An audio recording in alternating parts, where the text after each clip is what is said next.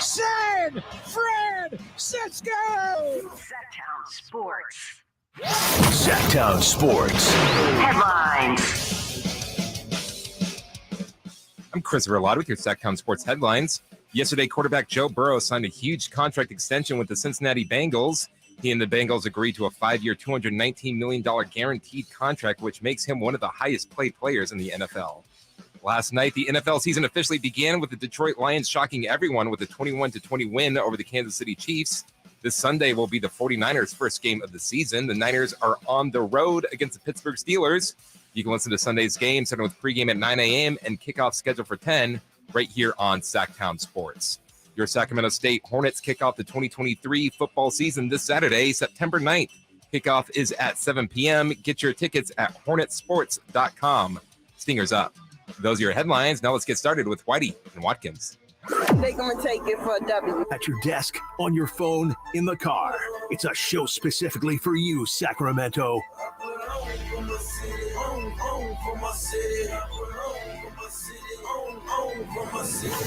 Whitey. She got a new song out of this anyway. Hoops. I did it again.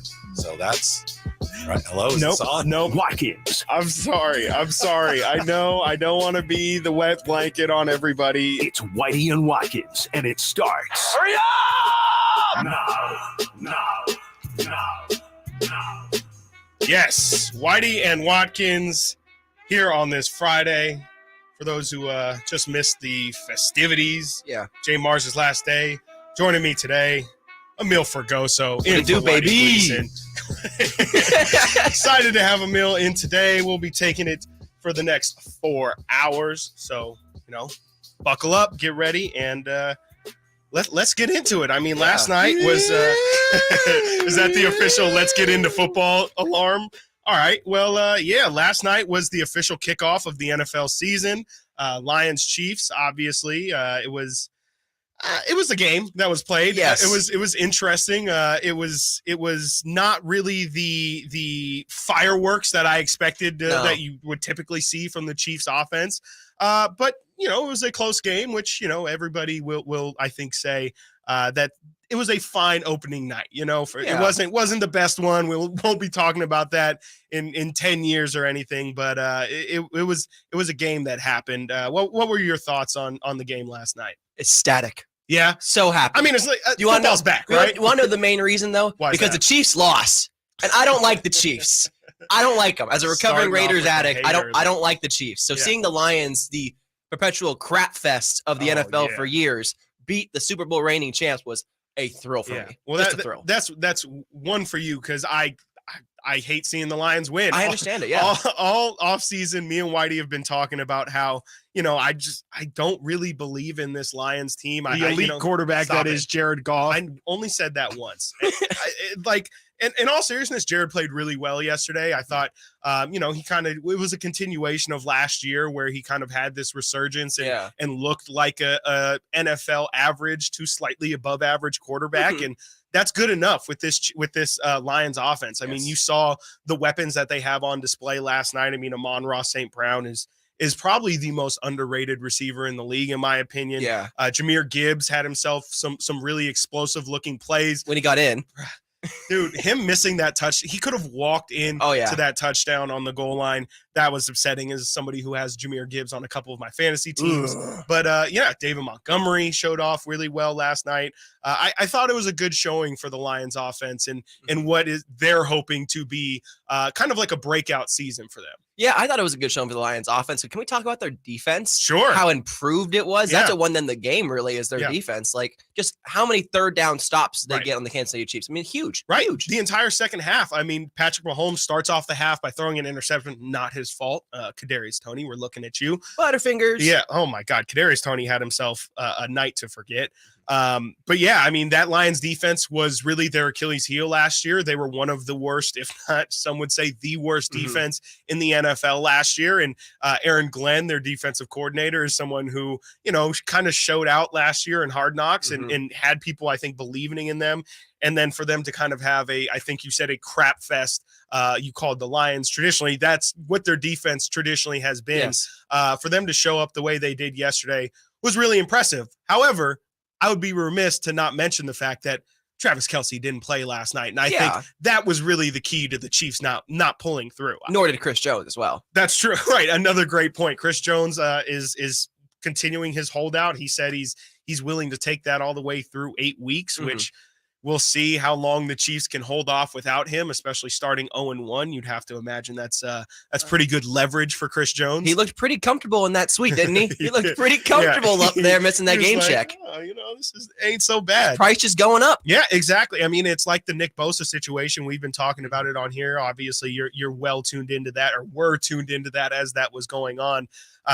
Very similar to that, where it was, me and Brian were talking about it yesterday in the afternoon, but like Chris Jones might actually be the only person who's like in the Chiefs organization who's like, I kind of don't mind us losing. Like, it's really good for him and for his negotiation. But last night, I mean, are you ready to make any grand sweeping proclamations about either one of those teams after last night? I kind of am. Yeah. Yeah. The Kansas City Chiefs need a wide receiver. Any wide receiver. You and me honestly might be able to at least like run a couple routes out there for him. Honestly, Andy Reid. I used to run routes in high school. Throw me a lob. I'll do it. Let's do it. I think that's like at least like that'll get you in the door at least. I mean, they're I called it yesterday it's not a who's who of receivers, it's a who's that of receivers. Like they have Sky Moore. They obviously lost Juju last year. So I mean, it was a lot of throwing to Kadarius Toney, which I didn't love. They have rookie Rice was somebody who caught the touchdown, right? And they're just so thin outside of Travis Kelce. And that was really the thing last night that I noticed most about the Chiefs offense is, I mean, traditionally there's so many of those, especially those short third down plays. Those are automatic. Those are just going straight to Kelce. Yeah. You can't stop him. He's too big. He's too much of a force. You can't get in his way. And I mean, last night that was just the biggest thing was I noticed that they had all the over the top stuff, but no possession receivers, no one to just kind of keep the ball matriculating down the field. And that was kind of something that we thought about even last year when they traded, Tyreek Hill. Right. Is how are you going to patchwork this offense? You got a superstar, generational talent, Patrick Mahomes, but he has to have someone to throw to. Exactly. And while Travis Kelce has been the epitome of just Iron Man being on the field, he missed his first game in years last night. Yeah, I think it was since his rookie year. I believe so. That's crazy. So what does that mean?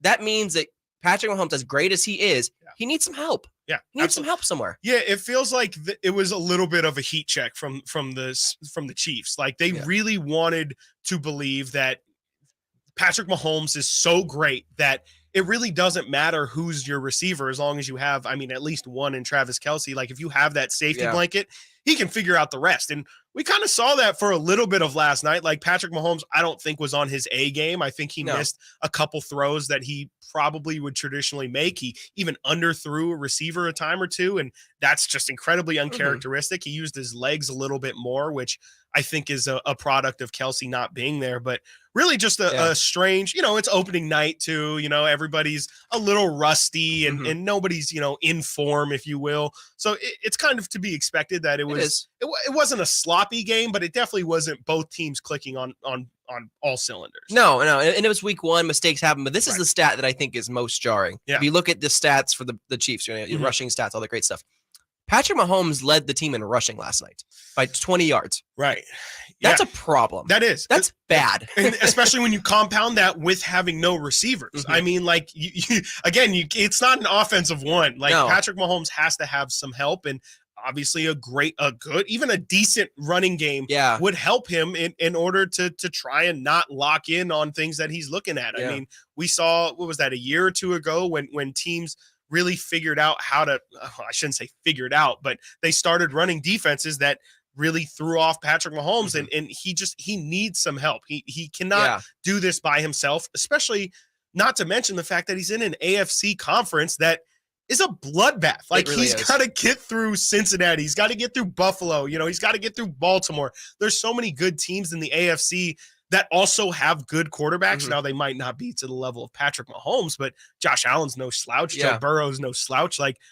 And they have a lot more talent around him. It's going to be an interesting thing that the Chiefs they're going to have to figure out because it's only week one. And if we're realizing this now, I'm sure the Chiefs are well aware, and they have to have a solution to it at some point. They have to. And while, again, same thing with the offensive line for the Chiefs, right? They've been thinking that they can patchwork it together. Did you watch Jawan Taylor, the right tackle, all night? Not specifically, but he was jumping on line a little bit there. Yes. Okay. Yes. That I did notice. It seemed like every play as well. Every play. And then literally the last play of the game that gets called. Did you he got away with it the entire night, and then the last play of the game, he gets called for a false start. Yeah, it was like, now you're gonna call it? Right. Okay. This is slightly changing gears a little, but that made me. Did you? So you watched the broadcast yesterday? Oh yeah. How weird was it that they had Aiden Hutchinson's family mic'd up? I hated it. What? Who made that decision? What were we supposed to get? What is he off? What are they offering you? Yeah.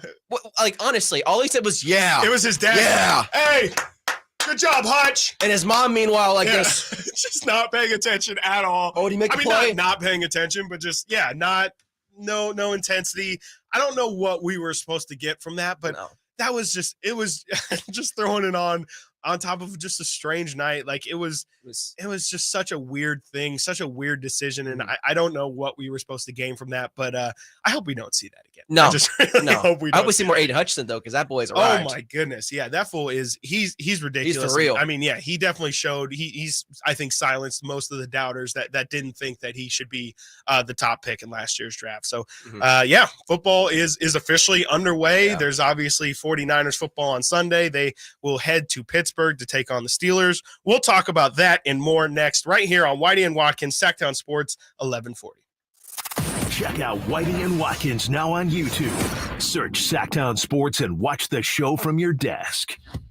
The first ever NBA in-season tournament schedule is out, and our Kings have some great matchups, including national TV games against the Spurs and Warriors. And Sacramento has won. They have risen to the occasion. And let me tell you, if you can't sense it, this place is absolutely nuts. Listen to every game on the home of the Kings, Sactown Sports and SactownSports.com. Hi, it's Brian Bennett from Bennett's Restaurants in Roseville and Sacramento, and our newest restaurant, Bennett's West Side Grill at Rockland's Blue Oak Town Center on Lone Tree Boulevard. We believe in serving the freshest handcrafted foods in a warm, convivial setting. We offer a great brunch featuring all your favorite plates, eggs Benedict, omelets, stuffed French toast, and much more. Pair the great food with great mimosas, and the weekend fun has just begun. And did you know that our Bubbles and Brunch special featuring any 2 brunch entrees and a bottle of bubbles is just $44 for 2? Having a meeting or large group dinner? Our newest restaurant in Rockland features 3 different event-sized spaces for large group gatherings. 80 guests, no problem. Bennett's Kitchen Bar and Market, Eureka and Lead Hill Roads in Roseville, and Bennett's American Cooking on Fair Oaks and Howe in Sacramento. And our brand new Bennett's West Side Grill at Rockland's Blue Oak Town Center on Lone Tree Boulevard. Find us on the web at bennettsrestaurants.com and book your reservation today. Eat well, stay well, and remember, Bennett's is where you'll always receive a hospitable welcome. Check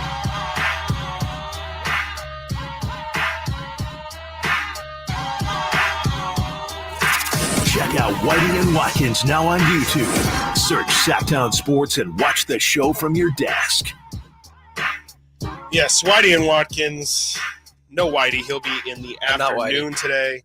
Joining me, Amil Fergoso, our San Francisco 49ers insider. Have you been at practices this week? I was there yesterday. How have they been going? It was a lot better yesterday than it has been in recent weeks, let me tell you. I'm sure, right. Bosa back. It was did you feel the energy? Miracle. Nice. Could you feel the energy? Did it like it? Yeah. You could like really feel it. Yeah, and you could feel it even more when Bosa finally came out to do warm-ups. Sure. And he was, and typical Bosa, perfect shape, of course, physical specimen. Tell me no beer belly. He hasn't been eating chips or nothing like that. Frankly, he looks bigger than he looks bigger than he has in years past. Didn't look like Thor in Endgame or nothing like that with the big belly, big beard. No, he looked like Thor in the first one. Yeah. Okay. Gotcha. Yeah. Gotcha. I'm like, if there was any percent of body fat that man had, it was like 3% at most. There isn't any. Like the dude's just flat. And that's like the least surprising news that there is. Like, I mean, I don't know if anybody really thought that he wouldn't be in shape, because if you did, then I don't think the Bosas. Like those guys eat, live, sleep, religion, football. That, all they do is football. Yeah.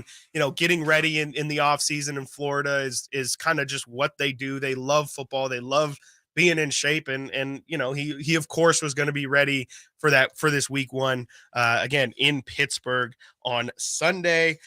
Did you watch any of the FIBA tournament in general, the FIBA World Cup for basketball? I did a little bit. Yes, I did. Yeah. I didn't watch this morning's game, but I did watch in particular. How'd you feel about the team? Obviously, with hindsight, try and not look at it with them being losing. For those who don't know, who didn't tune in at 5:30 this morning, Team USA lost to everything you do Germany. Turns to poo. That's what it seems like. I mean, 5:30 this morning, they played Germany, who is undefeated in this tournament, and lost 113-111. I mean, what were your thoughts just when you saw the roster, the Team USA roster for this World Cup? Honestly, I loved it. Yeah, like I love this roster. It was a really talented roster of young up and coming guys, and I understood their theory on what they wanted to do. They wanted to establish these guys and get them reps on the international level, so that potentially next year for the Olympics, some of these young guys could come up. And I believe that this tournament, even though that they lost, has shown a lot of clear signs of who is going to be that next guy from the young prospects coming up. Yeah. I mean, Tyrese had himself a really nice World Cup. Mikal Bridges had himself a good World Cup. Obviously, I think the biggest star was Anthony Edwards, who seems primed to have another, if it's even possible, to have another breakout year. I know the NBA is really weird about their most improved players, but it feels like maybe Anthony Edwards could win most improved. He can't win most improved. Dude, they gave it to John Morant 2 years ago. And that was wrong. No sense. It made no. You can't be most improved when you average 20 points and average 22 points. How is that improved? It's like Gino winning the comeback player of the year. Yeah, that's a perfect what are you coming back from? Sucking? Yeah, pretty much. That's I like, honestly, I don't get it. That's such a good point. Yeah, I mean, so that was a disappointing thing to wake up to this morning, seeing Team USA lost. Also to see Canada lost as well. I mean, that's coached by Jordi Fernandez. So if Team USA wasn't going to win, it would have been nice to see Jordi kind of bring Team Canada into prominence. Yeah. And unfortunately, they lost to Serbia. Of course, there's still some Kings ties there. Bogdanovic had a crazy game today. He's a basketball player. He is, bro. He is so good. Just watching Bogey play, he was a great King. Obviously, there's so many moments. The game winner against the Lakers obviously sticks out when I think of Bogey, but just interesting to watch some old Kings guys out there playing in the FIBA Cup. And it's unfortunate that Team USA won't be there, but I guess now we root for Serbia because there's no rooting for Germany. Well, we still got a third place game, and it's going to be against Canada, so it's going to be interesting. Yeah, it's just no stakes. Like, I mean, not that it really matters. It's a bronze, it's something, right? Dylan Brooks will get in a fight, I'm sure. Yeah, he'll probably get Mikal ejected. I don't know. Probably, yeah. Something's gonna pop off. But it's ironic because it's the game I think everybody wanted to see. And we're going to see it, but like you mentioned, it's just going to be in a third place game. So who knows? Maybe we see a lot of Walker Kessler. I hope they do. That might have been one of the mistakes, frankly, is not seeing Walker Kessler out there more. I frankly agree with you. I like Jaren Jackson. He's cool.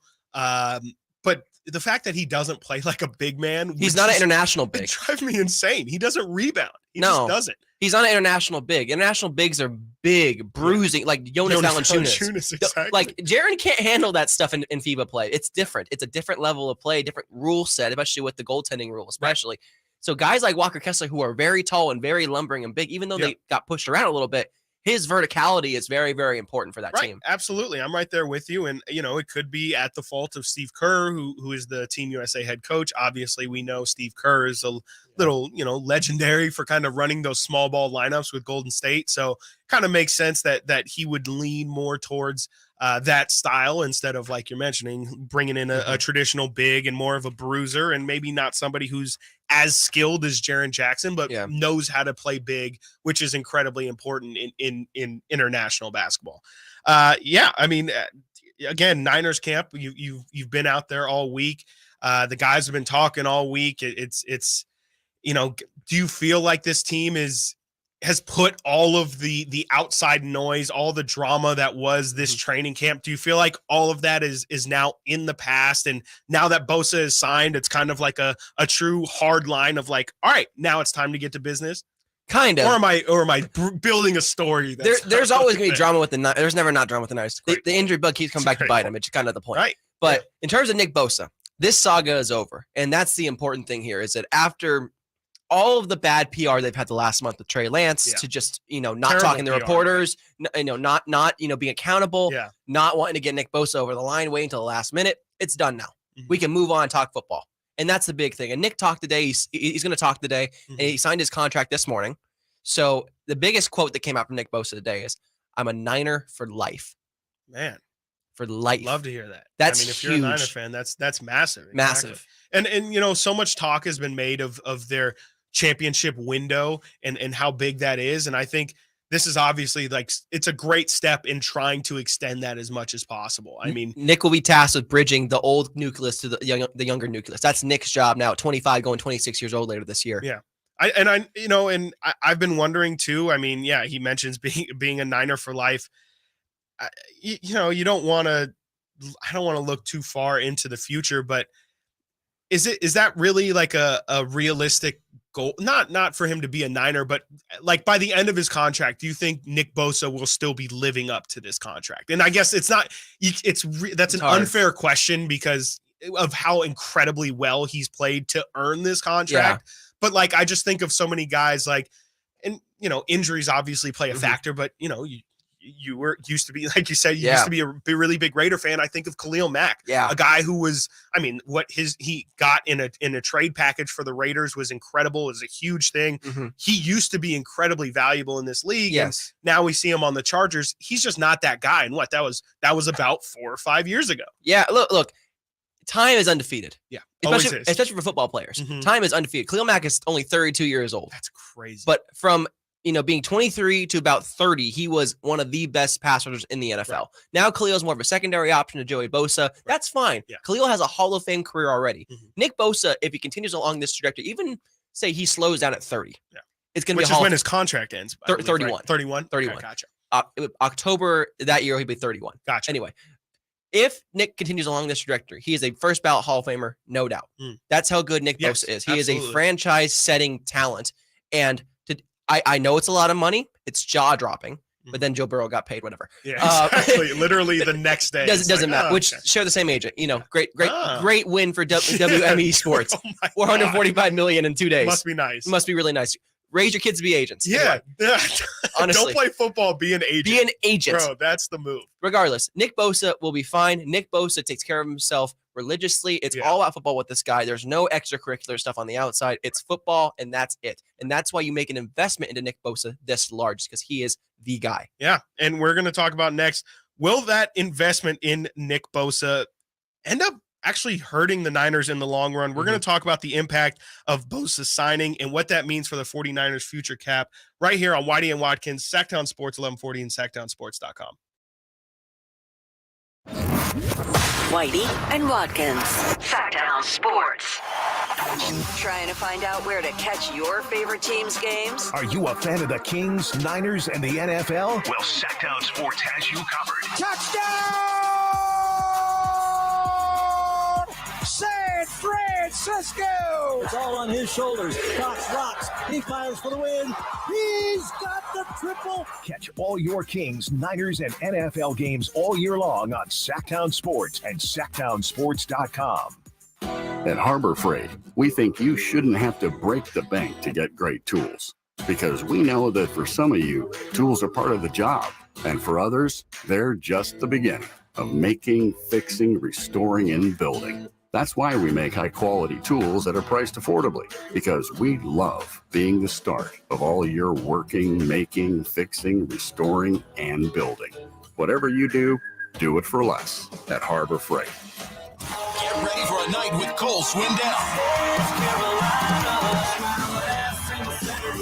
The 2023 ACM Song of the Year winner hits Heart Health Park at Cal Expo in Sacramento, Saturday, September 9th for the CITP2 Fest. And Cole's bringing some friends like Chris Chanson, Dylan Scott, Matt Stell, and more. Tickets start at $40 at CITPFest.com. Hey, it's Carmichael Dave here for American Energy Heating and Air. It's the end of summer blowout on all their systems. Right now, $2,500 off full systems as low as $34 a week. And now American Energy Heating and Air offering a free Wi-Fi smart thermostat of your choice on high-efficiency units. Look, the uncomfortable becomes comfortable with American Energy Heating and Air. They've been around since 1981, making the greater Sacramento area proud with an A+ rating with the Better Business Bureau. And as always, their goal is to exceed your expectations, exceed them of the heating and air industry, valuing the customer experience and making your home comfortable. It's that simple. Go to American Energy Heating and Air and get yourself a free Wi-Fi smart thermostat of your choice on high-efficiency units. Call 916-520-9990 now. Ray Magliozzi here for eBay Motors. Okay, easy now. You're teaching your kid how to parallel park. Ouch! Turns out he likes to do it by feel. Don't worry, eBay Motors has bumpers, taillights, trunk lids, license plate holders, 122 million parts. Pull up just a little bit. And headlights. They've got lots of headlights. Get the right parts at the right prices. eBay Motors. Let's ride. That's Mike saying good morning. It's the best he can do right now. Yeah, not a cloud in the sky. What Mike could use is a fresh start. And Irish Spring Body Wash. The fresh scent of Irish Spring and those sensational Irish Spring suds are just the reset Mike needs. Now he's ready to go to work. It's Sunday.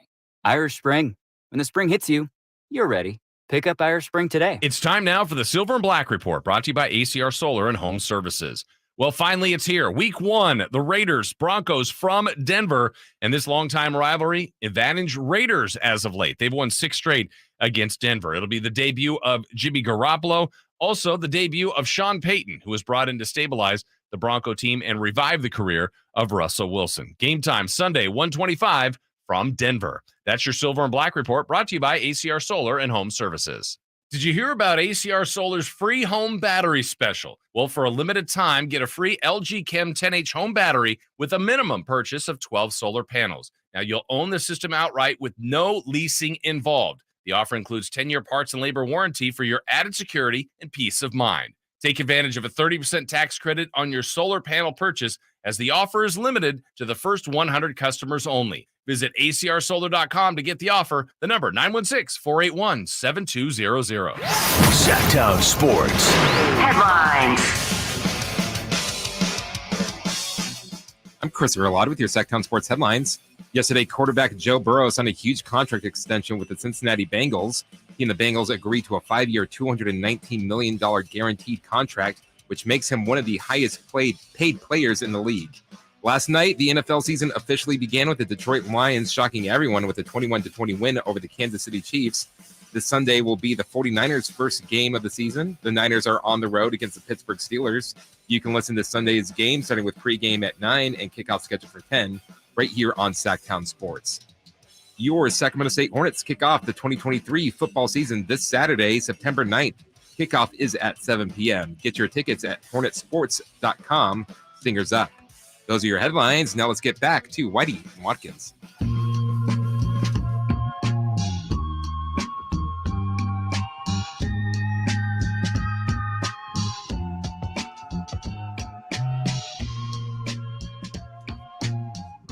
All guests come to you via the Folsom Lake Honda hotline. Folsom Lake Honda, your one-stop Honda shop. Got some big news on Chandler Jones of the Las Vegas Raiders. We'll get to that next segment.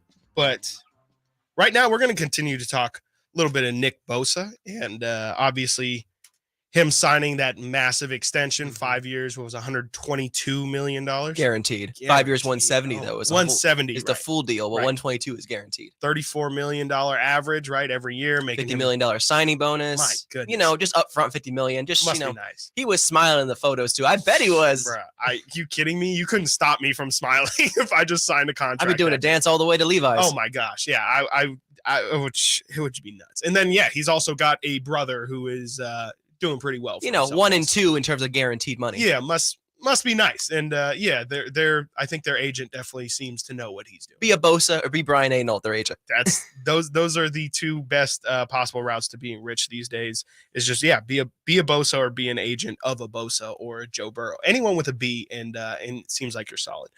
So yeah, I mean, obviously Bosa's contract is going to be one that's going to impact the future cap of the 49ers. I mean, that's a massive dollar figure. It's the highest amount thrown out to a non-quarterback in NFL history.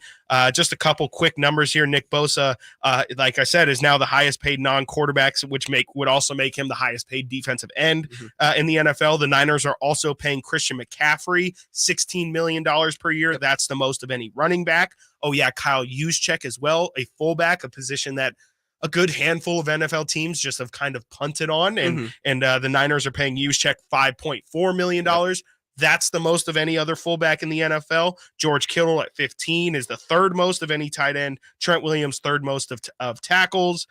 Fred Warner is the third most of linebackers. Javon Hargrave, sixth highest paid D tackle, and Deebo Samuel, the seventh highest paid receiver right now in the NFL. So that's a whole lot of money. Granted, thrown out to guys who all deserve that money. But man, I mean, the NFL cap it's impossible to try and figure out. I think even capologists have time struggling, trying to figure out what's going on and how you can, do those gymnastics with the cap. But I mean, again, no expert here, but it to me seems like the 49ers are going to have to do some juggling if they want to, continue to pay everybody else on their roster. Exactly. Especially because Brandon Ayuk is due for a contract after this year as well. And they're going to want to pay Brandon because he's going to have a breakout year. Think so. I mean, every year is supposed to be the Brandon Ayuk breakout year, but I don't know what makes this year feel different, but it really, I've bought in. I really do think Brandon Ayuk is going to have a massive year. And,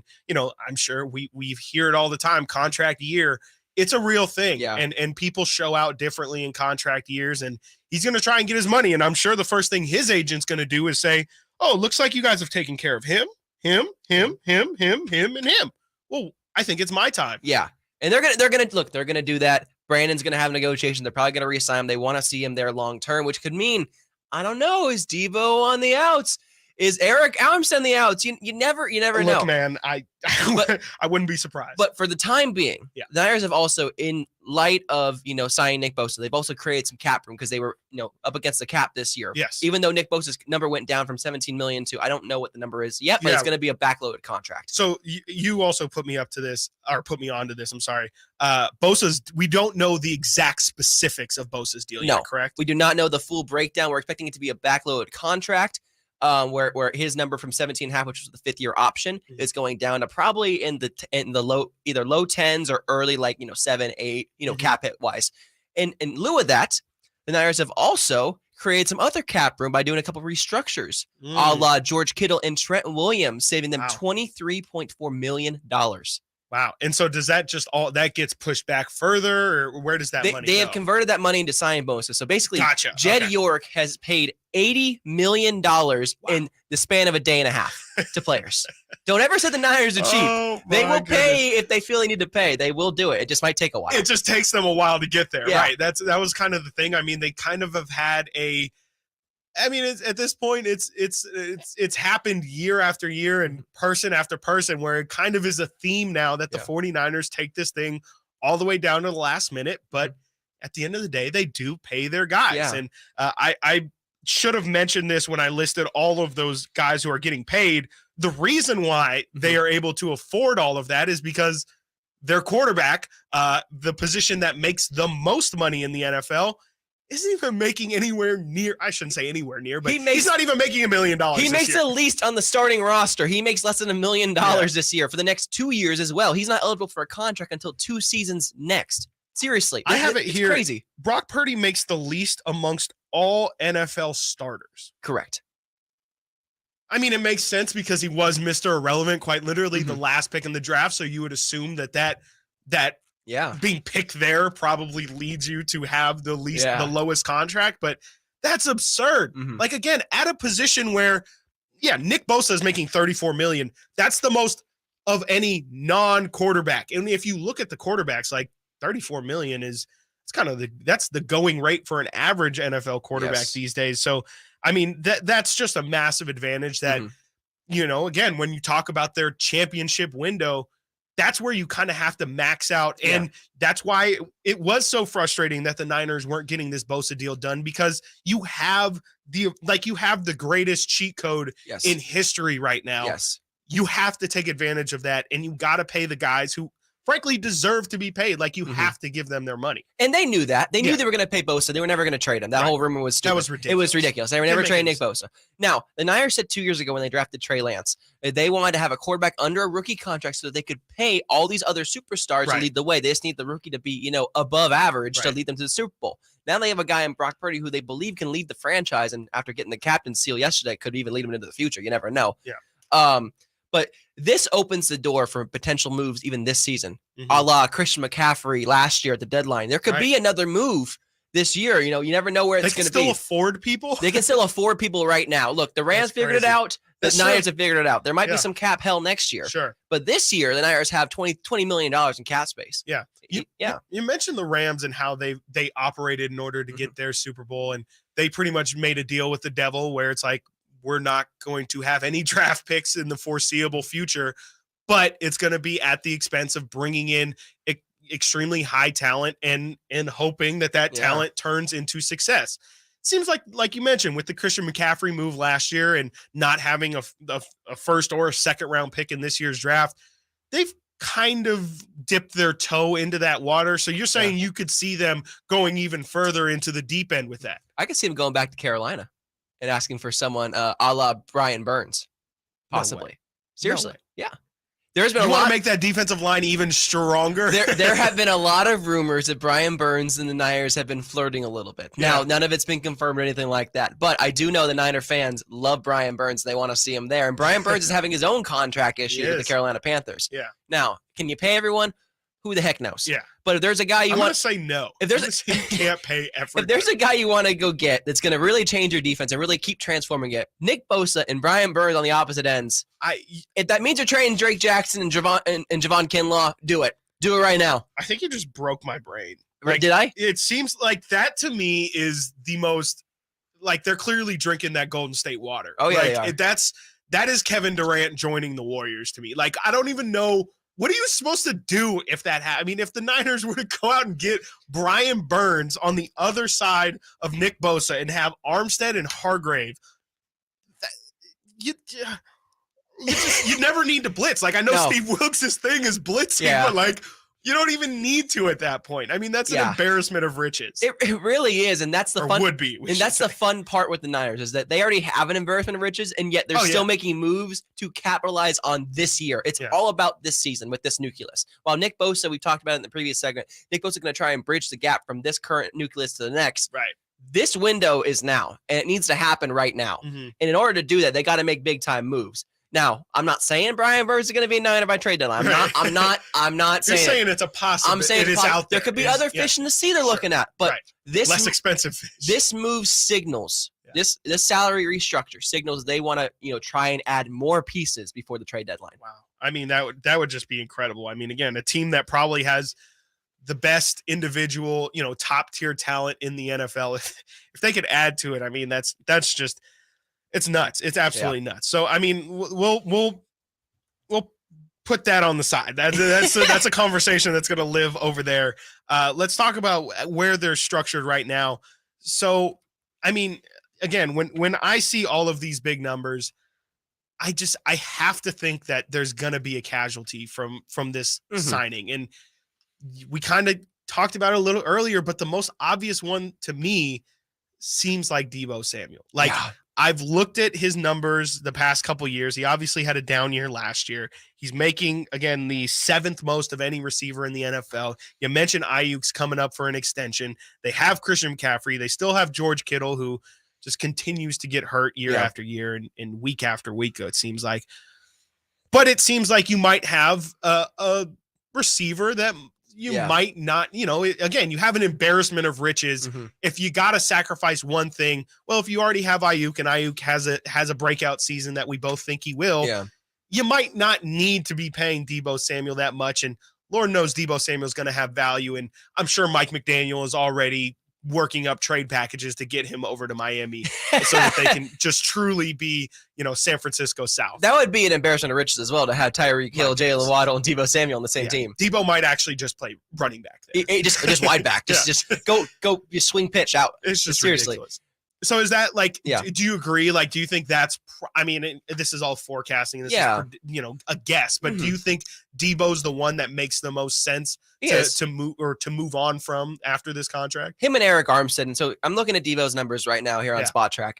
I don't know if you're allowed to say in Sacramento that Eric Armstead could be moved. So. I don't want to. I love Eric. I'm going to talk to Eric next week, hopefully, about his new podcast. I don't want Eric to leave, but this is the reality, and he gets it of the business. He wants to be there for his 10-year chip be next year. Yeah. I don't know if he makes it. I really don't. But in terms of Deebo Samuel, they have an out in his contract in 2025.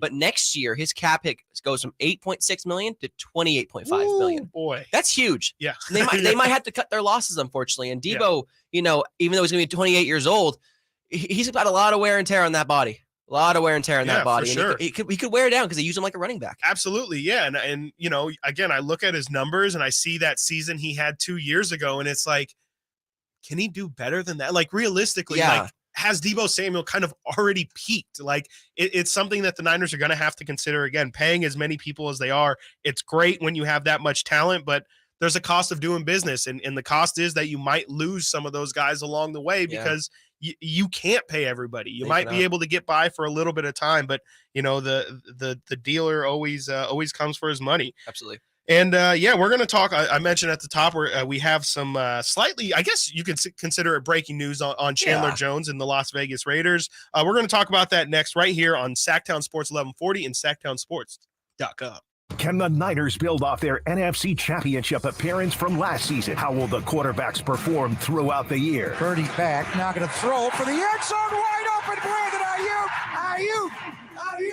Ayuk is on fire! Will the defense lead this squad again? Intercepted! Ball got tipped up and taken by Fred Warner. Get all your 49er coverage throughout the NFL season on Sactown Sports and SactownSports.com.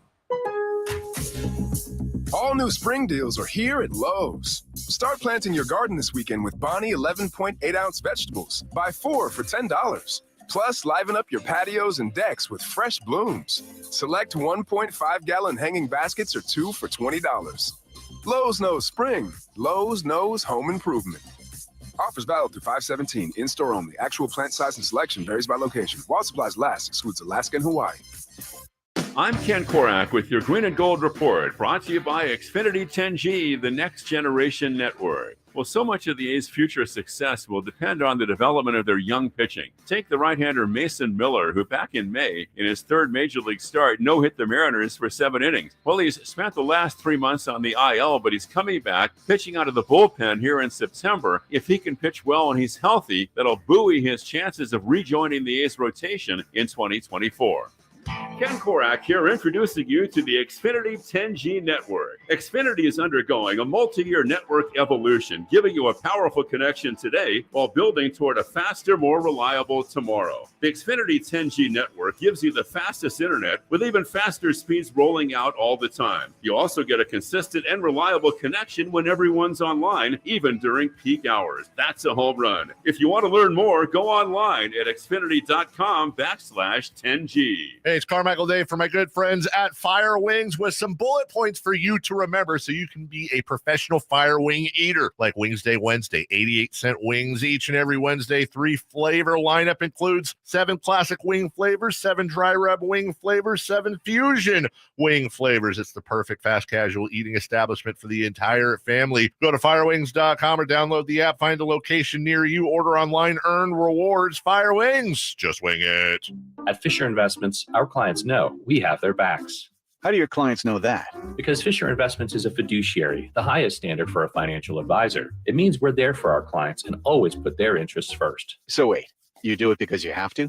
No, we do it because it's the right thing to do. Our clients trust us with their retirement savings, and we know how important that responsibility is. So we take the time to really get to know them. Get to know them how? We make sure we understand their unique goals, finances, health, family, and lifestyle so we can tailor their portfolio to their specific needs. Our goal is to help them achieve a comfortable retirement. Sounds like a big responsibility.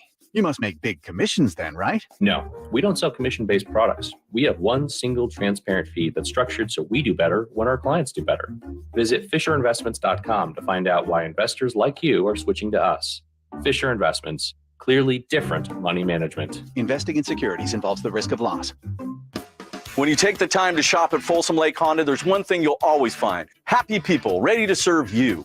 As a family-owned and operated dealership since 2009, customer service is our #1 priority. Our customers love doing business with us, and you will too. Get an instant cash offer for your trade at FolsomLakeHonda.com. We'll buy your car whether you buy from us or not. Folsom Lake Honda is your one-stop Honda shop. Folsom Lake Honda, yeah, your one-stop Honda shop.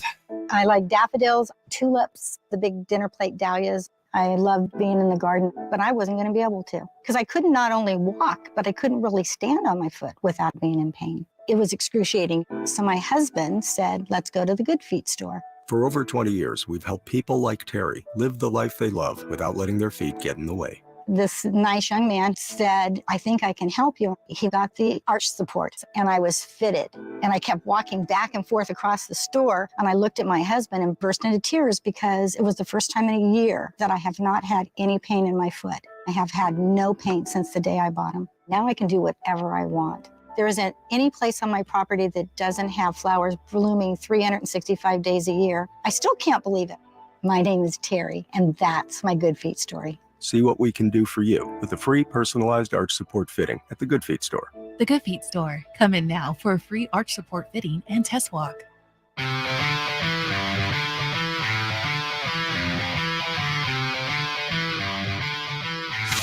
Download the Sactown Sports app and listen to Whitey and Watkins on your smartphone.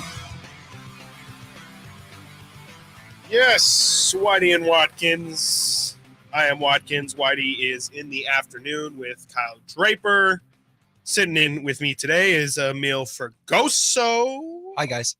Our San Francisco 49ers insider, who has already admitted here today, which I already knew, but he is a former I'll say former Oakland Raider. Yes, fan. that's correct. Yeah? That's there correct. You go. A former Oakland Raider fan, and has since moved on, obviously covering the Niners for us now, has moved on to greener pastures. However, the Las Vegas Raiders they're no different than the Oakland Raiders. They trouble just always seems to follow them, and they cannot seem to ever do things correctly. Self-induced trouble always follows them. Oh, they could put on a master class of just how to not operate correctly. How to be inept? How to be inept as a franchise. Looking at you, Mark Davis. Yeah, and it's been a roller coaster, and that continues. I mean, some of the Chandler Jones stuff from earlier this week, he was essentially Jamal Adams, if everyone remembers that scene of him in Hard Knocks when he's trying to get in the building and he's like, the code's not working, or my card's not working. Yeah, man. And Chandler Jones had a similar experience with the Las Vegas Raiders. He was trying to work out, right? He was trying to get in the facility a couple days ago. They sent him to a high school gym to work out, and then he went to social media and, expressed some frustrations. He went absolutely nuclear on the entire Raiders organization, essentially saying, let me see if I can get these. Oh, I got him up. Oh, please. I got him up. Please. He posted on his Instagram actual text message between him and head coach Josh McDaniel. It's a bold strategy. Bold strategy. But again, the Joneses are known for bold strategy. Look at John. Great play. Look at John. Anyway. Enough said. He said in this text thread, he apologized that he was out of place. I gotta know my place, all this great stuff. Josh in turn said, there's a lot to work through. I'll let you know what's going on. Keep your phone on you. And Chandler didn't like that so much. He said, I could only imagine why. I can only imagine why. Future Hall of Fame, defensive end, been a superstar for years, not at that level anymore, probably because of Khalil Mack. Right. But you don't treat your guys like that. No. And he said, y'all see how Buddy talked to me? Like I'm an item? LMAO, Yeah. Look at my text and look at his. Man. Then we learn that the Raiders have sent a crisis unit to his house. Oh, I did not hear that. This is a new one. He sent a crisis unit. They sent a crisis unit to his house and I believe to his baby mama's house to try and find him. Like he was like, so they're acting as if he is going through like a mental health crisis right now. Yes. And is there any indication that is the case besides besides putting these out. They were aware of, no, but they sent an actual, from Las Vegas, Yeah. a response mental health crisis team to his house to try and locate him and stuff. So that's kind of where all this is spurred. And then we get the latest news, which was today, that Chandler Jones is not going to play this weekend. My goodness. I mean, yeah, as the wheels turn in Vegas, that is just insane. Who do they play this weekend? They play in Denver for against the Denver Broncos, who are obviously looking to have a resurgent season this year. And Chandler Jones is obviously a huge part of that team. I mean, what are your feelings on the Raiders now? I mean, I'm sure you're not completely detached from them, but I mean, it doesn't feel like there's internally, I think they have a good amount of hope, but from the outside looking in, it feels like everybody kind of expects the Raiders to have one of the worst records in the NFL. Look, it's hard to quit the crack that is the Raiders. It just is. It's hard to quit, man. Since I'm 5 years old. But in terms of the Raiders this year, Jimmy Garoppolo is the quarterback, so I can't support it. Yeah. But anyway, in terms of the Raiders, man, this is a bad look. Yeah. This is such a and on top of everything that's already happened, last year with Derek Carr, with Devontae Adams not getting along, Josh McDaniels had a really rough tenure in Las Vegas, and if it goes poorly, could he be the first coach fired? You never know. Yeah. Honestly, that could be a reality if things don't, turn up this year. Right. Yeah. No, I mean, I don't just look at him. I look at Dave Ziegler as well. Like, I mean, those two kind of came as an item. You would suspect that Ziegler will probably let go of McDaniels before it's his job on the line as well.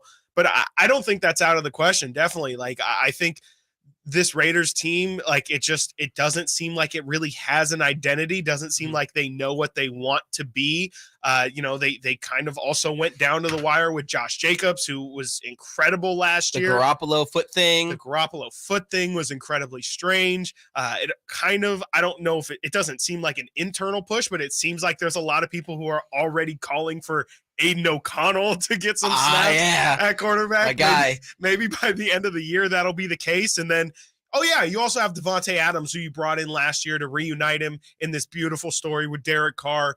And Derek Carr's gone. And surprisingly, or I guess unsurprisingly, Devontae Adams doesn't seem like he's 100% happy in Las Vegas. Really? I wonder why. Yeah, I can't imagine. I can't imagine why. You just get rid of one of his best friends. His best friend. One of his best friends from college. Since college, yeah. Just weird that he's upset. Derek was bad last year. Let's be honest. He was not good. But the way they've handled everything, and then not even offer Derek an offer was like, and then to bring in Jimmy G on top of it. Like, really, Jimmy G's that much better than Derek Carr? Exactly. Really? That's the thing that just hasn't made sense to me all year. And this is the problem with the Raiders and why I'm recovering. Yeah. Is because they preach, and this is the Raiders' philosophy. Yeah. Just win, baby. Oh yeah, I've heard that one too. But Mark Davis ain't about just winning. He's about making the money. Yeah. He's the dollar sign, and that's really it. Right. Similar to Fisher. Yeah. No, I mean, there's definitely a lot of parallels between those two for sure. I just never saw why they felt like if you're not going to and I guess Jimmy G isn't. He's not getting bagged out or anything. It's not like they made any real commitment to him. I think that they could probably get out of his contract in the next year or two. But yeah, I think you said it. Like, how is Jimmy G really that big of an upgrade if he even is an upgrade over Derek Carr, who, he didn't play well last year. He might have played the worst football he's played in his entire career, but I don't know if it was necessarily worth making a lateral move like Jimmy G. It was the first year in a new offense. Like, Josh McDaniels' offense is complex, and Derek's mentioned in the preseason how he was still trying to wrap his head around it. Mm-hmm. It might take a year. It takes time to learn these things, especially from a guy like Josh McDaniel who has a complicated offense. Right. It's different than what he was doing. Yeah. Now, he brought in Jimmy because Jimmy's one of his guys from New England, yes, obviously. That's a great point. Right. And Jimmy probably knows it better. That's why Brian Hoyer is the backup and not Aiden O'Connell right now. Great point. But you just look at the roster and you look at the offensive line. Mm-hmm. I don't feel good about the offensive line protecting Jimmy Garoppolo, who can't move to save his life. That's a good Literally point. Can't move at all. Right. Yeah. Jimmy's not a mobile quarterback. He's a stone. He's not even Brock Purdy, who's incredible. He's able to maneuver throughout the pocket. Yeah. Even Derek moved better. Jimmy G's just he's standing pat, and he's just probably going to have to take a lot of hits. And I don't know. Jimmy's a really tough guy, but I don't know if anybody. I mean, let me tell you, after watching Kirk Cousins' season last year. You can only take so many hits, and you can only be so tough to a certain extent. Absolutely. You mentioned the offensive coordinator thing, first year in that in that offense. That is something also to bring it back to last night's game. That's something I definitely thought about, crossed my mind with the Chiefs is, they've been under Eric Bieniemy for I don't even know how long. Years. I mean, and he's really been the Patrick Mahomes' OC for his entire career. So last night was the first time that they had played without Eric Bieniemy. And, again, you throw that on top of them not having Travis Kelce.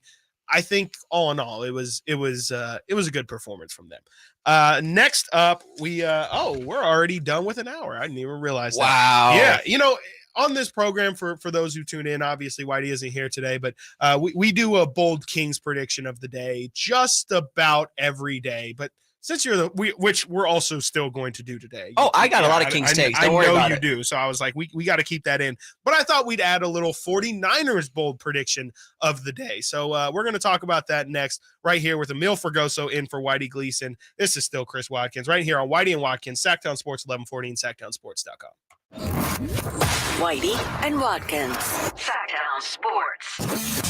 Check out the Golf to Go Hour with Frank LaRosa every week on Sactown Sports. Get the latest on equipment, area courses, people who play the great game, and plenty of good conversations about golf. It's the Golf to Go Hour every week with Frank LaRosa on Sactown Sports.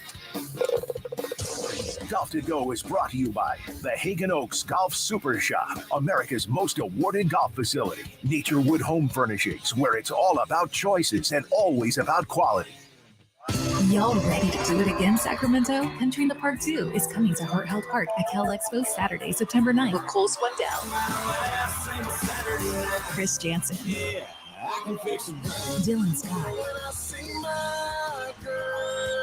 and more. Plus, a mechanical pool, line dancing saloon, and all the food. Tickets start at $40 or grab your Coors Light Y'all Access passes for $125. For more info, visit SactownSports.com. Country in the Park 2, brought to you by Carl's Jr., Naturewood Home Furnishings, Building Kits Schools, and New Dawn Treatment Centers. Hey, you want to be around people having a great time? You need to come check out Capital Casino, offering the most varieties of table games in the region in the friendliest environment. Come for the food, which is awesome, of course, and stay and play. Conveniently located in downtown Sacramento at 411 North 16th Street, right there in downtown Sacramento for over 20 years.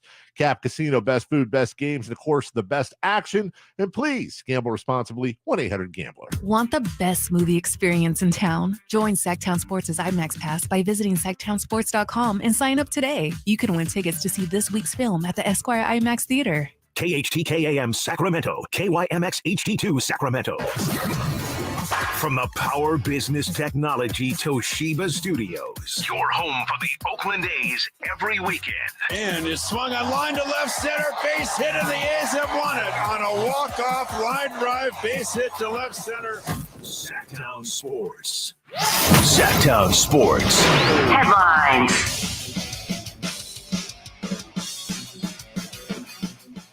I'm Christopher Lott with your Sactown Sports headlines. Yesterday, quarterback Joe Burrow signed a huge contract extension with the Cincinnati Bengals. He and the Bengals agreed to a 5-year, $219 million guaranteed contract, which makes him one of the highest paid players in the league. Last night, the NFL season officially began with the Detroit Lions shocking everyone with a 21-20 win over the Kansas City Chiefs. This Sunday will be the 49ers' first game of the season. The Niners are on the road against the Pittsburgh Steelers. You can listen to Sunday's game, starting with pregame at 9 and kickoff schedule for 10, right here on Sactown Sports. Your Sacramento State Hornets kick off the 2023 football season this Saturday, September 9th. Kickoff is at 7 p.m. Get your tickets at hornetsports.com. Stingers up. Those are your headlines. Now let's get back to Whitey and Watkins.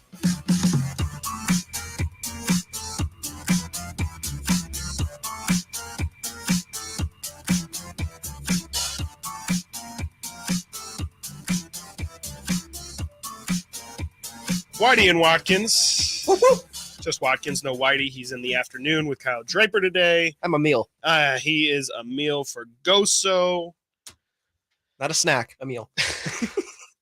I see what you did. I heard someone say that earlier, and I think it was Dave said it earlier. It was Dave. And it just like flew right over my, I was like, not the first time. That was the biggest college thing. You know, you go to parties, the girls, you see, they go, what's your name? Amil? So not a snack, Amil? You know how it is. Come on now. putting them on game. Okay. Yeah, I know you're we were just actually talking UFC in that break right there. There's a big fight this weekend, is there not? Yes, there is. Israel Adesanya, Sean Strickland in New Australia, I should say. Thank you. I was in New Zealand. We were just talking about the John Jones fight in New York, so that's I was thinking New York, New Zealand. Yeah. No, it's Australia. They're in Australia. They've already done weigh-ins. They both made weight this morning as well. Sean had to go, with the curtain up to make sure he got that last pound in there. Crazy. But we got Sean Strickland. He's going to be there fighting Izzy, and it's going to be an interesting fight. We think Izzy's going to win, but again, we thought that Sean O'Malley was going to lose to Aljamain Sterling. Right. And here we are. You never know. It's the UFC. Yeah, Izzy is so good. He's my favorite fighter to watch. I mean, he's so entertaining outside of the octagon as well. There you go. No, I almost slipped up there. Right. I feel like that's like a big UFC like hardcore. They own the octagon. Do that. Like, it's not a cage. It's not a ring. It's an octagon. Oh, I'm sure they hate the cage too. Yeah, whatever people. The good fights though. Tai Tuivasa coming back as well. Manuel Cape is going to fight. Justin Tafa, another big name. Again, big heavy hitters in Australia. It's going to be a fun time. That's going to be great. How could they not get Volk in there? I know Volk is. He had surgery, I believe, on his wrist. He broke his wrist in his last fight. He'll be back by the end of the year, I believe, is what he's planning to do. But he had surgery after that last fight. Won his last title fight. Knocked Yair Rodriguez out with a broken wrist. Yeah, insane. I mean, Volk is next level. I really got into UFC a lot during the pandemic just because, it was quite literally the only sporting on. And I think that really opened a lot of people's eyes to the UFC in total.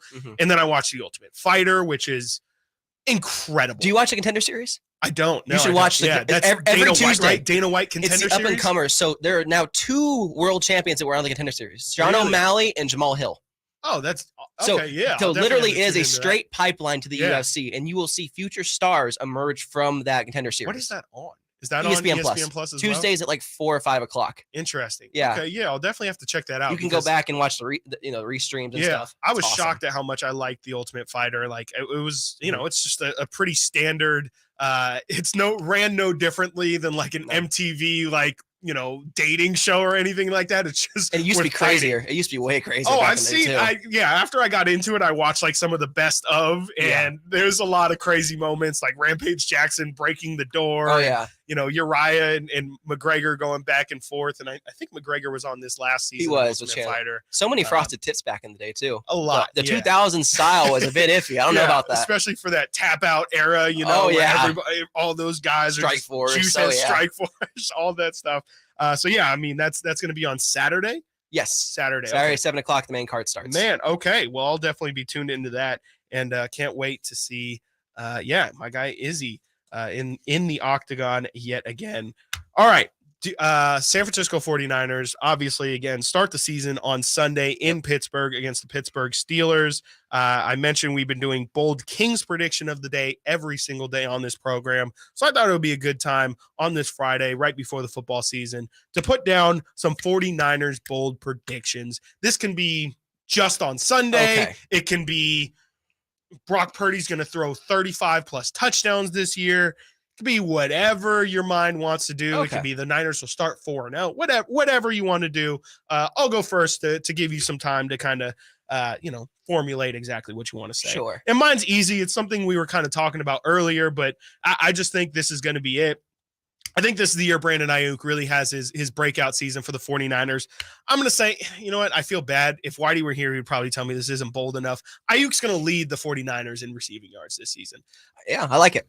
Thank you. I appreciate it. I keep saying it too. I'm telling you right now, Brandon Ayuk for the last 2 years has been the star of the training camp. Every single year. It's kind of became a meme at this point where it's like Brandon Ayuk had a fantastic training camp, looked like the best player in practice, is prime for a breakout. Have I told you the biggest Brandon Ayuk training camp story from this year? No, please. So there was a session early on where they were doing red zone, right? Uh-huh. And, they rotate. This was back when Trey Lance was also still the quarterback for the Okay. Niners. So Trey Lance, Sam Darnold, and I believe Purdy was also playing at this time with throwing reps. Brandon Ayuk in one red zone session, which lasted about 10 minutes, just rotating to different quarterbacks, had 4 red zone touchdowns in the same 10-minute session. Yeah. I mean, that's incredible. Incredible. Yeah. I mean, he's been ready for the past couple of years, and it does feel like honestly, I think a part of it has been the quarterbacks that they've been going out there. I think Ayuk is definitely more of an over the top kind of guy, and Debo is definitely a little bit more of a possession receiver. And Jimmy's forte is not necessarily throwing the ball down the field. It's a yak offense. Exactly. And I think Ayuk is more of an explosive play kind of guy. And I think Brock Purdy, from what I saw last year in limited snaps, like I think that he's got a bigger, more explosive potential behind the center than what Jimmy G has. And I will mention, because I've been watching training, was there for all training camp, right? Brandon Ayuk and Brock Purdy have created a very, very strong rapport this year. Really? Much better than last year. I'm telling you, I drafted Brandon Ayuk in fantasy, and all the fantasy owners are going to like him. A lot of fantasy drafts. I took Brandon Ayuk. I'm going to put him on the bench this week just to make sure. I got to see it first. Make sure. I got to see first. I got other options, but we'll see. But Brandon Ayuk, by the end of the year, I do believe you will be right. He'll have the most receiving yards. I love it. Okay, cool. I feel good about my first prediction. Do you have anything for us? I do. Okay. I have both for this game and I love it. Later. Doubling up. Okay, give me the first one. Give me the one for this game first. For this game? Yes. Despite having Nick Bosa sign, despite having him play this weekend, I predict the Steelers will walk away with their first win of the season. I am so right with you. I'm like right there with you. I completely agree. I don't understand the home dog thing with the spread. I don't get it. Look, the Niners are awesome. You're speaking for me. They're awesome. They went to the NFC Championship game last year. Yeah. But with all the injuries they keep having. Yes. Like, did you see the injury depth chart just like it was I did not have not looked at the injury full report list yet. of players. The Steelers had 3 people, and one of them was Cam Hayward, who was resting. Right. The rest of them, like now Javarius Ward has a heel issue. Right. Yeah, he wasn't at practice yesterday, right? No, he was not. He was on the sideline. He'll be fine. He'll be playable. Okay. Talanoa Hufanga missed yesterday to a personal matter. Been dealing with a Baker's cyst in his knee, which is I've never even heard of that. Associated to the meniscus. I don't like any cyst in your knee. No, you don't like no cysts. No, we don't like no cysts. No cysts. Look, the Niners and injuries go together like peas and rice. Yeah. Like they just do. They just can't avoid it. They just can't avoid it. So why are we not picking the Steelers, who have looked awesome in preseason? Yeah. Kenny Pickett, especially, who I did not like coming out of the draft. He has been incredibly accurate and looks to play the part. Yeah. He looks tough as hell. Yeah. And that Steeler defense is tough as hell. Yes, they are. Supposed to be one of the best in the league. I mean, you talk about TJ Watt's back. TJ Watt's there. I mean, they're stacked on the defensive end. They're supposed to be one of the best defenses in the NFL this year. Also, you mentioned Pickett. I mean, he's the Steelers do what the Steelers do, man. They have their receivers are insane. I mean, Deontay Johnson. We talk about Ayuk having a breakout year. I mean, the guy who probably has even more hype than Brandon Ayuk coming into the season, George Pickens. Or Deontay Johnson, who had 0 touchdowns last year. That's going to go back to normal. Ridiculous. Yeah, exactly. That's not going to last. And I could not agree with you more on this 49ers thing. I literally cannot believe that they are 2-point favorites in Pittsburgh. Why are we treating Pittsburgh like it's at Jacksonville? What, or like anywhere, or like at Chargers, right? At SoFi. Yeah. The Steelers at Acrisure Field, no longer Heinz Field. I know. I will never. I'm not. No, I don't like that either. It's like Gaya Field at Arrowhead. It makes no sense. It's Arco Arena to me. Like that's forever going to be Heinz Field. It's forever going to be Heinz Field. Yeah. No, but you're not going to. You don't call Golden One Arco Arena. No, but that's a whole new building. Yeah, it's still the same place where they keep renaming the same building, like Mile High. Yeah. They put an actual sponsor over. No, like why? Yeah, what it used to be. It was RIP. It was Sports Authority Field at one point, I think. Yeah. You don't know why they made that change? No, I know why they did for money, but I don't like it. Exactly. Oh, excuse me. Well, yeah, I'm right there with you on the Niners thing. I can't. It's just this week, too. Again, it doesn't mean that the 49ers are going to have a terrible season. No. But Pittsburgh Steelers are a really tough team, especially week 1. You know they're going to be prepared. Niners have all this noise come. It's like almost polar opposites. The Niners have had the most drama-filled offseason possible, and all the Steelers have done is just build a huge hype machine around Kenny Pickett. And guess who their head coach is? Mike Tomlin, who has never had a losing season in his NFL coaching career. Period. Yeah. Better coach than Kyle Shanahan. I'm just going to say it right now. Yeah. I mean, numbers don't lie. Numbers don't lie. Yeah. And he's just been incredibly consistent. Numbers are hard. They're so tough, though. It's really hard. So give me your non-Sunday specific Niners bold prediction. All right. Well, this one goes to the trade deadline. Okay. And it's very reminiscent of last year. I don't know if you remember this very much. Jeff Wilson Jr., their running back. Right, yeah. Veteran running back. They sent him off to Miami. Yeah. I predict the same thing will happen for running back Elijah Mitchell. Oh, He'll be traded at the trade deadline to some other team for a third. To Miami as well. You never know with them. If they don't get Jonathan Taylor, you never know. Yeah. For a third or fourth round pick. I mean, why not just load up on all the Niners running backs if you're Miami? You already got Mostert, you got Jeff Wilson Jr. You know they got too many cooks in the kitchen. And I actually talked to Chris Forrester yesterday, their offensive line run game coordinator yesterday, and asked him this question. You got so many good running backs. Yeah. How do you find it difficult to get your guys touched, especially after Jordan Mason and Ty Davis Price had such good training camps? Really good preseason. And he goes, honestly, it is hard, but Christian's our top dog. Elijah's looked great coming back from his groin strain. And JP Mason's going to get his touches. And obviously Ty Davis Price might as well. It's a long season. Yeah. Because of that, if Elijah Mitchell can't stay on the field, that's the biggest problem. Right. If he can't stay on the field, they're trading him. No, I'm just being honest with you. No, 100%. I mean, like you said, they have Jordan Mason back there. They got Ty Davis Price. Those are two more than serviceable backup running backs. And it's kind of like, to an extent, I mean, I think Elijah Mitchell is definitely proven to be starter quality, but to an extent, it's a little bit like the conversation that we have with Domantas Sabonis, where it's like, you don't need to be fantastic at his backups. It's like you have this guy in Christian McCaffrey who's going to be eating up a majority of the snaps. Like Elijah Mitchell, again, theme for the Niners is almost an embarrassment of riches for them. And they need stability behind McCaffrey, who has had the injury bug, not last season, but years prior. Right. And who is not the staple of consistency? Elijah Mitchell, who had double MCL sprains last year. That seems less than ideal for a running back. And then an abductor strain this year. Again, just the 49ers and injuries, they go hand in hand. I mean, they can't get out of their way. Nope. I mean, can you explain something to me real quick? Like, so I heard all preseason long, all the preseason games, Greg Papa was calling Jordan Mason JP Mason, and you just did it right. What's the JP? Jordan Ponchez Mason. Okay, is that something did he say he likes to go by JP Mason? Yeah, okay, because I'm like, I literally did all the research I could. I typed in Jordan Mason, JP Mason, and I was like, I don't know if this is a different person. Same person. His middle name is Ponchez, so they call him JP Mason. It's just easier. Middle name. Ponchez. Yeah, Ponchez. I would just go by Ponchez. I would too.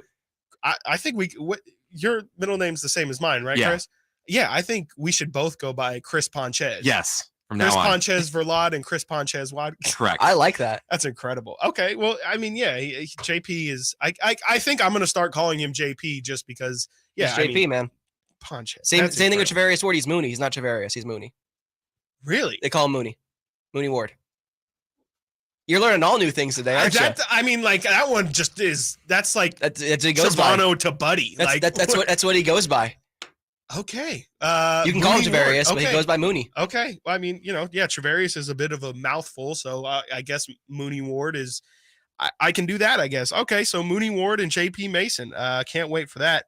And again, that is Sunday right here on Sactown Sports 1140. You can catch that 49ers versus Steelers game and all the lead up to that. I'm assuming you've got some sort of preview article out there on SactownSports.com, so you can check that out right now.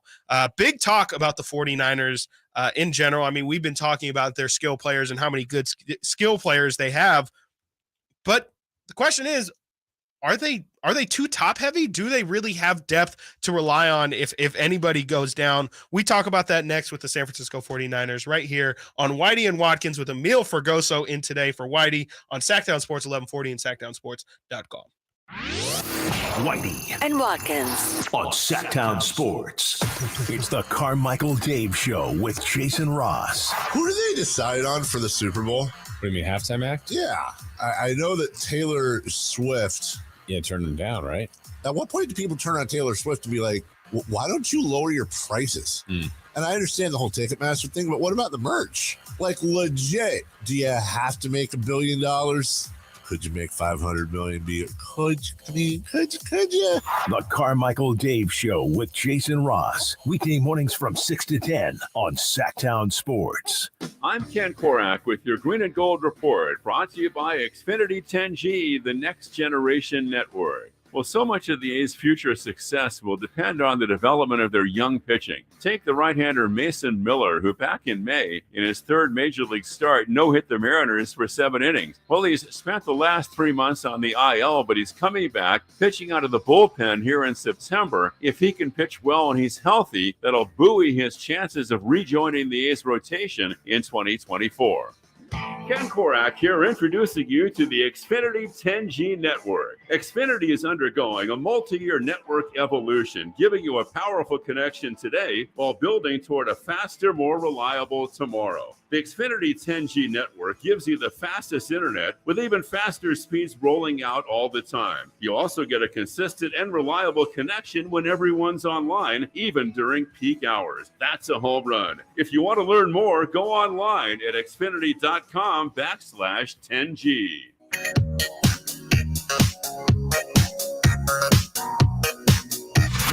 At your desk, on your phone, in the car. Whitey and Watkins. On Sactown Sports.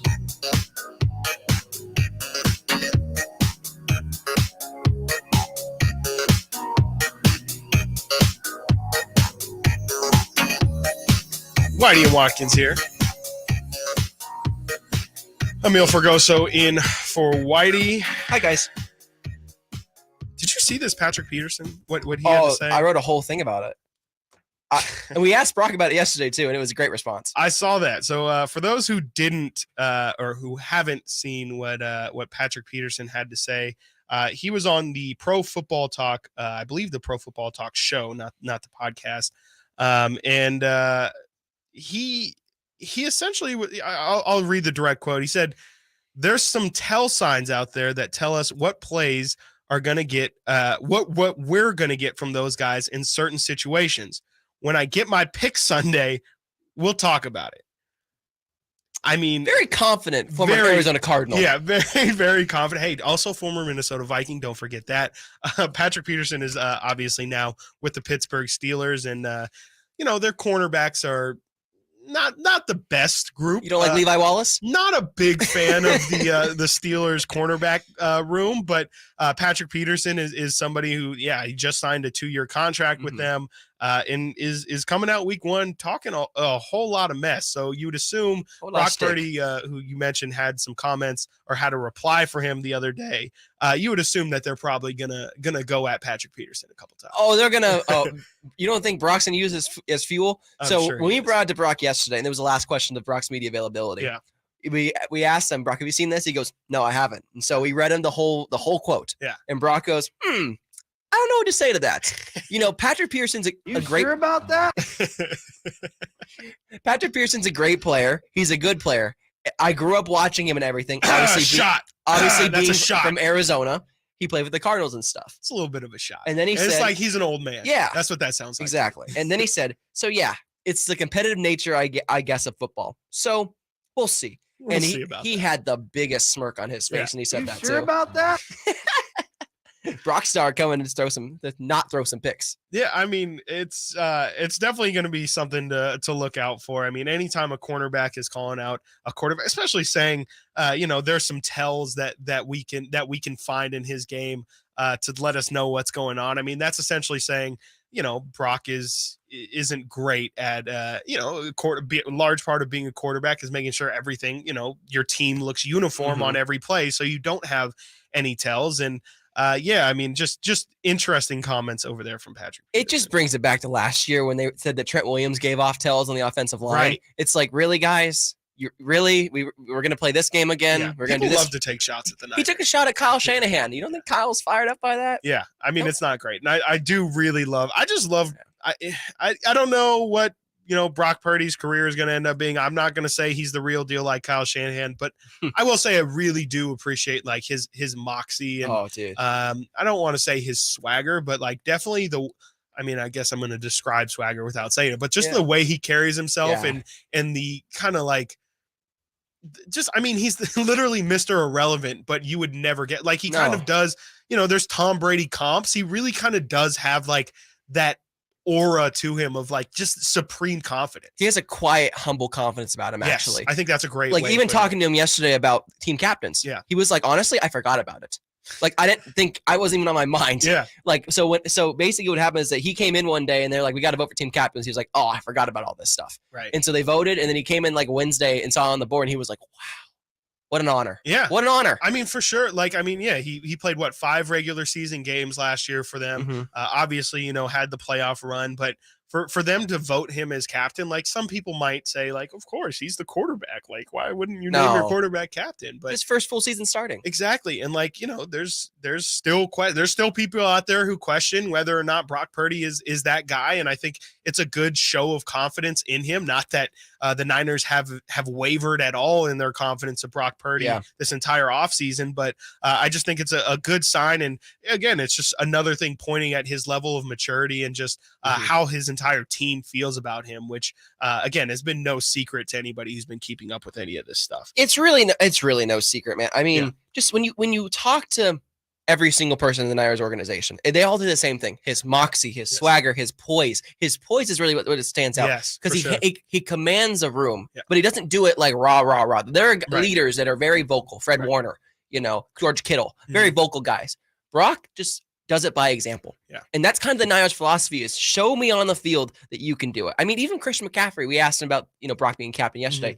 He said he's a hell of a player, hell of a leader, and a guy who's going to be great in this league for years to come. Yeah. I mean, and you mentioned his poise, like as a person. And I think the thing that does, again, I hesitate to throw this word out there, but the thing that does make him quote unquote special, I guess, is the fact that off the field stuff plays itself out on the field. Yeah. And like, you can really see just the level of confidence that he carries himself with, a guy who just shouldn't have that level of confidence. How many times do we see backup quarterbacks or fourth or fifth round picks come in and just look like deer in the headlights and just look like everything is just going on too fast? But Brock just never seemed wavered by any of that stuff. He calm, cool, collected the entire season.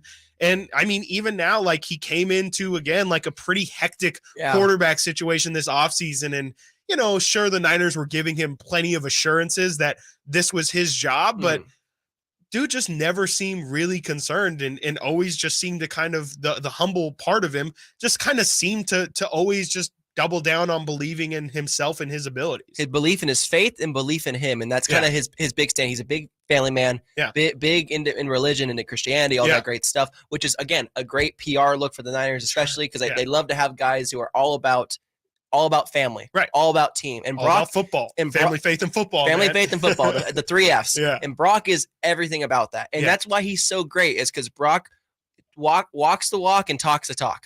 That's what makes Brock so cool. Is that he's just a great story. Yeah. Another thing that makes the 49ers so great is just the top level of talent in which they have. I mean, we were talking about it. We've been talking about it. It's no secret. The Niners have just so many ridiculous players at so many different positions that are arguably the most important positions to have good players at.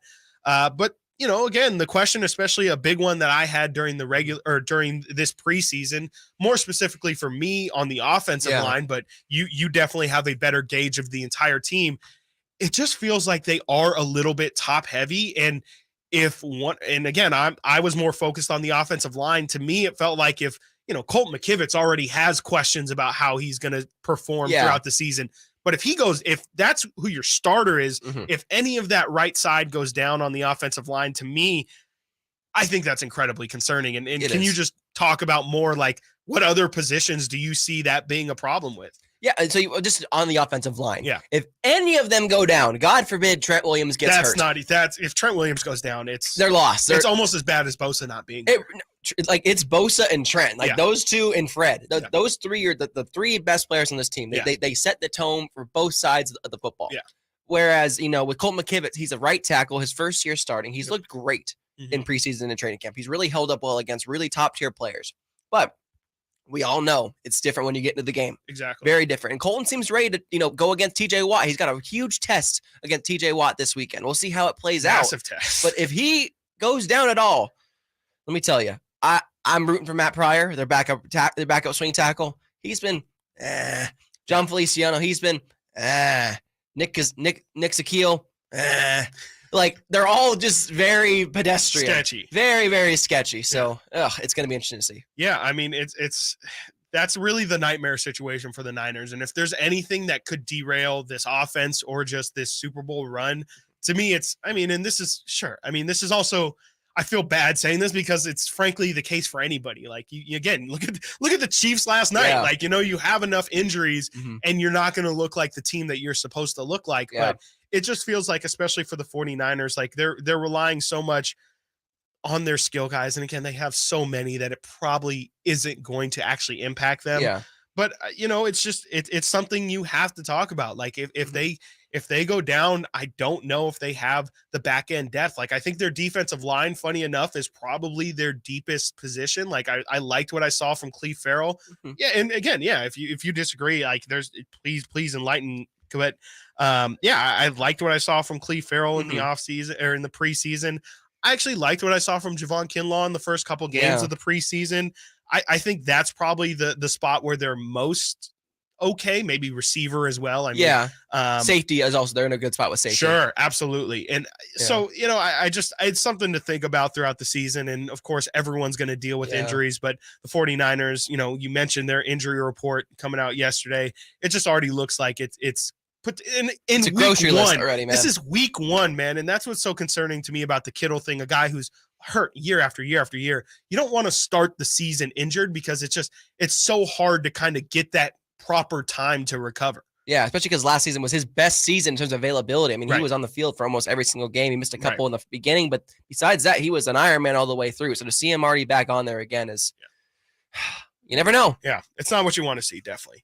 Well, we're going to talk about what we think we're going to see on Sunday in Pittsburgh. We're going to do a little 49ers Steelers pick 'em. We're going to do rushing yards, passing yards, receiving yards, all that and more, and try and guess who's going to be leading the game in all those numbers. You're listening to Whitey and Watkins. Emil Fergoso in for Whitey Gleason right here on Sactown Sports 1140 and SactownSports.com. Whitey and Watkins on Sactown Sports. The first ever NBA in-season tournament schedule is out, and our Kings have some great matchups, including national TV games against the Spurs and Warriors. And go all the way over here and try and go up and They have risen to the occasion. And let me tell you, if you can't sense it, this place is absolutely nuts. Listen to every game on the home of the Kings, Sactown Sports and SactownSports.com. Guys, did you know your testosterone affects everything in your system, including how you feel and perform every day? Right now, Revive Men's Health Sacramento will check your testosterone for free. Knowing your T levels is the first step in understanding if you have low T. Your testosterone level impacts your energy, libido, sleep, weight, hair loss, mood, and even ED. Maintaining an appropriate T level can change your whole life. Most men start to see changes in their hormone levels in their 30s. Experience and results matter. So what are you waiting for? Get your T levels checked today by local, experienced, and trusted men's health experts. They've helped thousands of men since 2011. They're so confident they can help you, they even guarantee it. Call Revive today and schedule your free testosterone test, free exam, and free consultation. Call Revive Men's Health at 916-277-8599. That's 916-277-8599. Or visit ReviveMen'sHealth.com. Get ready for a night with Cole Swindell. The 2023 ACM Song of the Year winner hits Heart Health Park at Cal Expo in Sacramento, Saturday, September 9th for the CITP2 Fest. And Cole's bringing some friends like Chris Chanson, Dylan Scott, Matt Stell, and more. Tickets start at $40 at CITPFest.com. Hey, it's Carmichael Dave, and I recognize, just like my friends at American Energy Heat and Air, that your time is important. And that's why shopping for a new air conditioner is now easier with American Energy Heat and Air's online quoting tool. All you have to do is go to AmericanEnergyAir.com and get an instant quote right now. It'll help you determine what system you're going to need to get. It'll provide the best pricing options, all from the comfort of your home without having to have somebody come to your home. You know how annoying that is? They come in and everybody there is so sweet and nice, but how much better is it to be able to get it on demand? Visit AmericanEnergyAir.com. Check out how easy it can be. Or if you want to give them a call and talk through what your needs are, 916-520-9990. That's 916-520-9990 or AmericanEnergyAir.com. Call 916-520-9990 now. It's no secret to golf enthusiasts that Timber Creek and Sierra Pines in Roseville are one of the region's most unique and scenic places to enjoy a great game of golf. 27 holes, boundless options. Elevate your game on our newly renovated driving range, putting green, and chipping area. Whether you're aiming for fun, lower scores, or all-around growth, we've got you covered. Experience golfing dreams in Roseville and book your tee time at timbercreekgc.com. Timber Creek and Sierra Pines, your ultimate golf haven. Hi, it's Brian Bennett from Bennett's Restaurants in Roseville and Sacramento, and our newest restaurant, Bennett's West Side Grill at Rockland's Blue Oak Town Center on Lone Tree Boulevard. We believe in serving the freshest handcrafted foods in a warm, convivial setting. We have a fantastic happy hour featuring shareable plates, wine, priced from just $6. And get this, we feature happy hour 7 days a week, 2 to 6 p.m. So grab a friend and come in and have some fun. Bennett's Kitchen Bar Market, Eureka and Lead Hill Roads in Roseville, and Bennett's American Cooking on Fair Oaks and Howe in Sacramento. Speaking of our newest restaurant in Rockland, we feature live fire grilling over mesquite wood. We are smoking our own salmon, chicken, and cheese. You have to eat it to believe it. Want a nice seafood platter? West Coast oysters, Dungeness crab, wild Mexican prawns, Bering Sea snow crab claws. Look no further than Bennett's West Side Grill. Find us on the web at bennettsrestaurants.com and book a reservation today. Eat well, stay well, and remember, Bennett's is where you'll always receive a hospitable welcome. Sactown Sports Headlines.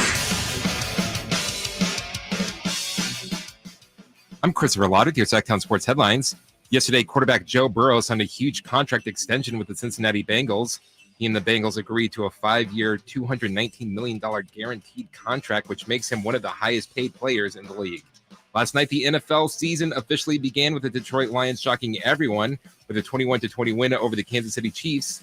This Sunday will be the 49ers' first game of the season. The Niners are on the road against the Pittsburgh Steelers.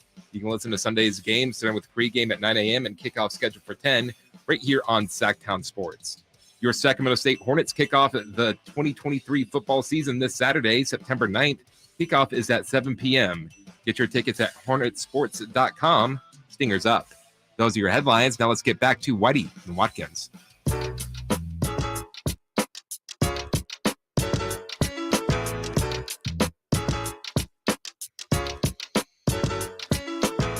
Whitey and Watkins here. No Whitey, just Watkins. Whitey will be in the afternoon with Kyle Draper. Sitting in for him is Amil Fragoso.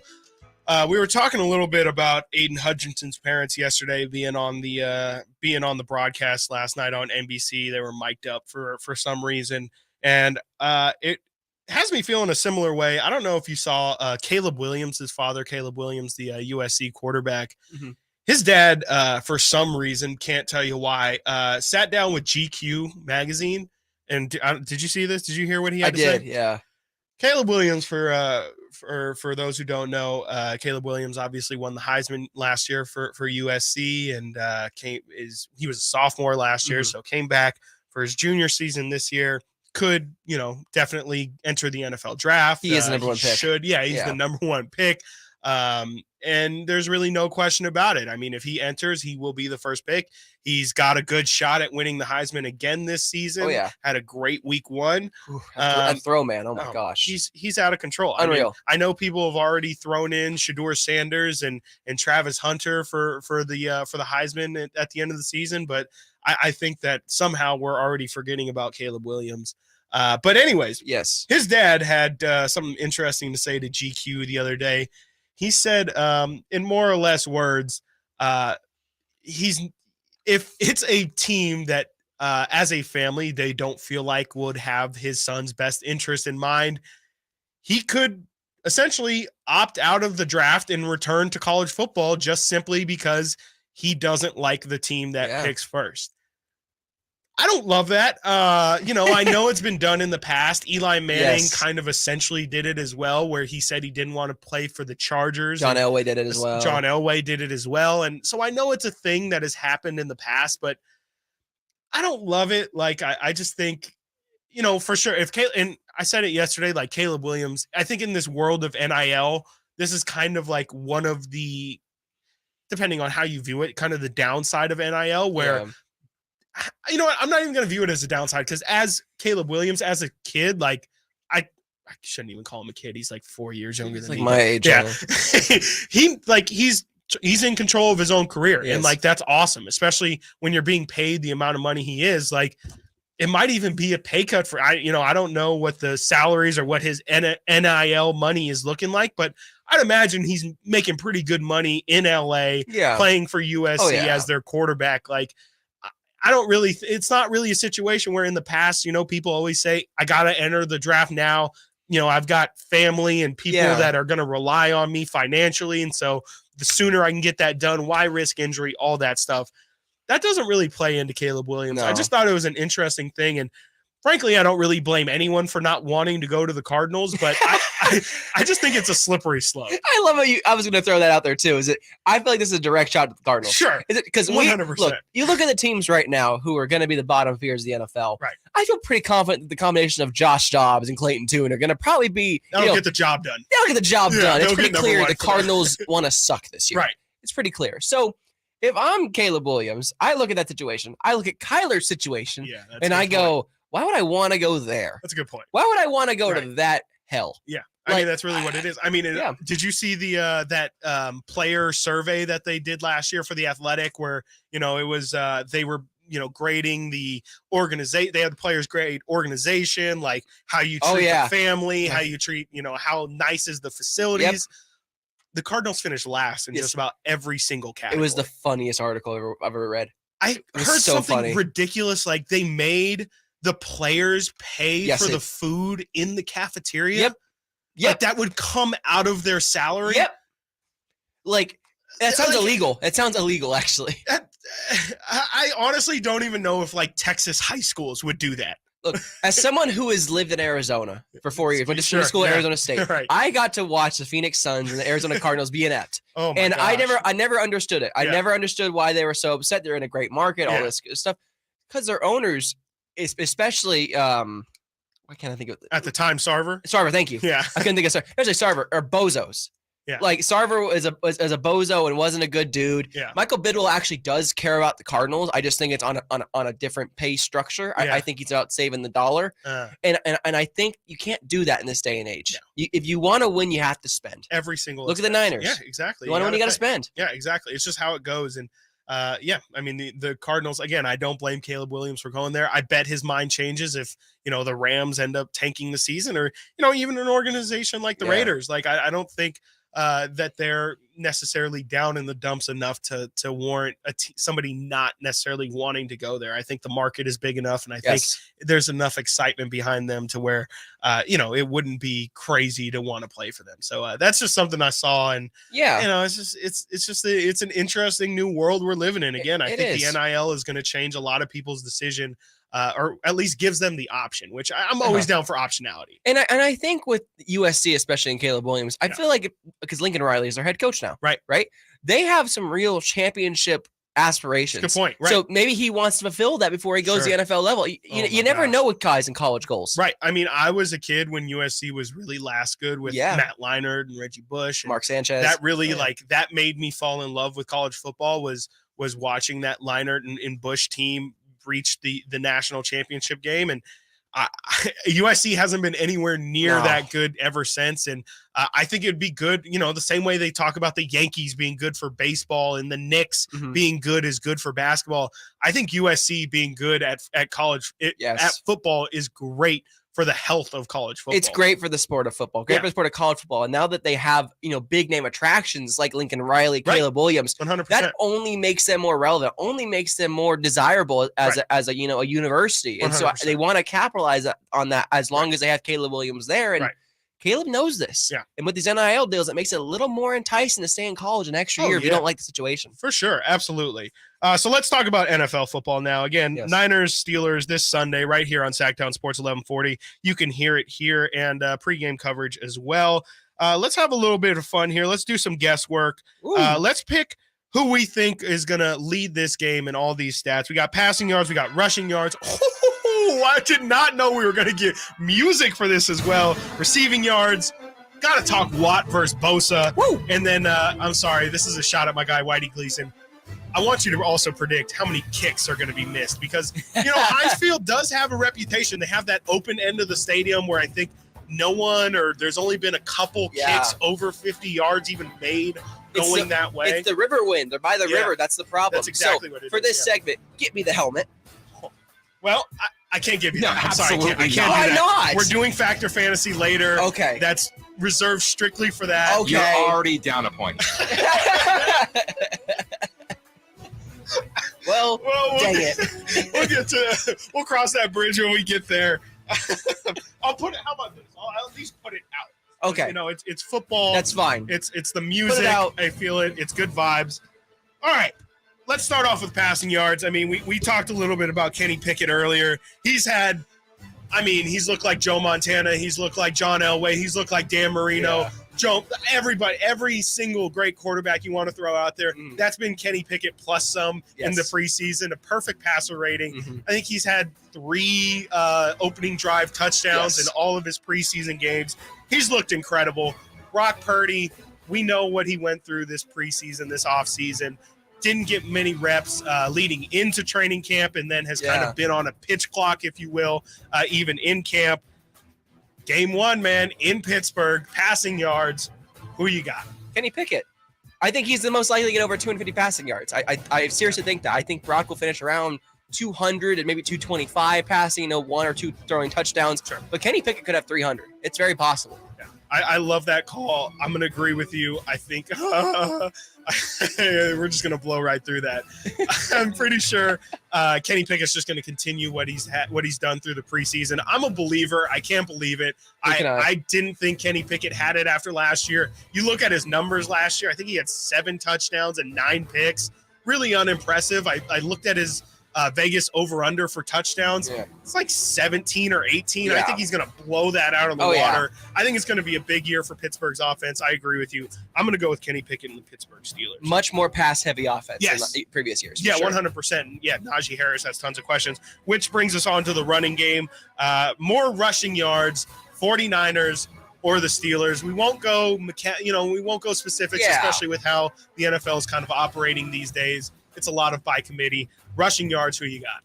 49ers. It's going to be a collection of, Christian McCaffrey, J.P. Mason, Elijah Mitchell. But in the end of the day, the Niners, running is king. Yeah. They run to set the pass. That is the whole point of this offense. They're going to do that in Pittsburgh, even with the Steelers' stout defensive line. Yeah. They're going to still do that. They're going to try to establish the run. I could see them easily having more rushing yards than the Pittsburgh Steelers. Yep, I agree with you. I mean, Christian McCaffrey is going to have a massive season. I'm not a big Najee Harris guy. He might be good in the passing game, but as a runner, really a lot left to be seen. I wouldn't be surprised if Jaylen Warren takes his job by the end of the year, too. Fun fact, Najee Harris had only 1 carry over 20 yards last season. That's a great stat. Just going to throw that out there. That's a great stat. I mean, yeah, they're going to need that run game, I mean, to really round out that offense. Again, if Kenny Pickett's going to have a big year, they're going to need somebody to produce on the ground. This one, we obviously said the passing yards are going to go to the Steelers. Individual receiver, which receiver will leave this game with the most receiving yards? There's a ton of different options to go to. This is really tough. Yeah. This is really tough. I'm going to say George Pickens. Okay. I'm going to take a shot. Yeah. Let's do it. George Pickens. It's time. The Pickens era is here. Pickens to Pickens. It is time. George Pickens has looked awesome in preseason play. I even though I have Deontay Johnson, I think he's going to get most of the, he's going to get more receptions possibly because he's more of a volume guy. Yeah. I think Pickens is a much bigger deep threat. And I think the Niners, especially in previous years, have had a propensity of letting deep balls go over the top. Yes, that's a great call. George Pickens has this problem where I believe Buddy Ryan said all Chris Carter does is catch touchdowns. George Pickens has this problem where all he can do is make ridiculously insane catches. Pretty good problem. Like it's ridiculous. Yeah. I've never seen him make a normal catch. I'm going to go Brandon Ayuk just because of everything we've been talking about. I think this is going to be a big game for Ayuk. I agree with you. I think you said earlier you're not starting him this week in any fantasy leagues. I'm right there with you. I got to see it first, but I think that we're going to see it in this week. And Brandon Ayuk, I'm expecting a big game. 2 guys on the edge, defensive side of the ball. Yeah. Maybe the 2 best pass rushers in the NFL. Nick Bosa locked up. Bosa versus TJ Watt. Who you got? Do you got anybody getting a sack? I feel like one of those guys is going to reach the quarterback. They're both going to get a sack, I think. Yeah. But I do think that TJ Watt has 2 and Nick has 1. Okay. Yeah. That's because of going Rust. against McKivitz as well, right? Going against McKivitz as well. I think he's going to be very, very good. I think they're going to pick on McKivitz. They're going to try and double and do a bunch of stunts on the outside to get Watt to swing inside to go attack, Brendel or for the young guys. And I think with Bosa, it's about in-game fitness. Sure, he's still got to work his way back to it. Right. He just got to Santa Clara. Right, and Bosa's also got some help next to him as well. He does, yeah. TJ Watt's got a lot of pressure on him just to perform by himself. Here's the fun one. I'm sorry, Whitey Gleason, if you're listening right now, cover your ears. Kicks missed. Jake Moody's supposed to play. He's supposed to play in week 1. Yes, he is. Had I don't even know what word I want to use to describe his preseason. Sketchy, I guess. Up and down. Uninspiring. We'll go with that one. How many total missed kicks will there be? We won't just pick on Moody. Let's go Steelers as well. How many missed kicks do you think there's going to be? 1. It'll be by Moody. It will not be a Pittsburgh Steeler that misses. Just for the sake of disagreeing, I'm going to say 2. And I'm going to say Moody misses 1, and I'm going to say he also misses an extra point. I'm sorry, Moody, and I'm sorry, Whitey Gleason. It's what I'm seeing. I'm sorry. Coming up next, the Athletic ranked NFC and AFC teams. 49ers ranked pretty dang high. The Raiders pretty dang low. We're going to talk about that next right here. Whitey and Watkins, Sactown Sports 1140, SactownSports.com. It's Whitey and Watkins on Sactown Sports. Trying to find out where to catch your favorite team's games? Are you a fan of the Kings, Niners, and the NFL? Well, Sactown Sports has you covered. Touchdown! San Francisco! It's all on his shoulders. Rocks. He fires for the win. He's got the triple. Catch all your Kings, Niners, and NFL games all year long on Sactown Sports and SactownSports.com. My ride smells just right, just right, just right, just right. Y'all gotta try that Febreze car. Just right, just right, just right. Yeah. La la la la la. With up to 40 days of consistency on low Febreze car clips right on your vent. You know my car's my happy place. Keep that smile on my face when it smells just right, just right, just right. Yeah, breathe happy Febreze. La la la la la. When you take the time to shop at Folsom Lake Honda, there's one thing you'll always find. Happy people ready to serve you. As a family-owned and operated dealership since 2009, customer service is our #1 priority. Our customers love doing business with us, and you will too. Get an instant cash offer for your trade at FolsomLakeHonda.com. We'll buy your car whether you buy from us or not. Folsom Lake Honda is your one-stop Honda shop. Folsom Lake Honda, yeah, your one-stop Honda shop. Have you Googled yourself lately? Are there negative posts from an ex-employee or from a former client? Maybe an outdated news article or sensitive personal information about your family? Search engines don't always get it right. For right or wrong, it's your reputation on the line. That's where Reputation Defender by Norton comes in. One of the most trusted names in online reputation repair, Reputation Defender has been fixing people's search results for over 15 years. Their cutting-edge approaches help you to wipe away unwanted information in your search results. They also promote the good stuff so that it rises to the top, helping you put your best foot forward. Your good name is too valuable to leave to the whims of a Google algorithm. Take control with Reputation Defender. You can start by getting your free reputation report card at reputationdefender.com or call 800-401-6681 to speak to an expert. That's 800-401-6681. Hey, you want to be around people having a great time? You need to come check out Capital Casino, offering the most varieties of table games in the region in the friendliest environment. Come for the food, which is awesome, of course, and stay and play. Conveniently located in downtown Sacramento at 411 North 16th Street. Right there in downtown Sacramento for over 20 years. Cap Casino, best food, best games, and of course, the best action. And please gamble responsibly. 1-800-GAMBLER. Check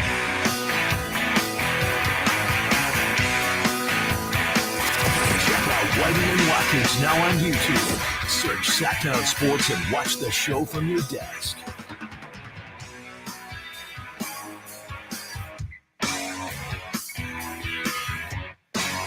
Still getting used to sitting in this main chair, if you will. I don't know how you do it. I was almost waiting for Whitey to start, and I was like, oh yeah, that's That's my job these days. I had to do it for the first time on Tuesday for our pod Return to the Empire 6-7 by the way. Good plug. On Tuesday, and I was not great. Dude, it's tough. I mean, that's literally that's how I got started here. What was that? I don't even know how long ago that was. Like 6 months ago, I would do the weekends. Yes. And you can ask your co-host Nate, who I think Nate did the first couple shows with me. Yeah. Every single day, literally every time I walked in there, I was like, I don't know what I'm going to talk about. I have no idea what I'm doing. And we're just going to get through this. It's so much tougher. I mean, there's, you think, you and I obviously think we know a lot about sports. You think it's just turning on some mics and just going, just flow, be in a flow state. It's not that easy. No, it's just not. There's nerves, there's anxiety, there's trying to bring it all into a cohesive piece. It's a nightmare. And I'm not saying we're digging ditches or nothing, but it's a tough job. No, well, what also got me too is that I hadn't heard the rejoiners or the intros to the Return of the Empire that they had made. And so Nate or Kyle just starts playing them. And I just wow, that's my name. Yeah. I started little shell shock. I was like, I was just sitting here I wasn't prepared. I was not prepared for that. That emotion. Me and Nate were both like, oh. Yeah. They made it real. They made it official. Okay. Man. So no, it's a different feeling for sure. So I mean, it's just the start, and I'm telling you, by week 4, week 5, you're gonna be just chilling. It's that's when you hit your flow state. Trust me, if I can do it, then you'll be fine. So let's talk a little bit about this athletic ranking. The Athletic polled some execs, as they tend to do for their polls, and they had them rank how they feel. It's more of like a power ranking of where they feel like all the teams in. They did one article for the NFC, one for the AFC. If you had to guess, where do you think execs believe the 49ers will be or should be ranked this year? In the NFC? In the NFC exclusively. Okay. Well, they're a pretty good team. Pretty decent. Pretty decent team. I went to the conference final last year, conference championship. I don't know, 2 or 3. Bang on. It's number 2. They have them number 2 behind the Philadelphia Eagles, who received, I believe they did, let's see here, math. Again, as we established, math is tough. 1, 2, 3, 4, 5 different execs voted and just kind of placed, gave them a numerical number. Genius. Wow. And so they just kind of gave each team a number with where they feel like they should rank. Eagles, clean sweep. They were all number 1, all receiving number 1 votes. 49ers got 4 number 2 votes and 1 number 4 vote. Interesting. Very interesting. Of course, nobody wants to put their name behind these things. Cowards. But exactly, yeah, pretty much. But the 49ers, let's see here. The exec who dropped them to number 4 said San Francisco is my choice at wait, I'm sorry. I think that's number 2. They don't have the explanation for the guy who said number 4. Real coward. Because exactly. Come on now. You got to explain it at least. That's what I'm saying. If you're going to be anonymous, you got to explain your reasoning. That's what I'm saying. Cite your sources.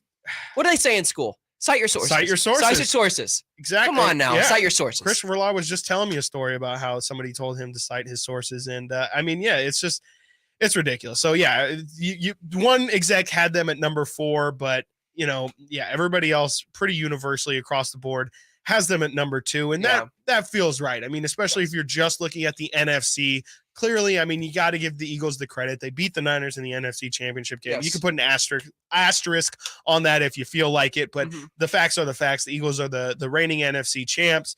They definitely showed out in the Super Bowl, showed why they were worthy to be in that game. Absolutely. So the Niners being at 2 shouldn't be that big of an insult to anybody. I definitely would have some issue with them being placed at number 4 by somebody, but I'm going through the NFC conference right now. I can't think of who, like I'm guessing the Cowboys are ahead in this ranking for the guy ranked number 4. I'm guessing the Cowboys are ahead. That's what I thought as well. We would be wrong. What? Amil Fergoso, you are, I can't wait to find your reaction to this. Oh boy. I have no idea why somebody did this. The Seattle Seahawks got out of town. Got the other number 2 vote. Get out of town from the exec that had the Niners at number 4. Well, he must be a Seattle exec. He has to be a Seattle executive. All right, look, I get Seattle played really well last year. Geno Smith won the comeback player of the year. Ridiculous. Whatever. It's Geno Smith. It's Geno Smith, the quarterback. Yeah. Very if you want to say Brock Purdy's unproven, you have to say the same thing about Geno Smith. Like, how can you rationally believe that Geno Smith's season last year is more of an indicator of his future success than Brock Purdy's 5 games in his Not only 7. that, he started off hot and in the last 7 weeks really dipped off. Yes. Like his play really has really regressed back to the mean. I expect more of that this year. Yeah. So what? I really wish I could explain it. Seattle homers, man. Yeah. He's saying there's the voter projecting Seattle second in the NFC thought the Seahawks defense would make a jump, saying the pass rush is finally there with the players that Pete Carroll likes. The defense will be good, fast, and aggressive. And then last year, they did such a good job of hitting on those 2 rookie tackles in the draft who ended up playing darn good, and the running back. So that's why that exec, he wouldn't put any words to why he had the Niners 4, but puts words. Before we go, let me read you the defense or pass rush. Please. Do you know who Jermont Jones is? Not a single clue. Do you know who Mario Edwards Jr. is? No. I don't believe so. Do you know who Jaron Reed is? No, sorry. Do you know who Boye Mafe is?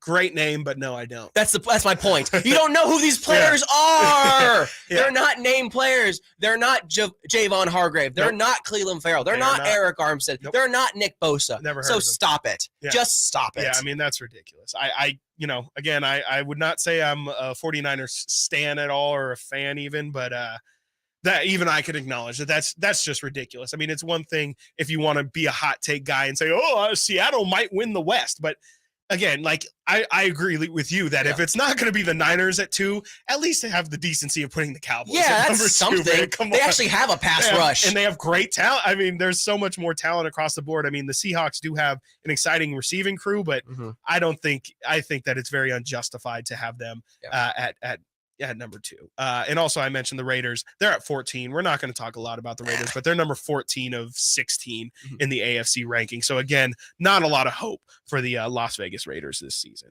We're actually, you know what? We've talked football for 2 hours here. Yes. I think it's time, we are also not only are we the flagship station of the 49ers, we are also the flagship station of the Sacramento Kings. We got to talk some Sacramento Kings. Yes, sir. Here. And I know you have a lot of Kings thoughts. So we're going to talk some Sacramento Kings basketball next, right here on Sactown Sports 1140. Will Kyle Shanahan and the 49ers brass go all the way this season? Could the Niners win their first Super Bowl since 1995? Join us throughout the season to hear all the games and all the analysis on Sactown Sports at SactownSports.com. All new spring deals are here at Lowe's. Start planting your garden this weekend with Bonnie 11.8-ounce vegetables. Buy 4 for $10. Plus, liven up your patios and decks with fresh blooms. Select 1.5-gallon hanging baskets or 2 for $20. Lowe's knows spring. Lowe's knows home improvement. Offers valid through 5/17. In-store only. Actual plant size and selection varies by location. While supplies last, excludes Alaska and Hawaii. Ray Magliozzi here for eBay Motors. Okay, easy now. You're teaching a kid how to parallel park. Ouch! Turns out he likes to do it by feel. Don't worry, eBay Motors has bumpers, taillights, trunk lids, license plate holders, 122 million parts. Pull up just a little bit. And headlights. They've got lots of headlights. Get the right parts at the right prices. eBay Motors. Let's ride. That's Mike saying good morning. It's the best he can do right now. Yeah, not a cloud in the sky. What Mike could use is a fresh start. And Irish Spring Body Wash. The fresh scent of Irish Spring and those sensational Irish Spring suds are just the reset Mike needs. Now he's ready to go to work. It's Sunday. Irish Spring. When the spring hits you, you're ready. Pick up Irish Spring today. Golf to Go is brought to you by the Hagen Oaks Golf Super Shop. Here's Frank LaRosa. If you're new to the game, here are a few etiquette mistakes to avoid. On the tee, if it's your turn to play, that should be your priority. Don't be totaling up your shots on the previous hole and marking your scorecard. There's plenty of time for that after you've hit. In the fairway, be ready to go. Know your yardages, wind conditions, and club you'll hit. When it's your turn, hit it and keep the game moving. When someone else is hitting, keep the noise to yourself. Don't be using a zipper on your golf bag, rummaging for a golf ball, or jangling coins in your pocket. Be sure to watch other players' shots. You'll find errant shots quicker, and you'll have a friend for life. Be careful with your shadows on the greens and tees. Late afternoon shadows are long, and your movements can be distracting. If faster players are behind you, invite them to play through. And while it's less of an issue with soft spikes, be careful when walking across another player's putting line. They'll appreciate it and silently thank you. Above all, have fun. It's a game. That's your Golf to Go. I'm Frank LaRosa. I suffered with plantar fasciitis for almost 20 years. I thought that foot pain was going to be with me for the rest of my life. If you suffer with plantar fasciitis, the search for pain relief can feel like an endless and hopeless ordeal. I would try drugstore, insoles and supports. I've been through surgeries, foot injections. I was trying all different things. Not a single one worked. If you think you've tried everything to relieve your foot pain, you probably haven't tried arch supports from the Good Feet store. And then I was driving past the Good Feet store, and I thought, why not? Give it a try. They wanted to make sure that they gave me the right arch support for my feet. Then it was like, okay, this is different. These make a difference. I don't have foot pain anymore. I'm so glad I met Good Feet. That changed my life. See how Good Feet arch supports work for you before you buy with a free fitting and test walk at the Good Feet store. The Good Feet store. Come in now for a free arch support fitting and test walk. Y'all ready to do it again, Sacramento? Country in the Park 2 is coming to Heart Health Park at Cal Expo Saturday, September 9th with Cole Swindell, Chris Jansen, Dylan Scott, and more. Plus, a mechanical pool, line dancing saloon, and all the food. Tickets start at $40 or grab your Coors Light Y'all Access passes for $125. For more info, visit SactownSports.com. Country in the Park 2, brought to you by Carl's Jr., Naturewood Home Furnishings, Building Kits Schools, and New Dawn Treatment Centers. From the Power Business Technology Toshiba Studios, KHTK-AM Sacramento, KYMX HD2 Sacramento, the only station in Sacramento giving you local sports coverage from 6 a.m. to 6 p.m. Monday through Friday. Sactown Sports. Sactown Sports. Headlines. I'm Christopher Lott with your Sactown Sports headlines. Yesterday, quarterback Joe Burrow signed a huge contract extension with the Cincinnati Bengals. He and the Bengals agreed to a 5-year, $219 million guaranteed contract, which makes him one of the highest-paid players in the league. Last night, the NFL season officially began with the Detroit Lions shocking everyone with a 21-20 win over the Kansas City Chiefs. This Sunday will be the 49ers' first game of the season. The Niners are on the road against the Pittsburgh Steelers. You can listen to Sunday's game starting with pregame at 9 a.m. and kickoff scheduled for 10 right here on Sactown Sports. Your Sacramento State Hornets kick off the 2023 football season this Saturday, September 9th. Kickoff is at 7 p.m. Get your tickets at hornetsports.com. Stingers up. Those are your headlines. Now it's time to go back to Whitey and Watkins.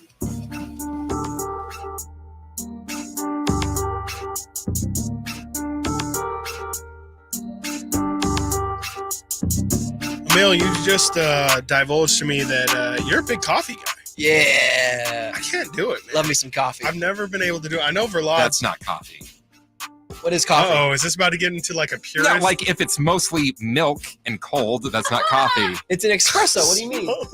It's an espresso. What do you mean? That's an espresso? Yes. It is. It's almost gone, but it's an espresso. I just can't do it. I've never I don't know. Getting up isn't easy, but I've just never. Without coffee, I would not have been able to do my 16-hour day that I did last week. Hey, if it's what gets you through this 4 hours, man, Trey Lance whatever day. You need. Literally, I drove home. I didn't get home till 2:30 in the morning. Yeah. I went to the 24-hour Starbucks off of Riverside, Yeah. and I went and got a big old coffee, and then kept riding. And I didn't go to bed till like 6 a.m. Has that been your craziest day as following the team? Was the day Lance was traded? Yeah, because you hopped on from the press box. I did. Yeah, I hopped on from the press box literally as soon as I could get the story out, Yeah. and I wanted to get more content, and then. Yeah. What had happened, the reason why I was writing so much in the morning was that we had Kyle. We knew we were going to talk to Kyle for sure after and get his thoughts. But then John Lynch strolls by after everyone's leaving the presser and goes, I think I'm ready to talk now, guys. So thanks. I was like, well, I guess I'm going to be up till 5 a.m. Yeah. It didn't help as well. They closed the freeway that night, too. So I had to take an extra different route to get home. So it was awesome. A lot of fun. Love that for you. You mentioning 49ers. I know we said we were going to talk Kings here. We will get to the Kings very, very shortly. But you 49ers practice is going on right now. Yep. And you said you had a little update for us. I do. Nick Bosa is out there doing team drills with the guys. He's leading the charge, actually, defensive ends. Looks pretty excited to be back out there with his boys. And then as well, we're talking about injuries. Travarius Ward and Talanoa Hufanga are back out on the field right now. So things are trending in the right direction. George Kittle as well is practicing again today. He should be ready to go for Sunday. And then Jake Moody, who has had that quad strain. He looks towards to be trending as well. So the Niners are getting healthy at the right time, it seems right now. Okay. Yeah. And not that you can predict the future, but like how impacted do you think Kittle's going to be from this injury, especially like in week one? Like, are you expecting him to kind of ease into it, or do you think it's going to be, you're not even really going to notice it? Unless he pulls it or, aggravates the injury. I don't think you're going to notice it. It's a groin strain. Right. So you know how much that does not sound great. It's not great for a big dude who likes to block and likes to catch pass. Too. Oh yeah, no. I mean, Kittle has a lot of wear and tear on his body, 29, almost 30 years old. Right. I'm hoping for the best with Kittle, but again, a re-aggravation is very possible, which is why they've been super, super cautious with him over preseason and training camp. Yeah. Well, yeah, obviously, you're a big football guy. That's what we have you do here for the most part, but you still definitely dabble in some Kings writing, and I know that you're a lifelong Kings fan, so you definitely have some Kings thoughts. Purple Gang. Let's get into it. First off, to me, the most intriguing thing that the Kings are going through right now is their search for a backup big. Yes. I've compared it a lot to go back into your wheelhouse. I've kind of compared it to the 49ers quarterback situation where, to me, this just feels like the world's biggest overreaction, where you went through this traumatic. It's not as traumatic for the Kings as it was for the Niners, but obviously the Niners go through this quarterback carousel mainly due to injury. And so what do they do going into this offseason? They have 4 quarterbacks and don't make a decision until literally like moments before their last preseason game. And so I think it was an overreaction to what had happened last year. Feels like a similar thing here in Sacramento, where the Kings went through the entirety of last season searching under every rock, trying to find anyone who could give them 15 minutes at backup center. I mean, they started with Rashawn. They went to Chimezie Metu. They went to Trey Lyles at points. They ended up going to Alex Len. I think they went back to Rashawn Holmes at one point. Like, they went through literally everybody just to try and find, again, somebody who can fill 15 minutes at backup center behind Sabonis when he's not on the floor. And so what do they do this offseason? Man, they got Skal Labissiere back in the house. Yep. Trey Lyles was re-signed.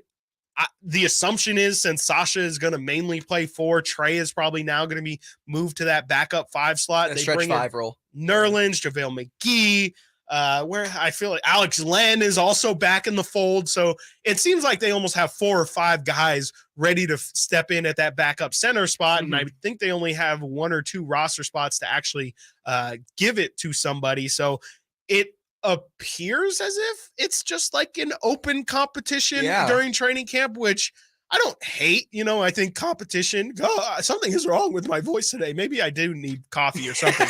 I think competition is good for, obviously if you're trying to find the best guy out there, having an open competition is going to be the best way of doing it. But do you feel any more confident about any of those guys specifically? Like, are you a big JaVale McGee guy? Do you think Nerlens showed something 2 years ago, or even, I forgot to mention Neemias Queta, who is also in the fold as well. Like, where do you fall? You don't have to power rank them, but like, how do you feel about the Kings backup center options right now? I mean, I will power rank them a little bit. Feel free. Yeah, go ahead. Honestly, I think Alex Len has the edge right now at backup center. Interesting. I really do. I think. Do you think, sorry, just to clarify, like, do you think immediate backup, or is this like Trey is the backup and then like? No, I think he's the backup center. Okay, I think they want to use Trey as a stretch 5, smaller lineups. I think Alex Len, especially last year against the Warriors, it really exposed that we need to have, a little more rebounding presence, a little more defensive presence. I would say so. Yeah. Rebounding. Let's write that down. Yeah. No, big hot topic. Yeah. Please. Big take there. We no need some rebounding. Offensive rebounds. Got it. Look, when Kevon Looney is getting 10 offensive rebounds in the first half, that's a problem. Yeah. And I think not playing Alex Len could have been a mistake last year for the Kings. Yeah. I think Alex Len really provides some defensive presence, being super, super tall that he is, over 7 foot tall, and able to get that. No, we were talking about with international play, having that big body, center. That's not always the case in the NBA, but certain matchups you need to be able to adapt. And I think that's what I like the most about the Kings this offseason is that they've found guys that can be interchangeable. They can plug into different spots. Yeah. And that's why guys like Nerlens Noel, Alex Len, even JaVale McGee, who will probably be one of the veterans on the team. I expect him to be here after training camp. I think it's a really good look for them to have this open competition for the backup center spot because, pressure only makes diamonds. Exactly. I that's like one of my favorite, not to sound like LeBron, but I always say that. That's one of my favorite sayings. Yeah. I think, Yeah, I completely agree with you. I'm not sure if if Alex Len is, as you said, has the inside track. I think he's definitely, he probably has maybe a half step in front of those guys just because he's got the experience. And, he did give them a really good look at the end of last year. Like, I mean, the fact that they played him in the playoff series for, I think it was the first 2 or 3 games. Like, I was shocked by that. When we saw him at the end of the season, it was kind of a bit of, this guy, I forgot he was almost on the roster. And maybe this is just, doing right by him and trying to get him some film going into next year so he can maybe find a different location. But when he played in the playoffs, that's when kind of, I think what you're pointing, like, I think they actually saw something that they felt he provided that nobody else really gave them. And I like to see them give him another chance. I don't think he's as big of a stiff as what I think some more casual fans think he is. I think they just look at this big lumbering,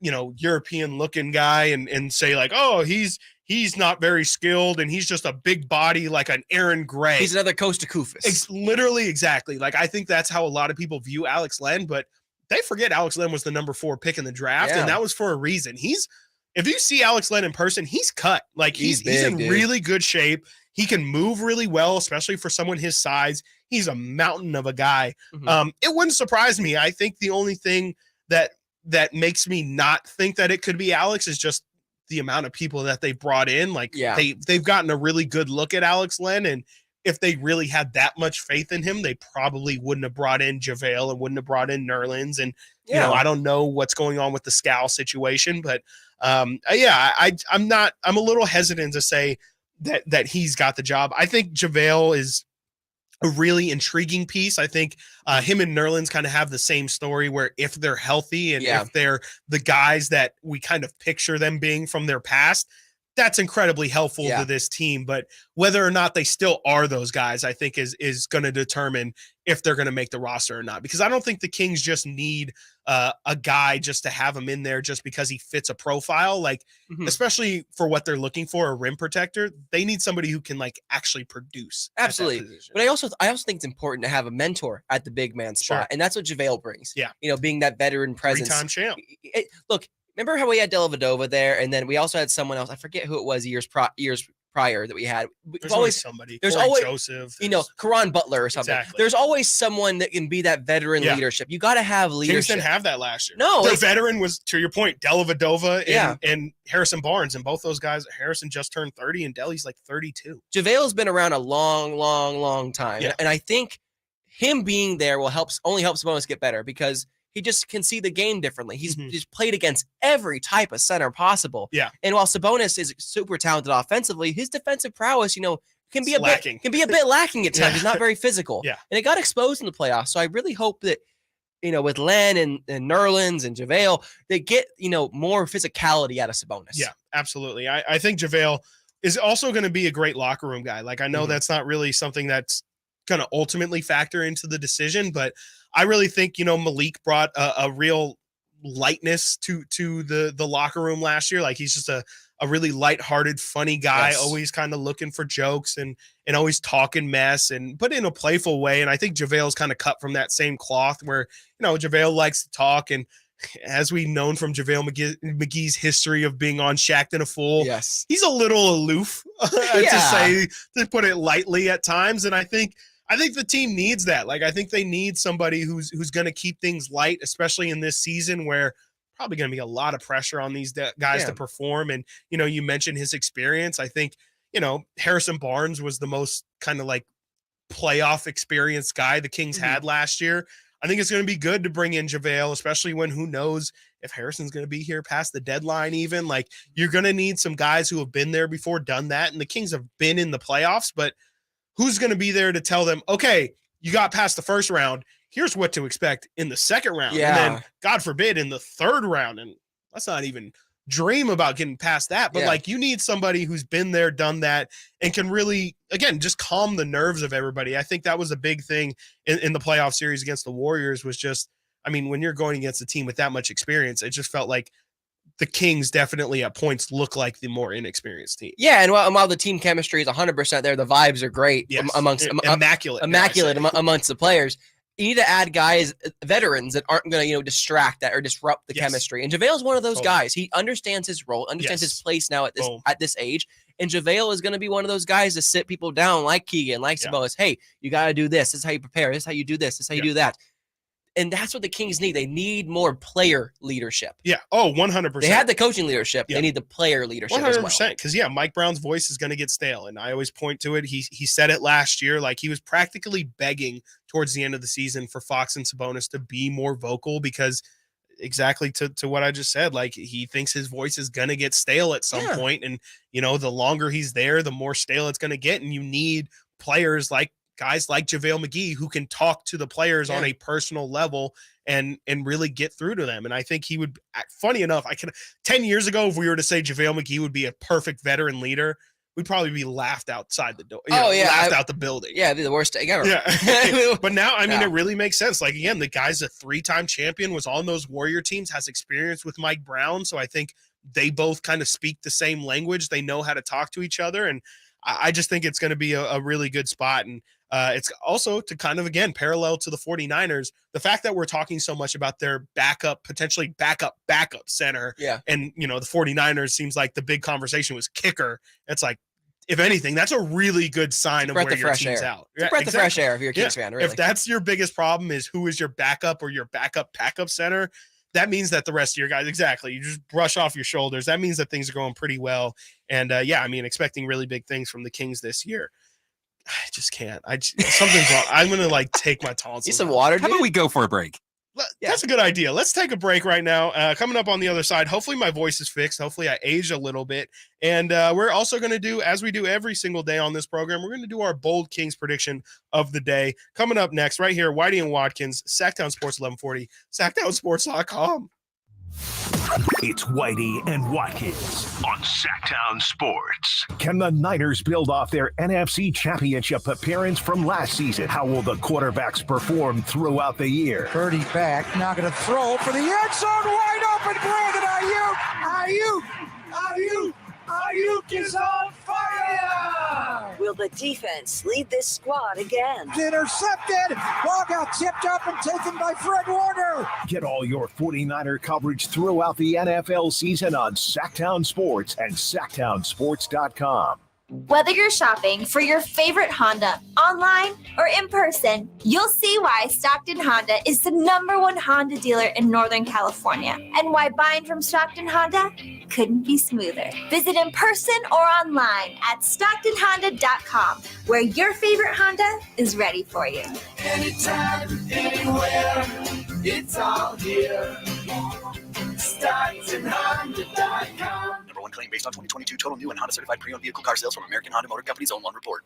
It's no secret to golf enthusiasts that Timber Creek and Sierra Pines in Roseville are one of the region's most unique and scenic places to enjoy a great game of golf. 27 holes, boundless options. Elevate your game on our newly renovated driving range, putting green, and chipping area. Whether you're aiming for fun, lower scores, or all-around growth, we've got you covered. Experience golfing dreams in Roseville and book your tee time at timbercreekgc.com. Timber Creek and Sierra Pines, your ultimate golf haven.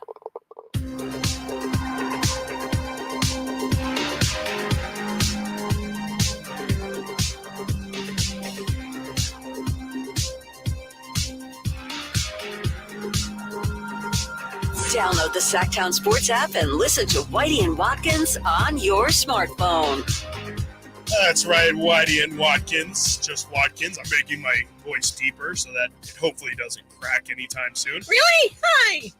I got the warmest water I can find in the building, so hopefully that helps. I really. Is it helping? We're gonna find out. The way that you are. I wish I knew. I really do wish I knew. Amil, so you were telling me a couple breaks ago that you went through a little experience the other day on the way back from 49ers practice, yeah? Yeah, last night was a fun time for me. Oh, this was yesterday? This was yesterday. This was last night. I did not know this was yesterday. So okay. This is what you're coming off of right now. Yeah, so, so I didn't get home last night till about 10 o'clock. Fun. Glad that you're here. I left for the train station at 6:45 in the morning. Didn't go about 10 o'clock. Anyway, so this whole story, right? Since training camp, I've been taking the 3 or 4 o'clock train, the Amtrak, back to Sacramento. Okay. But because practice is now later, because media is now later, I take the 6 o'clock train. And I haven't taken the 6 o'clock train all summer. Yeah. I took it last year because that's just kind of how the process was, all that great stuff. Sure. And I forgot all the nuances that come with the 6 o'clock train. I feel like the later you get on the train, the more shenanigans happen. Yes. And there were 2 shenanigans that happened in the same coach car in front of me at the same time. The first one is the Cheese and Wine Club. Okay. That sounds beautiful. There are Sounds a like group of lovely people time. that have created a club on this 6:20 train going home. I believe it's this every Thursday or something like that. Okay. Where they bring beverages and cheese and crackers and whatnot and invite other strangers to have conversations with them. I don't like that. It is. I like the idea of cheese and wine. That sounds great, especially on the train. Like for those who haven't taken the Amtrak, like it is kind of a vibe, especially if you're just like going down to the bay. I don't mind it, but yeah, don't invite strangers. And when I say beverages, I mean multiple, like full like bottles. There are like 4 bottles out. Like it's like the bar cart. And they're like socializing, like happy hour. It's exactly. a whole vibe. Now, that was just one part of my train experience yesterday. I mean, that's already like, especially as a stranger, you're like, don't invite me. Like, I don't want to talk to anybody. I don't want to be a part of it. Yeah, you're just trying to get home. I talk to people for a living. So when I'm done talking, I don't want to talk. I feel that. Anyway, trust me, I get it too.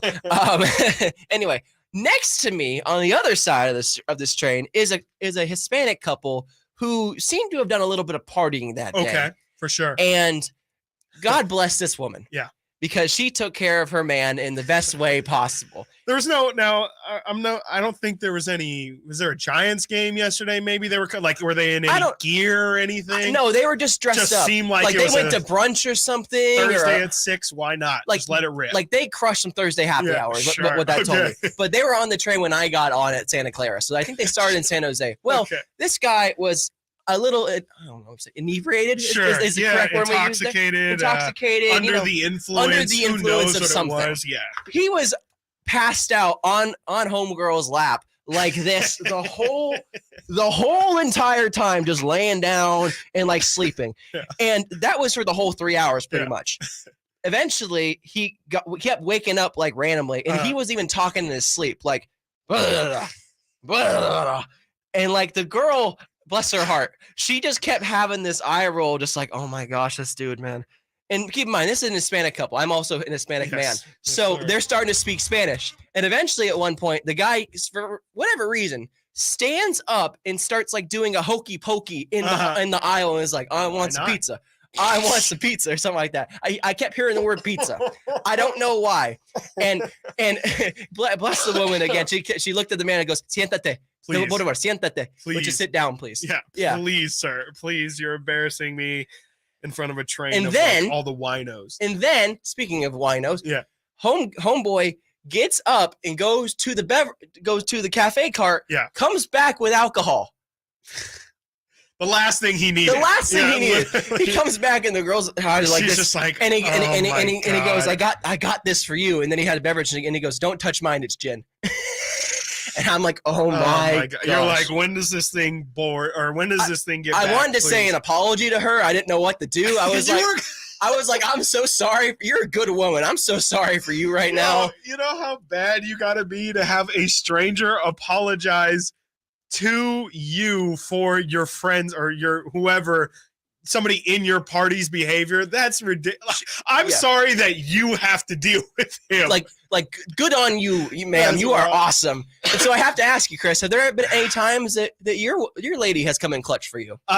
No, usually, honestly, I'm the wet blanket. So like, I'm usually the one who's like not drinking or like not wilding. And part of the reason, I know, I'm sorry. Part of the reason why me and my girl work so well is because she's like the ops, like she's the party animal. She's the one who like had a crazy 20s. And meanwhile, I was working in promotions, trying to make sure that I, was here for my 10 a.m. shift and stuff. So, we're kind of opposite that way, but that's cool. I've definitely, not with her specifically, but I've definitely been in situations where I'm just like, and I don't like my private stuff being like if someone's wilding out in my group, I'm like, bro, this is a bad look for all of us. Like you're making us all look bad. So I hate you, Chris, so much. So I've definitely been in situations like that, and it's It's just not fun. Anyway, that was my train day yesterday where I thought I was in the Matrix. Well, I'm glad that you're here. I'm glad you made it back. And I just, maybe one day you'll join the wine club. But maybe, I hope that I hope your train rides are as quiet as possible. I hope so too. So yeah, let's get into our bold Kings prediction of the day. We had our bold Niners prediction earlier. We do these every day. And you were telling me in the break, you had to try and find one that we haven't done yet. Surprisingly, there's still a lot of meat left on the bone, but it's going to be tough to not try and cross over some of the things we've said.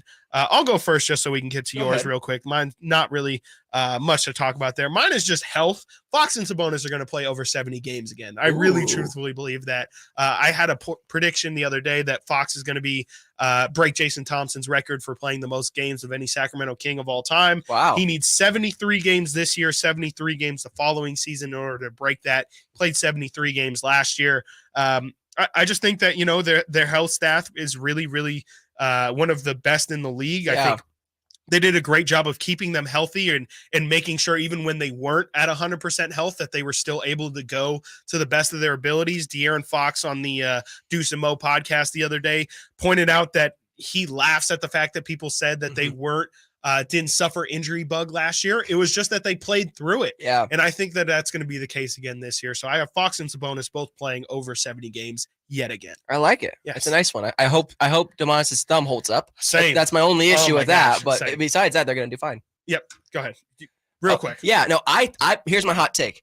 Davion Mitchell and Harrison Barnes will be traded by the trade deadline for a big player.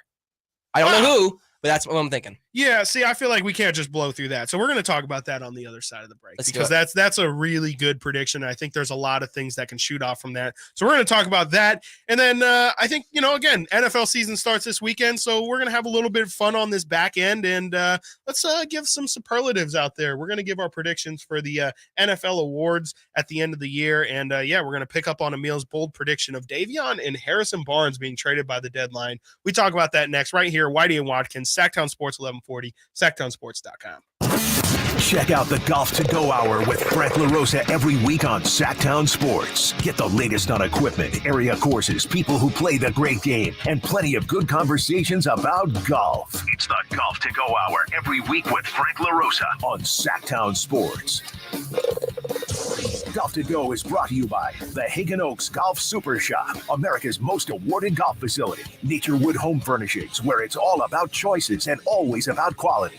Sacramento weather is brought to you by Bonnie. I'm Dirk Fedorn in the KCRA3 Weather Center, and sunny skies today and fairly light winds expected throughout. Temperatures will be warming with daytime highs expected to reach into the mid to low 90s.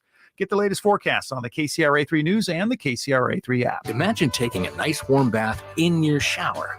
Let us fix that. Right now, get that clogged drain unclogged for just $97. Bonnie, plumbing, sewer, electrical, heating, and air. Bonnie.com. Some restrictions apply. License 696-355. Twin Peaks is the best in the game. Here, your favorite drafts are poured at a frosty 29 degrees. It's bigger game days and bolder fight nights. I mean, where else can you find a scratch kitchen that always comes in clutch? Every day, from lunch to late night. Only at Twin Peaks, the #1 sports bar. Love wings, but think they're not spicy enough? Twin Peaks is launching a new wing sauce just for you. Have your wing sauce and tossed in their hottest wing sauce yet. Can you handle the heat? I'm Kareem Abdul-Jabbar. I learned about atrial fibrillation the hard way. My symptoms would come and go. Shortness of breath, fatigue. I kept going. Then I got so lightheaded, I couldn't. My doctor said I have AFib, so I'm about 5 times more likely to have a stroke. Other symptoms, irregular heartbeat, heart racing, chest pain can come and go, but the risk of stroke stays. If you have symptoms, tell a doctor. Visit notimetowait.com. Sponsored by Bristol-Myers Squibb and Pfizer. Experience a golf tournament as refined as you are. The Fortinet Championship returns to Silverado Resort September 14th through the 17th. Be there as the best of Napa meets the best of the PGA Tour. With wine experiences, rockin' shows, and incredible golf. It's like this weekend was made for you. The Fortinet Championship, September 14th through the 17th. For tickets, go to FortinetChampionship.com. Listen to Oakland A's baseball on the weekends all season long right here on Sactown Sports, beginning with the pregame show brought to you by Xfinity 10G, the next generation network. Hey, it's Carmichael Day for my good friends at Fire Wings with some bullet points for you to remember so you can be a professional fire wing eater. Like Wings Day Wednesday, 88-cent wings each and every Wednesday. 3 flavor lineup includes 7 classic wing flavors, 7 dry rub wing flavors, 7 fusion wing flavors. It's the perfect fast casual eating establishment for the entire family. Go to firewings.com or download the app, find a location near you, order online, earn rewards. Fire Wings, just wing it. Sactown Sports Headlines.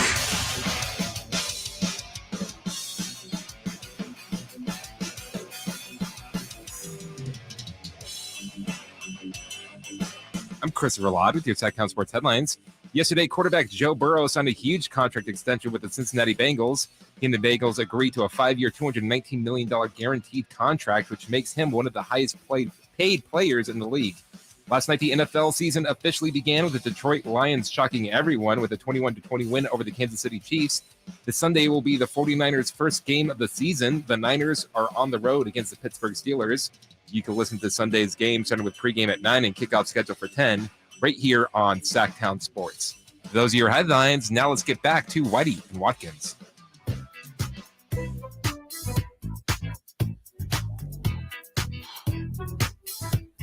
All guests come to you via the Folsom Lake Honda hotline. Folsom Lake Honda, your one-stop Honda shop. Never gets old. You can't do that. I just did. So I did it too. Get over it. You can't do that. Having too much fun back there. We're lots on fire Amil, today. you are going to learn a very valuable lesson today, and Okay.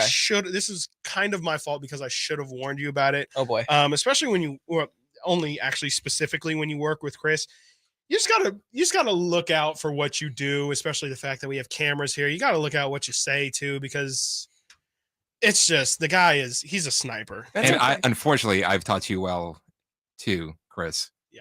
That you got me yesterday.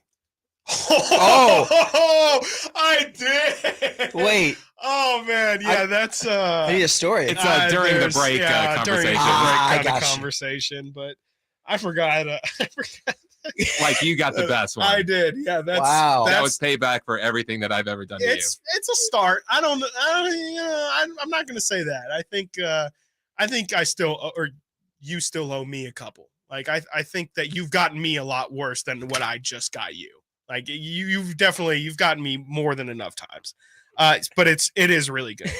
So yeah, Amil, just so you know, I mean, I don't know if Chris has sent I can tell a couple videos. He's a sniper. Man. Yeah. So you just gotta, I mean, and I don't care. And at some point, especially working every day with Chris, I just gotta kind of get over it and just lean into it sometimes, but just so you know. Honestly, I'd rather have a producer that's more involved than not involved. So I appreciate Chris. There you go. So I'm glad somebody does. Mm-hmm. So let's get on to your Bold Kings prediction that you just gave us. Davion Mitchell, Harrison Barnes traded by the NBA trade deadline.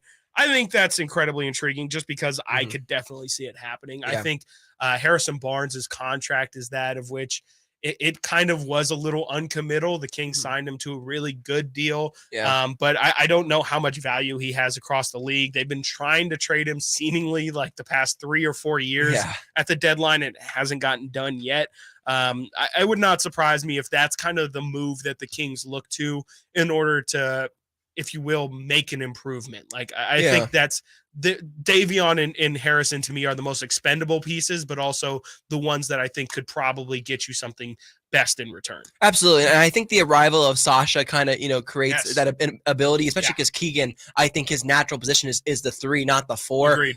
I think they're going to want to find a 4 that's better suited to help Domas, especially with rim protection. Yeah. So a guy like, if you actually look at Toronto, if they implode this year, Pascal Siakam, Sure. It's about taking that next step. And that was one of the only things I didn't like about the Kings offseason is where is there a player on the roster that's going to, elevate this team beyond just a first round appearance. Right. There has to be another big move coming. And we thought that was going to happen after they cleared all that cap space. Nope. Right. They gave it to Domas. They gave him the extension, which he deserved. It was great. He's one of our best players, all that great stuff. I'm not a fan of giving an extension just to give an extension, especially on a current contract, because you could use that $8 million that he got to do something else with. But I understood it. So because of that, I think Harrison Barnes, Davion Mitchell, who, Harrison especially very nice contract. Davion, going into year 3, I believe, correct? Yes, this will be year 3. Yes, year 3. So they can't pay everyone, right? So I think because of that, they're going to want to, compartmentalize some of these rotational pieces to become a big name player. Right. And the Kings are lucky because they have both, good veterans and also young prospects that can become starters, especially guys like Davion, who has shown very good ability to defend on ball. Yeah. And so I think with Toronto, they could be looking at, how do we reset this nucleus with Scotty Barnes? Sure. How do we reset this team, and get a fresh start? We've tried the thing with Pascal, with Fred VanVleet. Now Fred's gone. We're kind of in no man's land. Sure. So I would look at them as, either Pascal or OG as, two guys that the Kings should really take a look at this before the trade deadline, I should say. And that's really my thoughts. Yeah, definitely. I completely agree with you. I think Toronto is a team that the Kings definitely need to look at for all the reasons you just mentioned. I mean, it seems like they're kind of in this middle ground of having guys from their successful years, but also, like you mentioned, I mean, Scotty Barnes is the future of that team, and they lost Fred VanVleet, so it kind of would make a lot more sense for them to lean a little bit younger. And, Pascal might honestly be somebody who makes them win too many games. And he's somebody who's been on plenty of all NBA teams. Like, he's got an incredible amount of talent, and he's kind of ready to, I think, look for a new situation and really put his name on the map. Like, I don't think a lot of people have Pascal Siakam conversations. I think the biggest problem with dealing with Toronto is Masai Ujiri doesn't like to part with any of his guys. And so the big question there is, what does is Harrison and Davion enough? And if it's not, how much more are you willing to give? But I definitely see, and one of my Kings bold predictions from previously was I definitely think that there's going to be a big trade between now and the deadline. So I'm right there with you.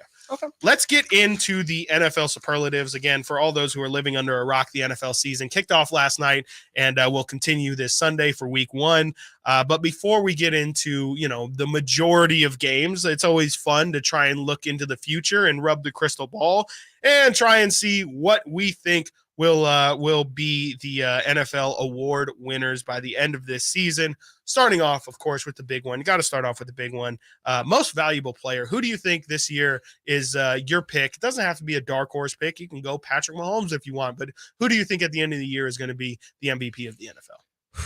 It's a tough one. It's a big question. Big question. Yeah, it's not just... But you know what? I'm going to lean for a California kid from Fireborough, out in the middle of California. Okay. And I'm thinking of Josh Allen. Okay. The Buffalo Bills. Yeah, definitely. I could see it. I mean, he's if the Bills are going to be successful, it's probably going to be in large part due to Josh Allen. I'm not a big Gabe Dave guy, so I think, Stephon Diggs is really his only main target. And if he has a big year, it's going to be a lot attributed to him. So I completely agree. I'm going to go quarterback as well, of course. I'm going to go Jalen Hurts. I just think, the NFC, we listed that Athletic article. I think the Eagles are going to have another insane year. They have so much skill players. I think it's going to be a bigger year for Jalen Hurts as a passer. And I think that's going to warrant a ton of people skewing more towards him and like a new version of Jalen Hurts, where he becomes more of a quote unquote like prototypical quarterback. Do you worry, though, that without Shane Steichen, he's going to struggle? Because that was his OC. Yeah, I mean, I think there's going to be a little bit of that, but they just have so many weapons. I'm not sure if it's going to matter. Like, I think that team is stacked. They have the best offensive line in football. Like, I mean, they've got Devontae Smith. They've got A.J. Brown. They bring in Rashad Penny. They bring in DeAndre Swift. Like, I just think that team, and Dallas Goedert, who is probably the most underrated tight end in the NFL, in my opinion. Like, I think that they're going to be I just think they're going to be a problem this year. And I agree. Definitely think Jalen Hurts has a good track of being MVP. Defensive player of the year. Let's just go to the defensive side of the ball. Very unlikely that any defensive player is going to win MVP. So this is kind of the main award for defensive players. I'm going to start us off here, and I think this might be a very obvious pick, but I think this is going to be a coming out year, if you will. I guess it's not really coming out because people know him, but Micah Parsons. Yeah. It just feels like Micah Parsons is due to kind of put his name on the map as possibly the best defender in the entire NFL. Aaron Donald's kind of held that for a while. You can argue Nick Bosa has definitely entered that conversation as well. But I think what Micah Parsons is going to do this year for the Dallas Cowboys at that is just going to be the biggest story that everyone talks about on the defensive side. I could absolutely see Micah Parsons. He was my initial pick as well. So I'm going to switch it up a little bit. Going to do a little bit, more hot takey. Okay. Why not? Myles Garrett of the Cleveland Browns. Why not? Absolutely. Myles Garrett is one of the most underappreciated defensive ends out there. Yes. He is on par with Nick Bosa, on par with Micah Parsons, a freak athlete. He's I believe 29 years old now. He's a little bit older now. I think he's going to be really relied on. I think this Browns team is going to be much improved after last season's offensive struggles. I think the defense is going to be really, really good, and I think that especially going against the offensive lines that are in the AFC North, they're not the best, and I think Myles Garrett's awesome. I think it could be him. I love it. And I think they signed Zadarius Smith this offseason as well, so that's only going to help be somebody exactly on the other side to take some attention away. I think that's nothing but positive there. Let's go offensive rookie of the year. Tons of offensive players drafted early in this year's draft. The 2 quarterbacks, you got Bijan Robinson, you got Anthony Richardson. Who are you leaning towards for offensive rookie of the year? Well, I think it's going to be a quarterback. I do not think it's. I think all quarterbacks are going to struggle this year. Situations. They're all in tough situations, especially Bryce Young and CJ Stroud. They're in very tough situations in the AFC South. Well, that division's not great.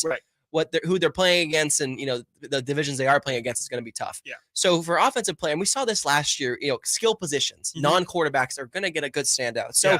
It might seem like an easy pick, but Bijan Robinson. Okay. Whew, I thought you were gonna hype me up there and say Jordan Addison, and I was like, "Oh, Emil Fergoso, this can be your show if you want, man."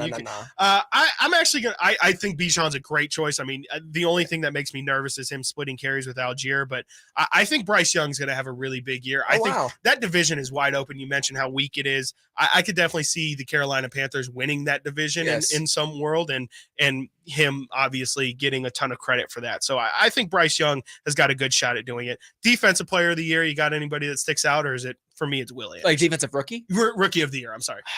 I've got Will Anderson on there. It just feels like the obvious choice, and I'm not going to overthink it.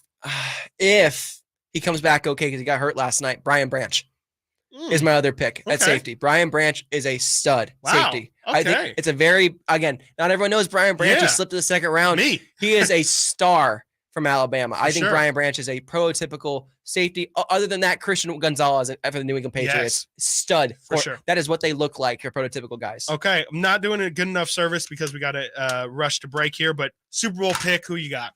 You can either just give me a winner or you can give me the whole matchup. Give me the Philadelphia Eagles. I'm right there with you. I got Cincinnati against Philly, and I think it'd be a great game, but I think the Eagles have unfinished business. And I just think that they're so stacked. And again, like their offensive line is ridiculous, and that's the kind of thing that can take it week to week to week, and that stuff will always transfer. I agree. I just think the Eagles are just an absolute behemoth of a team to try and get through. But what do we know? What do I know, especially? I mean, don't listen to me. These are all just guesses. So don't use these against me in the court of law. Speaking of court of law, Amil, the helmet is for grabs. Whitey Gleason has won this thing, I think, 4 straight times. I'm so glad he won't be here to win it again. We are holding the interim. Or will he? No. He better not be. He better not be. The interim title is up for grabs. Factor Fantasy coming up next right here. Whitey and Watkins, Sactown Sports 1140, SactownSports.com. Whitey and Watkins on Sactown Sports. The first ever NBA in-season tournament schedule is out, and our Kings have some great matchups, including national TV games against the Spurs and Warriors. And Sacramento has won. They have risen to the occasion. And let me tell you, if you can't sense it, this place is absolutely nuts. Listen to every game on the home of the Kings, Sactown Sports and SactownSports.com. I like daffodils, tulips, the big dinner plate dahlias. I loved being in the garden, but I wasn't going to be able to because I could not only walk, but I couldn't really stand on my foot without being in pain. It was excruciating. So my husband said, let's go to the Good Feet store. For over 20 years, we've helped people like Terry live the life they love without letting their feet get in the way. This nice young man said, I think I can help you. He got the arch support, and I was fitted. And I kept walking back and forth across the store, and I looked at my husband and burst into tears because it was the first time in a year that I have not had any pain in my foot. I have had no pain since the day I bought them. Now I can do whatever I want. There isn't any place on my property that doesn't have flowers blooming 365 days a year. I still can't believe it. My name is Terry, and that's my Good Feet story. See what we can do for you with a free personalized arch support fitting at the Good Feet store. The Good Feet store. Come in now for a free arch support fitting and test walk. Whether you own a local business or a global one. You know that these days, generating growth is a challenge. By teaming with Bank of America, you'll not just stay ahead of the curve, you'll move it. With access to experts, award-winning insights, and business solutions so powerful, you'll make every move matter, locally and globally. Visit bankofamerica.com/banking for business to learn more. What would you like the power to do? Copyright 2023 Bank of America, N.A.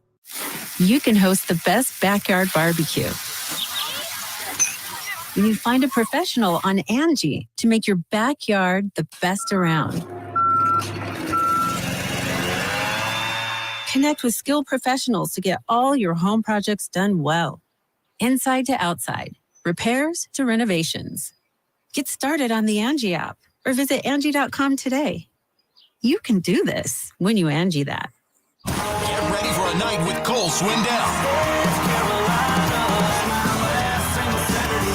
The 2023 ACM Song of the Year winner hits Heart Health Park at Cal Expo in Sacramento, Saturday, September 9th for the CITP2 Fest. And Cole's bringing some friends like Chris Jansen, Dylan Scott, Matt Stell, and more. Tickets start at $40 at CITPFest.com. Hagen Oaks wants you to know about the exciting new T-Series irons from Titleist, offering effortless speed, exceptional feel, and precise control. Working with tour pros and dedicated amateurs, Titleist T-Series are available in 4 different models. The fitting team at Hagen Oaks will find the perfect Titleist T-Series iron for you. Call 916-808-2531 to find your fit today. Hagen Oaks Golf Super Shop, Fulton Avenue at the Cap City Freeway, or online at hagenoaks.com. Guys, your testosterone level impacts your energy, drive, weight, hair loss, and even ED. Revive Men's Health Sacramento will check your T level for free. For your free T level check, exam, and consultation, call 916-277-8599 or visit revivemenshealth.com.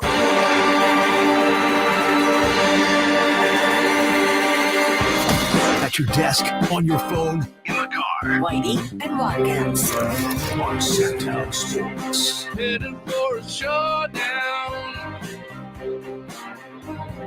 Back Tim, what's your name?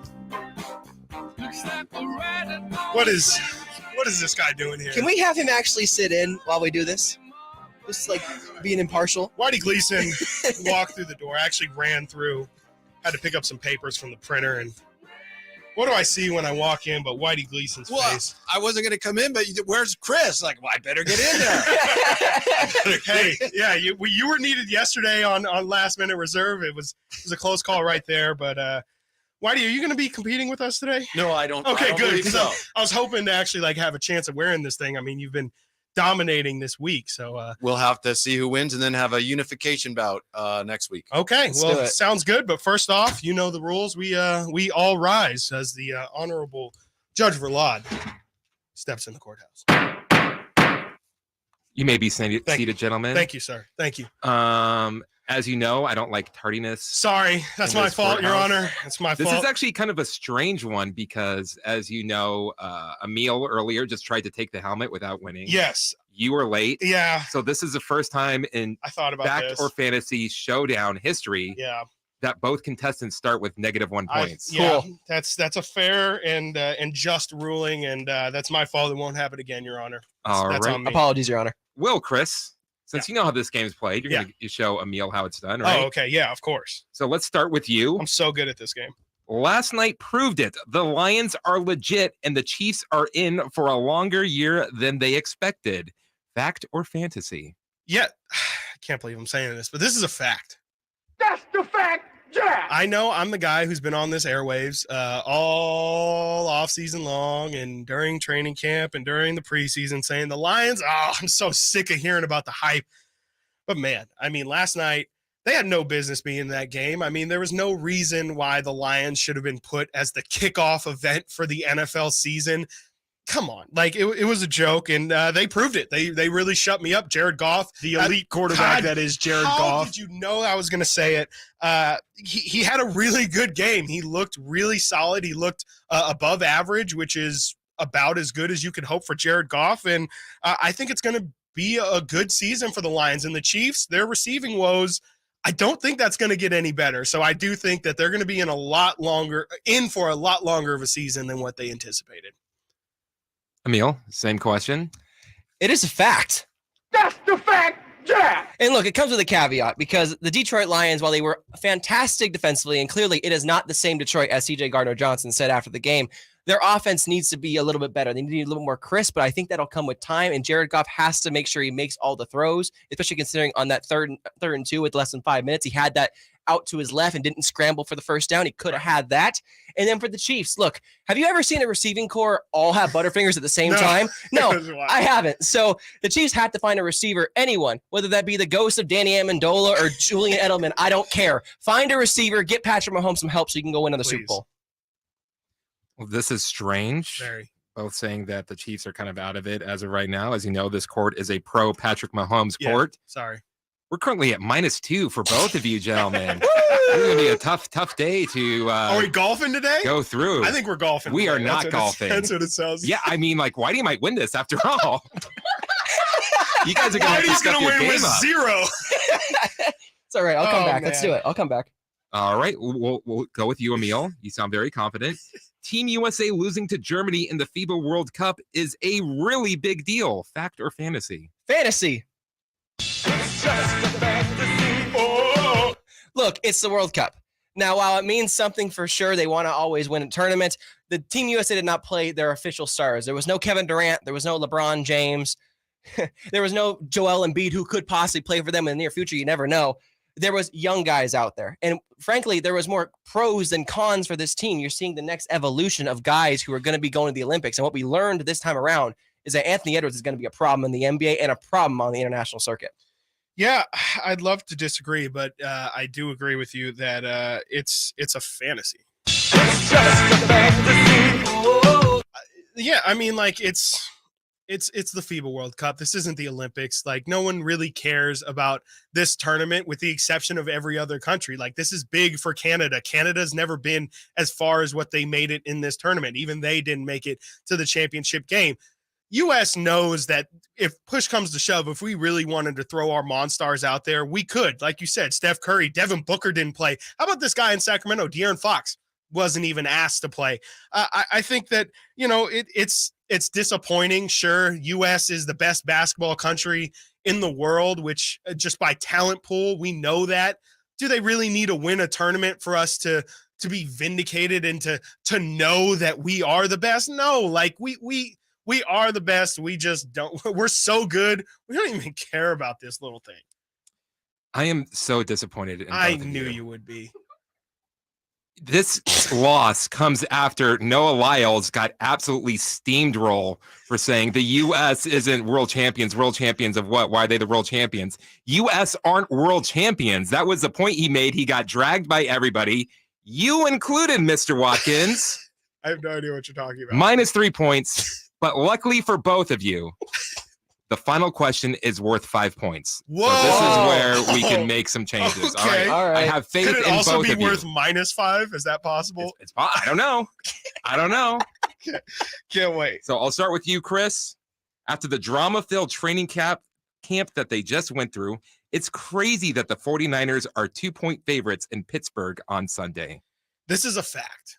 That's the fact, yeah. I mean, you can't put all of that drama aside. Everything they went through, like, yes, Bosa is signed now, and Amil said earlier the vibes seem great at practice today. But man, like, you can't put all that stuff aside. And yeah, the fact that they're in Pittsburgh, in Heinz Field, an incredibly tough place to play. Those terrible towels are going to be waving. Kenny Pickett's coming off of looking like Jesus Christ in the preseason. Like, how are the 49ers 2-point, let alone favorites? How are they 2-point favorites in Pittsburgh against the Steelers team that, yeah, you also mentioned is 500 or above every single year? It's crazy. I will also give Chris, it is a fact. Oh gosh, I'm scared now. I'm scared for the ruling. But let the record show for the court that it is Acrisure Stadium, not Heinz Field anymore. Just want to say that. And as well, in terms of the 49ers, have you ever seen a rap sheet so long at the injury report list? Like, is it multiple pages? It's multiple pages. And whereas Pittsburgh has 3 players. And look, here's the problem. They signed a former Pittsburgh Steeler to be the kicker this week. Yeah, he's not going to kick because Jake Moody's supposedly healthy from this quad strain. And then meanwhile, Hufanga missed time. Ward missed time. Bosa just showed up. These guys are slow starters. Why do we think the Steelers are going to roll over at home in the first week of the season? Gentlemen, you made 2 great points. Wow. We're going to have a winner today. One of you got 5 points, so congratulations to Chris Watkins.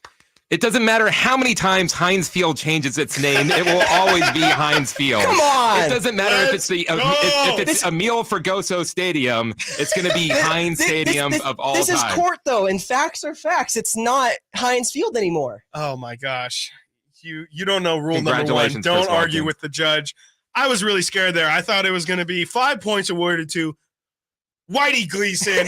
He wins again. It became very close. It was so close. Whitey always points out it's that pause right there, Chris, where I really feel like you're still determining in real time. Wow, it feels so great. Oh, so you get that. Yeah. I mean, I can feel it. I think it was time for someone else to wear this crown, and I'm glad to hold the interim title. And now, we can unify the belts now. Oh, I'm going to be doing middays on Monday. He won't be. So I guess we can unify the belts on Tuesday for Factor Fantasy. In the afternoon, I think. In the afternoon. Pay-per-view. Ooh, right. We finally get the main stage pay-per-view. So be ready for that on Tuesday. Whitey and Watkins trying to unify the belts on Factor Fantasy. Coming up next, we're going to do The Athletic, which is just a fantastic website and gives us so much content.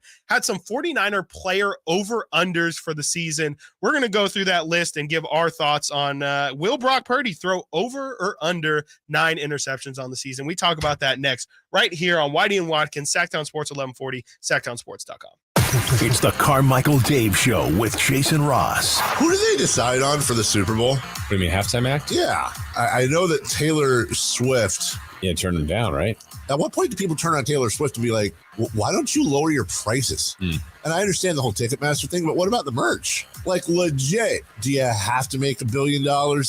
Could you make 500 million? Could you? The Carmichael Dave Show with Jason Ross. Weekday mornings from 6 to 10 on Sactown Sports. All new spring deals are here at Lowe's. Start planting your garden this weekend with Bonnie 11.8-ounce vegetables. Buy 4 for $10. Plus, liven up your patios and decks with fresh blooms. Select 1.5-gallon hanging baskets or 2 for $20. Lowe's knows spring. Lowe's knows home improvement. Offers valid through 5/17. In-store only. Actual plant size and selection varies by location. While supplies last, excludes Alaska and Hawaii. Whether you're shopping for your favorite Honda online or in person, you'll see why Stockton Honda is the #1 Honda dealer in Northern California, and why buying from Stockton Honda couldn't be smoother. Visit in person or online at StocktonHonda.com, where your favorite Honda is ready for you. Anytime, anywhere, it's all here.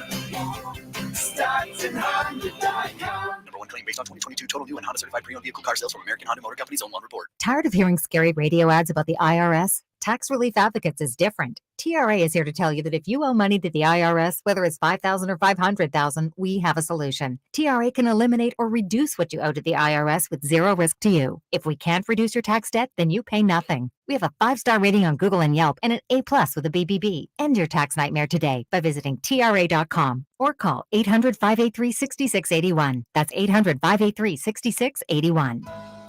Labor Day, our annual celebration of workers and their achievements, was first observed in New York, and the first Monday in September became a national holiday in 1894. Hi, this is Frank LaRosa with a word about Naturewood Home Furnishings. Each year we commemorate Labor Day with parades, picnics, and family gatherings. And right now, Naturewood Home Furnishings is celebrating with their exceptional whole store Labor Day sale. Would you like to refresh your living room? Would you like to restyle your bedroom? Maybe you want to redesign your home office. No matter whether it's your dining room, kids' rooms, accents, or accessories, Naturewood's unique store-wide Labor Day sale offers savings in every department and savings on every brand like Stanton, Omnia, England, Stickley, Flex Steel, and all the rest of the award-winning furniture. When it comes right down to it, it's all about choices and always about quality.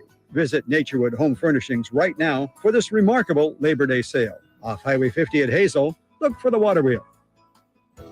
Hey, it's Carmichael Dave here for American Energy Heating and Air. It's the end of summer blowout on all their systems right now. $2,500 off full systems as low as $34 a week. And now American Energy Heating and Air offering a free Wi-Fi smart thermostat of your choice on high-efficiency units. Look, the uncomfortable becomes comfortable with American Energy Heating and Air. They've been around since 1981, making the greater Sacramento area proud with an A-plus rating with the Better Business Bureau. And as always, their goal is to exceed your expectations, exceed them of the heating and air industry, valuing the customer experience and making your home comfortable. It's that simple. Go to American Energy Heating and Air and get yourself a free Wi-Fi smart thermostat of your choice on high-efficiency units. Call 916-520-9999 now. Hey, it's Carmichael Day for my good friends at Fire Wings with some bullet points for you to remember so you can be a professional fire wing eater. Like Wings Day Wednesday, 88-cent wings each and every Wednesday. 3 flavor lineup includes 7 classic wing flavors, 7 dry rub wing flavors, 7 fusion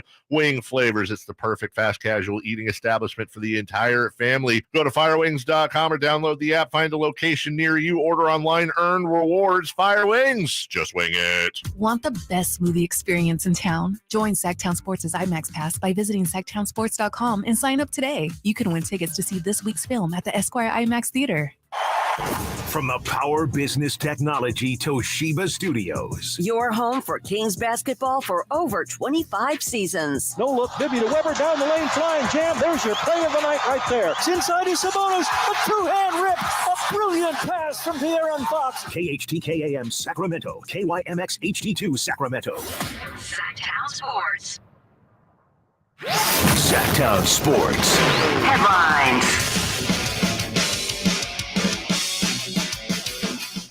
I'm Chris Verlot with your Sactown Sports headlines. Yesterday, quarterback Joe Burrow signed a huge contract extension with the Cincinnati Bengals. He and the Bengals agreed to a 5-year, $219 million guaranteed contract, which makes him one of the highest paid players in the league. Last night, the NFL season officially began with the Detroit Lions shocking everyone with a 21-20 win over the Kansas City Chiefs. This Sunday will be the 49ers' first game of the season. The Niners are on the road against the Pittsburgh Steelers. You can listen to Sunday's game starting with pregame at 9 and kickoff scheduled for 10 right here on Sactown Sports. Your Sacramento State Hornets kick off the 2023 football season this Saturday, September 9th. Kickoff is at 7 p.m. Get your tickets at hornetsports.com. Stingers up. Those are your headlines. Now let's get back to Whitey and Watkins.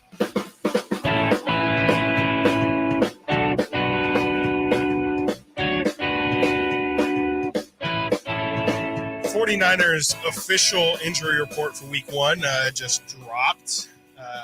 Nothing really surprising there for me, from my eyes. Questionable is George Kittle with that groin injury, Travarius Mooney Ward with a heel, and cleared to play will be Ray McLeod, who missed that entire preseason with his wrist injury. Talanoa Hufanga, who Amil pointed out has a Baker's cyst in his knee, which just sounds horrible. Oren Burks is cleared to play. Deshaun Gibson cleared to play. JP Mason cleared to play. Whitey Gleason's guy, Jake Moody, cleared to play.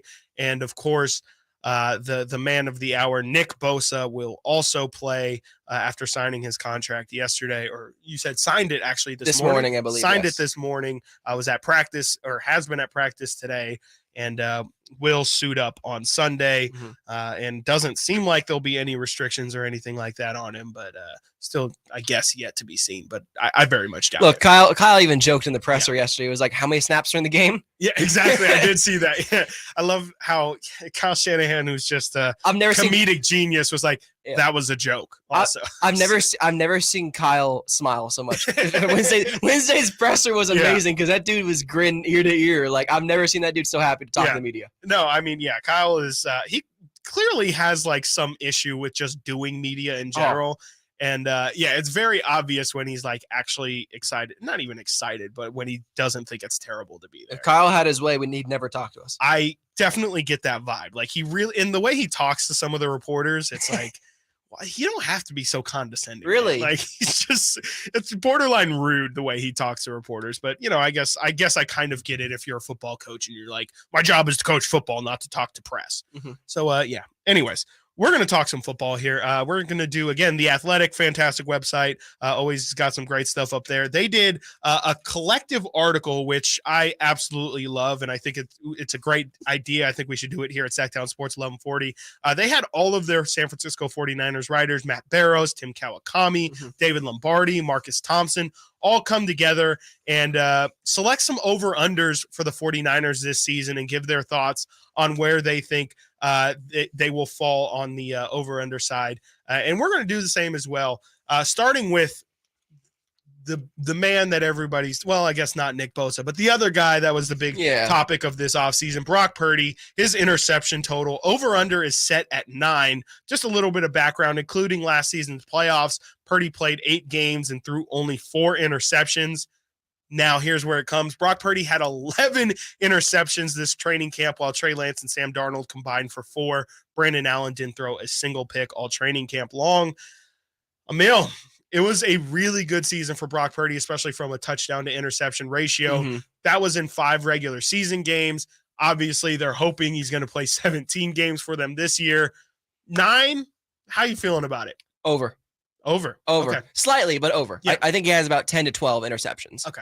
Look, Brock takes care of the football. He knows how to make the accurate throws. Yeah. But you also have to understand that once NFL teams see your quarterback for the first time after that initial season, they start the game plan better for them. Right. They come up with the scheme to, expose his weaknesses. And one of it is, getting pressure on him. Right. He gets pressured in the pocket. Sometimes he gets overwhelmed. It happens. Usually he's able to throw it out and everything like that. But Brock's going to have some growing pains this year and year 2. And I think people aren't expecting that because Brock was so good last year. Yeah. But it's inevitable. I completely agree. I'm going over as well. Quick little numbers here. Not a numbers guy. Again, numbers are tough, but Patrick Mahomes, pretty good guy. Threw 12 interceptions last year, 13 the season before that. Saying over on 9 is not saying Brock Purdy's going to have a terrible season.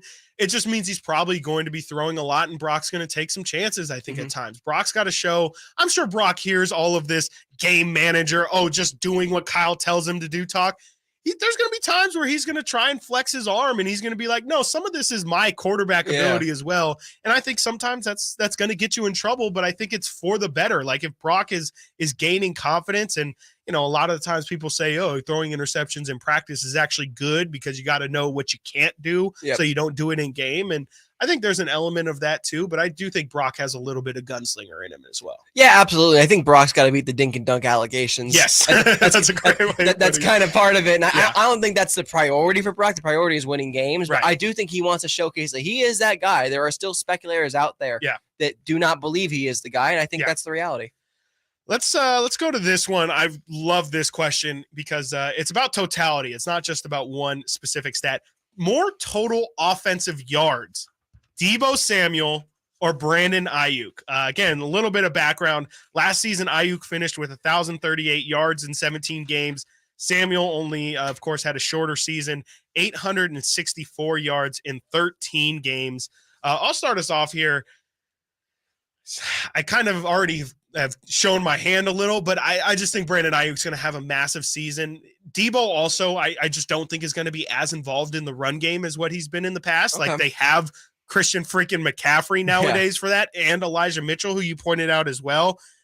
I just don't think they need to utilize Deebo like that anymore. I think, of course, you can always run some jet sweeps, 1 or 2 a game, and you can get crafty with how you give him the ball. Give him the ball besides being a receiver.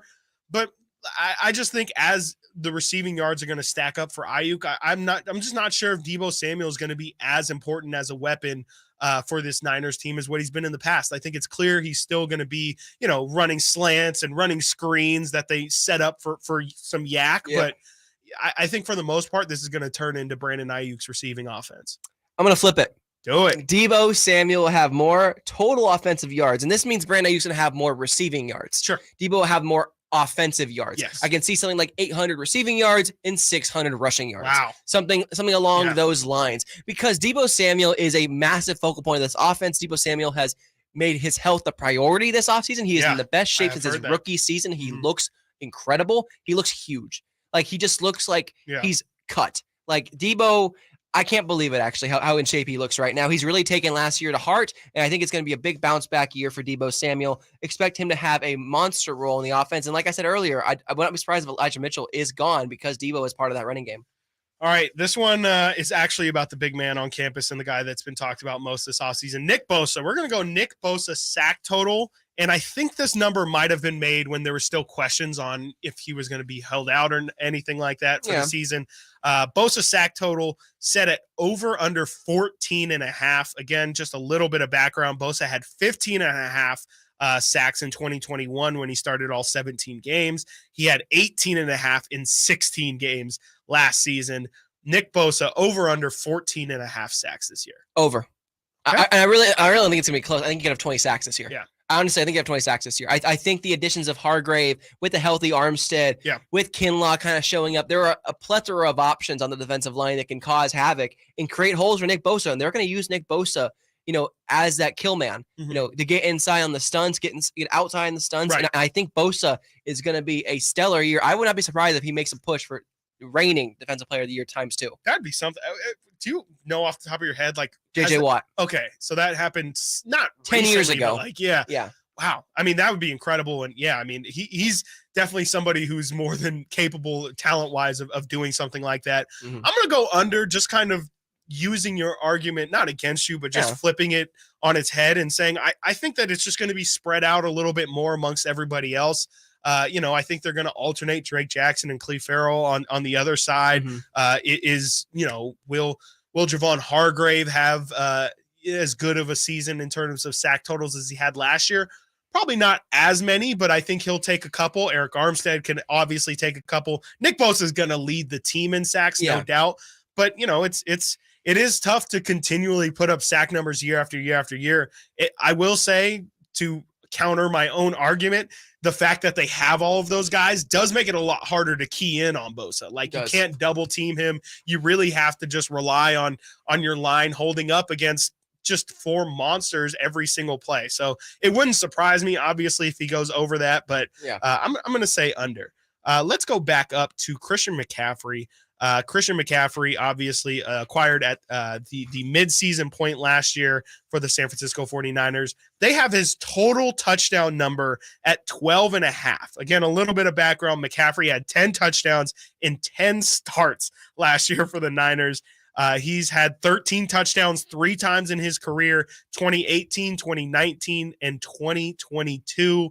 Amil, do you see Christian McCaffrey going over 12.5 touchdowns? Oh, I do. Let's hammer that thing right. Like, if I was a betting man, I'm not. 1-800-GAMBLER. Yeah. I'm not. But if I was, hammer that over. I mean, Christian McCaffrey could have 15, 20 total touchdowns. I was going to say 20, and it kind of doesn't feel crazy. Honestly, Christian McCaffrey is such a focal part of this offense. They're going to, make sure he's okay. They're not going to overload him. They don't want to do that. But I think McCaffrey, especially at goal line work, he's going to get a lot of those touches, whether it be receiving or rushing, and he's going to. How about passing? He had one last year. He could have a passing touchdown even. You never know with the Niners. Just don't. Yeah, and I mean, it's been talked about, but a full offseason with this team, like Kyle can now kind of scheme an offense around having Christian McCaffrey in mind for plays he wants to run. I just think they're going to use and abuse this guy. Like, they're going to run him into the ground as much as they can, and rightfully so. I mean, the dude is so talented. They haven't really had a weapon like that at running back before. He's almost too perfect of a fit for this team. It's really annoying as someone who doesn't completely, live and die by the Niners' success. Just having a guy like Christian McCaffrey on that team is just, it's too perfect. And he's just gonna go insane. Like, he's gonna go crazy this year. 10 touchdowns in 10 games last year, or in 10 starts. Like, that feels about right for his. Like, I really think he could average a touchdown a game. And that was just regular season. Right. It wasn't not even playoffs, which he had multiple in there as well. Right. And so, I think everything Christian, and the only thing, of course, that could derail this, as it could with everybody, is injury. I mean, McCaffrey, knock on all the wood you have. Christian McCaffrey is, I wouldn't say he's injury prone, but definitely has a history of missing some games. And, there's a chance that happens, but I just think that they're going to feed him as much as humanly possible. And he's more than deserving of those touches. Here again, I don't know if Whitey Gleason's still in the building, but this one's a special shout out to Whitey. This can be a quick one. Jake Moody, over or under 80.5% from the field goal on field goal attempts. Robbie Gould last year 84.4, and Cade York last year for the Browns was 75%. And Cade York was, the top drafted kicker last year. He kicked 75%. Moody was 82% in his 5 seasons at Michigan. Year 1 for the 49ers. Obviously, there's been so much talk around Jake Moody. Do you think Jake Moody will hit over 80.5% of his kicks this year? It's a tough one. It's a really tough one. It's a weird number, too. Tough number.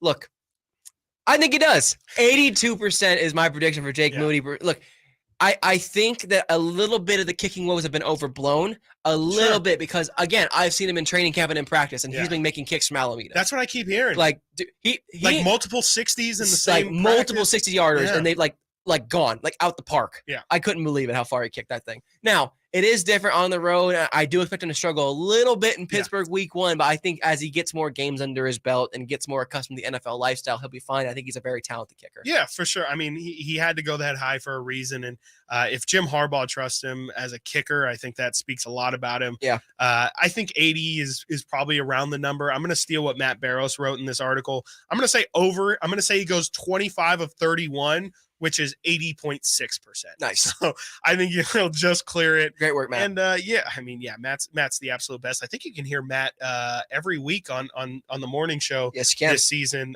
So definitely look out for Matt Barros on this station. He's legend. One of the best. He's a legend. Not the best that you can have in 49ers coverage.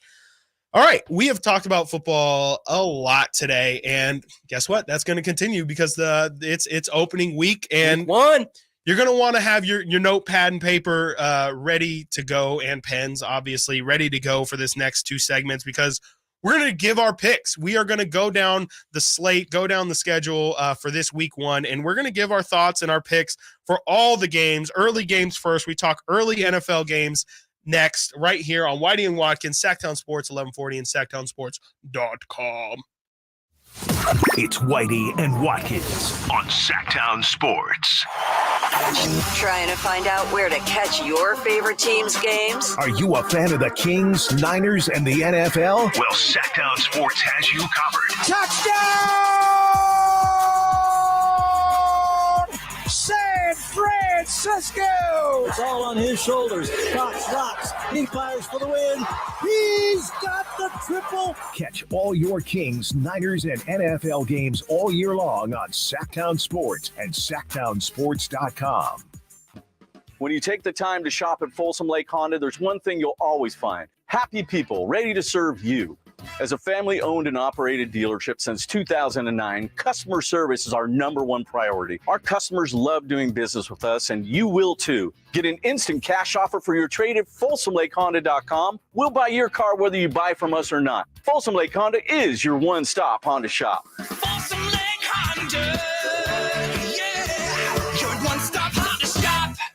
At aimyourdigital.com, we'll help you find the right customers. Spread awareness of your product or services. We can help build trust in your brand and services with a digital marketing campaign. Increase leads and get more customers. We create tailored digital marketing campaigns that deliver results. Don't wait. Get started today. Contact aimyourdigital.com. That's aimyourdigital.com and start seeing results.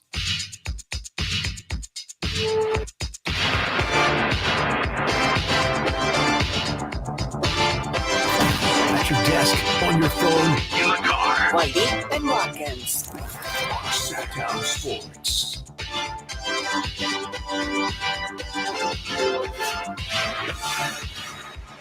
Hey, guess what?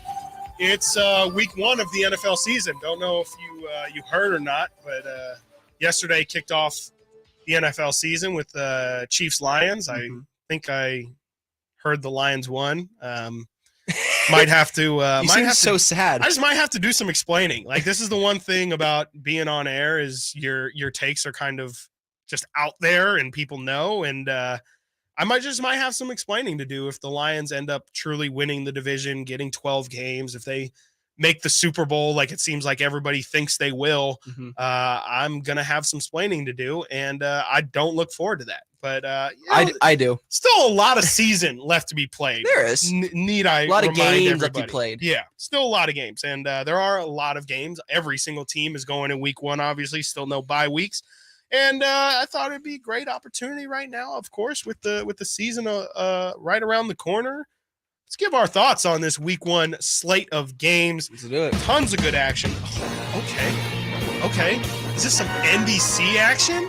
Oh, I'm sorry. Wait. No. Just kidding. Copyright. Just kidding. This is just generic sports music. Love it. Starting off, week 1. We're gonna go with the 10 o'clock games first. Yes. Start off with probably the worst game, honestly, of the opening slate. It's got the biggest line for those who are interested in betting. Houston at Baltimore. Baltimore is 9.5-point favorites. It's the first game in the career of C.J. Stroud. Also, first game for 49ers. Ex-49ers defensive coordinator DeMeco Ryans. Got any thoughts on this one?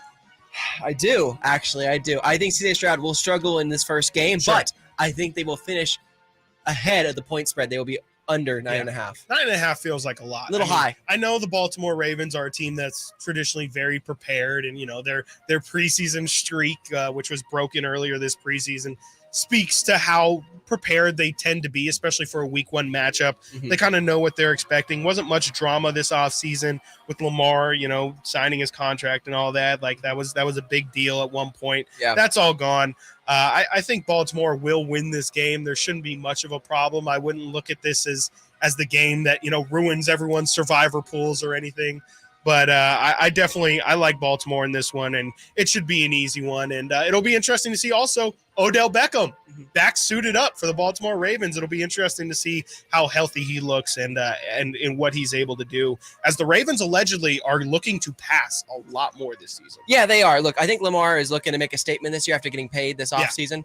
And I do think that's going to happen. I think Lamar can have a potential MVP season, but their defense is actually a question mark this year, especially because Marlon Humphrey's already hurt. Yeah. Like it's a problem. Yeah, absolutely. Moving on to the next game, another this is a very bleh game. I feel bad for everyone who's going to watch it, or if you do even decide to watch it. Carolina Panthers at the Atlanta Falcons.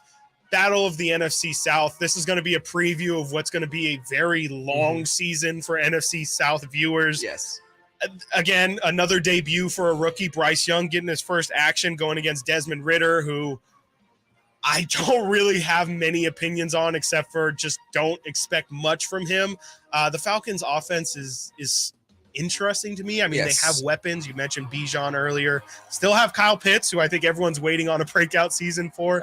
He's AWOL, man. Yeah, Drake London had a really good rookie season, but just never had a quarterback last year that could give those weapons any looks. And I don't know if we're going to expect anything different from Desmond Ridder. The Falcons are 3.5-point favorites. What are your thoughts on this game? I think the Falcons get that spread at 3.5-point favorites. I think the Falcons win this game. It might be a little dirty, might be a little grimy. Yeah. But I think the Carolina Panthers have looked very, very shaky in preseason. And now that Adam Thielen is also banged up. Yeah. Look, who is Bryce Young going to throw to? I have no idea. That's the problem. Even when Adam Thielen was there, I was like, that guy's so past his prime. And look, Miles Sanders is a good running back, but they're going to stack the box on him. Yeah. And I don't think he's going to beat the stack box. Yeah, and Bryce Young has got to prove in his first game that he doesn't have to prove anything in his first game, but yeah, he's going to be tested in this first game of action, and it's just going to be a tough one for him. I could see Carolina pulling through. I mean, Carolina's defense is still really good, but yeah, I mean, that offense doesn't really get me excited about much, and I just think Atlanta's got a little bit better of an opportunity to move the ball in that one. So I'm going to agree with you. Atlanta's going to play pretty well in this one. This one's very interesting to me. Cincinnati Bengals at the Cleveland Browns. Oof. Cincinnati 2-point favorites.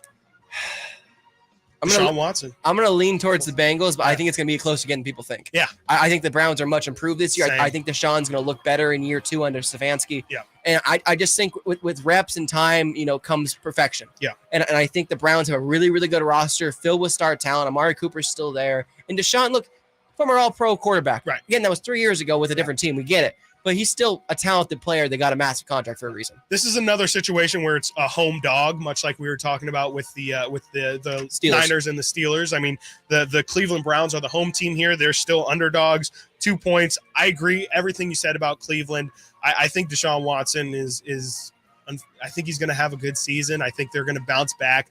And, Cincinnati, they're going to be a really good team, but I really could see Cleveland pulling an upset here. And just that AFC North is going to be a battle all season long for all four of those teams. I don't even want to talk about this game, but we should just mention it's happening. Arizona at Washington. Washington 7-point favorites. I have no thoughts except for the Cardinals are going to lose. I do. I have thoughts. If the Sam Howell era is upon us, people, give me the Commanders. They are my pick for the Survivor League as well this week. They should be. They should be, because guess who's the quarterback? We don't know, because Jonathan Gannon won't tell us. Yeah. Jonathan Gannon is what a guy. The strangest person. Maybe like near Jim Tom Sula in terms of the like Jameis strange. Winston of coaches. Just so weird. That's so great.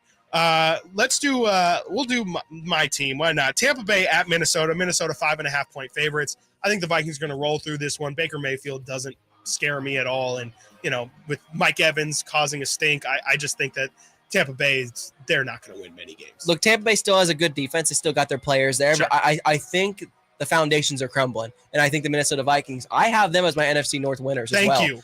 I think this is going to prove out. I think Kirk has one more year in him. 2 more games on the early slate. We're going to do the Niners in the next segment. Jacksonville at Indy. Jacksonville's 5-point favorites. This is going to be Anthony Richardson's first game. He's about as raw as they come in terms of prospects. I don't expect much from him. I think this is going to be a a Trevor Lawrence masterclass. And I just think they're going to run through him. I don't have much hope for Indy this year. Duval! Give me Trevor Lawrence all the way, baby. Love it. And then last one, Tennessee at New Orleans. New Orleans 3-point favorites. Derek Carr's first game in New Orleans. Sneaky dark horse to be the passing leader in the NFL, Derek Carr. Ooh, Give me like the Saints, and the Saints are going to do well against the Titans. I get the Titans and Mike Vrabel, but I don't think they're very good. Yeah, I agree with you. I think New Orleans is going to have a really good game. Derek Carr's got tons of weapons. Michael Thomas, what is he going to do this season? Can't wait to see that. Olave, Alvin Kamara suspended the first 3 games. What will that look like? They got Jamal Williams, who led the NFL in touchdowns last year. I think that New Orleans has the inside track to win the NFC South. Yep. And I think this is going to be the first step in that. And I think Tennessee's honestly going to have a pretty bad year as well. So a down year, I should say, not a bad year. Down. So we're going to talk about the late games next, and then also give our preview for the 49ers versus Steelers, which you can hear right here on Sactown Sports 1140. We do all that and more next, right here on Whitey and Watkins, Sactown Sports 1140.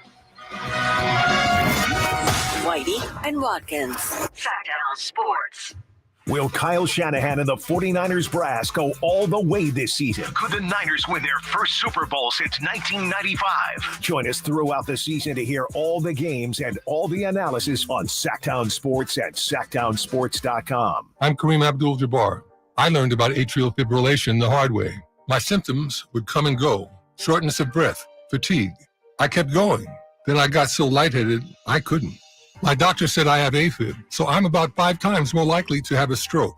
Other symptoms, irregular heartbeat, heart racing, chest pain can come and go, but the risk of stroke stays.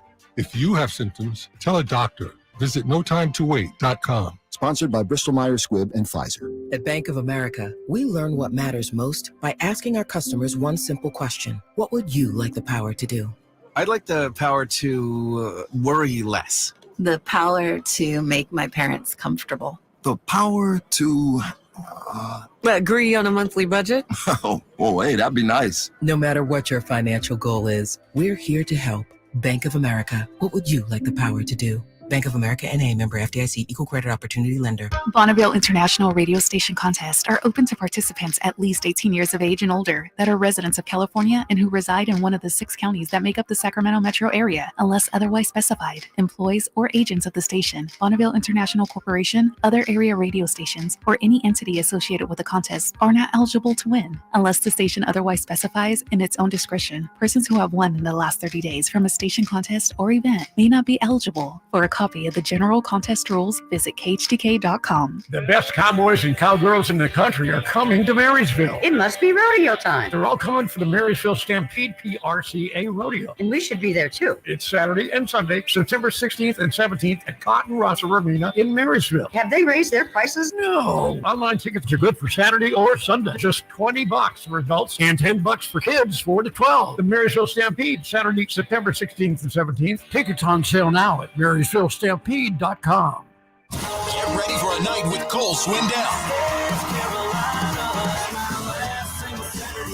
The 2023 ACM Song of the Year winner hits Heart Health Park at Cal Expo in Sacramento, Saturday, September 9th for the CITP2 Fest. And Cole's bringing some friends like Chris Chanson, Dylan Scott, Matt Stell, and more. Tickets start at $40 at CITPFest.com. Folsom Lake Ford has trucks. The F-150s are here. Explorers, Expeditions, and a huge selection of Broncos and Bronco Sports. They're in stock now at Folsom Lake Ford. Shop Folsom Lake Ford, your truck headquarters right here in Sacramento for your favorite Ford models at good, fair prices. Short on cash? Buy any new Ford with zero down. Save big with low interest finance rates. Plus, Folsom Lake Ford is paying top dollar for all trades. We want your vehicle regardless of mileage or condition. This could be the best time to buy a new Ford. Check out the huge inventory online at FolsomLakeFord.com or stop by the dealership and see the most recent arrivals. Looking for something special? Give them a call and tell them Doug Christie sent you. Folsom Lake Ford in the Folsom Auto Mall, your trusted dealer, my trusted dealer for over 30 years. FolsomLakeFord.com. Zero down with approved credit. Guys, did you know your testosterone affects everything in your system, including how you feel and perform every day? Right now, Revive Men's Health Sacramento will check your testosterone for free. Knowing your T levels is the first step in understanding if you have low T. Your testosterone level impacts your energy, libido, sleep, weight, hair loss, mood, and even ED. Maintaining an appropriate T level can change your whole life. Most men start to see changes in their hormone levels in their 30s. Experience and results matter. So what are you waiting for? Get your T levels checked today by local, experienced, and trusted men's health experts. They've helped thousands of men since 2011. They're so confident they can help you, they even guarantee it. Call Revive today and schedule your free testosterone test, free exam, and free consultation. Call Revive Men's Health at 916-277-8599. That's 916-277-8599. Or visit ReviveMen'sHealth.com. Sactown Sports. Headlines. I'm Chris Verlad with your Sactown Sports headlines. Yesterday, quarterback Joe Burrow signed a huge contract extension with the Cincinnati Bengals. He and the Bengals agreed to a 5-year, $219 million guaranteed contract, which makes him one of the highest paid players in the NFL. Last night, the NFL season officially began with the Detroit Lions striking everyone with a 21-20 win over the Kansas City Chiefs. This Sunday will be the 49ers' first game of the season. The Niners are on the road against the Pittsburgh Steelers. You can listen to Sunday's game, starting with pregame at 9 and kickoff scheduled for 10, right here on Sactown Sports.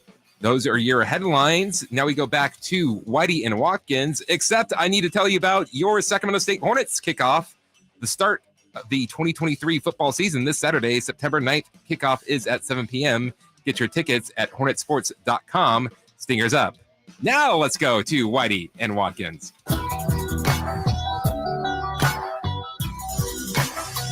Jeez, Chris, can't believe you forgot to do that read. Wow. Come on, Chris. What are you, a professional? Speaking of all guests come to you via the Folsom Lake Honda hotline. Folsom Lake Honda, your one-stop Honda shop. Bing bong. I've definitely gotten that read in enough times today, right? Yeah, 100%. All right, let's continue with where we left off here. Picking some games. We're going to do the late games now, and then we're going to end with the 49ers-Pittsburgh game and give our thoughts on that. So let's try and, for the most part, run through this. Oh, even different music. I love it. Let's start off where your heart used to lie, Amil, with the Las Vegas Raiders in Denver in the Sean Payton reemergence, I guess, if you will, in Denver to take on the Broncos. Denver's 3.5-point favorites. You feeling like the Sean Payton era is going to get started well? or will it be the Jimmy G era that's just taken off? This is a tough one, I will admit, because It's I gotta be a don't tough like one. either team right now. Exactly, This is a really tough one. I'm going to pick the Denver Broncos at home, though, to win this game. Yeah. Look, now, do I think Russell Wilson is back to being Russell Wilson of old? No. Yeah. But what I saw in the preseason in that one game against the 49ers is an improved Russell Wilson under Sean Payton. He was moving. He was hauling butt right there, man. He was hauling. I was shocked. He was hauling. So give me Russell Wilson. Give me them against the Raiders and their shy defense. And I think all this Chandler Jones stuff has been a real distraction. Do you believe that the Broncos will have a bounce back year, whatever that means? Will they not be as embarrassing as they were last season? They might be 500. It's a low bar, but yeah. That's kind of an improvement right now. Right, for them. absolutely. Yeah, I can see it. And I definitely think I agree with you. I don't know if Vegas is really in having the right vibes right now. From a vibe perspective, just not good in Vegas right now. And then, yeah, you throw in the Chandler Jones stuff, which you mentioned earlier. Mm-hmm. Chandler Jones will be out for that game. So not looking good for them. Speaking of being out, you also just told me that Teron Armstead, left tackle for the Miami Dolphins, will be out this weekend, which was their big addition. They're, again, trying to just replicate the 49ers, essentially. And Teron Armstead was a big piece of that. And, yeah, he's going to be out as his Miami Dolphins take on the Los Angeles Chargers in L.A. Chargers are 3-point favorites. Does Miami really – are they going to have a shot now without Teron Armstead? Nope. Bolt up, baby.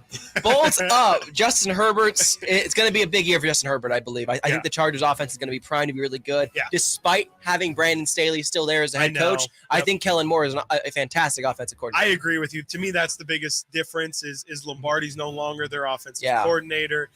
It's going to be a really night and day difference. I think Kellen Moore is a fantastic coordinator. I mean, he had Cooper Rush looking good last year. I think it's going to finally be the year that Justin Herbert actually throws the ball downfield, because that's what the play calls will be, is for an explosive offense. Mike Williams this year, they also didn't they draft a receiver as well? Quentin Johnson. Yep. Right. So Derwin James is back. Derwin James is back. Again, Keenan Allen is Mr. Solid as long as he can stay healthy. I really like the Chargers, not just in this game. I like them this year as well. I think, especially with what we saw from Kansas City, they could compete for that AFC West title. So should be a good one, and I agree. Chargers in that one. Going to the other LA team, the Rams going against Seattle in Seattle. NFC West opponent. Seattle's favored by 5. People are not expecting big year for the Rams. Really? I wonder why. Yeah. When half your roster is creative players. I think it's literally, I think they have like 50 or 60 players of their 90-man roster were rookies. Yeah, and I believe 30 of them were like undrafted or something like that. That's crazy. Doesn't sound great. Look, I went through the roster with Nate. Also, Cooper Kupp is out. Cooper Kupp is out. I went through the roster with Nate Littlefield on our podcast, Turn of the Empire, and I couldn't name any of them. I couldn't name any of the starters. Like the names didn't make any sense. I never heard of the players, and that's the problem. Is that the Rams are paying for that Super Bowl run a couple years ago, right? And I think the Seattle Seahawks are going to be actually a pretty solid team this year. Right? Yeah, number 2 team in the NFC. We established that, right?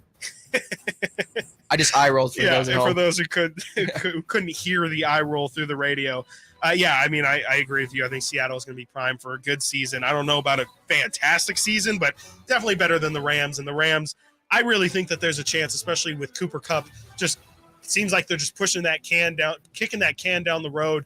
I think there's a chance that they just completely shut down the season at one point and go for Caleb Williams. Is Cooper Kupp the new Michael Thomas? Gosh, I hope not. I hope that not would be either. so. I mean, yeah, it hurt too much to see Michael Thomas just fall off like that. Cooper Kupp, after having that ridiculous season, I'm hurt. Stop it. Stop it. I would love to see Cooper Kupp bounce back, but I mean, I don't think it's obviously not going to be this week. I think you also said he's going to be out for week 2 as well. Potentially, yes. Potentially, it's already thrown it out there, so that's not a good sign. Not a good sign at all. So yeah, I got Seattle in that one. How about this one? This would have been exciting like 2 or 3 years ago. Philadelphia at New England. Philadelphia.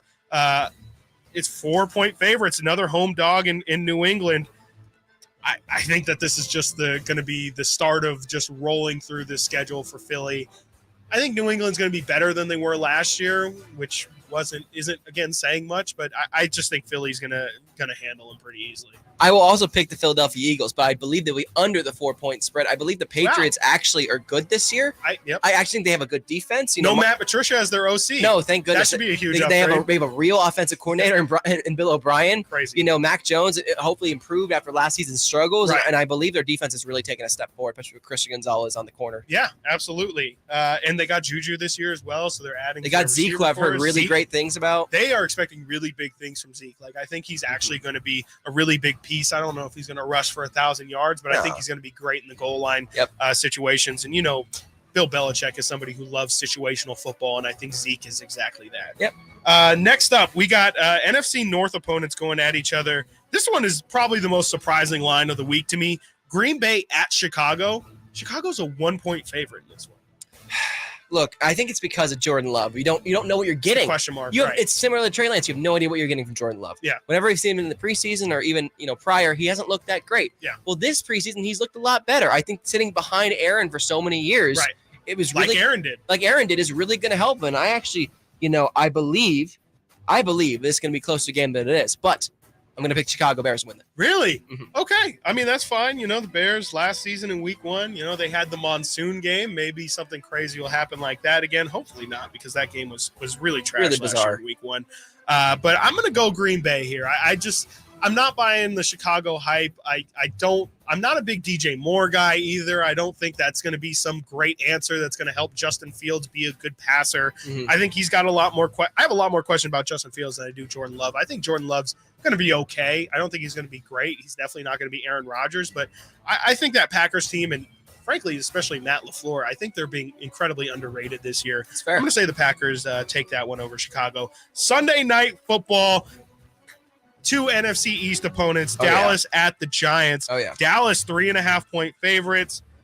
Again, Dallas, we think really highly of them. Do you feel like the Giants are going to have another good year like they had last year? Really surprising to me that they were a playoff team. And, they might have won a playoff game. It's all Daboll, man. That's all Brian Daboll. Yeah. He's coach of the year for a reason. He got this, this franchise from being inept and incompetent to now being a sturdy, solid franchise or disciplined players. Right. And honestly, on the road for Dallas, I don't totally love it for them. I don't totally love that. So you know what? I want to take the shocker here. Give me the Giants. I've got no problem with you picking against McCarthy as he's now calling plays. I think that there's always potential for McCarthy to mess things up.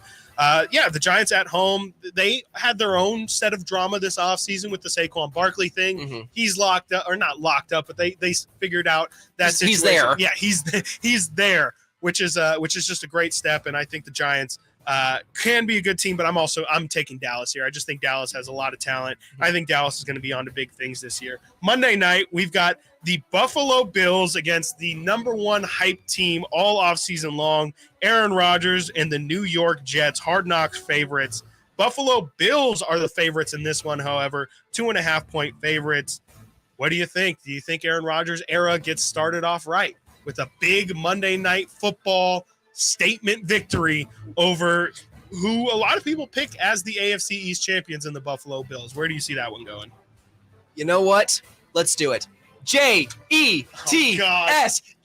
Jets. Oh my Aaron goodness. Rodgers is in New York, baby, and it's time for the Jets to emerge from the darkness. Jettisons. It's the Jettisons, baby. Garrett Very Wilson, corny, all the very way. cringe.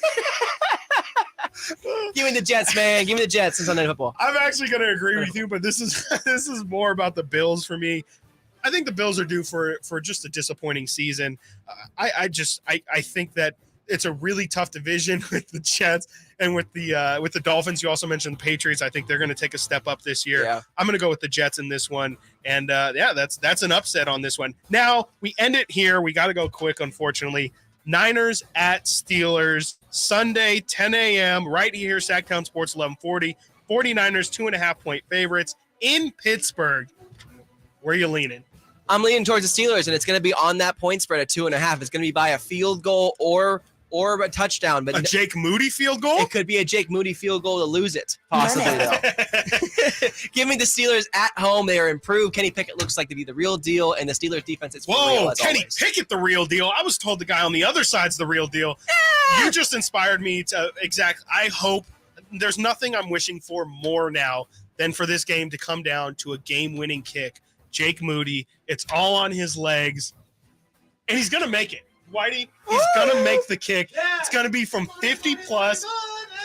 He's going to drill it, and all the noise, all the haters, I can't believe anyone's doubting this kid, but all the haters will be silenced. Jake Moody will make a 50-yard field goal to win this one for the San Francisco 49ers in Pittsburgh and beat the 2.5-point spread. Absolutely incredible. I can't wait for that one. Again, that is Sunday at 10 a.m. right here on Sactown Sports 1140. Coming up next, we've got the Crosstalk. Whitey Gleason, just Whitey Gleason, joining us for the Crosstalk. Stay tuned in. Whitey, Watkins, Amil Fergoso sitting in today. Sactown Sports 1140, SactownSports.com. Whitey and Watkins on Sactown Sports. Check out the Golf to Go Hour with Frank LaRosa every week on Sactown Sports. Get the latest on equipment, area courses, people who play the great game, and plenty of good conversations about golf. It's the Golf to Go Hour every week with Frank LaRosa on Sactown Sports. Golf to Go is brought to you by the Hagen Oaks Golf Super Shop, America's most awarded golf facility. Nature Wood Home Furnishings, where it's all about choices and always about quality. At Ashton & Price, we get injury victims to yes. Experience, yes. Ashton & Price has been around for over 25 years. No more insurance companies? Yes. Our clients focus on getting better, and we handle all the rest. Results? Yes. We've collected over $100 million for injury victims. No fee until we win? Yes. Our clients pay nothing until we win. Ashton & Price, the best at getting to yes. Remember, for the best advice, don't think twice. Call Ashton & Price. Get to Acura of Stockton, where precision-crafted performance is at your fingertips. Elevate your driving experience with a vehicle that's built to impress. Acura of Stockton has a great selection of new Acuras and customer service that will exceed your expectations. And right now, lease a new Acura TLX, MDX, or Integra with low lease rates available. Take luxury to a whole new level in a new Acura from Acura of Stockton. See all our inventory and specials at AcuraofStockton.com. Whether you own a local business or a global one, you're always looking for ways to position your operation to create opportunities and move on them faster. With Bank of America, you get access to experts, award-winning insights, and business solutions so powerful, you'll make every move matter, locally and globally. Visit bankofamerica.com/banking for business to learn more. What would you like the power to do? Copyright 2023 Bank of America, N.A. 3 little words no parent wants to hear. My tummy hurts. And it always seems to happen at the worst times. Like in the middle of the morning rush, when you still have homework to check and lunches to pack, and of course, you're already late for work.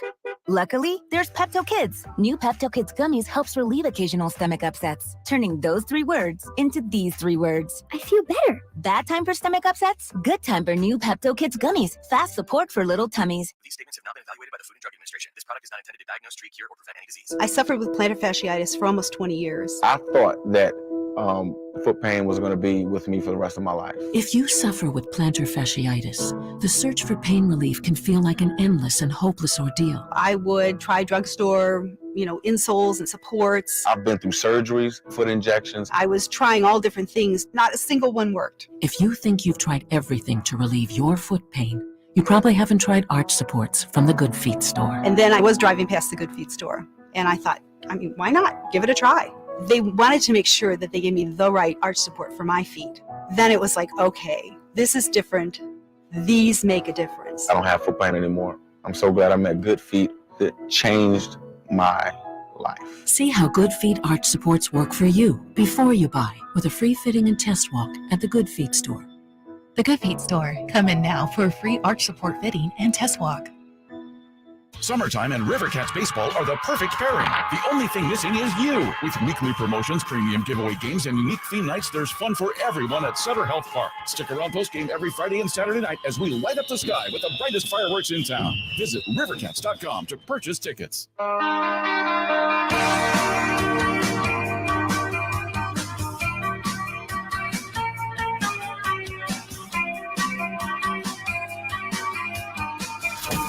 Your desk, on your phone, in the car. Whitey and Watkins on Sactown Sports. All guests come to you via the Folsom Lake Honda hotline. Folsom Lake Honda, your one-stop Honda shop. This is not a guest, but it's the guy who usually sits in this chair. Whitey Gleason joins us for the crosstalk. Hey, good to see you. That's quite a battle in Factor Fantasy. It was, yeah. It was a game of golf. The game of golf. Was it -3 to -3? It was. I think it ended up being 2 to -3. Yeah. Okay. Really blew him out at there at the end. Yeah, it's just, when you're not here. I thought it was going to win. Goes off. I wasn't even I there. really thought you were going to win, too. I was convinced that he was going to say, And that's why the winner is, and then you just kick down the door. Ready. Is that Whitey Gleason's music I hear? Yeah. Tough but fair. I mean, another great job by the judge. I mean, today. he's the best that there ever was. So, yes. He knows what he's doing. And, I think it'll be nice to try and unify the belts next week. I'm excited for that. Can I ask you a question? No. I'm gonna anyway. Okay. What's the deal with the guy you're working with today? He's like the biggest Pittsburgh Steeler fan I've ever heard in my life or something. Like, what is that? As I'm dressed in all red. What has he said that's bothered you? Oh, he's talking about how the Steelers are gonna win and how Franco Harris was so good. And no, don't immaculate reception.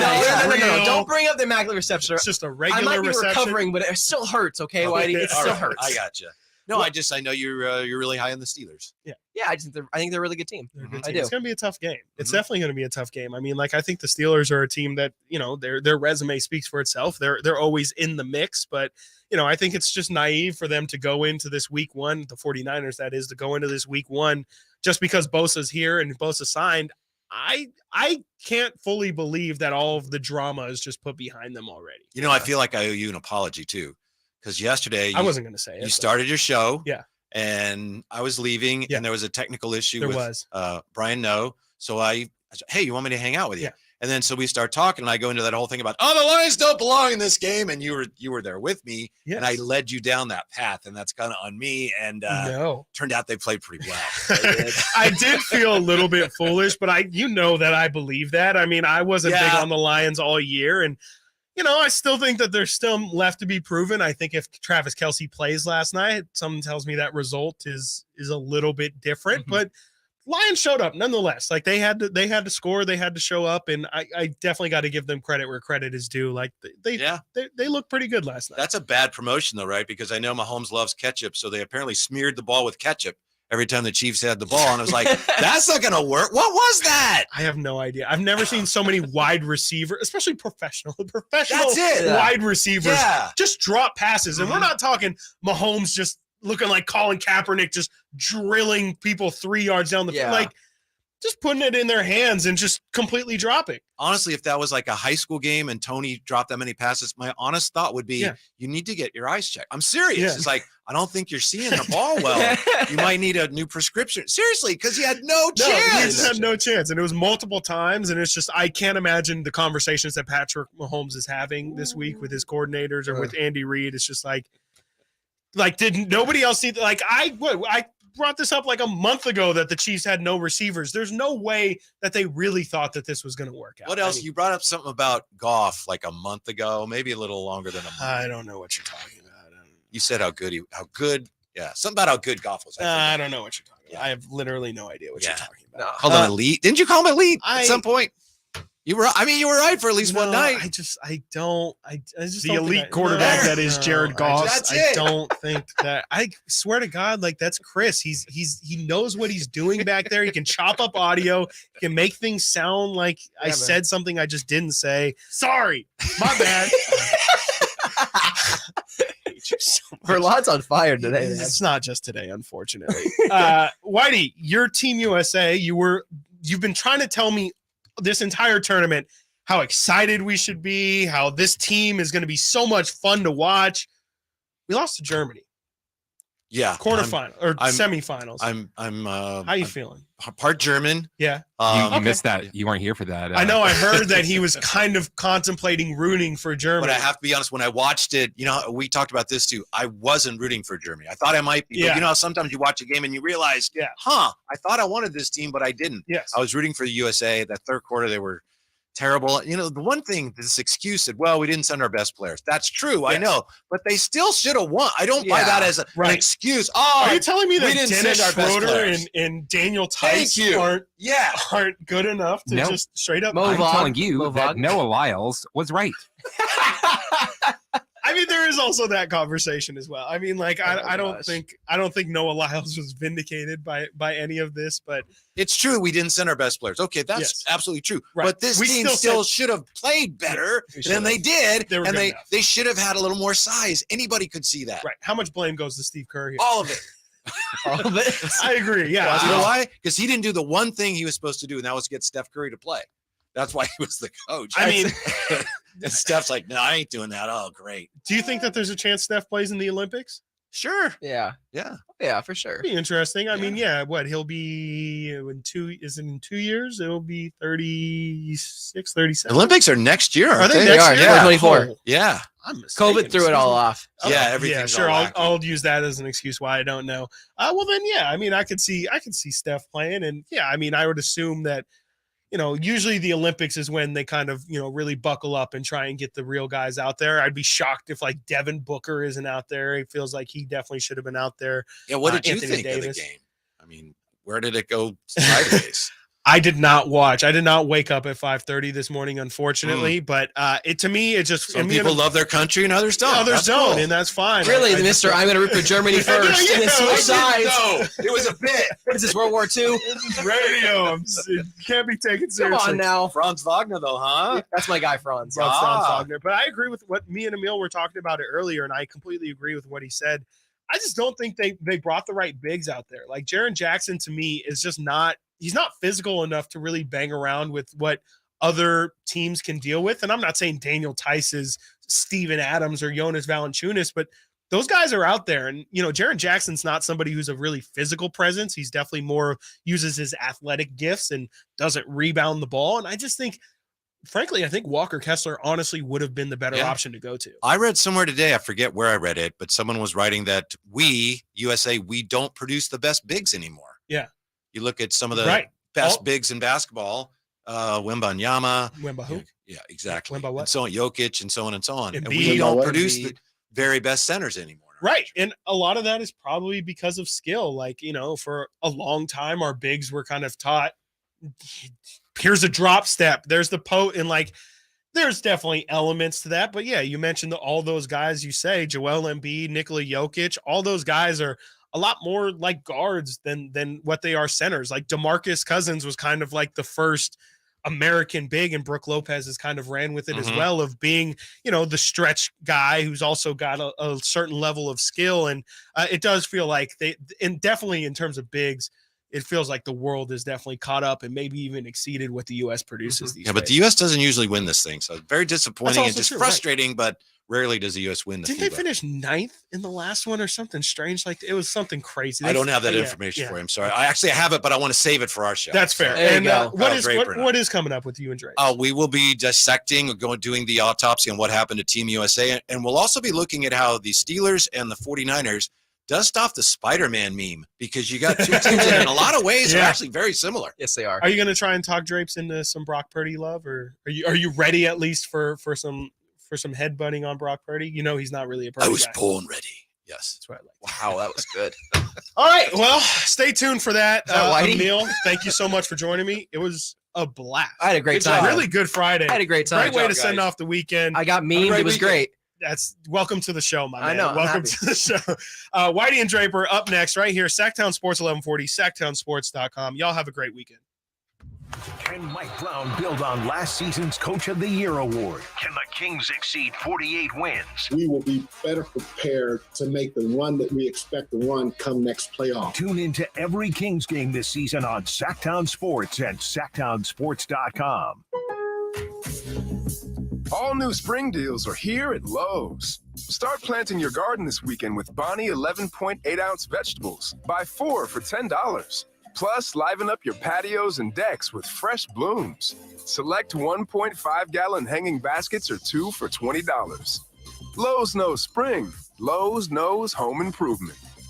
Offers valid through 5/17. In-store only. Actual plant size and selection varies by location. While supplies last, excludes Alaska and Hawaii. Cookie wants to be a professional wrestler. I'm Cookie Serratos, and I'm 11 years old. She also wants to win all the medals. That's why Cookie and her family make every day count, squeezing out her best with Go-Go Squeeze. Okay, Cookie, let's break for a Go-Go Squeeze. Go-Go Squeeze fruit-on-the-go pouches are a nutritious snack made from 100% fruit with no sugar added. Go, Cookie! Because when you nurture your kids, you squeeze out the best in them. Squeeze out the best with Go-Go Squeeze. Not a low-calorie food. Products range from 11 to 13 grams of sugar and 60 to 70 calories per serving. When you're young, life is full of choices. Don't let opioids like highly addictive and deadly fentanyl take away your life and your choices. with just one wrong pill. Addiction is a disease that can affect anyone at any age, but there is a choice to get help for this disease. Find medically proven treatment options, including virtual, at choosemat.org. When you take the time to shop at Folsom Lake Honda, there's one thing you'll always find: happy people ready to serve you. As a family-owned and operated dealership since 2009, customer service is our #1 priority. Our customers love doing business with us, and you will too. Get an instant cash offer for your trade at FolsomLakeHonda.com. We'll buy your car whether you buy from us or not. Folsom Lake Honda is your one-stop Honda shop. Folsom Lake Honda, yeah, your one-stop Honda shop. Hey, you want to be around people having a great time? You need to come check out Capital Casino, offering the most varieties of table games in the region in the friendliest environment. Come for the food, which is awesome, of course, and stay and play. Conveniently located in downtown Sacramento at 411 North 16th Street, right there in downtown Sacramento for over 20 years. Cap Casino, best food, best games, and of course, the best action. And please gamble responsibly. 1-800-GAMBLER. KHTKAM Sacramento, KYMX HD2 Sacramento. From the Power Business Technology Toshiba Studios, your new home for 49ers football in the 916. Sactown Sports. Sactown Sports. Headlines. Happy Friday. I'm Simone with your Sactown Sports headlines. Thursday night football kicked off the Week 1 party as the Detroit Lions get the upset from Arrowhead Stadium, knocking down the formidable Kansas City Chiefs. This game's over. Two teams will meet out in the middle of the field to say job well done, job better done on this night by the Detroit Lions. They have come in and knocked off the Super Bowl champs. 21-20, the final score here at Arrowhead Stadium.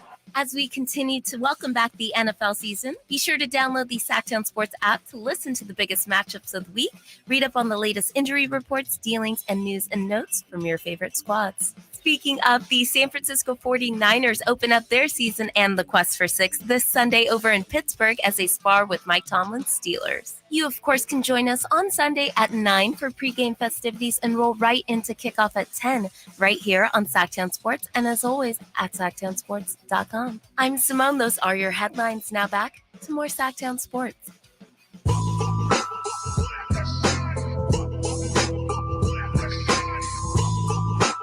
The only station in Sacramento giving you local sports coverage from 6 a.m. to 6 p.m. Monday through Friday. Sactown Sports. Happy Friday, Kyle Draper, Kevin Michael Whitey Gleason. Drapes, I don't know what happened last night. We have to start with the opening of the NFL season, the kickoff game. I may or may not have been on the air yesterday saying the Detroit Lions are frauds and don't belong in this game. Did you really say that? If I did suggest that, I'm kind of regretting it today. Oh, my gosh. And you start the show that way. That's what's so crazy. Right. That's why I like you, Whitey. Right. You know what? When you have those freezing cold takes, when you're wrong, which you are from time to time, I mean, nobody's perfect, you come out admitting you were wrong. So I love that about you. But I was actually right. If the Chiefs could catch the football, if they could just catch the football. Shoulda, coulda, woulda, man. It's like 27-14. No, you're right. So that's where I want to start too, and I'm sure you about last night's football game, 21-20, big win for the Detroit Lions. Give them credit. Yes. But there's a narrative out there that the Chiefs lost this game. Catches that they should have made, they didn't make. Now, I'm of the belief that for the Lions to hold that team to 20, whether they caught the ball or not. All right, if they held them to 24, let's say, or 27. So what? There was a lot of people thinking this would be a 35-30 kind of game, a 42-35 kind of game. I was impressed by the Lions' defense in this one, especially in the second half. The Chiefs 0 for 6 when it came to third down in the second half. Give the Lions some credit. I know we're going to talk about the drop balls, the wide receivers, all that. But can the Lions at least have their moment just for a little bit? You are absolutely right. What really stood out to me watching the Lions last night, everyone talks about their coach is so crazy and Goff and this and that. And obviously those are things you need to talk about. But up front on both sides of the football, they were solid last night. And if you're solid on both sides of the football up front, up front, then you have the foundation of a very good football team, and the Lions do right now. No, exactly. And, when I watch Dan Campbell and the way he instills belief in his team, what we saw last year from the Lions winning 8 out of their last 10, it's sort of like what we saw from the Sacramento Kings. And I'm going to make this analogy. Once you start winning and you believe you can win, and then you start buying into what the coach is selling, then you have the carryover. And that's what I think is happening with the Detroit Lions. They really weren't on my radar going into this season. I thought it was a 2-team race in the NFC. I thought the Vikings would probably win the division again. So 2-team race, 49ers and Vikings. 49ers and Eagles, of course. Really, it's a 1-team race. The Niners want to get in that race. They want to be the Eagles. Yes. But, to me, it's a 2-team race. But you got to throw Detroit in the mix, and at least in that division. And I didn't give them credit coming into this season. To your point there, the players believe in the coach, and he believes in them, and you get this cycle of effectiveness going. When the fake punt, ultimately, in the that early in the game, it didn't really matter, except that I guess, it's kind of cliche, but it did set the tones for the Lions, and they were telling the Chiefs, we're not scared of you. Right. But what I love about Dan Campbell is that it could have gone the other way. Mm-hmm. You make that call, you don't get it, you give the Chiefs the ball, that short field, that's a guaranteed 7 probably, and now your team, your players, your coaches, your fans are looking at you like, this guy has no clue. But they got it. Yep. And then to me, that was an early statement. And it's sort of like a coach trying something crazy, and then it actually works. And the players are like, oh, my gosh, this guy knows what he's doing. And then they start following him even more. And then in the fourth quarter, it wasn't a fake punt, but it's 4th and 2, and they go for it. They didn't get it, and they still held on. Yeah, and they still held on. And I think the Lions aren't supposed to be able to do that in Kansas City, right? In Kansas City. Yeah. Like, how do you give Patrick Mahomes the ball back in that situation, a shorter field than, let's say, if you would have punted the ball, but give the Lions credit. But that's what we saw from them over the final 8 to 10 games last season. They found ways to win. Historically, in recent years, they would find ways to lose. Now they're finding ways to win. The defense coming up big. Sure, there were some drop passes there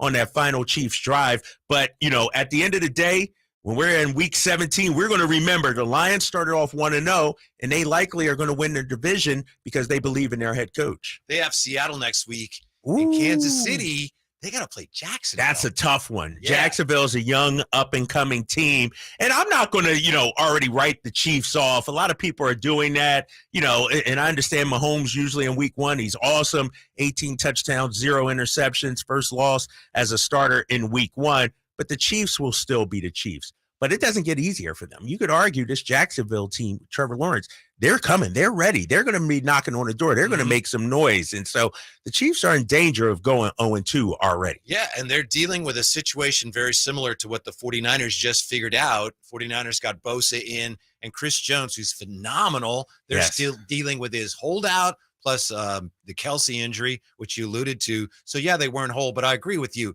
It's not fair to look at that. It's also short-sighted to say, yeah, Kansas City, well, it wasn't really their team last night, because you got to give the Lions a great deal of credit. That said, the drops were – you don't normally see that many drops in an NFL game. No, you're right about that. And, when you look at Tony and what he had 4 drops by himself, I think it was. You know about his new podcast? It's called Let's Drop It. Let's Drop It, right? Yeah. Didn't he get rid of his social media too? So there was a report that he shut down Twitter. He had 1 catch and 5 targets yesterday. And when you look at that receiving core, and I know we're going to get into it over the next 4 hours or so, there are a lot of people saying it's trash, it's garbage, they need a number 1, all of that. I'm looking at their receiving core, and my thought is they're just young. So the way they're playing right now, yesterday, isn't going to be their way they're playing in week 8, week 12. I will say, though, and this is something, I've said about Kyle Shanahan, his arrogance. Well, I can argue Andy Reid's arrogance and his belief in Patrick Mahomes. It doesn't matter who Mahomes has. He's going to make them better. But as we saw last night, you need playmakers. I'm not ready to give up on this wide receiving core already. But if you're Kansas City, you're playing in the AFC. Home field matters. Your path to the Super Bowl matters. And so I know it's only 1 game, But these early games are so important, especially when you have the Cincinnatis of the world, the Buffaloes of the world. The Jets will be better. And so, you can't afford to lose early season games if you're Kansas City. And that would be my only concern for them. Yeah, I was reminded last night of the great Denny Green. Denny Green, among other things, was briefly, the coach for a team here in Sacramento, the United Football League, Sacramento Mountain Lions. You're going back. Okay. Yeah, well, for one season, I was the analyst on the radio. So I got to talk to Coach Green, and that's one thing that drove him crazy.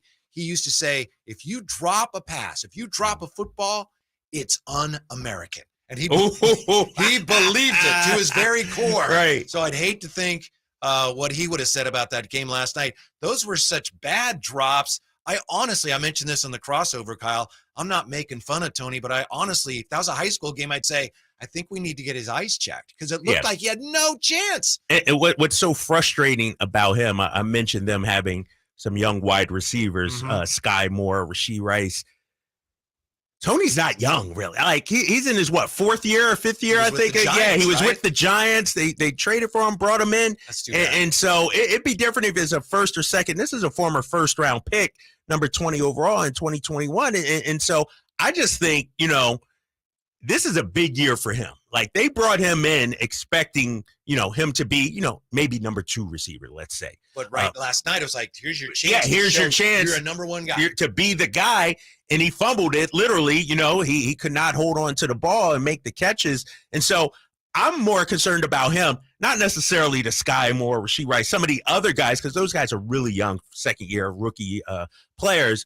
But this guy, Tony, he's been around for 4 years, so he should be more sure-handed, you would think. Yeah, it's interesting. I know yesterday we talked about a poll in The Athletic. The Athletic asked a bunch of executives in the NFL, how do you rank the teams in the NFC? And this was it wasn't a lot. It was 6 anonymous executives, coaches, GMs, various player personnel people. Anyway, they had the 49ers first, and this was before the game last night, Eagles second, or it might have been Eagles 1, 49ers second, I forget. But third, my point is, they had the Lions ahead of the Cowboys. Really? Yes. And that was before they even played the game last night. But this is what the Lions have that the Cowboys don't.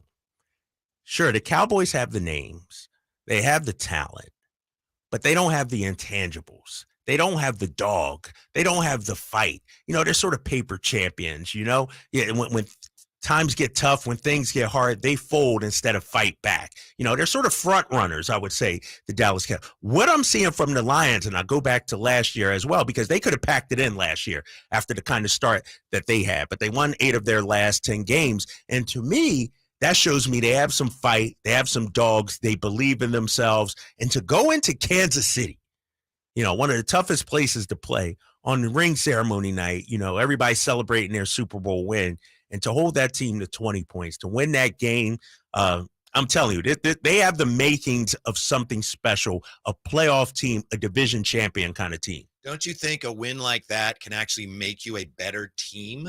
Right. You win it, and then all of a sudden you believe more. You have more confidence. To the point you made about Chiefs' arrogance, in a way you couldn't blame them for being arrogant. But watching the game last night, it seemed to me, Kyle, that it wasn't until the fourth quarter that they realized, you're looking in the eyes of Mahomes and Andy Reid, that, I think we might actually lose this. We might have it, we might actually have to play. It was too late. Yeah.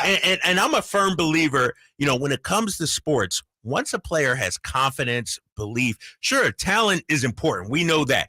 But once you believe you're the best player on the field, once you believe you can win, sort of like Patrick Mahomes, once he believed oh my gosh, I could do whatever I want on this field, then really you take off. And I think the same thing with a team. Once you believe, once a team gives you hope, it's hard to shut it down. And that's what the Chiefs had to face last night. Pardon me. You're right. One of the thoughts I had last night, don't mean to wander down this path, but I did have this thought watching Mahomes, who is phenomenal, maybe the greatest quarterback ever. We'll see. But last night he had to hold onto the ball a long time, right? Yeah. And he's very good at that. And I was just thinking, if Kyle had drafted this guy, he would drive Kyle Shanahan crazy. Right. He would just make him a pocket passer, 3 or 5 step, 7 step, get rid of the ball, and that's the thing about Shanahan. He would, and we've talked about this several times on our show. I know. He sort of, has guys in a little box and he wants to keep them there. And Mahomes is at his best when you let him run wild. Right. Yeah. Right. Yeah. I think Shanahan probably number one thing he looks at is, does he get the ball out? Did you see the story today? There was a story in The Athletic that in 2017, 49ers had the number 3 pick, which they used on Solomon Thomas. They tried to trade that pick to Washington for Kirk Cousins, and Dan Snyder would not return their call. Wow. So just think how differently things would have gone. Right. Well, you know, that's the story, right? Shanahan has always been infatuated with Kirk Cousins. And I actually like Kirk Cousins as a quarterback.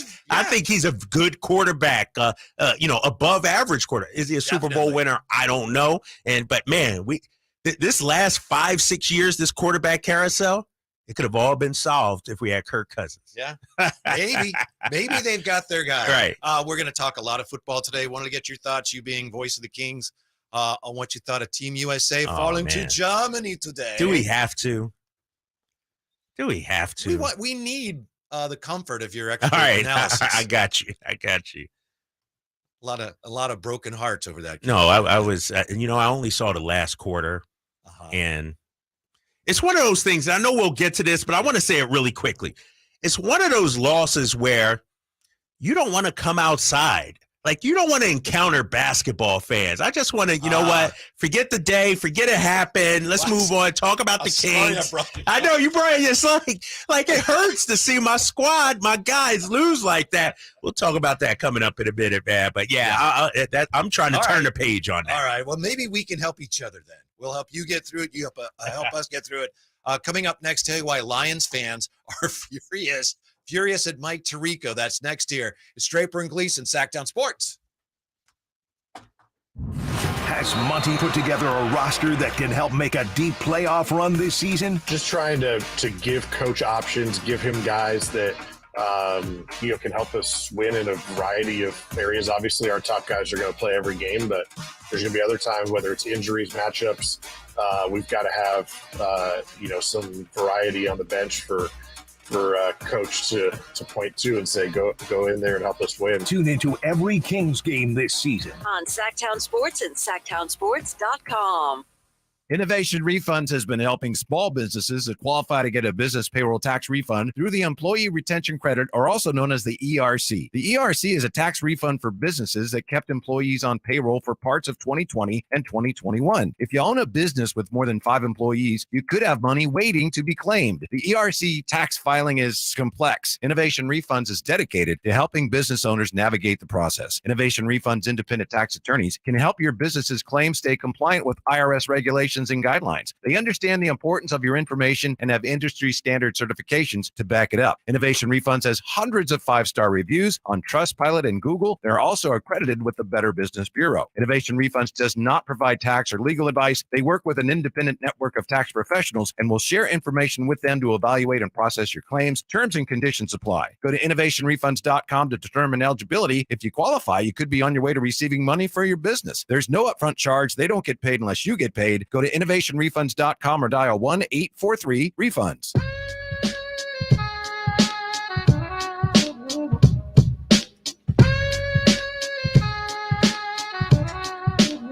Your new home for 49ers football in the 916, Sactown Sports.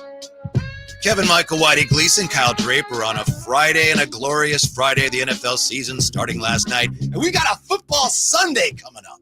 How good does that feel? Yeah. Rookie mistake there. My bad. Got to turn on the microphone. A full day. And so this is why I love being on the West, man. I grew up out in Philly, worked in Boston. You had to wait till 1 o'clock for games. Man, I'm going to roll out of bed at like 8:30. 9 pregame shows will already be on. Kickoffs about an hour away. And, my son, texted me the other day. He's like, Dad, do we have anything going on Sunday? I said, I don't have anything going. The only thing I'm doing is watching football all day. I'm excited, and it's going to be a great year. And here's the thing, too. For the first time in a long time, I feel like it's more wide open than ever before. Sure, the Chiefs are great. The Niners great. The Eagles are great. but you got some turnover, some upstart teams, you know. There's more parity. Yeah, more parity, I think, this season. The Lions, Jacksonville going to be in the mix, you know, some young, exciting quarterbacks Some out people there. think the Jags are a Super Bowl team. Now, hold on. I mean, They you check all the predictions, and the Bengals get a lot of votes, and Bengals. the Jags are getting some mention. No, that's worth. and they came on strong last year, you know, and they're like the Detroit Lions of the AFC. They came on strong. Lions obviously came up just short of the playoffs, but, you know, Jacksonville with Trevor Lawrence, they finally seem to have their guy and have a direction in which they want to go. And that's why it's going to be fun, man. There's some tremendous matchups here in week 1 that I'm looking forward to. To your point, I have a good friend, college roommate by the name of Tom Lehner. He's from Truckee, California. Okay. We were suite mates at SF State. Anyway, when he left college, he went to work back east. I think he worked for the Democratic National Committee or some senator or something. But anyway, he was telling me the first Monday Night Football of the year, he's like, he leaves work at 5 o'clock. Can't wait to get home, gets home, 6 o'clock, turns on the TV in Washington, D.C. He's like, oh, the game's not on until 9 o'clock. Right. It's awful, right? Yeah. Then you got to stay up to watch it. Oh, my gosh. It's awful. I mean, I think, you know, Sunday night football, Monday night football, Thursday night football is the best on the West Coast because you get off from work, you come home, and it's kickoff time. You know, you settle in, you grab some grub, sit down on the couch, got your wings, got your beer, whatever it is, and you're watching football. It's and it takes you through the night too. Like that's your night. You don't have to think about anything else. That is your night. Now, you know this better than I do, but this phenomenon we're talking about, isn't that one reason why so many national media members really have no idea what's going on with the Sacramento Kings? Right. Because they don't watch them. No, nobody stays up. You're right about that. And, you know, when I was working out east, one of the things that I actually loved is, you know, working with the Celtics and working with Boston. I get done about 10:30, 11 o'clock. Well, I get home and the West Coast games are still on. I could watch the Kings. I could watch the Warriors. I could watch the Lakers, Phoenix. And so that would, you know, take me till about 1. Then I go to bed. You know, one of the things now that bothers me, though, Whitey, if I'm being 100% honest. That's what we're about. I get done with the Kings around 10:30. I go home. There's nothing on. I miss having something on. You know, obviously we watch Sports Center and some of the other shows out there, but I miss having a game on at about 11 o'clock. I do miss that. So if you recorded something and then played it, it wouldn't be the same. Nah, You know what happened. Who records games anymore? Are you a recording game kind of guy? I do on occasion. Really? Just Like- if I know I'm not going to be able to see a whole game, and I want to be able to see the whole game and go back and watch it all. Like, I'll record the Niners just because of work purposes, and I got to know what happens. But I'm not recording Cincinnati, Cleveland, or anything like that. That's going to be a good game, but I'm not. You know what? I'll catch the highlights. I'll look at the box score. That's going to be a good game. Like I said, Rams, Seahawks is going to be a good one. Dallas, New York, Philly, New England. I mean, there are tons of good games. But no, man, I just the recording games, I'll do the Niners. I'll do some of the Kings games, obviously, and rewatch those. But I just can't, once I get home at night. I'm with you. Because I already know the result. With the right. phones now and everything, the results kind of ruin it. One thing I can't do, if I'm understanding you correctly, this is kind of what you're saying, but I can't do a thing where there's a game on that I want to watch, whatever it is. Oh, we got to go somewhere or whatever. I'll record it, and then I won't look at the score, and I'll watch it later. That's like, no. It's almost impossible, yes, right? Even if I'm watching it and don't know the score, it's like, it already happened. It happened, and there's always that one person. Hey, man, did you see so-and-so lost? And I'm like, oh, man. And so you got to totally unplug from everything right. not to find out, and it's really not worth it. Yeah, no, that's true. But, man, this is the best time of year, though. You got hockey starting up here in a couple of weeks. You got basketball, baseball playoffs, football. It's the fall convergence. The fall conversions when all four sports are going at once. There's nothing better. Think about it, man. We made it through the doldrums, the dog days of the summer. We actually have legitimate content to talk about. I think Frankie tweeted today, maybe it was yesterday, I think it's today, 1 month till the Kings start camp. Is that right? 1 month until the Kings' first preseason game. Well, okay. Yeah, their first preseason game is That's October 8th. The camp opens up October 2nd. Right. Is media day. So, yeah, we're here, man. Yeah. It's that time. Speaking of TV, there are some Detroit Lions fans that are a little upset at something that the the great Mike Tirico said last night. He does a fantastic job, doesn't he? No, he's great. Yeah. He does everything well. Golf, football, tent, and whatever it is. So he does relaxed too. I was watching him Right. last night, and he's just, you can imagine all the things he's got going. As you know better Oh, now, yeah. all the things he's got going on. People talking to him, and he's like, "Hey, what do you think of the game, Chris?" But Right. after the game last night, he says, "This has an asterisk because of no Chris Jones and no Travis Kelce." yeah. But then he says, "But the blue and silver are for real." Well, Lions fans didn't hear the second part. Lions fans like, "Wait, what did he say? An asterisk?" So he's not very popular today in Kansas City. And rightfully Excuse so. me, Detroit. Mike Tirico knows better than that. He knows better than to give bulletin board material and get the fan base. He sounds like a Kansas City homer to an extent. Yep. A Kansas City Chiefs fan, a Kansas City radio person, TV person, sports person. And so, if anything, he should have phrased it, the Lions are for real. They're legit. Even though some may say, yes, but some Chiefs fans some may Chiefs try. may say, but these Lions, he said this one comes with an asterisk. That makes it sound like it's his opinion, his belief as well. And you're talking about a seasoned veteran. I'm surprised he did that, man. A seasoned pro like that. Maybe he thought, look, I'll give a little bit to both sides, but it didn't work out. But that if way. you're the Lions, sorry to interrupt here, No. but if you're the Lions, I'm okay with that. I want him to say that. That gives us another chip, sort of like the Kings, saying More Domantas fuel. Sabonis. Yeah, more fuel. Okay, They're you don't believe still it, right? disrespecting He's still us. disrespecting, exactly. And I'm sure Dan Campbell and those guys will play that up a little bit. Why not? You were talking about the differences between the Lions and the Cowboys, and I think a big difference is right there at the coaching position. Dan Campbell, we'll see if he's a really good coach. Obviously, he's got his team's attention, and they play hard for him, and his team knows that he has some authority. I think in Dallas, everyone knows, the players know, Jerry's running the show. Right. The coach is It's like, just- even McCarthy, he's won a Super Bowl, but it doesn't matter what he says. Right. No. He doesn't really have the power. He in the doesn't have organization. power. He There's a has- power void, and I think it holds the Cowboys back. No, I think so as well. And, and look at the personalities of the coaches also. Give McCarthy credit. Like you said, he's won a Super Bowl out there in Green Bay, had Aaron Rodgers, rah, rah, rah. Good for him. But what Dan Campbell brings, especially, with that Lions team, a team that has struggled in recent years, you need to sell belief. You need to sell hope. Now, the Cowboys situation is different. McCarthy shouldn't have to be a rah-rah motivational kind of guy with that team. They have the talent. They have veterans on that. And so I start questioning whether he's the right guy for the job. I looked at Dak Prescott's numbers.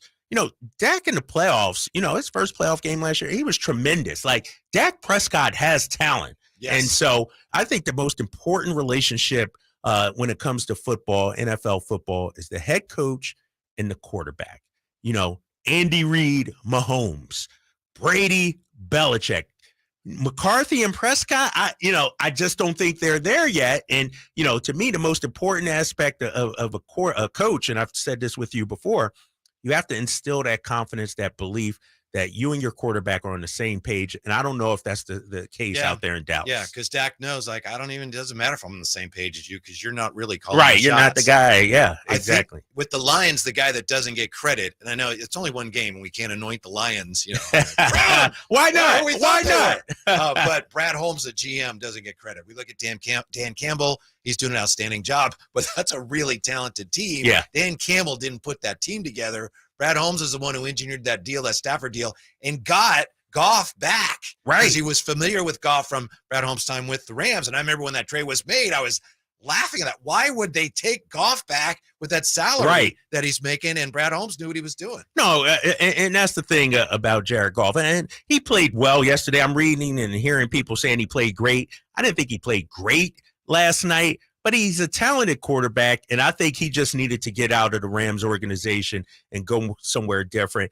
And now the expectations aren't as high. You can bring him along. I don't want to say slowly, but you can instill some confidence, build him up. The guy has talent. We know that. Goff has talent. And now we're seeing, I think, Dan Campbell bring out the best in him. Did you watch Hard Knocks when the Rams were on, when Goff was the quarterback? I think did he was a not. rookie. No, I did not. Because I remember the coaches they were giving him a hard time and grilling him. And I remember he didn't know that the sun rose in the east.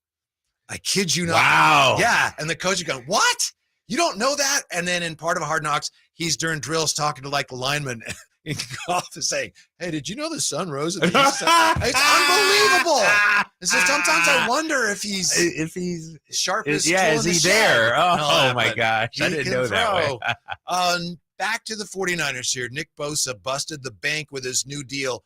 Could he actually have gotten more? We'll tackle that next year. It's Gleason and Draper, Sactown Sports. It's the Carmichael Dave Show with Jason Ross. Who do they decide on for the Super Bowl? What do you mean, halftime act? Yeah. I know that Taylor Swift. Yeah, turned them down, right? At what point do people turn on Taylor Swift to be like, why don't you lower your prices? And I understand the whole Ticketmaster thing, but what about the merch? Like, legit, do you have to make $1 billion? Could you make 500 million? Could you? The Carmichael Dave Show with Jason Ross. Weekday mornings from 6 to 10 on Sactown Sports. Hello, I'm Frank Hockwood, Retirement Security Centers with a weekly economic update. There's an old adage about focusing on what you can control and not spending too much time worrying about what you can't. There are several factors that can affect a comfortable retirement, such as inflation and market volatility. While you can't control these risks or opportunities, you can prepare for them with one area of retirement you can control: your savings rate. Americans age 50 to 59 have an average retirement account balance of $189,800. If the rule of thumb is 6 times your annual salary saved in your 50s, this means the majority of Americans may have some making up to do. Easy to say, but hard enough to do. Only 64.3% of people eligible for an employer-sponsored retirement plan make contributions. 10.5% of Americans aged 18 to 64, the typical working age, live below the poverty line and thus are less likely to be able to make meaningful contributions. The best rule of thumb is giving a thumbs up to increasing your retirement savings. How might this affect you or your family? Please go to frankontheradio.com to schedule an appointment, watch videos, and receive market updates. I'm ready to help you start your journey so you can define your future. Frank Cockrell is a registered representative of Lincoln Financial Advisors Corporation, a broker-dealer member SIPC, and registered investment advisor. Retirement Security Centers is not an affiliate of Lincoln Financial Advisors. Hey, it's Carmichael Dave for my good friends at Fire Wings with some bullet points for you to remember so you can be a professional fire wing eater. Like Wings Day Wednesday, 88-cent wings each and every Wednesday. 3 flavor lineup includes 7 classic wing flavors, 7 dry rub wing flavors, 7 fusion wing flavors. It's the perfect fast casual eating establishment for the entire family. Go to firewings.com or download the app, find a location near you, order online, earn rewards. Fire Wings, just wing it. When every shot counts, the professionals at the Hagen Oaks Player Performance Studio encourage you to try the brand new Titleist T-Series irons. Irons designed to enhance your play through control, distance, flight, forgiveness, looks, sound, and feel. With 4 T-Series models, the fitting team at Hagen Oaks will find the perfect Titleist T-Series iron for you. Call 916-808-2531 to find your fit today. Hagen Oaks Golf Super Shop, Fulton Avenue at the Cap City Freeway, or online at hagenoaks.com. Your Sacramento State Hornets kick off the 2023 football season this Saturday, September 9th, with kickoff at 7 p.m. Get your tickets at hornetsports.com. Stingers up. Guys, did you know your testosterone level impacts your energy, libido, sleep, weight, hair loss, mood, and even ED? And right now, Revive Men's Health Sacramento will check your testosterone for free. They've helped thousands of men since 2011 feel and perform better. They're so confident they can help you, they even guarantee it. Schedule your free testosterone test, exam, and consultation today. Call 916-277-8599. That's 916-277-8599. Or visit ReviveMen'sHealth.com. Get ready for a night with Cole Swindell. The 2023 ACM Song of the Year winner hits Heart Health Park at Cal Expo in Sacramento, Saturday, September 9th for the CITP2 Fest. And Cole's bringing some friends like Chris Jansen, Dylan Scott, Matt Stell, and more. Tickets start at $40 at CITPFest.com. It's no secret to golf enthusiasts that Timber Creek and Sierra Pines in Roseville are one of the region's most unique and scenic places to enjoy a great game of golf. 27 holes, boundless options. Elevate your game on our newly renovated driving range, putting green, and chipping area. Whether you're aiming for fun, lower scores, or all-around growth, we've got you covered. Experience golfing dreams in Roseville and book your tee time at timbercreekgc.com. Timber Creek and Sierra Pines, your ultimate golf haven. At aimyourdigital.com, we'll help you target the right audience, build your leads, and crush your quota. Take your business to the next level. Our digital marketing strategies help grow awareness of your product or service, all while building trust in your business. Our approach involves leveraging multiple tools and strategies to deliver exceptional results that are customized to your unique business needs. Don't wait to run out of sales leads. Keep your business growing. Get started with aimyourdigital.com today. Sactown Sports. Headlines. Happy Friday, I'm Simone with your Sactown Sports headlines. Thursday night football kicked off the Week 1 party as the Detroit Lions get the upset from Arrowhead Stadium, knocking down the formidable Kansas City Chiefs. This game's over. Two teams will meet out in the middle of the field to say job well done, job better done on this night by the Detroit Lions. They have come in and knocked off the Super Bowl champs. 21-20, the final score here at Arrowhead Stadium. As we continue to welcome back the NFL season, be sure to download the Sactown Sports app to listen to the biggest matchups of the week, read up on the latest injury reports, dealings, and news and notes from your favorite squads. Speaking of, the San Francisco 49ers open up their season and the quest for six this Sunday over in Pittsburgh as they spar with Mike Tomlin's Steelers. You, of course, can join us on Sunday at 9 for pregame festivities and roll right into kickoff at 10 right here on Sactown Sports and, as always, at SactownSports.com. I'm Simone. Those are your headlines. Now back to more Sactown Sports.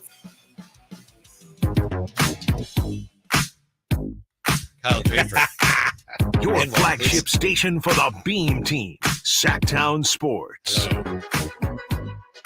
If first Sunday of the NFL season, that Sunday morning, if it's Christmas, then what is today, like the 23rd or something? I mean, we're so close now. Right. Where it's almost, like hard to sleep and you're scoping out all your presents and what am I going to open first and all that. We're so close. Yeah, we're so close. That's and anticipation. But here's the thing. We don't get during Christmas. We don't get to open a gift 3 days before like we did last night with the Chiefs and Lions. Right. And so it's like a little taste, Mm-hmm. It's like a Hanukkah or something like that. It's like, that first week, It's like football Hanukkah. Right. Exactly. But no, man, it's getting there. And then we got college football, like, a real full day of college football tomorrow and then NFL on Sunday. And I haven't been this excited for an NFL season in so long. And I think it's because being here in Northern California, the buzz surrounding this Niners team, and I get it. I understand it. They should be, arguably 1 or 1A when it comes to favorites to come out of the NFC.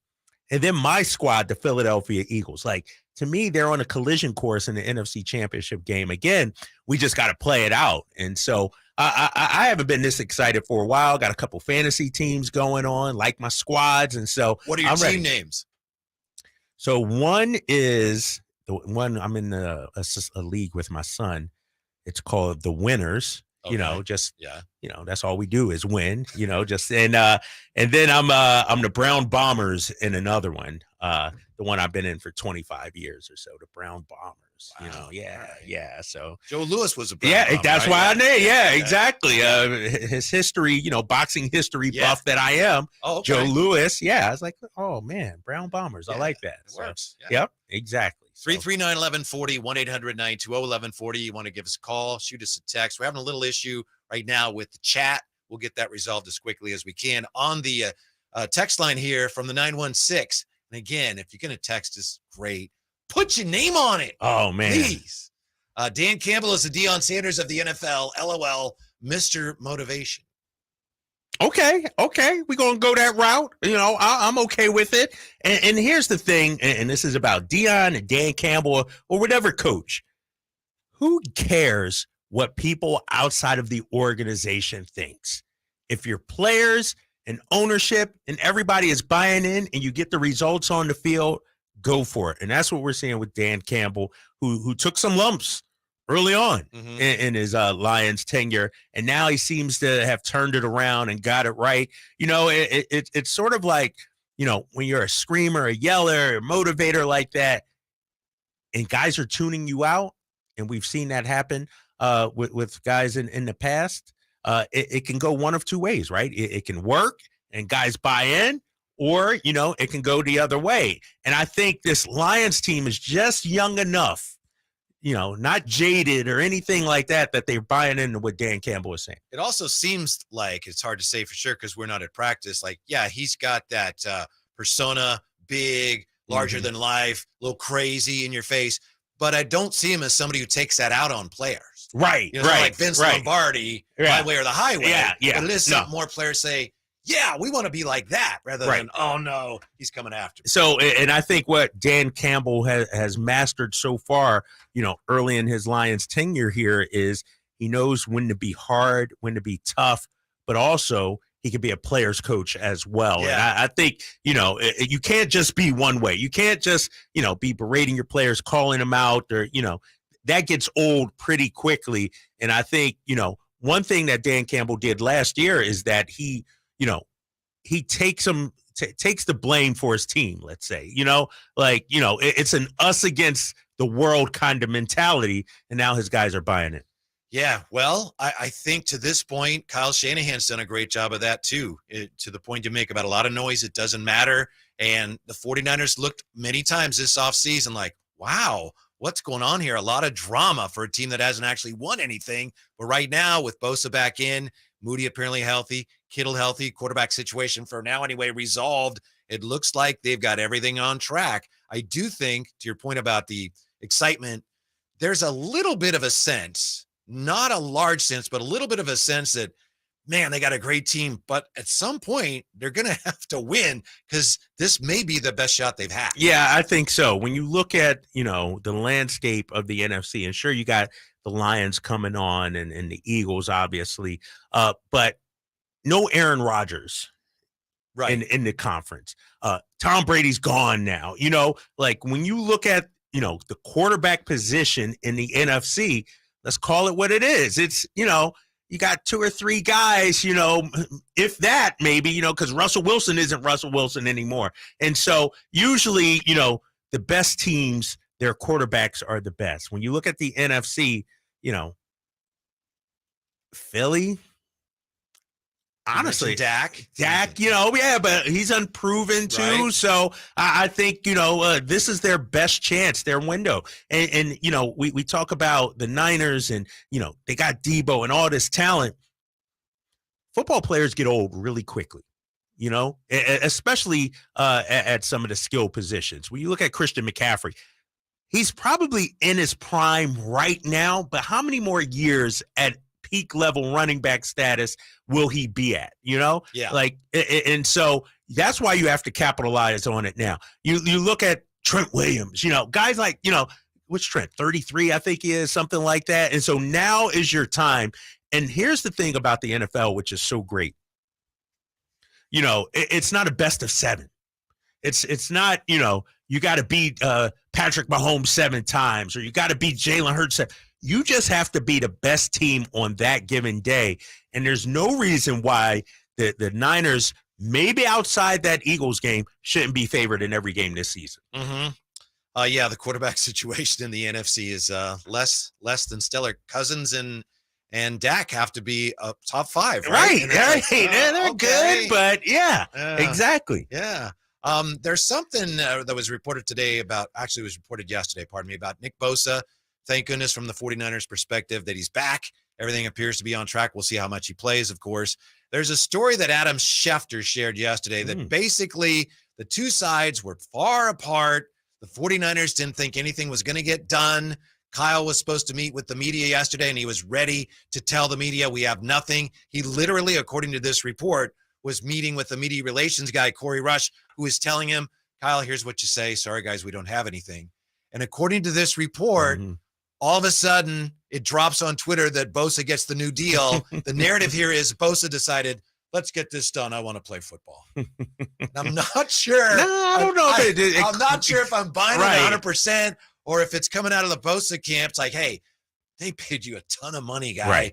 We better counterbalance that to make it look like you care a little bit more about the team. Yeah. I don't know. I'm a little suspicious. No, give Bosa and his camp credit. They're trying to take, credit for actually getting this deal done. Both ways. But it'd be different if he, took less than Aaron Donald, maybe 29 or 30 or 31. He took 34. He got what he wanted, the highest paid defensive lineman ever. And so I think it's a little spin there. I do too. Yeah. I was wondering if I was the only one who saw it that way. Schefter says, I think what happened here is ultimately the two sides can negotiate all they want. They can feel they're far apart all they want. But I think in the end, Bosa has to say, I want to be there for my team. Come on. It's important for me to be there for my This is terrible. guys. This is terrible. This is Schefter saying this? Schefter, yeah. Oh, my gosh. clearly he's in the pockets of Bosa's agent, Yeah. right? He's doing his agent a favor, Adam, doing you him a share solid. this, and then we got something for you on the other side, Exactly. right? Because Pro quo. if how can they be far apart, but yet they settle on 34 million? Like, I don't understand. To me, far apart means, all right, I want 34. No, we're only going to offer you 28 or 29. All right, that's kind of far apart. And so to me, the Niners are the ones that said, all right, we'll give you what you want. You know what? We need you. Yes. Let's get it done. Matt Mayoko is an excellent, Love very Matt. knowledgeable 49er reporter. And on his podcast, he was saying, I can't believe they gave him 34 million. I mean, that's Matt Mayoko saying that. So if we're to believe this, which again, it sounds like you don't, I don't think I do. I'm not buying He it. could have gotten more perhaps if he'd held out. If he held out. But, but if he would have gotten more power to him. Right. I'm all about players getting paid. Get your money. I get it. But if he would have got 35, 36, now we're getting silly, right? Now we're getting silly, you know? And so real hot price to pay for that. Yeah, down the exactly. road. So 34, great number that resets the market. I imagine there'll be some young stud coming up in Micah Parsons maybe in a year or two that resets the bar for that. So he's up next offseason. Next offseason. Yeah, he's looking at that and he said, okay, that's where the market is right now. Right. So good for you, Nick. Coming up next, sports books are seeing something very unusual this weekend as far as the football bets. Really weird. We'll share that with you next year. It's Gleason and Draper, Sactown Sports. Can the Niners build off their NFC Championship appearance from last season? How will the quarterbacks perform throughout the year? Purdy back, now going to throw for the end zone, wide open, Brandon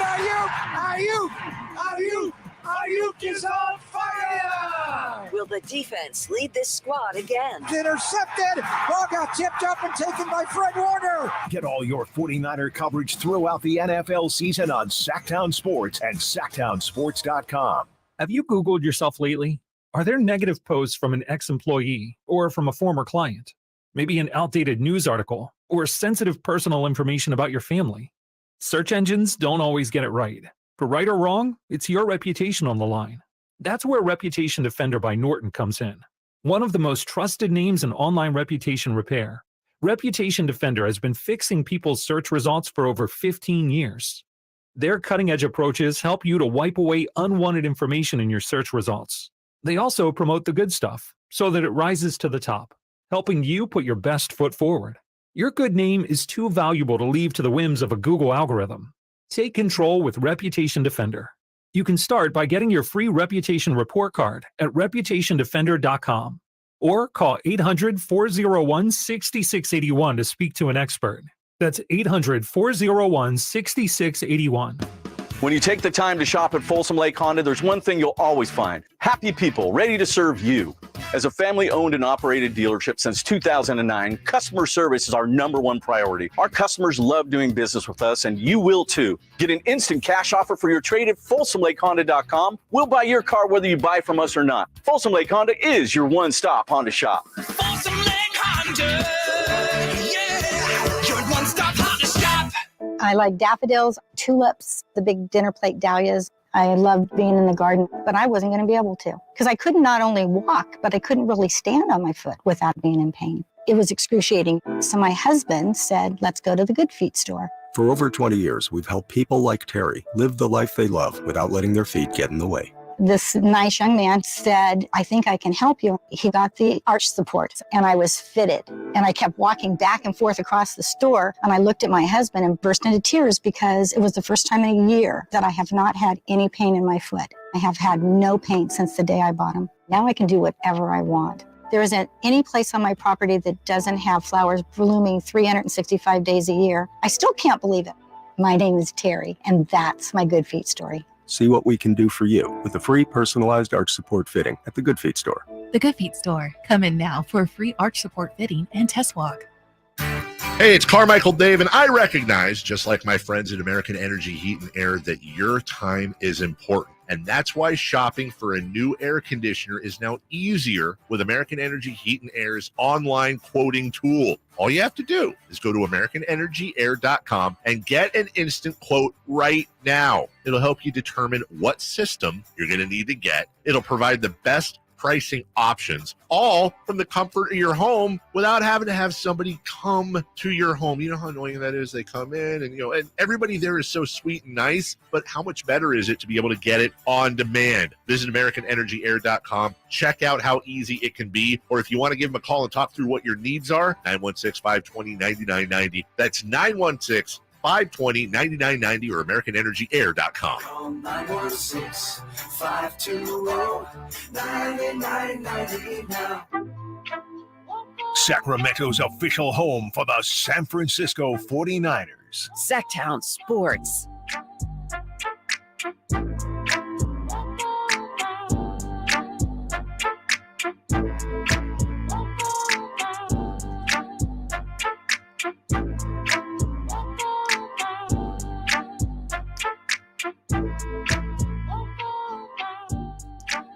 A little Dionne Warwick for you. Yeah. Happy Friday. Love right? Dionne Is that Warwick. Dionne Warwick? Yeah, it is. A little walk on by. Yeah.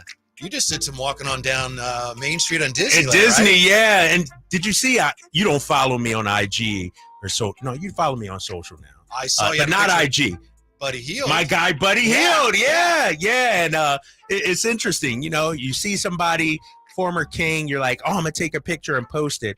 Buddy Hield's that guy that Kings fans don't want to see, don't want to hear from, some of the things he said about Sacramento. And so some people came at me in my mentions about that. I like Buddy. I thought, here's my opinion on Buddy. And I said it last year during the season. And I was wondering if they would do a tribute video or something like. Buddy had a lot of great moments in Sacramento, game winners. When you look at some of the Kings' biggest moments during that era, they were because of Buddy Hield, the one against Detroit where he ran off the court. He had many, Denver, he had a big one in the opener, I think it was. And so he's that love-hate guy, it's like, man, I love what he did, some of the plays he made, but he was equally as frustrating too. And so, but I like Buddy as a person, man. I didn't like what he said, obviously, about Sacramento, but that's why I posted that. Like, Buddy's my guy. He's always been friendly to me. You know who's even higher on that list that you don't want to be high on is, as you probably know, is Spencer Hawes. Oh, yeah. And when I did a show here before, Spencer Hawes used to be on with us. Oh, so really? I was, Spencer, and then I left, and then everything happened with Seattle, and everything went the wrong way. It went sideways.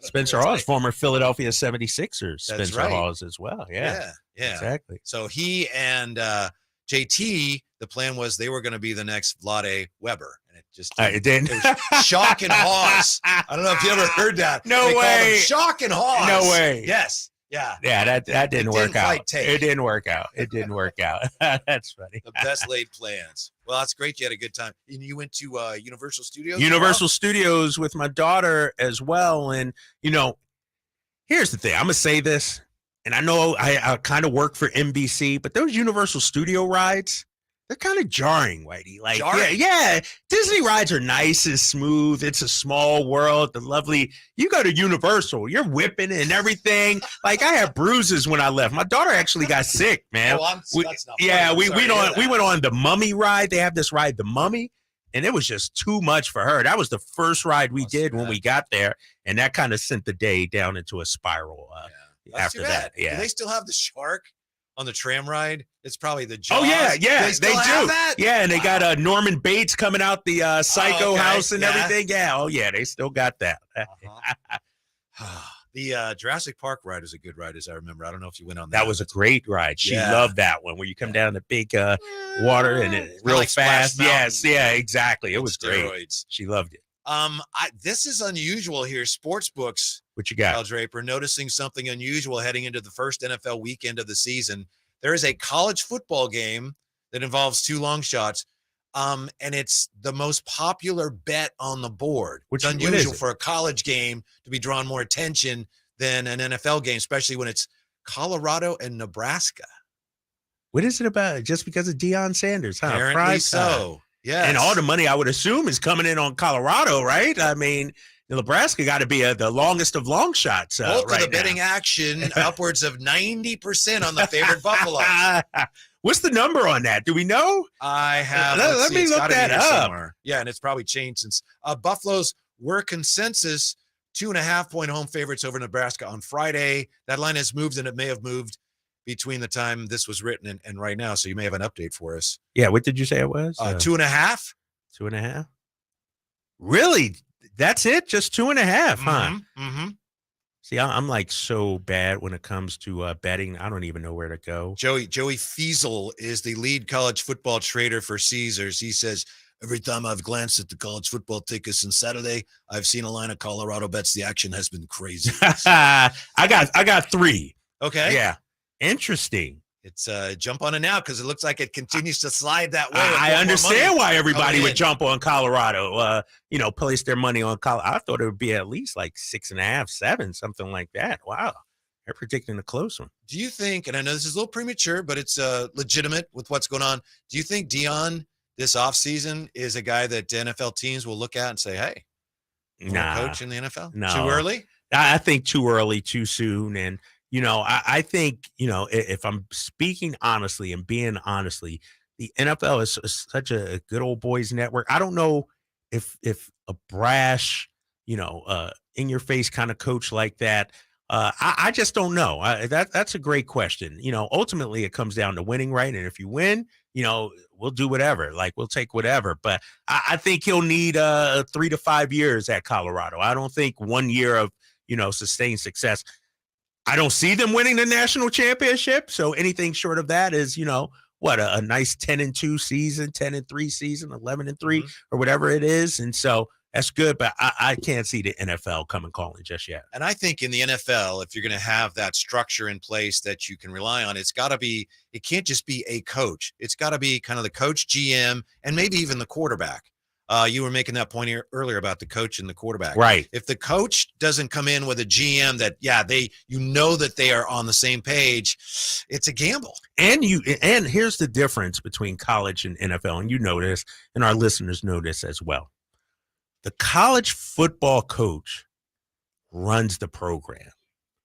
They buy the groceries, they go shopping, they cook up the meals like it is them. They are the most important person in that program. Not necessarily in the NFL, depending on where you're at. If you're Bill Belichick, you can run it. Some say Kyle Shanahan runs things with the Niners, but that's not the same everywhere else. And so I think could Deion actually work under somebody like that who, did player personnel moves, who handled that kind of thing, and he just focused on coaching? I don't know. I don't think he could. I think a great example of that is Coach Harbaugh, who was here, had success with San Francisco. Then there were power struggles. Things went sideways. He goes to Michigan, and I know he's got some suspension issues right now, but he's done a great job there over. Yeah, but some people say he's, what's the word I'm looking for? He's underachieved as well, too. He just a couple years ago, there were people calling for him to get ousted. Never could beat Ohio State, And so I just think if I'm Deion, you go to Colorado and then maybe you go to another top Power 5 kind of school. Colorado's, I can't see him there for 10, 15, 20 years. Maybe he goes to Florida State, somewhere like that. Maybe Miami, or something like that. It's got to hinge on what he wants. If he may not want to go to the NFL, at least not now. Right. A couple of years ago, I believe he came out and said, I should be coaching the Falcons. I can help them. And they said, no. And now, if he did that now, you'd have to at least pay attention to him. By the way, a trader for Points Bet Fanatics said entering this season, there had been more bets on Colorado to win the national title at 100-1 than there were bets on Ohio State or Georgia winning. Are you serious? Do you think that's because of the value of Colorado, or people really think Colorado is going to win, right? Yeah. Prime mania. No, you got people complaining about ticket prices now and all this. And I'm like, hey, man, if you're Colorado, you're printing money now because of prime time. Yep. Yeah, quite a story week 1. And we're just getting started. Up next, get the Spider-Man meme ready for the 49ers and Steelers. These teams, in a lot of ways, very similar. That's next. Draper and Gleason, Sactown Sports. It's Whitey and Watkins on Sactown Sports. When Joe Montana retired, he was, of course, regarded as what? The greatest of all time. Many in this area, of course, and bless you if you're one of them, still consider Joe Montana the greatest of all time. Whatever. Is that what people from Boston sound like to you? I mean, 4-0's 4-0. It's Whitey and Watkins from 10 a.m. to 2 p.m. on Sactown Sports. All new spring deals are here at Lowe's. Start planting your garden this weekend with Bonnie 11.8-ounce vegetables. Buy 4 for $10. Plus, liven up your patios and decks with fresh blooms. Select 1.5-gallon hanging baskets or 2 for $20. Lowe's knows spring. Lowe's knows home improvement. Offers valid through 5/17. In-store only. Actual plant size and selection varies by location. While supplies last, excludes Alaska and Hawaii. Ray Magliozzi here for eBay Motors. Okay, easy now. You're teaching your kid how to parallel park. Ouch! Turns out he likes to do it by feel. Don't worry, eBay Motors has bumpers, taillights, trunk lids, license plate holders, 122 million parts. Pull up just a little bit. And headlights.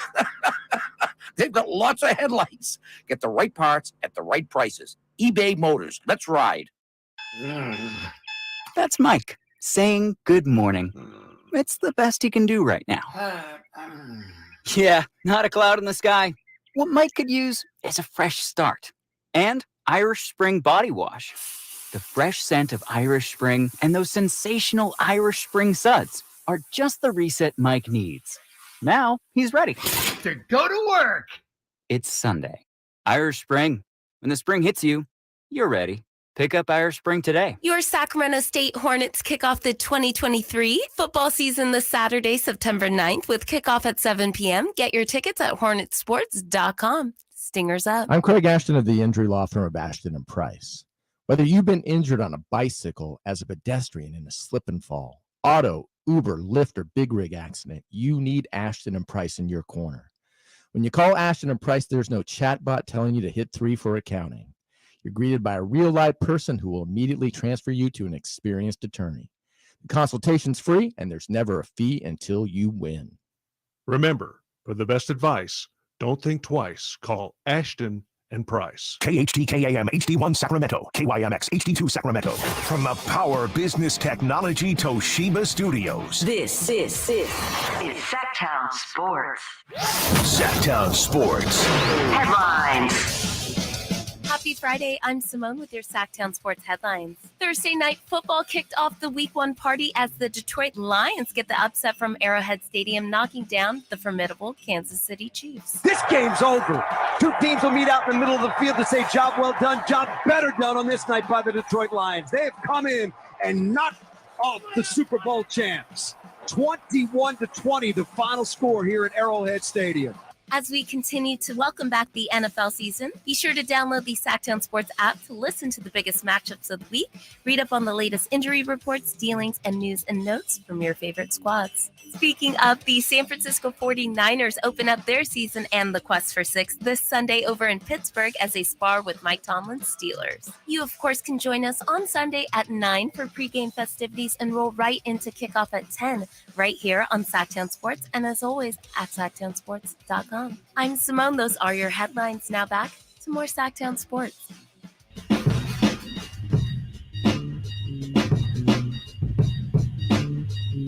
Live and local, 6 a.m. to 6 p.m., Monday through Friday. Sactown Sports. Kevin Michael, Whitey Gleason, Kyle Draper, just a couple days away now from the 49ers opener. You can hear it right here on Sactown Sports. Kyle, Nick Bosa addressed the media today. Oh, okay. He's asked, of course, you going to play? How much you going to play? He said, I'm confident. I'm not sure what Kyle's plan is, but I would be up for normal workload for sure. It tells me, as expected, he's in shape. No beer belly or anything like that to worry about. He's ready to go. And no, that's good to hear, because I think when you talk about that defensive line, it starts with him. And, you bring him out there and, obviously the additions that they made, I think he sets the table. And so that's great. And Kenny Pickett, he better strap him on, man. He's going to be tested this weekend. Do you buy my notion that in some ways you've got a Spider-Man meme going here? Not completely, but there are similarities. You got TJ Watt, you got Bosa, you got Purdy, you got Pickett, You got two teams that are very physical teams with Super Bowl pedigrees. I think there are some real similarities here. I want to say you're reaching, but I'm going to give you the respect. I see what you mean. You made those points, so I get it. But, I look at, you got Kenny Pickett, Brock Purdy, young quarterbacks, but that's where the similarities, like the Niners are a made-to-win team now. The Niners, arguably don't have any, if not many, weaknesses. I think the Steelers are probably another 2 years away, like another season or two from really being contenders. I think they need to improve the wide receiving position. I know they got some good young talent, but I hear you. The defensive line. I think I saw the Steelers' front seven was ranked 5th or something. I wrote this down. Pro Football Focus, which I think is the Bible. I listen to them on it. 5th, that Steelers front seven ranked in the NFL. The scary thing about that to me is I think if the 49ers do have a weakness, even if it's just a relative weakness, it's their offensive line. Right. That right side too. Alert. Yeah, exactly. Exactly. And I think, when you look at TJ Watt and what he's able to do, he can cause some havoc out there. And so I think the only thing outside of injuries that can derail the Niners is the play of Brock Purdy. And that's why it's so critical to protect him. Now, if he's scrambling for his life, if he starts seeing ghosts, get hit a couple of times, then that changes things. Darnold's the one who sees ghosts. Right. Darnold's the one.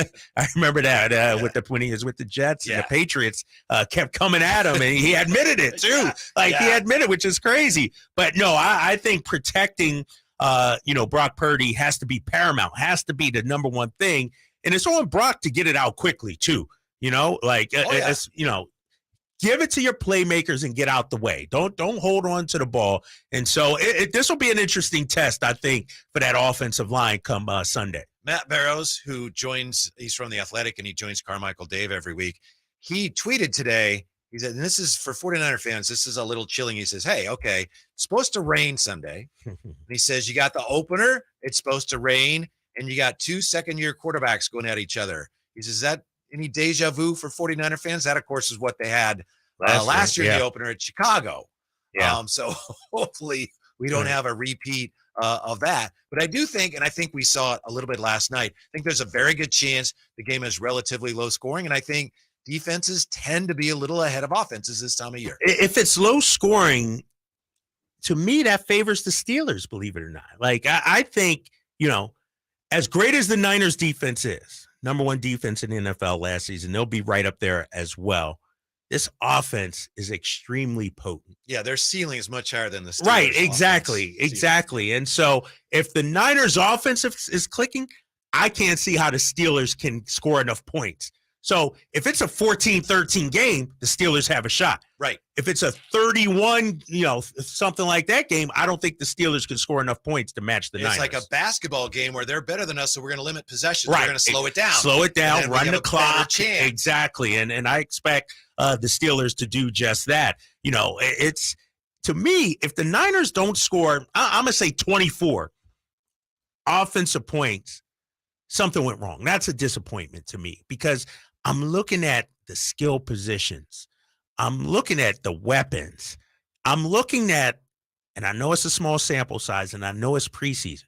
When Purdy was out there, they carved up. They marched right down the field. A couple of times they didn't punch it in, but they got what they wanted. They moved the ball. They moved the ball. They looked great, I thought, in the preseason. And so I got them, scoring a 31-17 kind of win, I think, for the Niners this week. Well, here's the problem with your prediction here. And I'm not saying, you're wrong. I'm wrong already? No. I hope you're not. But for that to happen, 24, what do I need? I need a field goal and I need 3 extra points. Are we okay? I forgot about the kicking game. Can I count on that? No, I don't. Moody's my guy. Even if Moody was healthy, I don't know if we can. Based on what I saw in the preseason, he's a young guy, 3rd-round pick, tremendous upside. I know that. Big leg. But he might have some bumps and bruises early on. He wasn't exactly automatic in the preseason. I know. And now he's banged up as well, too, not 100%. And so it'll be interesting to see how Shanahan plays it. Does he go for the longer field goals, or is he sort of like a pitch count for Moody, like anything 35 and in, we'll kick it. Anything longer than that, maybe we'll go for it. Especially, right? His first kick. Let's say you got your first drive and it's 4th down and he's got a long one. And you got to think, let's say it's 49, whatever it is, something like that. You got to think, right? If you're Kyle, if I give him this chance, if he makes it, we're on our way. We're great. Yeah. But if he misses his first kick, the whole thing. I might lose him for the rest of this game. And then, it's tough. And, we talk about the weaknesses and we talked about the line, but the kicking game has to be a concern, right? And we all believe in Moody. There's a reason why they, drafted him in the 3rd round. But if that's not tight, if that's not together, that could be an issue for this team. Yeah, for a team that's trying to get to the Super Bowl. Right. And we mentioned already the parity in the NFL now, and games are the margin between victory and defeat. It's so slimmer than ever right now. Yeah. So obviously, if your kicker is unreliable, it can doom you. And it's interesting. Kyle's philosophy to this point appears to be, we believe in him, we're good. So it's just a matter of no, we're good. Trust in Kyle. We're good. Yeah. And fingers crossed. And give him credit. He's been right most of the time. He's led this team to 3 NFC Championship games, Super Bowl berth as well. With that being said, if I'm a Niners fan, and I think Shanahan has earned our trust, if you're a Niners fan, he's earned the trust. Is it really Super Bowl or bust? Because, and we've talked about this ad nauseum over the last couple of weeks, the window is now for the Niners. And the window can close pretty quickly. Look at the Buffalo Bills. Nobody's talking about them as a Super Bowl favorite or, making it out of everybody was. Yeah, a year ago, they had a down postseason, get eliminated. And now it's like Cincinnati's ahead of them. People are talking about the Jets. Yeah, exactly. Kansas City. And so now if you're the Niners and we trust in Shanahan, I get it. You got to capitalize on it. You have to capitalize on it, and this is the year. I do think it depends how it would happen. If, let's say, the 49ers did have quarterback issues this year and then ended up costing them, that would obviously cast a very dim light on Kyle Shanahan. You still don't have the quarterback situation figured out. On the other hand, if there's injuries again that you can't anticipate and they come up short, it's like, well, then it's bad luck. So it depends how it happens. But I do think there's more of a sense of urgency and more a sense of, all right, Kyle, you've been great. But hello, at some point, you've gotten everything you need. You've made it. We let you do everything you want. You have to win. Right. Let me pose this question to you, Whitey, because I'm sitting here thinking, I'm listening to you, and we're talking about Shanahan. Purdy is his guy. Let's say Purdy is not the guy. Let's say it doesn't work out. Are we really trusting Shanahan to make the choice for the next quarterback? Is he really the guy that we can trust? Because we just talked about trusting Kyle Shanahan. Trusting me. We believe in you. If Purdy doesn't lead this team and doesn't turn out to be what Shanahan thinks he is, can we really entrust him to make the next decision? Think about it. Jimmy Garoppolo, Trey Lance, now Brock Purdy. That would be 3 guys that he thought they were the guys. You could even go further back than that. Even Mullen. Oh, come on. Brian Hoyer. Brian Hoyer too. You're right. Yes. Yeah. And so then that's where I think the heat comes in. And you mentioned, I think it was last week or a couple of weeks ago, maybe you take some of the player personnel decisions away from him, especially at that position. Right. Like, you know what, Kyle? Great coach. You do great at X's and O's, great system.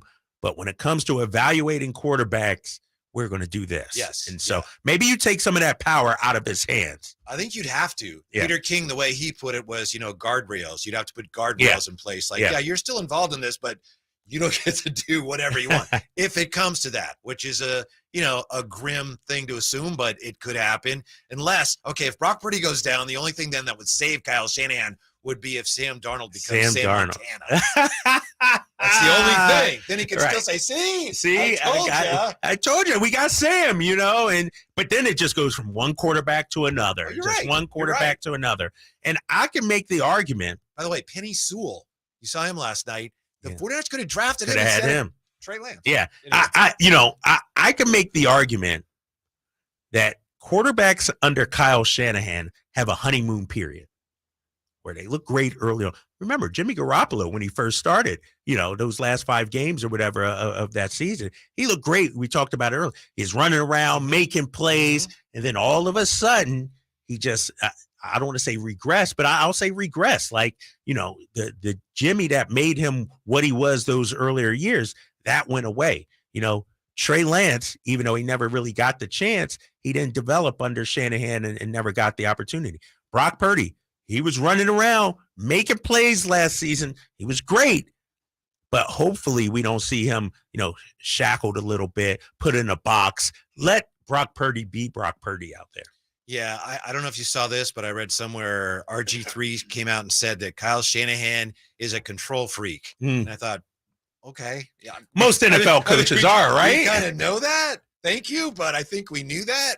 I do think Brock Purdy is going to have a little regression this year. I just think it's natural. I still think, because I know you and we in the past anyway, have been on other opposite sides of this. I do think he is, what did Kyle say? He's the real deal. I think he's the guy. But I think this year he's going to get a little loose with the football. And I think because he takes shots downfield sometimes, and it's like you're in a gunfight with a pop gun. You know what I mean? Like, you can't take that shot. Right. And he still does sometimes. So I think his interception numbers are going to go up. I think overall it's going to be okay. But I think there are going to be times of angst this year for Kyle and also just 49er fans going, whoa. There's a reason why he was the last player picked in the draft. Well, that's going to be the narrative, right? Don't let him struggle 2 games in a row, let alone 1 game. I just think, I think there's a segment of the fan base and the population out there around the NFL is waiting for this Brock Purdy bubble to burst. And, I don't necessarily want to put myself in that category because I would love to see him succeed. I'm still not 100% bought in just yet. If you don't, I will put you in that category. So whatever I know you would, and Jay would as well, and Simone and everybody here. But I think people are waiting to see this guy burst, his bubble burst, come back down to earth. And so it'll be interesting to see. I think the schedule is tough. Opening at Pittsburgh, that's going to be a tough place to play. That defense was a top 10 defense in points per game allowed last season. And so, it'll be an early test for Brock Purdy. Yeah. Why are there so many people around the league that are waiting for this 49er bubble to burst? We'll get into that next year. Kyle Draper, Whitey Gleason, Sactown Sports. Happy Friday. Trying to find out where to catch your favorite team's games? Are you a fan of the Kings, Niners, and the NFL? Well, Sactown Sports has you covered. Touchdown! San Francisco! It's all on his shoulders. Cox rocks. He fires for the win. He's got the triple. Catch all your Kings, Niners, and NFL games all year long on Sactown Sports and SactownSports.com. Your Sacramento State Hornets kick off the 2023 football season this Saturday, September 9th, with kickoff at 7 p.m. Get your tickets at hornetsports.com. Stingers up. Folsom Lake Ford has trucks. The F-150s are here. Explorers, Expeditions, and a huge selection of Broncos and Bronco Sports. They're in stock now at Folsom Lake Ford. Shop Folsom Lake Ford, your truck headquarters, right here in Sacramento for your favorite Ford models at good, fair prices. Short on cash? Buy any new Ford with 0 down. Save big with low interest finance rates. Plus, Folsom Lake Ford is paying top dollar for all trades. We want your vehicle regardless of mileage or condition. This could be the best time to buy a new Ford. Check out the huge inventory online at FolsomLakeFord.com or stop by the dealership and see the most recent arrivals. Looking for something special? Give them a call and tell them Doug Christie sent you. Folsom Lake Ford in the Folsom Auto Mall, your trusted dealer, my trusted dealer for over 30 years. FolsomLakeFord.com. 0 down with approved credit. Your home for Kings basketball for over 25 seasons. Sactown Sports. Friday at long last. NFL season upon us at long last. Kevin Michael, Whitey Gleason, and Kyle Draper. Looking ahead to the 49ers and the Steelers. And, of course, vitally important, you would think that the 49ers get off to a good start. Last couple of years, Kyle, as you know, they haven't. And they've paid for that at the end of the season, playing these big playoff games, conference title games on the road because they started the last 2 years so poorly. So you got a chance here. If you can win at Pittsburgh, you don't automatically roll in there and come out with a W. Then you got the Rams. You got a chance here to get off to a really nice start. Yeah, and I think it's paramount because when you look at the Niners and how they're built and the hype surrounding them, there's no reason why this team shouldn't get off to a hot start. You know, if they wind up 2-2, 2-3, something went terribly wrong. And then the panic starts to set in. And it's sort of similar to what I was saying about the Lions. You know, when you're a coach and you try something, you do something, and you get results and things work out, then the players start to believe, and then it starts to snowball. You know, you get off to a slow start. Now there comes a little bit of finger pointing, noise from outside the squad, outside the locker room starts to bother you. Players go home and they're hearing from friends and family. Oh man, how come Brock Purdy didn't throw? You were wide open 4 times and he missed you. You know, those kind of things start to seep in when you start losing. And just like, you know, momentum is a crazy thing. And this is something I was trying to explain to my son the other day about golf. It's like, all right, you're not playing well, and now you're gaining negative momentum. Like you're going the wrong way.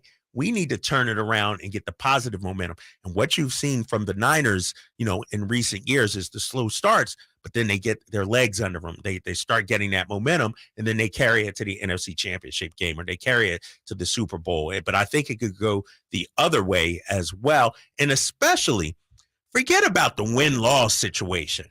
Don't let Brock Purdy get off to a slow start. You mentioned, you know, his interception total might go up. What if he throws 2 the first week, 2 or 3 the second week, you know, and they lose games? You know, the finger pointing will start to happen. And then you start to wonder, see, Trey Lance should have been the guy. You know, where's Sam Darnold at? You know, you're the only one wondering. No, so I'll be the only one. Trust, Yes. If Brock Purdy throws 5 interceptions in the first 2 weeks, I'll be the only one. Yes. And I probably, you know what? I'll be at the forefront asking, hey, I told you this guy wasn't the guy. You know, and I hate I told you so people.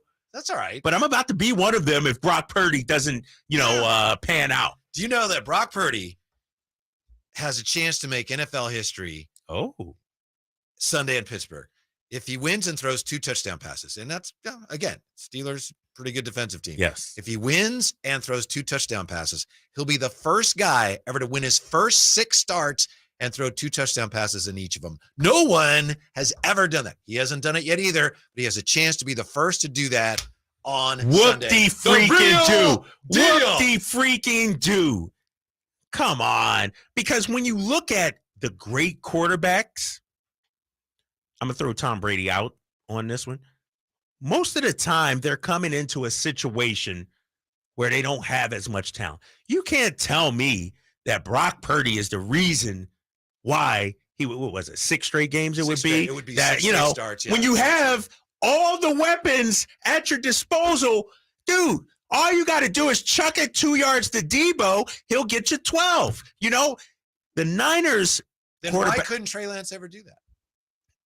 Trey Lance was young, inexperienced, even on the college level, injuries, in my opinion, didn't have the faith and trust of your head coach. And so think about it. If you're Trey Lance, you go into last season as the guy, you're going to be the starter, but you still got Jimmy Garoppolo here, who a lot of people thought wouldn't be back.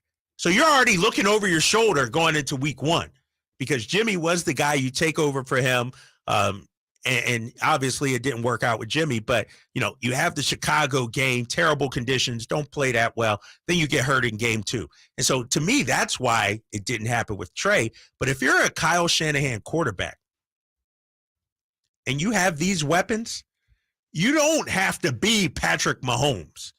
And so to your point about Brock Purdy and the interceptions, long as he knows his role, stays in his lane, you don't have to be the star. You don't have to go out there and throw for 400 yards and 5 touchdowns and all this. Get the ball to the playmakers, keep the chains moving, score touchdowns, it'll be fine. But I think if you do that in this system, then you are a star. Not a superstar, but I think you have the potential to be a star. I wanted to say something that actually supports the point you just made. That's really interesting to me. Maybe I'm reading too much into it, but it's interesting. Brock Purdy was named a captain this week. Yes. Did you see that? Yes. One of 6 captains. And he said, I was stunned because I'm a second-year player. I didn't think I'd be named captain. And supposedly it's voted on by the team. Do you know last year, Trey Lance was not. Yeah. I remember when that happened, and I think Kyle at the time said something like, well, we'd have to have 7 captains, and we don't ever do that. And like the year before, they had 7 captains. but give Purdy credit. About how they never really seemed like maybe they were all the way behind Trey. That's one. But no, we've seen Kittle come out and support Brock, and from all accounts, the guys in the locker room like him. Like we've seen guys, come out, speak out about Brock Purdy and how excited they are, how he looks in camp, how he looks in practice. And I think to me, and this goes back to my point, I don't think Trey Lance ever fully had the faith and belief from Shanahan. Whereas Brock Purdy, Shanahan is anointed as his guy. And this is just another example. The coach likes him. The locker room likes him. Why not vote him as one of our captains? But I don't think, and obviously we're not there, we don't know. Yeah. I don't think that he didn't have that confidence or that he didn't have that support. That's why he didn't play well. I think it's the other way around. I think one of the reasons everyone has rallied behind Purdy is because in practice and in games, they've seen him. It's like, wow, he can do it. Trey didn't do it. And I don't think he didn't do it because he never had that support or that belief. I think he didn't have the belief because he never did it. But we'll never know. Yeah, we'll never know. But my point is, at every turn, Trey Lance was looking over his shoulder. But Kyle, they brought him in to replace Jimmy. That's why they brought him in. And that comes with pressure. That comes with, you're the guy, pressure, anointed. Then he gets hurt his first year. In the second year, you're our guy. You're going to be our starter. Well, Jimmy's behind him, and he gets hurt second game. That's true. Going into his third year, what happens? Going into this season, what happens? Oh, Brock Purdy's the guy. You're going to compete for the second. Oh, but we're going to go out there and get Sam Darnold. And so I just think, and I've said it before, it was just a bad situation. And I'm not blaming Shanahan. I'm not blaming Lynch. I'm not even blaming Trey Lance. You throw in the injuries. It was just an imperfect storm, like you put it a couple of weeks ago, and he needed a fresh start. Whereas I think Shanahan, they're giving Brock Purdy everything he needs to succeed. They're building him up. They're naming him the guy. They gave Christian McCaffrey. Got Christian McCaffrey. Like, Trey Lance didn't play with Christian McCaffrey. He didn't have that in week 1 against the Bears. And so that makes a difference. And, that's why I think the quarterback, head coach, it's like a psychology experiment, right? You got to be on the same page. You got to trust each other. You got to believe in each other. And then you can have great things that happen. And, I hate to, shift gears just a little bit. You look at what's going to happen in Denver, with Sean Payton and Russell Wilson. How does Russell Wilson feel about Sean Payton? Like, if Wilson struggles the first 3 games, are we looking at making a change out there in Denver? And so I just think a head coach, one of their chief responsibilities is to instill confidence in the quarterback. And that's what we're seeing here. Coming up here, if you want, we can got a couple ways to go here. I know we haven't talked a lot about USA basketball, and we don't have to with the loss to Germany.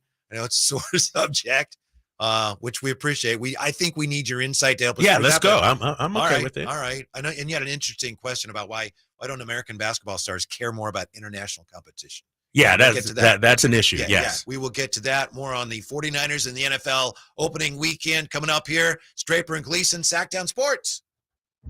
Can Mike Brown build on last season's Coach of the Year award? Can the Kings exceed 48 wins? We will be better prepared to make the run that we expect to run come next playoff. Tune into every Kings game this season on Sactown Sports and SactownSports.com. I'm Ken Korak with your Green and Gold Report, brought to you by Xfinity 10G, the next generation network. Well, so much of the A's future success will depend on the development of their young pitching. Take the right-hander Mason Miller, who back in May, in his third major league start, no-hit the Mariners for 7 innings. Well, he's spent the last 3 months on the IL, but he's coming back, pitching out of the bullpen here in September. If he can pitch well and he's healthy, that'll buoy his chances of rejoining the A's rotation in 2024.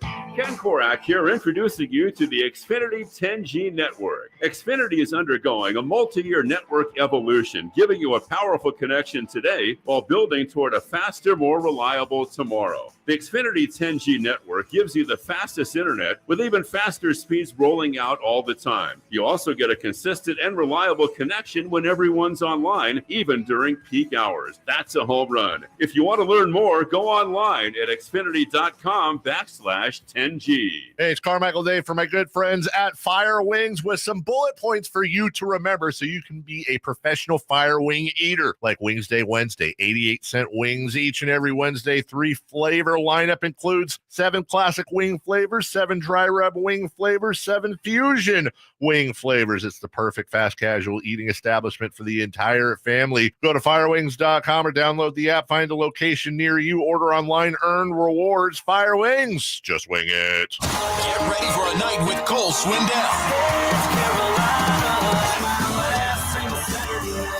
The 2023 ACM Song of the Year winner hits Heart Health Park at Cal Expo in Sacramento, Saturday, September 9th for the CITP2 Fest. And Cole's bringing some friends like Chris Jansen, Dylan Scott, Matt Stell, and more. Tickets start at $40 at CITPFest.com. Guys, did you know your testosterone level impacts your energy, libido, sleep, weight, hair loss, mood, and even ED? And right now, Revive Men's Health Sacramento will check your testosterone for free. They've helped thousands of men since 2011 feel and perform better. They're so confident they can help you, they even guarantee it. Schedule your free testosterone test, exam, and consultation today. Call 916-277-8599. That's 916-277-8599. Or visit ReviveMen'sHealth.com. I suffered with plantar fasciitis for almost 20 years. I thought that foot pain was going to be with me for the rest of my life. If you suffer with plantar fasciitis, the search for pain relief can feel like an endless and hopeless ordeal. I would try drugstore, insoles and supports. I've been through surgeries, foot injections. I was trying all different things. Not a single one worked. If you think you've tried everything to relieve your foot pain, you probably haven't tried arch supports from the Good Feet store. And then I was driving past the Good Feet store, and I thought, why not? Give it a try. They wanted to make sure that they gave me the right arch support for my feet. Then it was like, okay, this is different. These make a difference. I don't have foot pain anymore. I'm so glad I met Good Feet. It changed my life. See how Good Feet arch supports work for you before you buy with a free fitting and test walk at the Good Feet store. The Good Feet store. Come in now for a free arch support fitting and test walk. Hold up, you're using Swiffer Power Mop? What would Mom say? Oh, she'd be like, a mopping bucket is the only way to deep clean your floors. And I'd be like, Mom, this is the new Swiffer Power Mop, the all-in-one that gets you a mop and bucket clean in half the time. She'd never believe you. I'd say, look, the solution's built right in, so no heavy bucket. And the pad has hundreds of scrubbing strips to get into grout lines. That's why you're the smart one. Really? What? Mom said it. The new Swiffer Power Mop. Don't mop harder, mop smarter. Sactown Sports. Headlines. Happy Friday, I'm Simone with your Sactown Sports headlines. Thursday night football kicked off the Week 1 party as the Detroit Lions get the upset from Arrowhead Stadium, knocking down the formidable Kansas City Chiefs. This game's over. 2 teams will meet out in the middle of the field to say job well done, job better done on this night by the Detroit Lions. They have come in and knocked off the Super Bowl champs. 21-20, the final score here at Arrowhead Stadium. As we continue to welcome back the NFL season, be sure to download the Sactown Sports app to listen to the biggest matchups of the week, read up on the latest injury reports, dealings, and news and notes from your favorite squads. Speaking of, the San Francisco 49ers open up their season and the quest for 6 this Sunday over in Pittsburgh as they spar with Mike Tomlin's Steelers. You, of course, can join us on Sunday at 9 for pregame festivities and roll right into kickoff at 10 right here on Sactown Sports, and as always, at SactownSports.com. I'm Simone. Those are your headlines. Now back to more Sactown Sports.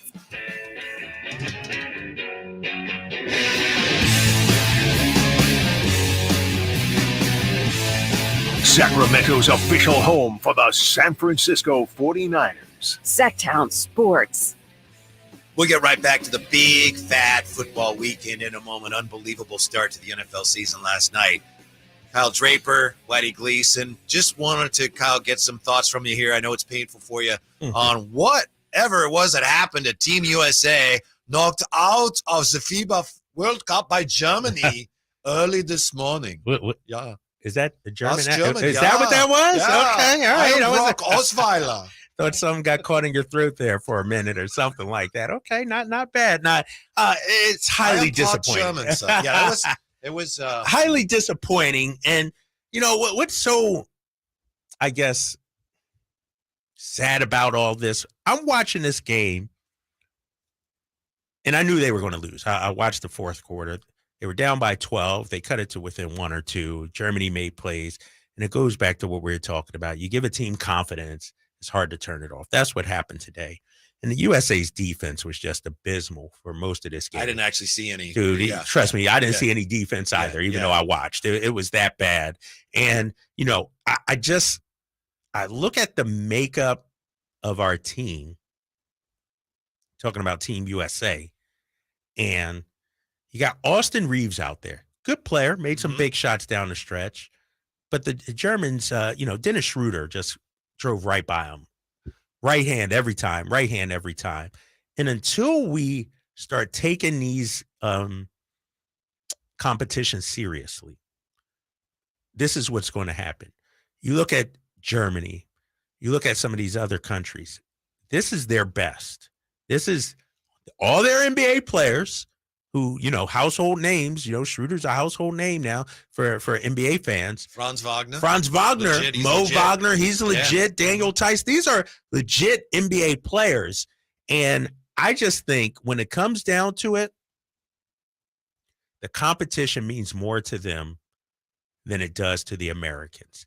But here's the problem, and I sent this in our email. De'Aaron Fox said he'd rather win an NBA championship than an Olympic medal.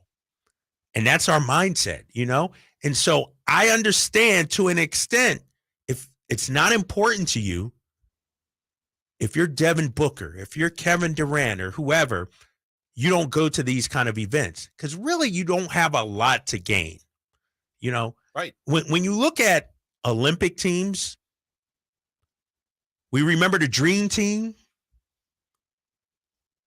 I don't know if we remember any of the other ones. We remember the 72 team that lost. They right. Shouldn't have lost, but they did. Remember the 88 college team. Yes. They lost. Yeah.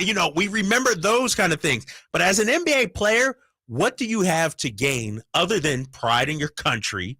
And given the current climate that our country is in right now, I could see why some guys wouldn't be patriotic and want to do this. Because I don't think they have a whole lot to gain, especially because you have a segment of our population that's sort of rooting against them, like that wants to see Team USA lose. And when they lose, see, look, it's just if you're Devin Booker, if you're Durant, you got, Jaylen Brown about to make $60 million a year.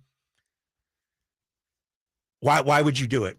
I think the problem is, in part, if you're a USA basketball player, no matter who you are, no matter how big a star you are, you can't accomplish much because no matter who you are, you're expected to win. And right, you're expected to win. Well, you're supposed to win. Right. Whereas other countries, like you saw Germany today, I mean, hello, let's go to the Hofbrau and have a great time. Did you see the way they celebrated? Yes, They celebrated like they had won it all. Right. Like they had that joy. And the U.S., when they win, it's not like that. It's like, all right, we're supposed to do it. Like, and it's like, And so I just think, I hate to say it, we're going to have to get used to not being dominant in basketball anymore. Right. As long as our top guys aren't there, and as long as we still throw everybody together, I mean, when you look at this German team and you look at these international teams, these guys have played together before. As soon as after the season, they go back home, they're practice. We throw them together in August and expect them to be perfect. And historically, we've been able to win just on talent alone, but the gap has definitely closed. Yeah, that third quarter today, Germany just destroyed the U.S. That's where the game was decided. And I agree with you about all of that. But I also think that it's not a decent excuse. You're not saying this, but I've read that, well, we've got to send our best players, and this is what happens. Okay, I get that. But this team still should have won. And this team also should have had a better roster where from the beginning before the team even played, you could look at them and go, they're kind of small. Jaron Jackson's going to play center. Right. That's probably not going to work. Well, it didn't. How did no one realize that? Yeah, no. And I go back to the makeup of the team. You're right. But also the coaching, Steve Kerr, and Walker Kessler, young player, not a household name, but he's their best defensive big. He's a good player. He didn't play at all today. Yeah, and so Steve Kerr, in my opinion, went with his best offensive lineup a lot, and at the sacrifice of defense. Like when Team USA was destroying it with the dream team and everything, like a big reason why is because they were great defensively. They got steals. They got in fast break. No offense to Jalen Brunson, good player, but I don't think he's locking anybody down. I just didn't like the makeup of the team. You got a lot of young guys, a lot of up and coming guys, and they just didn't get it done. I thought the teams should have been good enough still to win. You're right. Clearly there were flaws there, but there were some obvious flaws that could have been addressed. I also think that they didn't have enough guys who know how to move the ball. You play against a zone internationally, you got to have shooters and you got to be able to swing the ball. And that's why I thought Reeves and Halliburton, the way they played, stood out so much, because those guys move the ball. Yeah. And you have too many guys that aren't very good at that. No, this is part of a larger discussion, Whitey. If we're really going to get down to it, it goes back to, I'm a JV assistant coach. I've coached my son, and so many times a player thinks the best way to win a game is go out there and get 30. And so when things get really tight, you think, all right, I got to make a play. It's sort of like the Allen Iverson syndrome. Allen Iverson, great player, one of my favorite Hall of Famer. He thought, oh, man, if I didn't score 40, 50, we're not going to win. Well, it's okay, AI, to score 20 and hand out 10 assists and let other people score. And so when you watch the game today, it bogs down into a one-on-one contest, which we see so much in the NBA. Yes. And you're so much, and I think the international players, they trust their system and they run their system. And where ours is just pick and roll, pick and pop. Like we do the same thing every time. And I'm shocked because Steve Kerr, the way they run the Golden State offense is so beautiful to watch. We didn't see that with Team USA. Yeah. Steve Kerr failed because he didn't do the one thing he was supposed to do as a coach of this team, which was convince Steph to play. Right. That's why he was right. Get Steph. Like Steph Curry makes a difference, because Steph is the one superstar who moves the ball. Like, yes. And he moves without the ball too. Yes. And so I think that's critical. It's just highly disappointed. And, I feel sad because I want my guys to win. Obviously I'm a big NBA fan, but I'm looking at some of the numbers out here today. Austin Reeves, 25 minutes, good player. But like I said, he was a defensive liability. He played the third most minutes out of anybody on the team. Tyrese Halliburton only played 19 minutes and change. Some of the other guys, Paolo Banchero, 17 minutes. Like, Josh Hart played 19 minutes. It's just starting power forward, Josh Hart. Yeah. It's like, where's the size at? Yeah. And Jaren Jackson Jr., as great of a player as he is, was a total disappointment, during this entire competition. You're talking about the reigning defensive player of the year, and he was in foul trouble all the time. And, today, and I didn't notice about FIBA rules, you can't slap the backboard. Yeah. So if you go for a block shot, you can't slap that. That's automatic goaltending. That happened to him a couple of times today.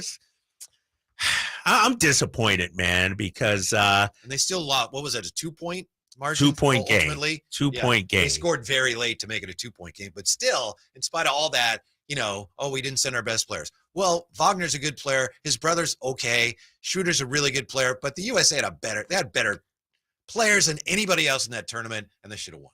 They should have won, and I'm looking at the box score here, Whitey, and, give Germany credit. They have some players. I'm not discounting what Germany has. They have Andreas Obst. Oh, who the heck is Obst? Went off on him today. Like, he was. There it is. Yeah, I like that. He had 24 points, but Germany shot 68% from 2-point range today. That's just, as much as we could talk about guys not scoring and all that, defensively, they did not get it done. Germany, they led pretty much the entire game. And we talked about it earlier. When you get that confidence, you get that energy, you get that flow, it's that momentum, and then bam, there you go. That's the difference. Feel better? Got that off your chest? No, now I'm pissed off, man. See, you for the first hour and 40 minutes, you had calm, cool, and collected drapes. Now you're about to have pissed off drape. All right, back to football then, huh? Back to football. What are your must-see and your do not look directly at games of the weekend? All right, games like you can't miss this, or hey, whatever you do, don't get stuck watching that dog with fleas. That's coming up next year. Draper, Gleason, Sactown Sports. Check out the Golf to Go Hour with Frank LaRosa every week on Sactown Sports. Get the latest on equipment, area courses, people who play the great game, and plenty of good conversations about golf. It's the Golf to Go Hour every week with Frank LaRosa on Sactown Sports.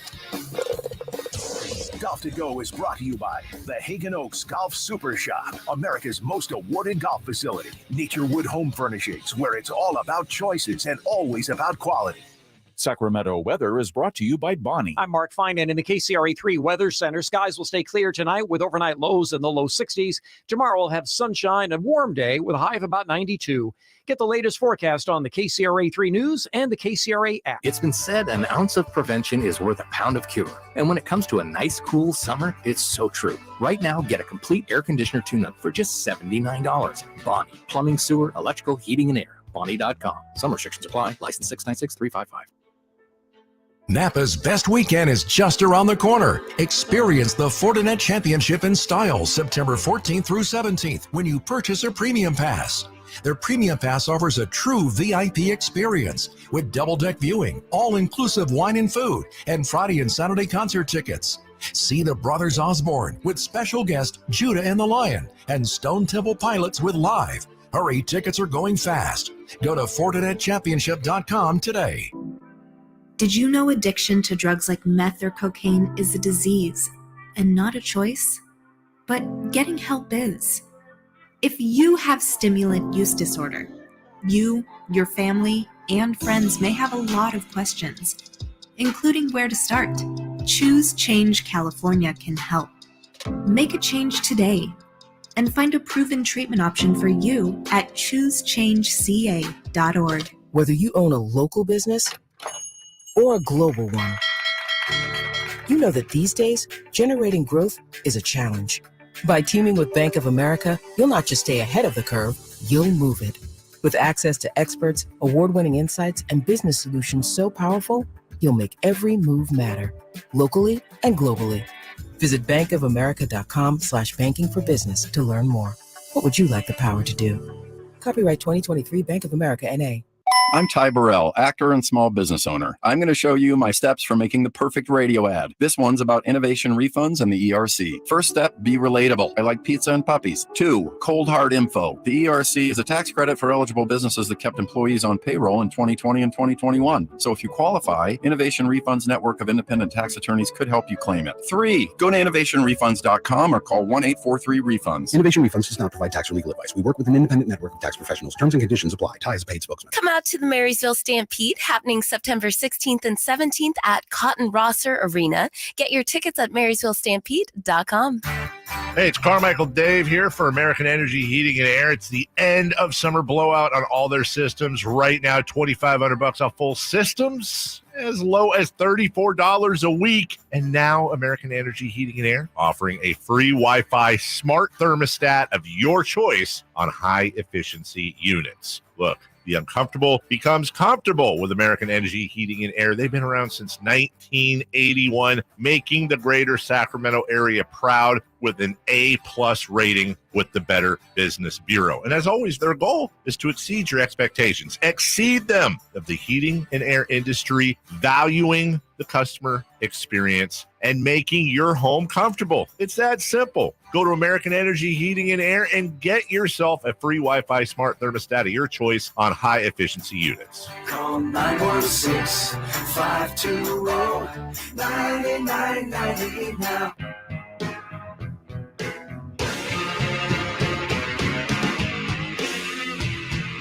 Your flagship station for the Beam Team, Sactown Sports.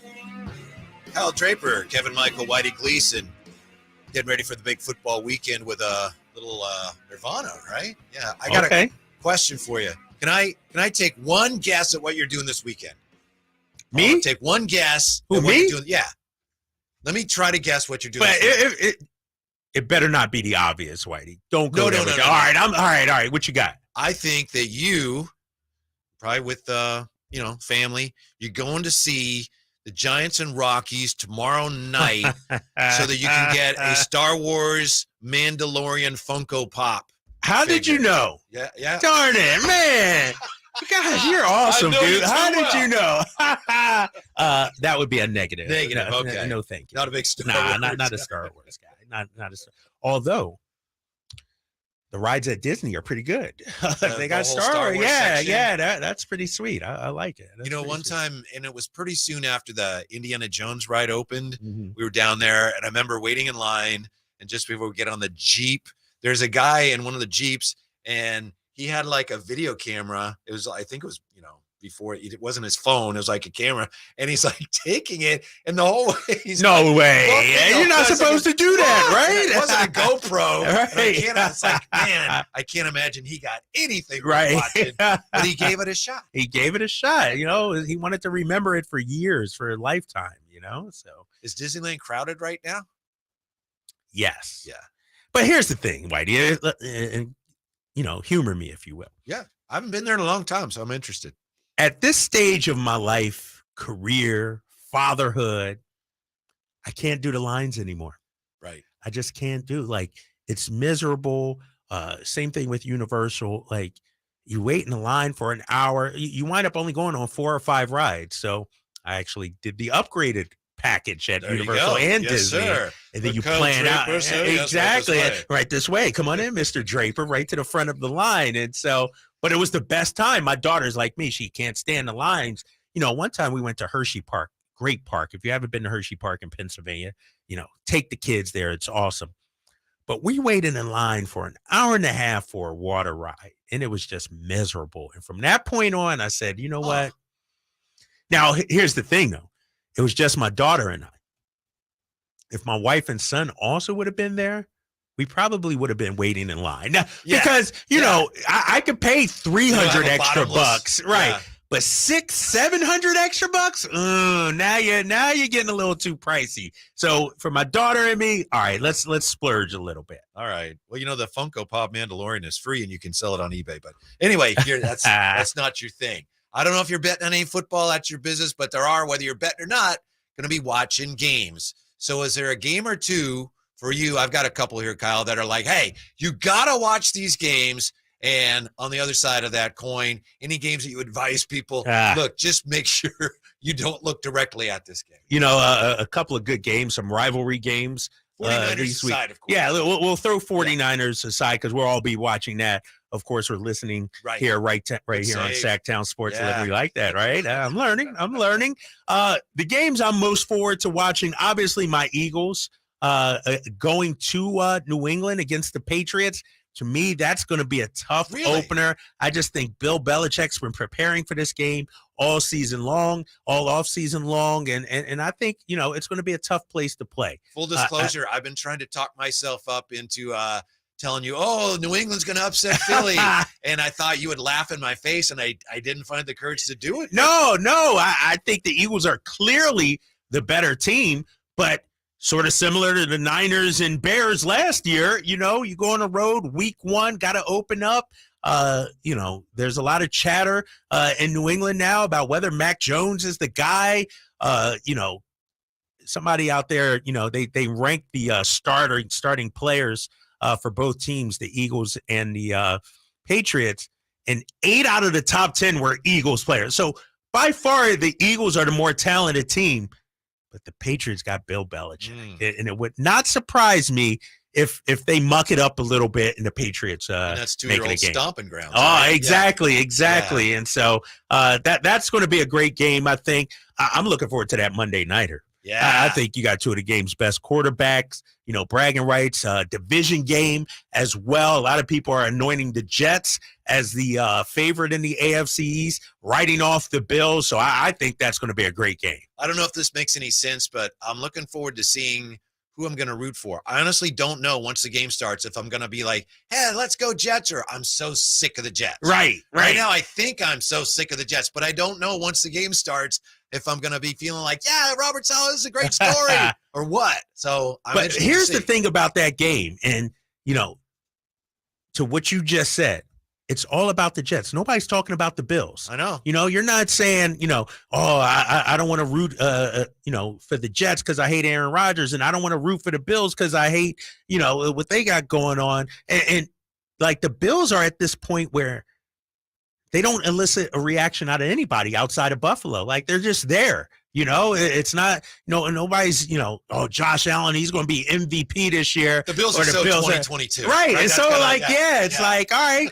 good team, whatever. You'll wake us up in the playoffs. And so I think, when you look at Aaron Rodgers and the Jets, they're like the new sexy thing right now in the AFC. Yeah. Yeah. A game, there's a couple I really like too, but I think the one that is, to me, can't miss would be Miami at the Chargers. I think that's got a chance to be a really high-scoring game, even though this week we may not have as many high-scoring games as typical. But the Dolphins, it's clear that they've decided we're going to make a run this year. They actually tried to trade for Jonathan Taylor. And I think the Chargers, and I thought this before last night, I think they're going to win the division. They're going to knock the Chiefs off the top. Really? You're that high on the Chargers? Those wow. are two teams to me that could be not just fun teams to watch, but legitimate AFC Super Bowl team. No, I'm with you. I'm big on the Chargers as well. I think, they got a high-powered offense. Coach is like, does he know what he's doing? Right, exactly. No, that'll be, is Tua playing, right? He's back. He's healthy. He's good. That's going to be the key for Miami. Miami had a great start last year. That AFC East is just tough, man. That's a tough division. And I think Miami can make some noise out there. Yeah, I also like Cincinnati at Cleveland. I think Great the Browns, game. And I'm kind of a Bengals guy, but I think the Browns have a chance to be something of a surprise team this year. No, and it all starts with Deshaun Watson, though, right? And I don't know what to make of him right now. I have no idea. Is he Houston Deshaun Watson or the guy we saw last year? I think another year in the system will help him out. Another year removed from the scandal or the off-the-court drama will help him out where he could just get back to focusing on football. And so Cleveland might be an upstart kind of team to keep an eye on. Yeah, Arizona, Washington, I'm not really going to make an effort. I'm not going to watch that. I'm not even – I was going to say Green Bay, Chicago, because I don't think neither of those teams are going anywhere, but you got two young quarterbacks, so that's a reason to watch that game. Another game, Dallas and New York, rivalry game. Yeah. I get it, but they aren't sexy to me. Like, really? I just, even as an Eagles fan, you don't want to see two teams in your division I'll watch it, but each other's you're brains talking out? about 2 9-8, 8-9 teams going head to head. They aren't threats out there. I'll watch it just That's because of my showcase game of the weekend. because they think this is the NFC East of the 80s and 90s. Times have changed. Like, the AFC is the conference now, obviously, with the high-power teams. That'll be a good game. I'll watch that. Carolina, Atlanta, I'll probably skip that one. Yeah. Dog of the weekend. Nice 10 a.m. game. So I'll probably skip that one as well. And I'm looking at ESPN got the ticket prices listed to get in for each game here. I'm looking at the schedule. Carolina at Atlanta, tickets as low as $42. You can go to an NFL game for that game, though, that's $42. robbery. That game has the old Thursday night football. That game would have been on that. And I know they've kind of trumped it up. The games are better. Or that would be like a Sunday game in London, right? Right, exactly. What? Yeah. One of those nice little 7 o'clock, 10 a.m. starts, no doubt. But it's great to have anybody back playing football this week. We're going to talk to Amil Fergoso coming up here, top of the hour, our 49er insider. He's going to tell us what job one for the Niners is this Sunday against the Steelers. Amil is next from our SactownSports.com. It's Gleason and Draper, Sactown Sports. What's the latest with the San Francisco 49ers? Carmichael, Dave, and Jason Ross keep you up to date on all things red and gold during the Niners at 9 every weekday at 9 a.m. on Sactown Sports at SactownSports.com. All new spring deals are here at Lowe's. Start planting your garden this weekend with Bonnie 11.8-ounce vegetables. Buy 4 for $10. Plus, liven up your patios and decks with fresh blooms. Select 1.5-gallon hanging baskets or 2 for $20. Lowe's knows spring. Lowe's knows home improvement. Offers valid through 5/17. In-store only. Actual plant size and selection varies by location. While supplies last, excludes Alaska and Hawaii. Innovation Refunds does not provide tax or legal advice. We work with an independent network of tax professionals and will share information with them to evaluate and process your claims. Terms and conditions apply. Ty is a paid spokesman. I'm Ty Burrell, actor and small business owner. You can trust Innovation Refunds with your small business's ERC claim because of their SOC 2 Type 1 security compliance. Without this, how can you be sure a company can protect your information? It's not like here on the radio, where all you need to be secure is a censor button. My password to my bank account is Ty's cool password 1. Uh-oh. Luckily, Innovation Refunds is more reliable. Go to innovationrefunds.com or call 1-843-REFUNDS to get started. Twin Peaks is the best in the game. Here, your favorite drafts are poured at a frosty 29 degrees. It's bigger game days and bolder fight nights. I mean, where else can you find a scratch kitchen that always comes in clutch? Every day, from lunch to late night. Only at Twin Peaks, the #1 sports bar. Get wings the way you want them. Try Twin Peaks wings bone-in breaded, naked, smoked and grilled, or boneless in your favorite sauce or rub. Folsom Lake Ford has trucks. The F-150s are here. Explorers, Expeditions, and a huge selection of Broncos and Bronco Sports. They're in stock now at Folsom Lake Ford. Shop Folsom Lake Ford, your truck headquarters, right here in Sacramento for your favorite Ford models at good, fair prices. Short on cash? Buy any new Ford with 0 down. Save big with low interest finance rates. Plus, Folsom Lake Ford is paying top dollar for all trades. We want your vehicle regardless of mileage or condition. This could be the best time to buy a new Ford. Check out the huge inventory online at FolsomLakeFord.com or stop by the dealership and see the most recent arrivals. Looking for something special? Give them a call and tell them Doug Christie sent you. Folsom Lake Ford in the Folsom Auto Mall, your trusted dealer, my trusted dealer for over 30 years. FolsomLakeFord.com. 0 down with approved credit. Like any good agent, we're here for the open house, for the closing, for handing over keys. But because we're realtors, we're here for so much more. Agents who are realtors volunteer at nearly 3 times the national average. We're working to broaden access to credit, increase affordable housing supply, and ensure fair housing for all. And realtors are bound by a code of ethics. We're here for it all. Realtors are members of the National Association of Realtors. That's who we are. Get to Acura of Stockton, where precision-crafted performance is at your fingertips. Elevate your driving experience with a vehicle that's built to impress. Acura of Stockton has a great selection of new Acuras and customer service that will exceed your expectations. And right now, lease a new Acura TLX, MDX, or Integra with low lease rates available. Take luxury to a whole new level in a new Acura from Acura of Stockton. See all our inventory and specials at AcuraofStockton.com. Gold Country Casino Resort Norville is proud to present one of the most powerful voices in country music. Come on now, we're running out of moonlight. Randy Houser live in concert on Saturday, September 23rd. Let me show you how. Purchase your tickets now to see all of Randy Houser's greatest hits. Only at Gold Country Casino Resort. Must be 21 or older. KHTKAM Sacramento, KYMX HD2 Sacramento. Take it on the local level. Live and local, 6 a.m. to 6 p.m., Monday through Friday. From the Power Business Technology Toshiba Studios. Sactown Sports. Sactown Sports. Headlines. Happy Friday. I'm Simone with your Sactown Sports headlines. Thursday night football kicked off the Week 1 party as the Detroit Lions get the upset from Arrowhead Stadium, knocking down the formidable Kansas City Chiefs. This game's over. 2 teams will meet out in the middle of the field to say job well done, job better done on this night by the Detroit Lions. They have come in and knocked off the Super Bowl champs. 21-20, the final score here at Arrowhead Stadium. As we continue to welcome back the NFL season, be sure to download the Sactown Sports app to listen to the biggest matchups of the week, read up on the latest injury reports, dealings, and news and notes from your favorite squads. Speaking of, the San Francisco 49ers open up their season and the quest for six this Sunday over in Pittsburgh as they spar with Mike Tomlin's Steelers. You, of course, can join us on Sunday at 9 for pregame festivities and roll right into kickoff at 10 right here on Sactown Sports and, as always, at SactownSports.com. I'm Simone. Those are your headlines. Now back to more Sactown Sports. The only station in Sacramento giving you local sports coverage from 6 a.m. to 6 p.m. Monday through Friday. Sactown Sports.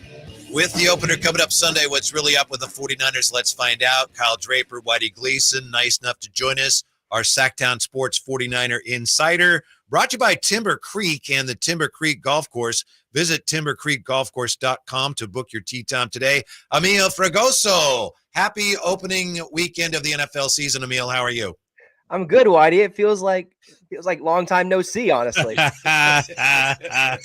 Did you change up? Did you? Is there a wardrobe change today for you? No, this is just straight to home. I had to go grab some lunch real quick and then get in here.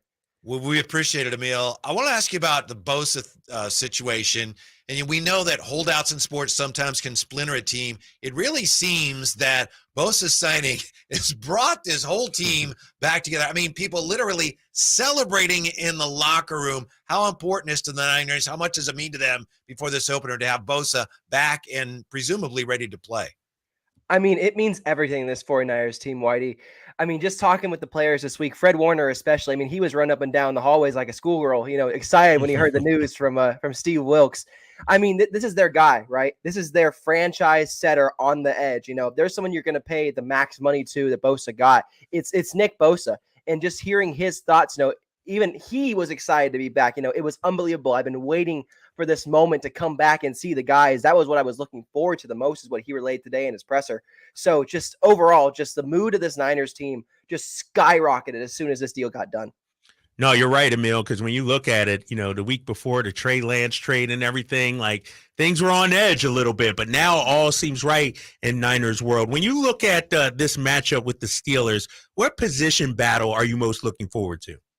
I'm looking forward to right tackle Colton McKivitz, so new starting right tackle going against edge TJ Watt. It's going to be a big first test for Colton McKivitz. Again, the swing tackle from last year. He earned enough reps with Mike McGlinchey going to Denver this year. He's going to be the starting right tackle. So it's going to be interesting to see how this, veteran, he's been around for a little bit now, but it's going to see how does he stack up against the elite talent in the NFL on the edge. And he's held up well in the preseason. But again, TJ Watt, very different story.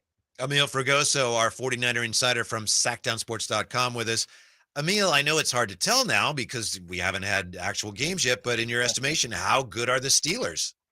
There's a lot of hype around the Steelers right now, and I wasn't buying it at first, but after going through the preseason highlights, looking through the team and the statements, honestly, I can see why everyone's so high on the Steelers, especially second-year quarterback Kenny Pickett. He's looked fantastic in the preseason, and frankly, their defense looks to be back to the same thing again, getting Watt back. And it's Mike Tomlin. Look, Mike Tomlin has never had a Steelers team under 500 in any season he's coached. That's a testament to how consistent he gets his guys and how disciplined this organization is. So I think it's going to be a tough test for the Niners on Sunday. Amil, when you look at what happened with Kansas City last night, a lot of people say, man, if they would have had Kelsey, things would have been different. What's the latest on the Niners injury situation? How about George Kittle? Is he going to be able to go on Sunday? Yeah, George Kittle is one of two players that is questionable right now.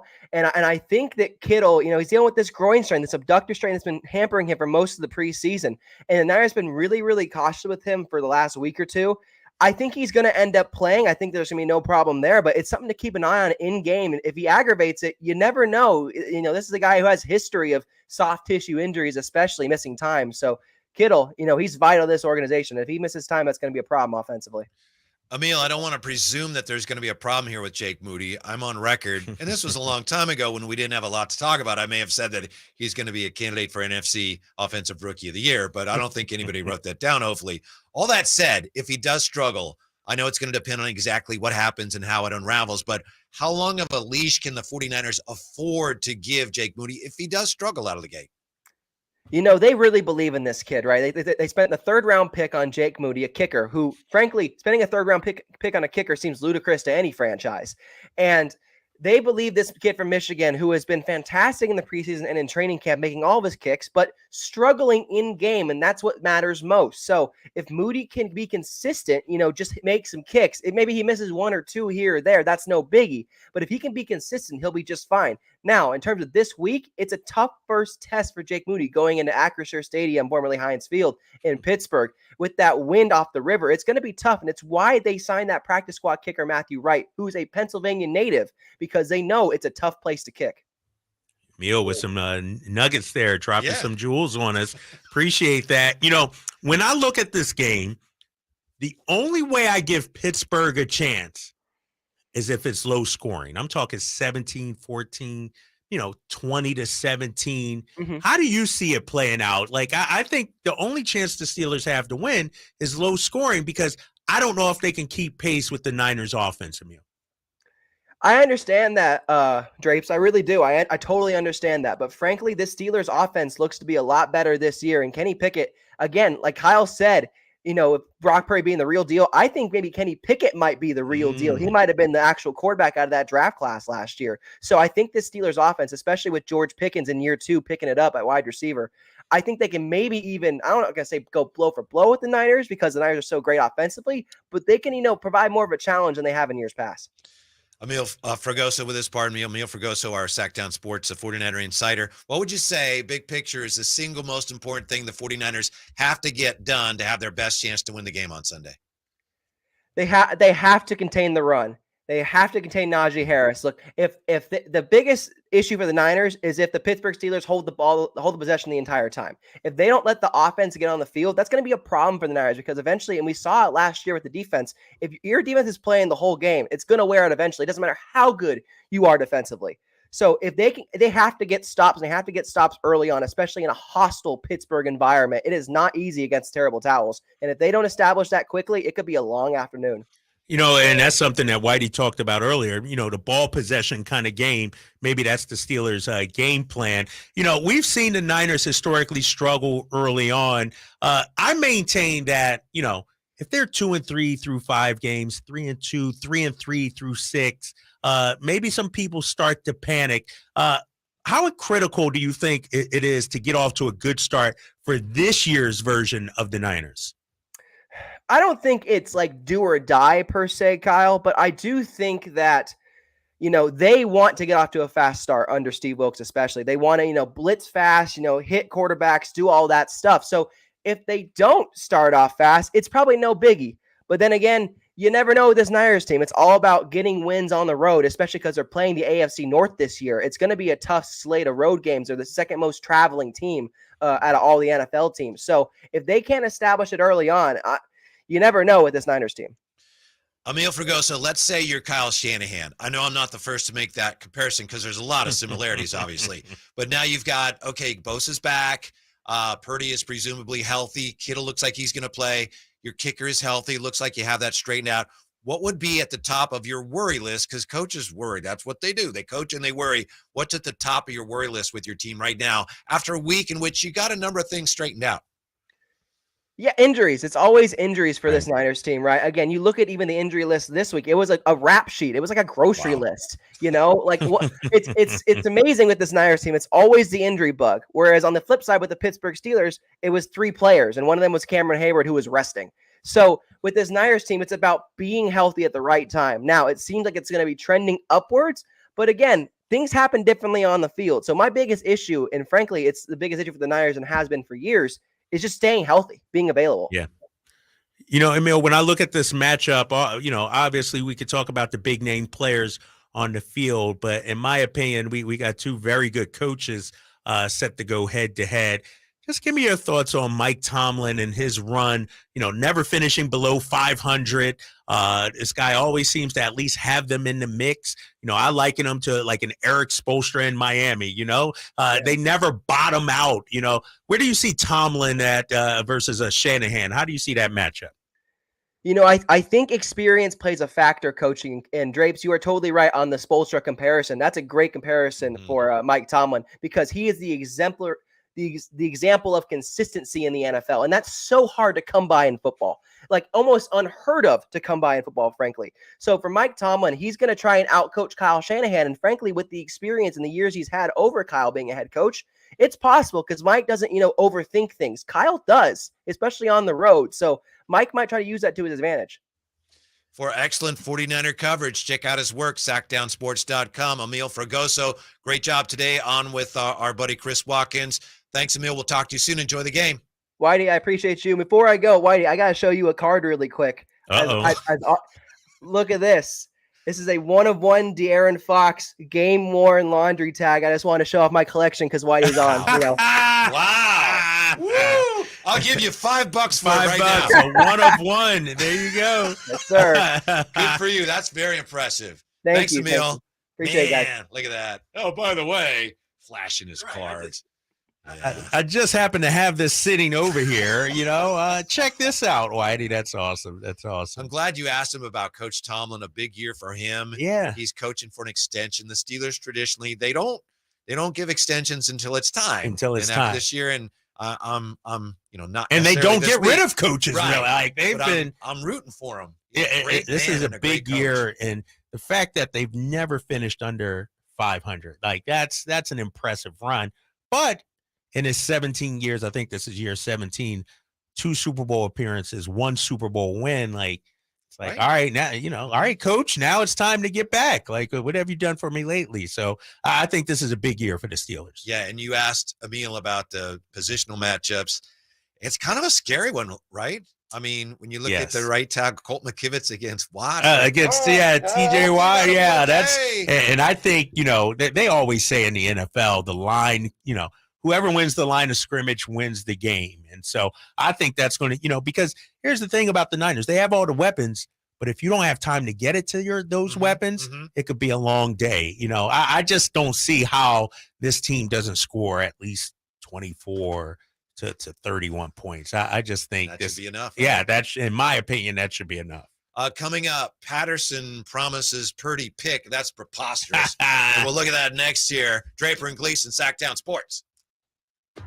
Will Kyle Shanahan and the 49ers brass go all the way this season? Could the Niners win their first Super Bowl since 1995? Join us throughout the season to hear all the games and all the analysis on Sactown Sports at Sactownsports.com. Come out to the Marysville Stampede happening September 16th and 17th at Cotton Rosser Arena. Get your tickets at MarysvilleStampede.com. I like daffodils, tulips, the big dinner plate dahlias. I loved being in the garden, but I wasn't going to be able to because I couldn't not only walk, but I couldn't really stand on my foot without being in pain. It was excruciating. So my husband said, let's go to the Good Feet store. For over 20 years, we've helped people like Terry live the life they love without letting their feet get in the way. This nice young man said, I think I can help you. He got the arch support and I was fitted. And I kept walking back and forth across the store. And I looked at my husband and burst into tears because it was the first time in a year that I have not had any pain in my foot. I have had no pain since the day I bought them.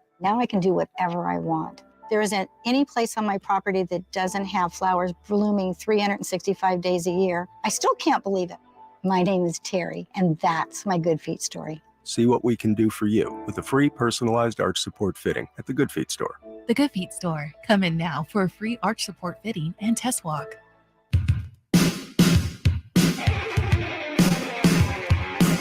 Your new home for 49ers football in the 916, Sactown Sports. Wouldn't that be something? Our first year covering the 49ers, and the 49ers I'll just say, they have a great season. Wouldn't that be something, You amended what you were about to say. They have a great season. You know what? Got to be careful around Eagles fans. If the 49ers have that great season, that's good for everybody in this building, right? I'm all about my business, Whitey. So what's good for the business is good for me. And so I want the 49ers to go far. I remember here, as we were talking here, I'm just reminded of when the 49ers won the Super Bowl against the Bengals, the first time the 49ers ever won the Super Bowl. And I was selling pretzels because I was in college. I was selling pretzels out of a cart, Hayden Beach cable car turnaround in San Francisco that day. and I don't think they let me have a radio. It's like, no, you can't have a radio, and they didn't even let us have a stool. What? Yeah. So, if there's anybody happening by, hey, what's the score of the game? And nobody was there. Nobody was there. I don't know if I So sold you had 10 no pretzels. idea what was going on. But what I'll never forget is that day taking the bus back to where I was staying, because it was between quarters, and just the city of San Francisco starting to erupt as the sun was going down in that January day, 1982, and the city getting ready to celebrate the 49ers winning a Super Bowl. At that time, it was unheard of. It was hard to even believe it was happening. No, you're right.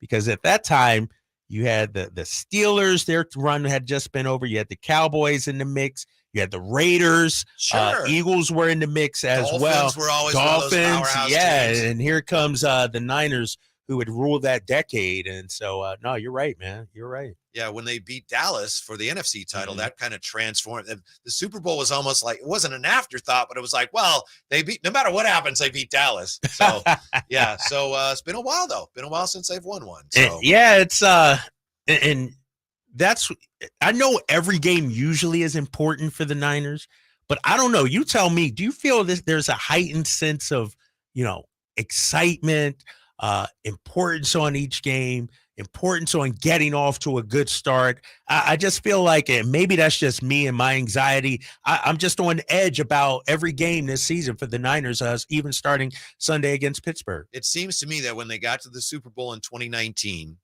and they probably should have won, they didn't. All credit to the Chiefs and Mahomes, but there was a sense that, we'll get back next year. And you know how it is, a younger team that comes together quicker than expected in whatever sport, there's an assumption, at least a hope, but it's disguised as an assumption that, we'll be back. Right. Well, they haven't been yet. So it's been a number of years. Next year was terrible. Then the last 2 years, NFC title game. So that, young team on the rise becomes, well, they're going to have to do it at some point, or they're not going to be on the rise anymore. Right. So I think there's a lot of that angst and energy crackling around fan expectations this year. Yeah, and I just think, when we look at the way the NFC is, home field advantage is going to matter in the NFC Championship game. And so, if I'm a Niners fan, you wanted to win the division, obviously, but your competition to me is not the Seahawks.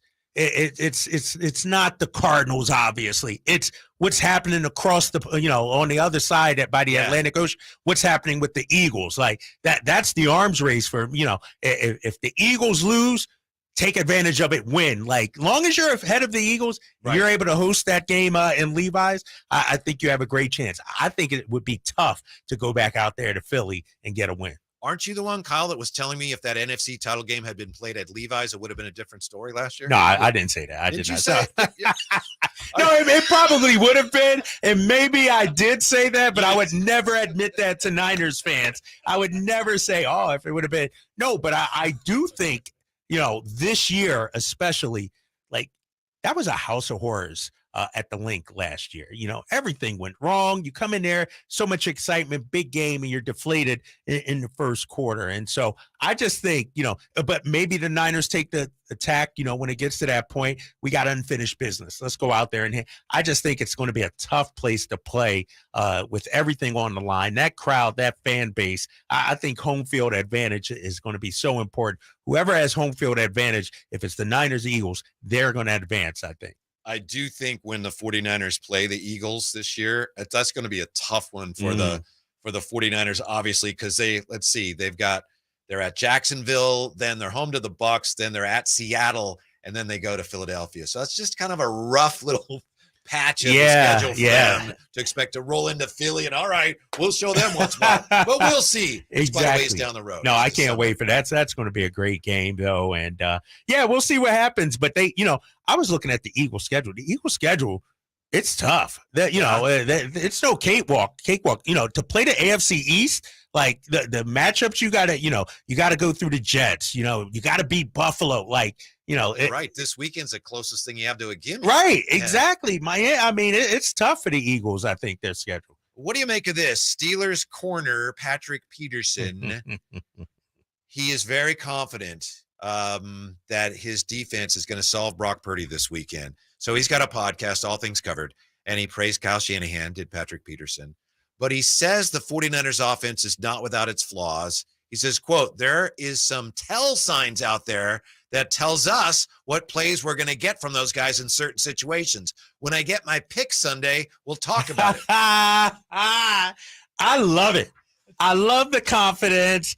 Now, I don't know if he can actually back it up, but, that gives, Shanahan and Brock Purdy something to think about. Have they tipped off some things? I was looking at Pro Football Focus, and the Steelers secondary rated 18th, but I think it's a little better than that. Phenomenal. Yeah, that's what I'm saying. Yeah. I think they ranked them number 18, but you got Peterson. I know he's getting up there a little bit, but you got Minkah Fitzpatrick, Joey Porter Jr. As well. And so I think the Steelers secondary is a little bit better than Pro Football Focus has them rated. Brock Purdy's response, I don't really know what to say about that. He's a good player. Peterson's a good player. I grew up watching him and everything.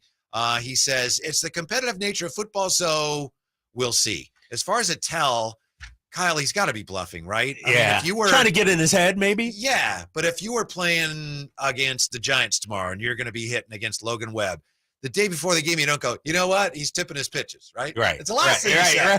If he really is. If he is, you keep quiet and say, all right, yeah. So he got to be, a little gamesmanship. But did Brock Purdy really say, I grew up watching him?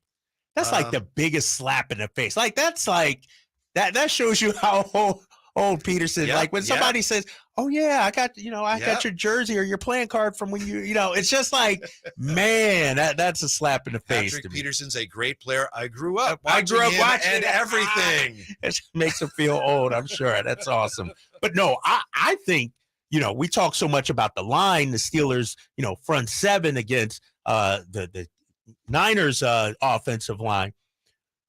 Brock Purdy, Kyle Shanahan versus Tomlin and the Steelers secondary, the gamesmanship that can be played. And so, if the Steelers do get extra possessions with an interception or a turnover, I think that's going to be key. But if Purdy has a clean sheet, no interceptions, I got the Niners winning this. Mm-hmm. It's just so hard to predict here week one because you see teams like last night's a great example. Yeah. I wasn't kidding. When we started the show and I pointed out that yesterday I was suggesting we deserve a better game than Chiefs and Lions. And you saw what happened, but there was no way I expected the Chiefs.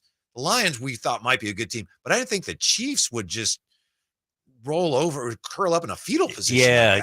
But the Chiefs were exposed, I think, last night. And as great as they are, with no Jones, with no Kelsey, with a young receiving core, I just don't think this Kansas City team is the team that we'll see in week 12, 13, 14. Like, I think they'll ramp up and get better and give the Lions credit. Yes, no question. The Lions came into this game ready to play.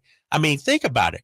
Knowing the way we know Dan Campbell now and what we've seen from him, he's been licking his chops, and his whole mission was to get his squad ready for this game. This was their statement game right out the gate. And so they made that statement, and the Chiefs, they're a veteran bunch, a squad that's won before. And so they're ramping up, for the postseason and the playoff run, whereas the Lions know, we haven't done anything. We got to come out right from the jump, and kudos to them. I guess if you're a 49er fan, you have to be somewhat worried about the Lions maybe, but next week you're pulling for them because they're playing the Seahawks. Yeah, exactly. And that's going to be a tough game for Seattle. At home for Seattle, right? I think correct, that's at Seattle. Yeah. And so, earlier this summer, there was a lot of talk about, the Seattle, look out for the 49ers, better watch out for Seattle. And that's really quieted down. That has quieted down. Yeah. I'm a Seahawks guy. I'd like Geno Smith and what he did last year. I think Seattle, the second best team in the division. But, maybe they don't finish like they did last year. Maybe it's a 10-7 kind of season, 9-8 kind of season. But I think Seattle, I got them splitting the games with the Niners this season. I think going up there is just a tough place to play. I think, Geno is I go back to what I said in our first hour. When you have the confidence, you start to believe and you see some success. That's what's happened to Geno Smith. What he did last season, what was it, Monday Night Football? I forget the quote. you could see just the transformation in who he was. And so he's become, I think one of the better quarterbacks. With that being said, they're still not on the level of, let's say, the Eagles or the Niners. But that should be you talk about must-watch games. That should be a fun one next week, Lions and Seahawks. Yep. Was that when he said something like, I didn't come back, I was never gone? No, like somebody called but I didn't answer or something like that. I'm so bad at quotes like this. I got a computer right in front of me. I should really look that up. When we come back, I'll have that for you. But no, that confidence and swagger of Geno Smith, man, it's awesome. Yeah. Also, I gotta tell you about it. Maybe you've seen it. The most incredible Pete Carroll video. Unbelievable. We're just talking about the Seahawks. I can barely believe I saw it. And then maybe if you saw it too, maybe I have to believe that coming up. And the Lions, are they now a team the 49ers have to worry about in the NFC? That's all next year. Draper, Gleason, Sactown. It's Whitey and Watkins on Sactown Sports. And then I was selling pretzels out of a cart in San Francisco at the time. Like the people who sell them at the arena or at the stadiums? Like, did you have like a holler? Like a pretzel barker? Pretzel! Something like that. I don't know. How would that have gone again? I don't want just to do it in case Chris. I'm sure Chris already cut it. Actually, he can. Pretzel. God, I hate him so much. It's Whitey and Watkins from 10 a.m. to 2 p.m. on Sactown Sports. Labor Day, our annual celebration of workers and their achievements, was first observed in New York, and the first Monday in September became a national holiday in 1894. Hi, this is Frank LaRosa with a word about Naturewood Home Furnishings. Each year we commemorate Labor Day with parades, picnics, and family gatherings. And right now, Naturewood Home Furnishings is celebrating with their exceptional whole store Labor Day sale. Would you like to refresh your living room? Would you like to restyle your bedroom? Maybe you want to redesign your home office. No matter whether it's your dining room, kids' rooms, accents, or accessories, Naturewood's unique store-wide Labor Day sale offers savings in every department and savings on every brand like Stanton, Omnia, England, Stickley, Flex Steel, and all the rest of the award-winning furniture. When it comes right down to it, it's all about choices and always about quality. Visit Naturewood Home Furnishings right now for this remarkable Labor Day sale. Off Highway 50 at Hazel, look for the water wheel. Have you Googled yourself lately? Are there negative posts from an ex-employee or from a former client? Maybe an outdated news article or sensitive personal information about your family? Search engines don't always get it right. For right or wrong, it's your reputation on the line. That's where Reputation Defender by Norton comes in. One of the most trusted names in online reputation repair. Reputation Defender has been fixing people's search results for over 15 years. Their cutting-edge approaches help you to wipe away unwanted information in your search results. They also promote the good stuff so that it rises to the top, helping you put your best foot forward. Your good name is too valuable to leave to the whims of a Google algorithm. Take control with Reputation Defender. You can start by getting your free reputation report card at reputationdefender.com. Or call 800-401-6681 to speak to an expert. That's 800-401-6681. Have you ever heard that phrase, less is more? Well, at Harbor Freight, we're all about more for less, because we know you like to do stuff, to make stuff, to improve stuff. That's why everything in our stores, from miter saws to tool chests to cordless impact wrenches, is priced affordably. So get out there and drill, paint, and saw to your heart's content. We just ask that whatever you do it for less at Harbor Freight. When you're young, life is full of choices. Don't let opioids like highly addictive and deadly fentanyl take away your life and your choices with just one wrong pill. Addiction is a disease that can affect anyone at any age. But there is a choice to get help for this disease. Find medically proven treatment options, including virtual, at choosemat.org. Hey, you want to be around people having a great time? You need to come check out Capital Casino, offering the most varieties of table games in the region in the friendliest environment. Come for the food, which is awesome, of course, and stay and play. Conveniently located in downtown Sacramento at 411 North 16th Street. right there in downtown Sacramento for over 20 years. Cap Casino, best food, best games, and of course, the best action. And please gamble responsibly. 1-800-GAMBLER. Hey, it's Carmichael Dave, and I recognize, just like my friends at American Energy Heat and Air, that your time is important. And that's why shopping for a new air conditioner is now easier with American Energy Heat and Air's online quoting tool. All you have to do is go to AmericanEnergyAir.com and get an instant quote right now. It'll help you determine what system you're going to need to get. It'll provide the best pricing options, all from the comfort of your home without having to have somebody come to your home. You know how annoying that is? They come in and everybody there is so sweet and nice, but how much better is it to be able to get it on demand? Visit AmericanEnergyAir.com. Check out how easy it can be. Or if you want to give them a call and talk through what your needs are, 916-520-9990. That's 916-520-9990 or AmericanEnergyAir.com. Call 916-520-9990 now. Sactown Sports. Headlines. Happy Friday. I'm Simone with your Sactown Sports headlines. Thursday night football kicked off the Week 1 party as the Detroit Lions get the upset from Arrowhead Stadium, knocking down the formidable Kansas City Chiefs. This game's over. Two teams will meet out in the middle of the field to say job well done, job better done on this night by the Detroit Lions. They have come in and knocked off the Super Bowl champs. 21-20, the final score here at Arrowhead Stadium.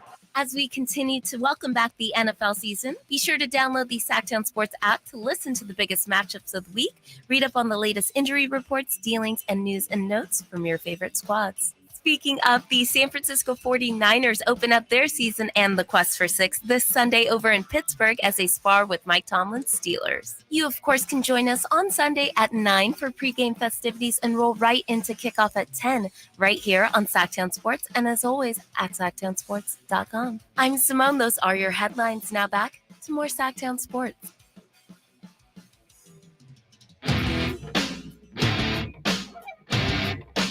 Sacramento's official home for the San Francisco 49ers. Sactown Sports.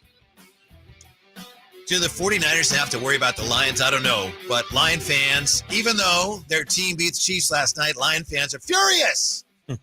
Furious at Mike Tirico. Kyle Draper made a great point earlier. Lions fans are furious at Mike Tirico because he said last night, you got to put an asterisk by this one. Asterisk, pardon me. Because Kelsey was out and Jones was out. Then he went on to say, but the blue and silver are for real. But if you're a Lions fan, you don't hear that. It's like, no, what? You don't hear that. An asterisk? And you're right. It's great from the Lions standpoint because it gives them that advantage, that opportunity, I should say, to fuel that all. No one respects us, beast. Right. We go in here, we win, and everybody, all they want to talk about is what the Chiefs didn't do and not what we did. And so, very powerful. Right, exactly. And so Tirico, a pro at what he does, probably wishes he would have that one to do again. But, it's interesting because when you look at sports, I'm all about the stories. Who's the best story out there? The Kings, to me, were the best story of the NBA last year. The Lions could turn into the darlings of the NFL, sort of the underdog, the team that hasn't had much success recently, a fiery coach, a quarterback that got jettisoned out of town, sort of rebirth out there in Detroit. Mm-hmm. And so keep an eye on the Lions. They got that big game next week at Seattle. If they win that, they go on the road to Kansas City and Seattle, two playoff teams, in my opinion. That would say a lot about them. Then you'd have to, even Mike Tirico would have to erase that. Right, exactly. It's just who we are, Speaking of the Seahawks, did you come up with the Geno? I totally botched that earlier. I did too. He said they wrote me off. I didn't write back. I cleaned it up a little bit, but I didn't write back. And so that was a classic. And I love Geno Smith for him, man. I tell you, it to me, when you look at football, it's all about fit. You look at sports really too. And, Trey Lance, hopefully it works out for him in Dallas. I think Geno Smith, this was the perfect opportunity for him. Seattle, Pete Carroll, and now they're rocking and rolling. And to me, they're an exciting team to watch too. And so I'll keep an eye on the Seahawks as well. Well, you're not a 49er fan.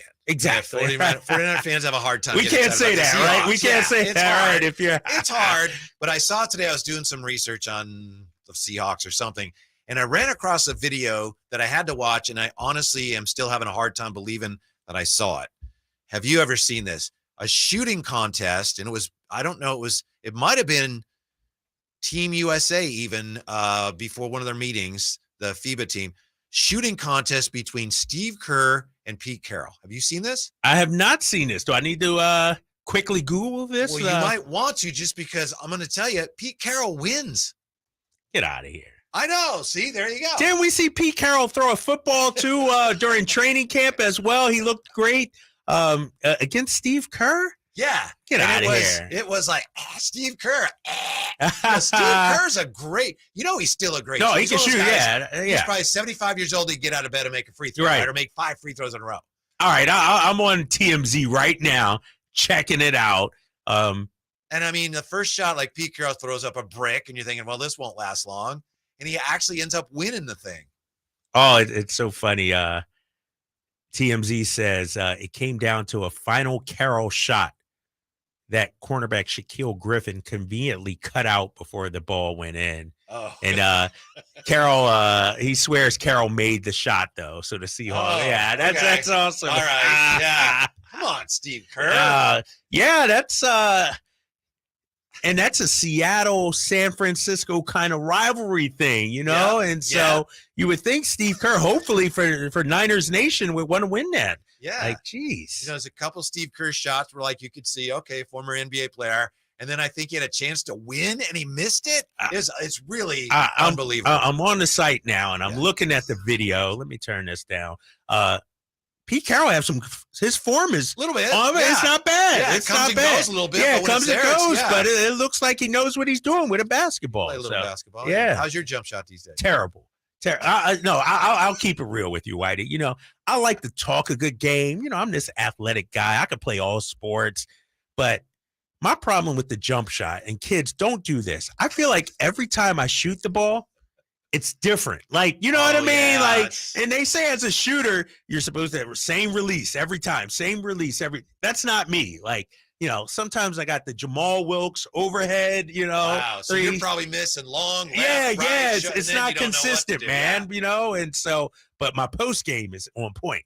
My post game now, that my footwork is like Olajuwon in his prime. We don't need that anymore, Kyle. We need you out on we need somebody who can make That's what was threes. wrong with Team USA. They didn't have any post players. They would have won today if they had me out there, So right? You get the ball in the block and then a little half hook, probably. Yeah, I got the little jump hook. I got the reverse pivot. I'm on the YouTube chat right now. Fighter 10 says Glenn Big Baby Drapes. Pretty much, No, I was like Anthony Mason in his prime, man. That was me back in the day.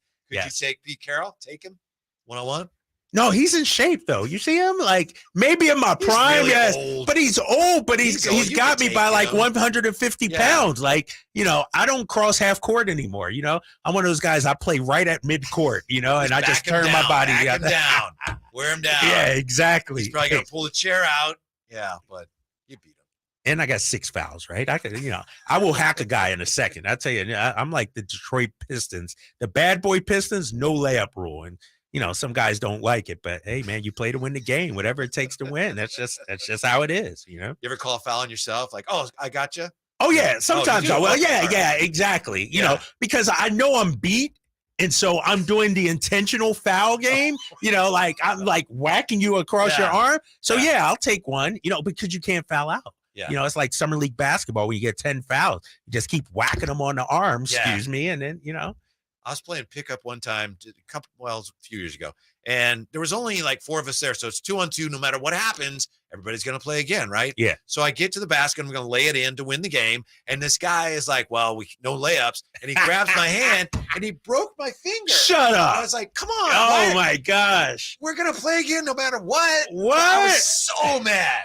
In 2-on-2? Yeah. See, and now he was just like, oh, I got to foul you. I can't give you a layup. No layup. I was like, bro, we're about to mad. run it back. Yes. Calm down. Yeah. So you couldn't play anymore? Like, or did you? I was okay. It's just for a while, it's a little hard playing guitar. Oh my gosh. Yeah, but I was really Injured mad digit. at him. Oh Like, my gosh. I understand sometimes you fouls up that you didn't need to foul me there. I don't know. Anyway. It's hard for me to get up for half court basketball. I'm not a big half court guy. Like, I need to run up and down, get the adrenaline going, that kind of thing. Half court is sort of like, it's like World Cup for Team USA. It's like, if we win, great. If not, oh well, Yeah. And so full court now, that's when you bring out. Yeah, that's why, Kyle, it deeply, deeply offends me that we have 3-on-3 as an Olympic sport. I don't get it. It's like, yeah. What is that? I guess it's okay, but it's just, I don't know. But the thing about 3-on-3 half court Olympic, they're not even guys we know. Like, they're not like throw Kevin Durant. I think Scooter Berry was on the team. Was he on there? I think yeah. Where's KD, D Book, and our guy De'Aaron Fox or something like that? It's like guys who didn't make it to the league, and former college players. Yeah, I guess they're trying to popularize basketball even further because more people play 3-on-3. But to me, that's like, we're not just going to play baseball in the Olympics. We're going to play over the line. It's like, no. Right. You only play half court, to your point, because you don't have enough guys or you don't have a full court. Yeah. And the Olympics have access to full full court. Is infinitely better. I mean, I don't know how people feel about that, but full court, infinitely better.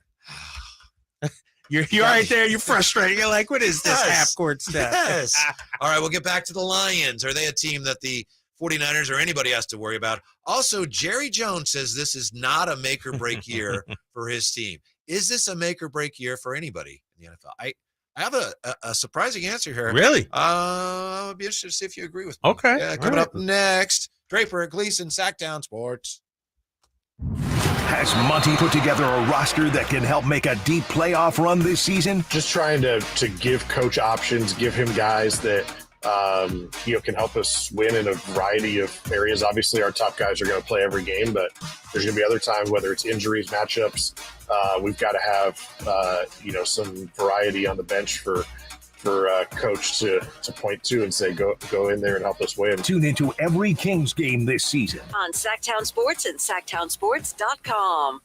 Sacramento weather is brought to you by the Arnold Law Firm. I'm Mark Finan in the KCRA3 Weather Center. Skies will stay clear tonight with overnight lows in the low 60s.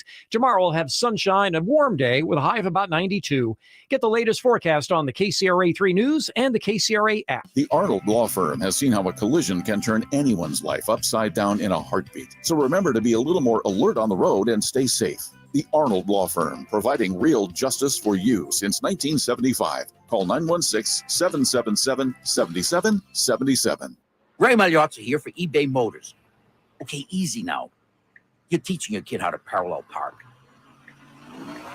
Ouch! Turns out he likes to do it by feel. Don't worry, eBay Motors has bumpers, taillights, trunk lids, license plate holders, 122 million parts. Pull up just a little bit. And headlights. They've got lots of headlights. Get the right parts at the right prices. eBay Motors. Let's ride. That's Mike saying good morning. It's the best he can do right now. Yeah, not a cloud in the sky.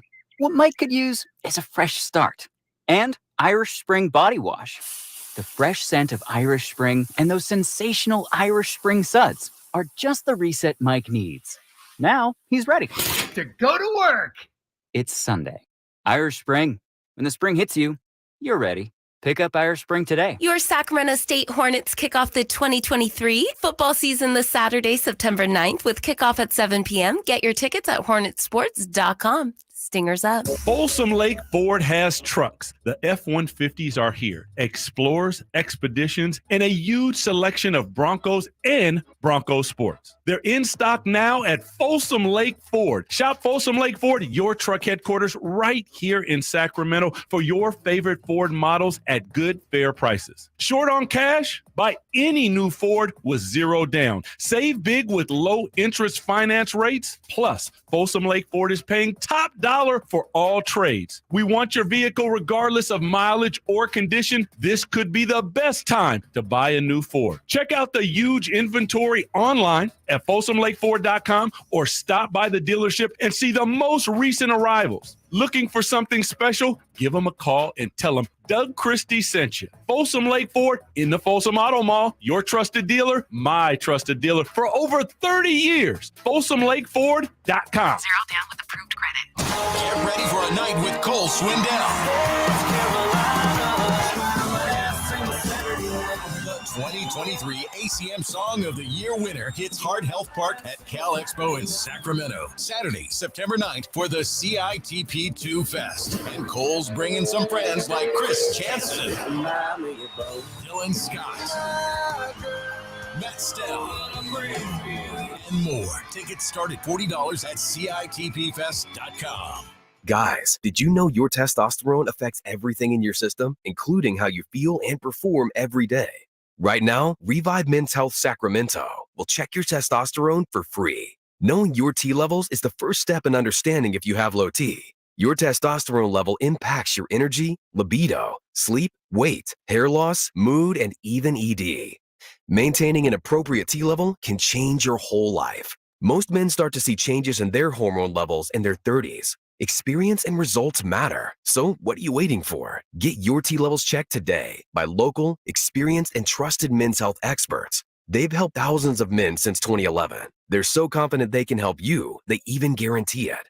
Call Revive today and schedule your free testosterone test, free exam, and free consultation. Call Revive Men's Health at 916-277-8599. That's 916-277-8599. Or visit ReviveMen'sHealth.com.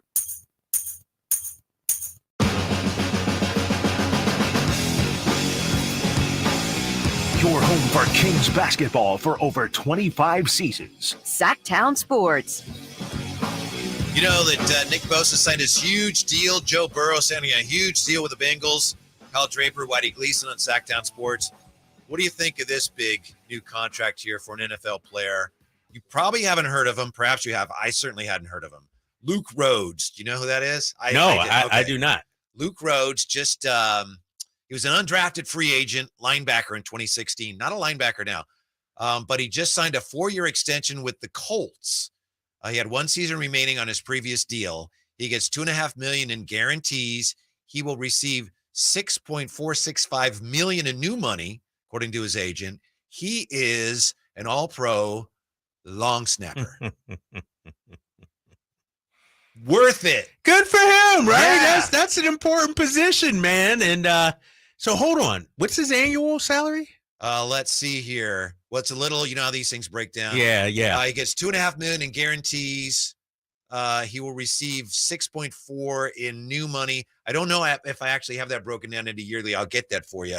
But it's a rich new deal for him. Locking up 4-year extensions. So he locked up with the Colts through the 2027 season. Wow. Good for him. His $1.2 million previously scheduled base salary for this year. So he was at a base of 1.2, and he's getting a raise on top of that now. So See, I'm on Spot Rack, Spo Track or whatever. Long snappers, cap hit rankings. Zach Wood, $1.545 million. Joe Cardona, New England, $1.5 million. And how much is our guy getting? He was at 1.2, and he's getting now $6.465 million in new money with his extension. I don't have it. 4-year deal, you said? Yes, 4-year extension. Right. Yeah. What's Tabor Pepper on there, the 49ers long snapper? Is he up there? Yeah, I got him right here. 1.255 ranked 9th. We should get him on. That's the a show. good job if you can get it. Yeah. Like you get bowled over, like you hike the ball and get pushed back immediately, but you're not, you're not out there, taking hits. And like, how many times do you punt a game? Let's say 5. Hopefully not many, but 6 plays a game and you get $1.5 million a year. That's not bad. Yeah. And I think the rules are different now, right? So you're protected more than you used to be. Yeah. They used to be able to gang up on you and plow into you. And that's not a bad job. Some of those guys are amazing. They can do trick shots and things. Yeah. Well, they don't have to practice much. Like how much time as a long snapper are you really practicing? You better practice a lot. But most guys practice. Are you really practicing 3 hours of the? Give me like 20 minutes. I think I can get it down pat. I mean, at that level where one mistake. One mistake and could guess cost what? you the Super Bowl. You don't have your Shoot, money yeah. anymore. Yeah, that's Maybe a long little more. snapper. 20 Wow. 20 I know. Give me like half hour, 40 minutes a day, you know? Like that would be a boring job though. I would be terrified to be a holder. That would terrify me. That would terrify me. Okay. Yeah, I agree with me, you. yeah. There's pressure because the timing of it, you got people rushing in, you know, you got to spin the ball as well. Like that, there's a lot that goes into that. And it is important. And, you know, the first thing they do when they miss a kick, when you're watching it on TV, let's check the hold. Yep. Let's see if the hold was good first, and then we can assign blame. So, no, that's a tough position, man. That's tough. But long snappers, pretty cool. Not bad money. Hey, 1.55, I'll take it. Jerry Jones is talking about his Cowboys, and he's pretty excited about his Cowboys. He says, some years going in, I've known that we're in better shape than others. He said he's is that a Jerry Jones? There are parts of Oh, this my team gosh. that we're in as good a shape as we've ever been in since I've been a Dallas Cowboy. He says, you ask me, is winning the Super Bowl imperative without blowing this team up? What do you think he answered? You asked me, is winning the Super Bowl imperative there it is. without blowing this team up? And I say, no, it is not. Jerry says it is not imperative for this team to win the Super Bowl. On one hand, I'm going to say that's a loser's mentality because you need to, especially with that organization, you know, it's sort of like the Niners. When you're a legacy organization like that, anything short of winning is failure. And I know Giannis says it's not failure. No, when you're an organization like that, it's failure. And so you play to win the game, obviously. And so to me, already Jerry is giving his guys a little cop out, a wiggle room or whatever, the sense of urgency. You know what? If the owner says it's not, you know, make or break year, why should we think that? Like, you have to go into the season thinking it's Super Bowl or bust, you know? Do you know how long it's been since they've won a championship? It's been 95, 27 years. Yeah. I think, you know, on the one hand, he's saying, oh, well, we don't necessarily break up the team, but I think it's pretty clear that if Dak doesn't win a Super Bowl this year, well, they're already looking to replace him. That's why they traded for your guy, Trey Lance. Yeah, and so actions speak louder than words. I think the Cowboys, you know, as great of an organization they've been, America's team and all that, they're living in the past. The Cowboys have almost, in my eyes, become irrelevant. Like, the hype that they get on ESPN, on sports talk shows, does not match the level of success they've had Sunday in night years. football this week. Sunday night football, you know, and I'm looking at their playoff history. Since winning it back in 1995, let's see here. 1, 2, 3, 4, 5 wins. 1, 2, 3, 4, 5, 6, 7, 8, 9, 10, 11, 12. They're 5-12 in playoff games since winning it all in 1995. They're irrelevant to me. They are constantly they're the prototypical underachiever. All bark, no bite. You know, all glitz, no glam. Like, you know, they're an average franchise right now, but yet we treat them like they're some NFL royalty, and they just aren't it. You know, I mentioned on a show earlier, the Niners haven't won anything since 94. You know, they're living, but at least the Niners have had playoff success. At least they've been in the Super Bowl. At least they've been in NFC championship games. The Cowboys, you know, and we may have some Cowboys fans listening, and if so, I'm sorry that you're a Cowboys fan, because you go in every year with so much hype and it always ends in disappointment. Yeah, it's just for a franchise like that to be all about Super Bowls, like, you can say that, but you're not. Right, you're not, right? You're just Right, you're clearly not. You had, you know, under Jerry Jones, you had that decade or so good run. Not even a full decade, really, when you look at 95, their last win. Troy Aikman came on in 89, I believe it was. And so you won the 3 Super Bowls then. But outside of that, it's been a while. They are like, to me, the New York Knicks of the NBA. Like, great, you know, yeah. great organization, always on Christmas Day. Making money. Making money. But what have you actually won? Cowboys haven't won anything in a while, 3 decades. Yeah, because the guy that actually won, they got rid of him, and they still. Yeah, Jerry doesn't have the ego that would allow him to bring in a and coach so it should be make or doing. break. It should be make or break kind of season. I do think it's a make or break for Dak Prescott. Yes, I do agree. think, this is Dak's time. Like, if he doesn't get it done this year, they need to be in the NFC Championship game at minimum, I think, to save his job. And so the Cowboys, it's funny. I went to a Cowboys game, Cowboys-Eagles in Dallas. I will say. Wearing an Eagles jersey? No. I happened to be on a work trip, so I didn't have my Eagles underoos on that day. But the atmosphere outside the game, they do it right. Like, I get it. But then you get inside, there had to be 40% Eagles fans in there. We took over that building. It was nice. Yeah. All right. Well, there's one coach, I think, it's a make or break year for him. I'll tell you who that is coming up. Interested to see if you agree. Also coming up here, top of the hour, 49ers Steelers. Which position battles does this game come down to? Next here, Gleason, Draper, Sactown Sports. It's the Carmichael Dave Show with Jason Ross. Who do they decide on for the Super Bowl? What do you mean, halftime act? Yeah. I know that Taylor Swift. Yeah, turned him down, right? At what point do people turn on Taylor Swift and be like, why don't you lower your prices? And I understand the whole Ticketmaster thing, but what about the merch? Like, legit, do you have to make $1 billion?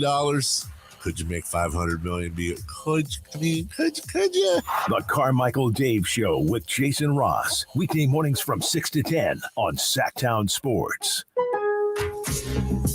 All new spring deals are here at Lowe's. Start planting your garden this weekend with Bonnie 11.8-ounce vegetables. Buy 4 for $10. Plus, liven up your patios and decks with fresh blooms.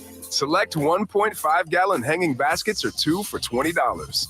Lowe's knows spring. Lowe's knows home improvement. Offers valid through 5/17. In-store only. Actual plant size and selection varies by location. While supplies last, excludes Alaska and Hawaii. Cookie wants to be a professional wrestler.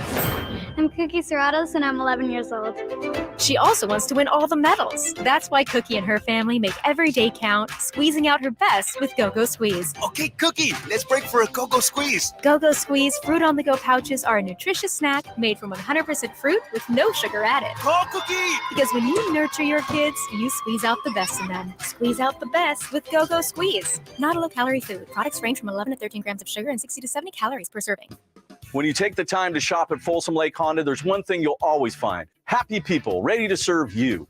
As a family-owned and operated dealership since 2009, customer service is our #1 priority. Our customers love doing business with us, and you will too. Get an instant cash offer for your trade at FolsomLakeHonda.com. We'll buy your car whether you buy from us or not. Folsom Lake Honda is your one-stop Honda shop. Folsom Lake Honda, yeah, your one-stop Honda shop. I'm getting vaccinated with Prevnar 20. So am I, because I'm at risk for pneumococcal pneumonia.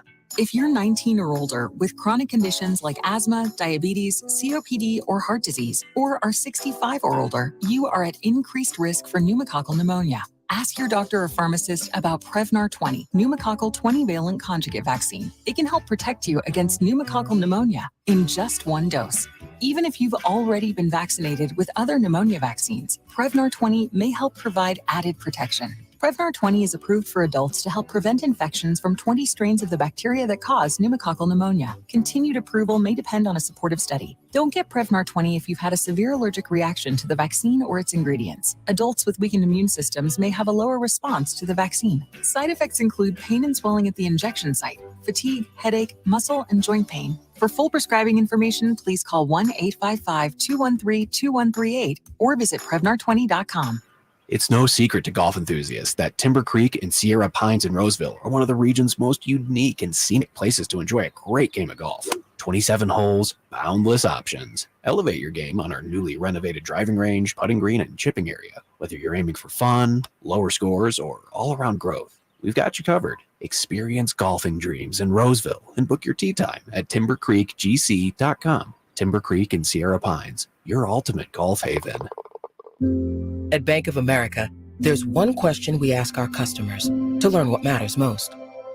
It's not, how much money do you have? It's not even, how much money would you like to have? No, our question isn't about money. It's about you and what you want to achieve. Because that's what's most important. So, What would you like the power to do? Bank of America. Bank of America NA, member FDIC, equal credit opportunity lender. I suffered with plantar fasciitis for almost 20 years. I thought that foot pain was going to be with me for the rest of my life. If you suffer with plantar fasciitis, the search for pain relief can feel like an endless and hopeless ordeal. I would try drugstore, insoles and supports. I've been through surgeries, foot injections. I was trying all different things. Not a single one worked. If you think you've tried everything to relieve your foot pain, you probably haven't tried arch supports from the Good Feet store. And then I was driving past the Good Feet store, and I thought, why not? Give it a try. They wanted to make sure that they gave me the right arch support for my feet.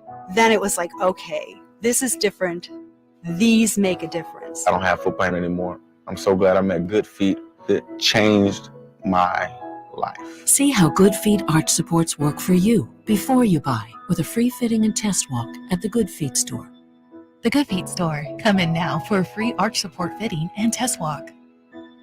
KHTKAM Sacramento, KYMX HD2 Sacramento. From the Power Business Technology Toshiba Studios, your flagship station for the Beam team. Should we light the beam? Light the beam, baby.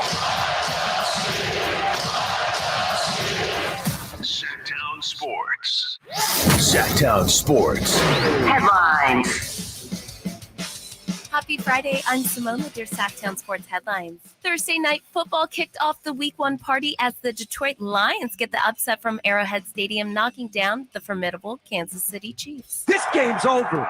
Two teams will meet out in the middle of the field to say job well done, job better done on this night by the Detroit Lions. They have come in and knocked off the Super Bowl champs. 21-20, the final score here at Arrowhead Stadium. As we continue to welcome back the NFL season, be sure to download the Sactown Sports app to listen to the biggest matchups of the week, read up on the latest injury reports, dealings, and news and notes from your favorite squads. Speaking of, the San Francisco 49ers open up their season and the quest for six this Sunday over in Pittsburgh as they spar with Mike Tomlin's Steelers. You, of course, can join us on Sunday at 9 for pregame festivities and roll right into kickoff at 10 right here on Sactown Sports, and as always, at SactownSports.com. I'm Simone. Those are your headlines. Now back to more Sactown Sports.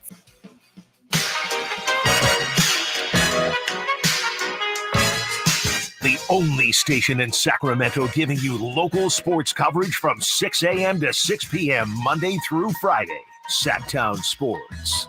Kyle Draper, Kevin Michael, Whitey Gleason. Reminder, guests on Sactown Sports come to you via the Folsom Lake Honda hotline. Folsom Lake Honda, your one-stop Honda shop. Also, this segment brought to you by the Woos. In fact, Bill. See, I gotta look that up. We were talking off air about that. The Woos. I don't know what that is. So it was amazing. I think Vacaville and JJ and I were just kidding about it. Obviously, you were in here, but I drove by it a million times. I never went there, and then one day the Woos was gone. Oh, yeah, the Woos was gone. Human maze that was built in Vacaville in '88. Does it say how long it lasted? Oh, shoot. Hold on. I'm at sfgate.com. I'm just looking at the headline.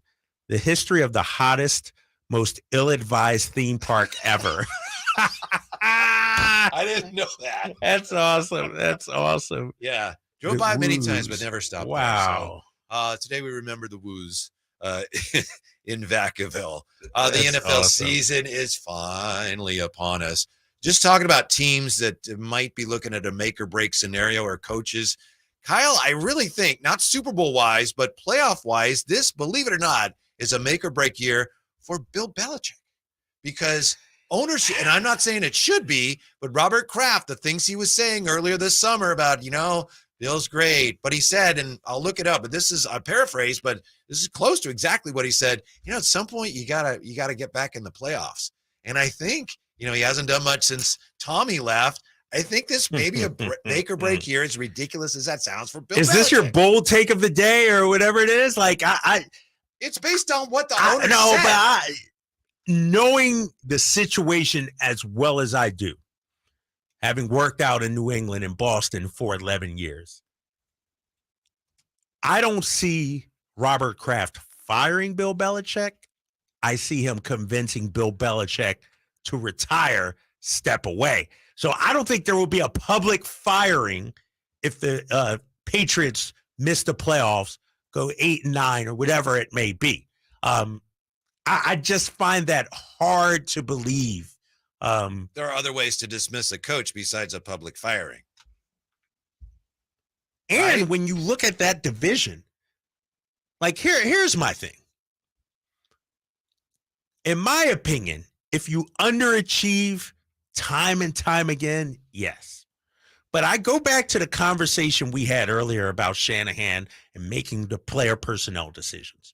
Maybe he wrestles, talking about Kraft, the player personnel decisions away from Bill Belichick. Because Belichick's the GM, the coach, defensive coordinator, like he's running everything. So maybe you take some of the responsibilities away. I know the fan base is getting frustrated with Bill Belichick, but think about this.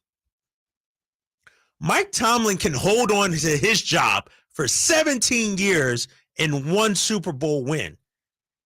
Bill Belichick has what? Let me count. 5, 6 Super Bowl rings?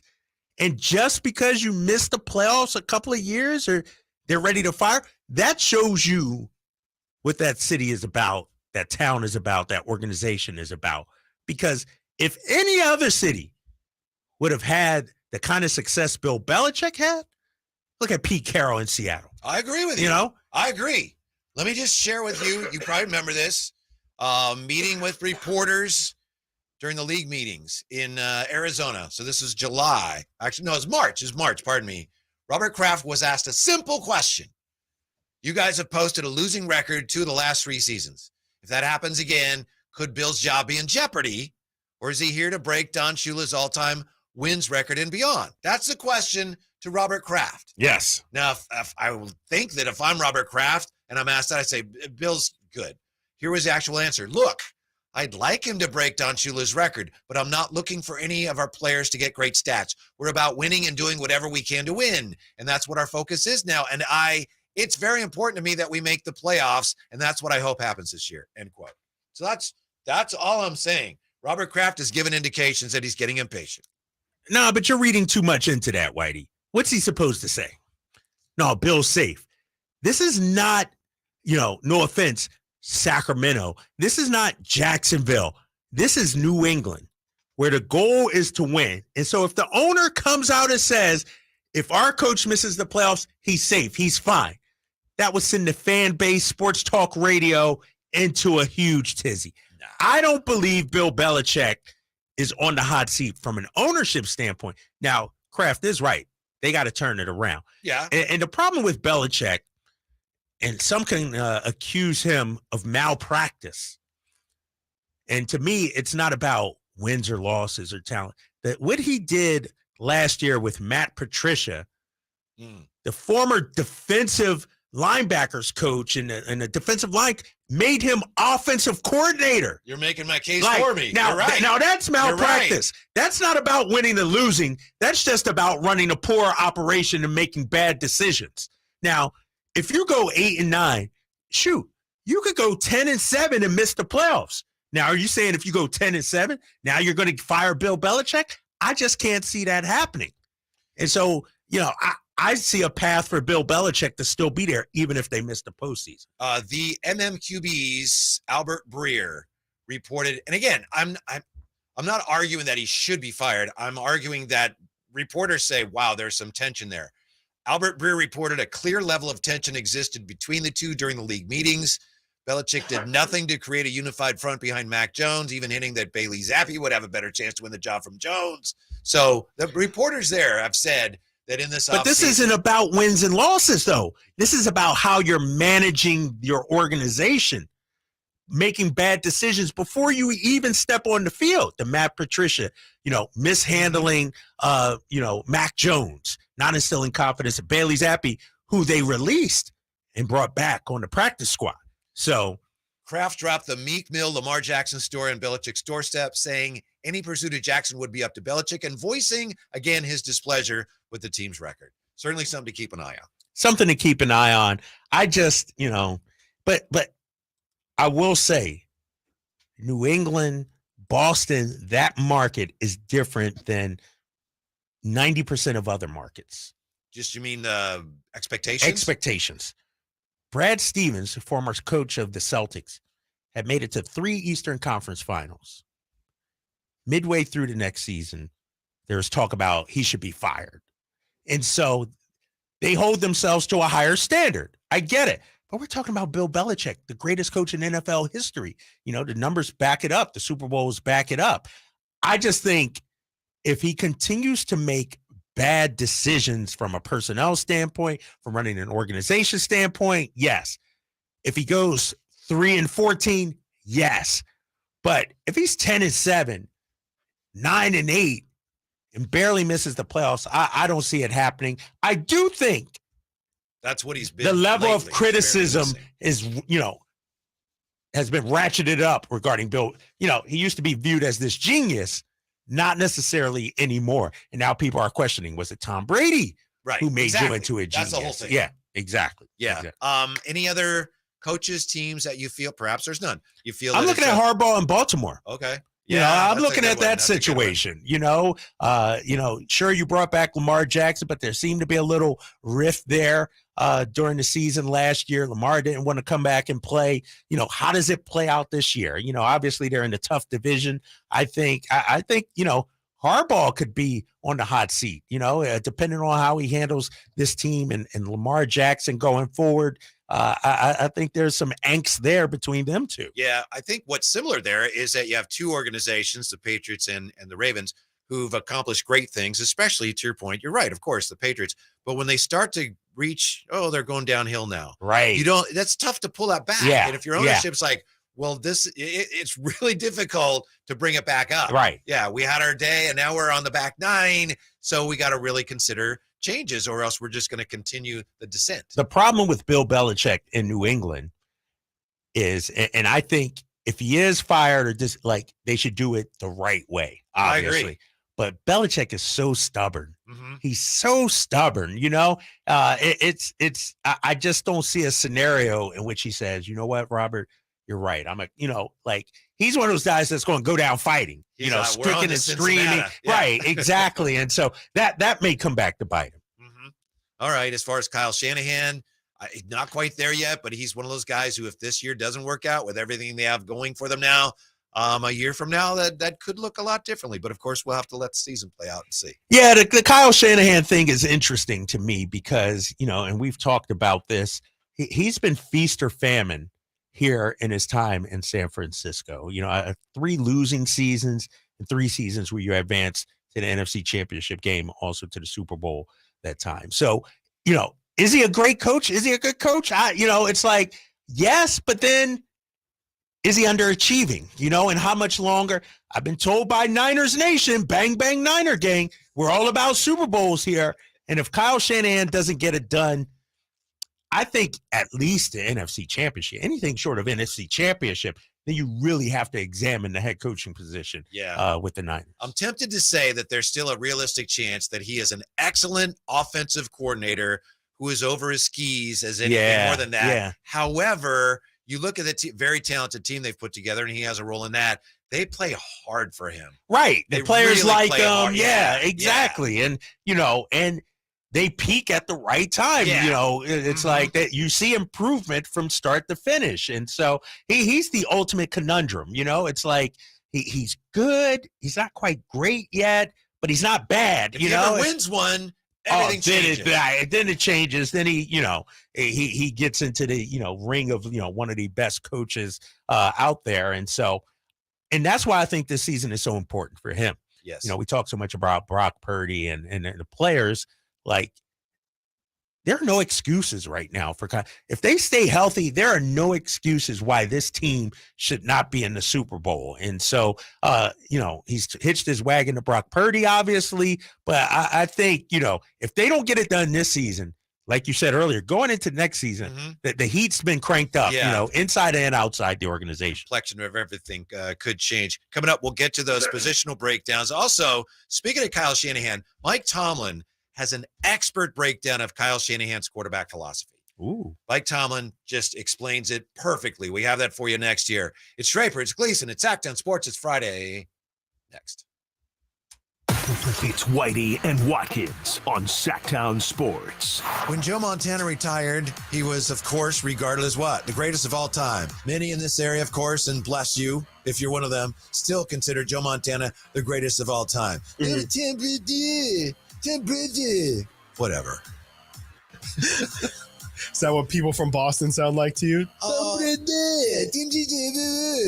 mean, 4-0's 4-0. It's Whitey and Watkins from 10 a.m. to 2 p.m. on Sactown Sports. Come out to the Marysville Stampede happening September 16th and 17th at Cotton Rosser Arena. Get your tickets at MarysvilleStampede.com. Hey, it's Carmichael Dave here for American Energy Heating and Air. It's the end of summer blowout on all their systems. Right now, $2,500 off full systems, as low as $34 a week. And now American Energy Heating and Air offering a free Wi-Fi smart thermostat of your choice on high efficiency units. Look, the uncomfortable becomes comfortable with American Energy Heating and Air. They've been around since 1981, making the greater Sacramento area proud with an A+ rating with the Better Business Bureau. And as always, their goal is to exceed your expectations, exceed them of the heating and air industry, valuing the customer experience and making your home comfortable. It's that simple. Go to American Energy Heating and Air and get yourself a free Wi-Fi smart thermostat of your choice on high efficiency units. Call 916-520-9998 now.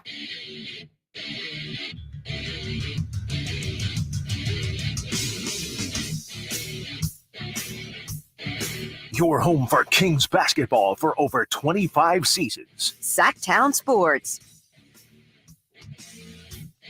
We got to get ready for the 49ers and the Steelers. Kyle Draper, Kevin Michael, Whitey Gleason here. Finally, we got real football. Yes. What positional battles are you really focusing on in this game, Kyle? I think when we talked with Amil Fregoso earlier, he pointed right to probably the key, which is the 49ers right tackle against the uber elite pass rusher, TJ Watt. Yeah, and I agree, because when you look at this Niners offense, and I said it earlier, the only holes are the right side of question marks. I won't even say holes, question marks, the right side of the line. And when you have a young quarterback like Brock Purdy, there's two things that's very important to him: the offensive line and a running game. If you have those two, that enables success for your quarterback. We know they have the ground game. Christian McCaffrey, one of the best, if not the best running back in the NFL. The only question mark is that offensive line, that right side. And you mentioned TJ Watt. I said earlier, Pro Football Focus has the Steelers as the 5th best defensive front seven in the NFL.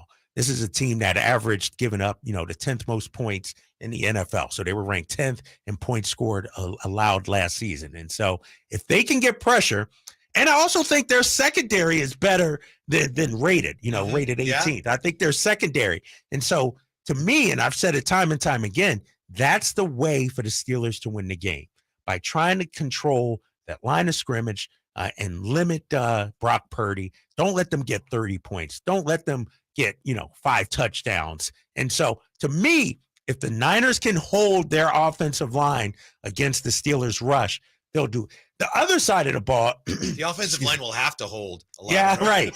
The other side, I think the Niners defense will once again be a top 2-3 in the league. And as great as Kenny Pickett is, as excited as people are about them, I just don't see the Steelers offense being able to score enough points. I like Najee Harris, a great, good running back, very good running back. I just don't think they can keep pace with what the Niners have going on. Speaking of the offensive line, did you see last night Jawan Taylor of the Chiefs? Jawan Taylor of the Chiefs was not lined up on the line of scrimmage.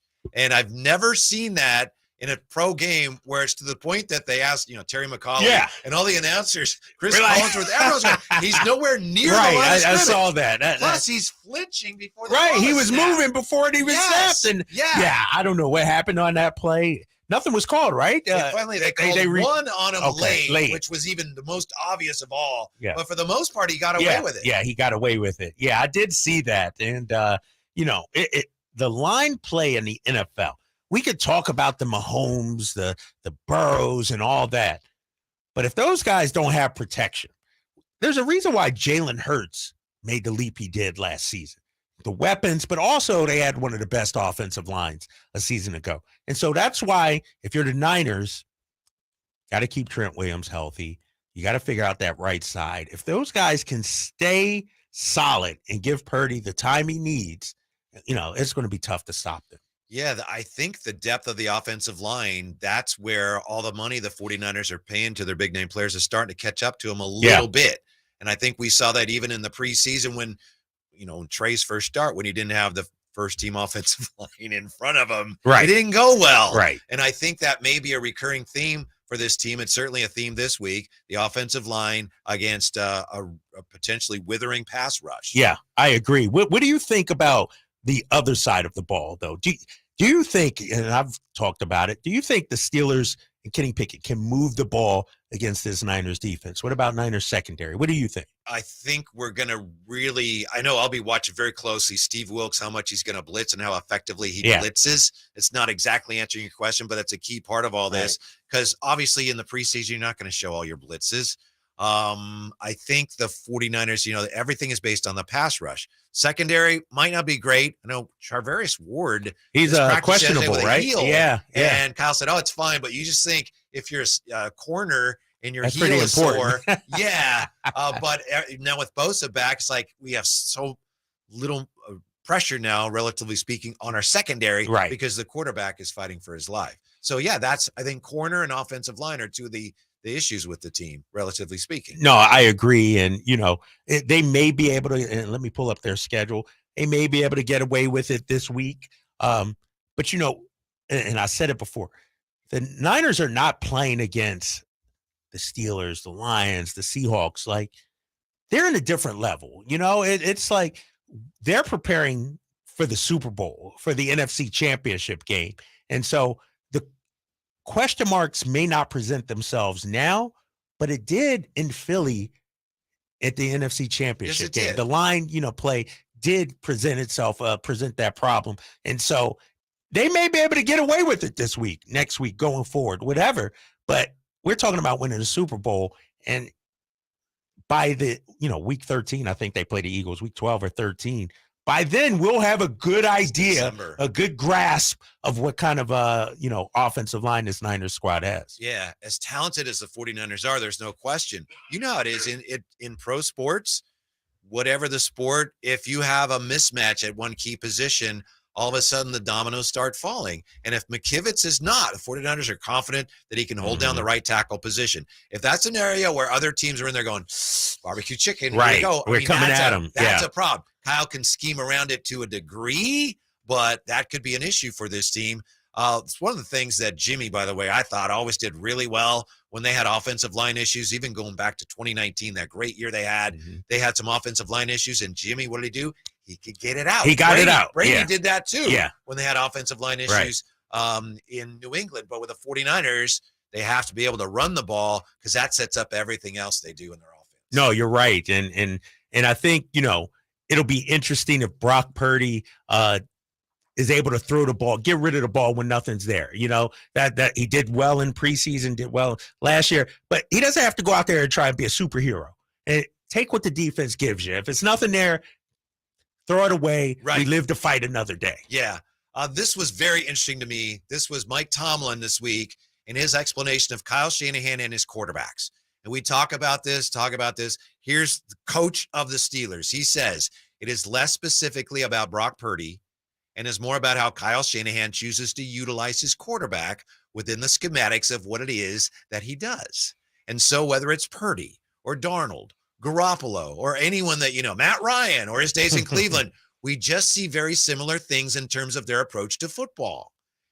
Mike Tomlin says it's very quarterback friendly. It doesn't put them in a lot of adverse circumstances. It keeps them on schedule. And in doing so, it minimizes the potential for negativity. It's a great platform, particularly for a young guy to play and gain experience. And I think it's reflective of Purdy's journey a year ago and their collective journey a year ago. But I imagine his growth and development and that experience has him with them ready to take another step, just like we are with our young quarterback. And I thought, that's brilliant. That is brilliant. That's what it is. Good stuff. Yeah. Yeah. And that goes back to sort of the similarities that you were talking about earlier between these two teams, and second year quarterbacks, teams on the up and coming, on the rise. The Niners are there. The Steelers maybe another year or two away. Maybe, and yeah. so, but no, that was great stuff from Tomlin. You can see the respect there too. Yeah, and he understands it. You guys don't understand. It doesn't really matter. It's not about what Brock does. It's like Brock and the system all gotta meld.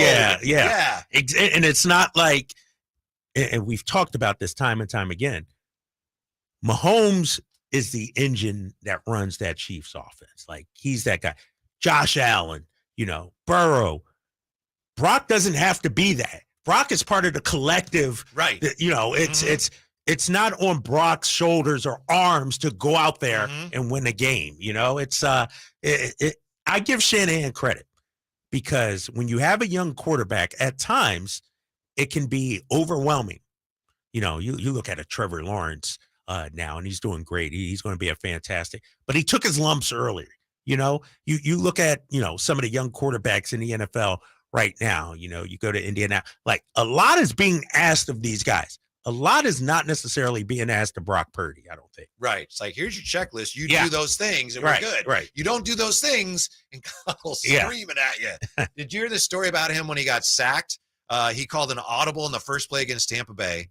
And he got clobbered. It was a terrible audible, and he got crushed. They didn't know if he was okay. But before Shanahan knew that, he was screaming at him in the helmet. Like, what are you doing? Yeah, that's Shanahan to a T right there, right? Yeah.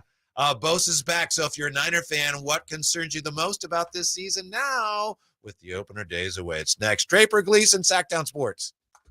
Can the Niners build off their NFC Championship appearance from last season? How will the quarterbacks perform throughout the year? Purdy back, now going to throw for the end zone, wide open, Brandon Ayuk is on fire! Will the defense lead this squad again? Intercepted! Ball got tipped up and taken by Fred Warner! Get all your 49er coverage throughout the NFL season on Sactown Sports and SactownSports.com. Folsom Lake Ford has trucks. The F-150s are here. Explorers, Expeditions, and a huge selection of Broncos and Bronco Sports. They're in stock now at Folsom Lake Ford. Shop Folsom Lake Ford, your truck headquarters, right here in Sacramento, for your favorite Ford models at good, fair prices. Short on cash? Buy any new Ford with zero down. Save big with low interest finance rates. Plus, Folsom Lake Ford is paying top dollar for all trades. We want your vehicle regardless of mileage or condition. This could be the best time to buy a new Ford. Check out the huge inventory online at FolsomLakeFord.com or stop by the dealership and see the most recent arrivals. Looking for something special? Give them a call and tell them Doug Christie sent you. Folsom Lake Ford in the Folsom Auto Mall, your trusted dealer, my trusted dealer for over 30 years. FolsomLakeFord.com. 0 down with approved credit. Hello, I'm Frank Hock with Retirement Security Centers with a weekly economic update. There's an old adage about focusing on what you can control and not spending too much time worrying about what you can't. There are several factors that can affect a comfortable retirement, such as inflation and market volatility. While you can't control these risks or opportunities, you can prepare for them with one area of retirement you can control: your savings rate. Americans age 50 to 59 have an average retirement account balance of $189,800. If the rule of thumb is 6 times your annual salary saved in your 50s, this means the majority of Americans may have some making up to do. Easy to say, but hard enough to do. Only 64.3% of people eligible for an employer-sponsored retirement plan make contributions. 10.5% of Americans aged 18 to 64, the typical working age, live below the poverty line and thus are less likely to be able to make meaningful contributions. The best rule of thumb is giving a thumbs up to increasing your retirement savings. How might this affect you or your family? Please go to frankontheradio.com to schedule an appointment, watch videos, and receive market updates. I'm ready to help you start your journey so you can define your future. Frank Cockrell is a registered representative of Lincoln Financial Advisors Corporation, a broker-dealer member SIPC and registered investment advisor. Retirement Security Centers is not an affiliate of Lincoln Financial Advisors. For a business to thrive, there needs to be a constant stream of new customers. This happens through strong lead generation. Did you know that lead generation is one of the most important tools of any marketing campaign? Let us help you identify your target audience and market your products and services to them. To get started today, contact aimyourdigital.com. That's aimyourdigital.com and start seeing results today. It's time now for the Silver and Black Report, brought to you by ACR Solar and Home Services. Well, finally, it's here. Week 1, the Raiders, Broncos from Denver. And this longtime rivalry, advantage Raiders as of late. They've won 6 straight against Denver. It'll be the debut of Jimmy Garoppolo. Also, the debut of Sean Payton, who was brought in to stabilize the Bronco team and revive the career of Russell Wilson. Game time Sunday, 1:25 from Denver. That's your Silver and Black Report, brought to you by ACR Solar and Home Services. Did you hear about ACR Solar's free home battery special? Well, for a limited time, get a free LG Chem 10H home battery with a minimum purchase of 12 solar panels. Now, you'll own the system outright with no leasing involved. The offer includes 10-year parts and labor warranty for your added security and peace of mind. Take advantage of a 30% tax credit on your solar panel purchase, as the offer is limited to the first 100 customers only. Visit acrsolar.com to get the offer. The number 916-481-7200. Sactown Sports. Headlines. Happy Friday. I'm Simone with your Sactown Sports headlines. Thursday night football kicked off the Week 1 party as the Detroit Lions get the upset from Arrowhead Stadium, knocking down the formidable Kansas City Chiefs. This game's over. Two teams will meet out in the middle of the field to say job well done, job better done on this night by the Detroit Lions. They have come in and knocked off the Super Bowl champs. 21-20, the final score here at Arrowhead Stadium. As we continue to welcome back the NFL season, be sure to download the Sactown Sports app to listen to the biggest matchups of the week, read up on the latest injury reports, dealings, and news and notes from your favorite squads. Speaking of, the San Francisco 49ers open up their season and the quest for 6 this Sunday over in Pittsburgh as they spar with Mike Tomlin's Steelers. You, of course, can join us on Sunday at 9 for pregame festivities and roll right into kickoff at 10 right here on Sactown Sports, and as always, at SactownSports.com. I'm Simone. Those are your headlines. Now back to more Sactown Sports.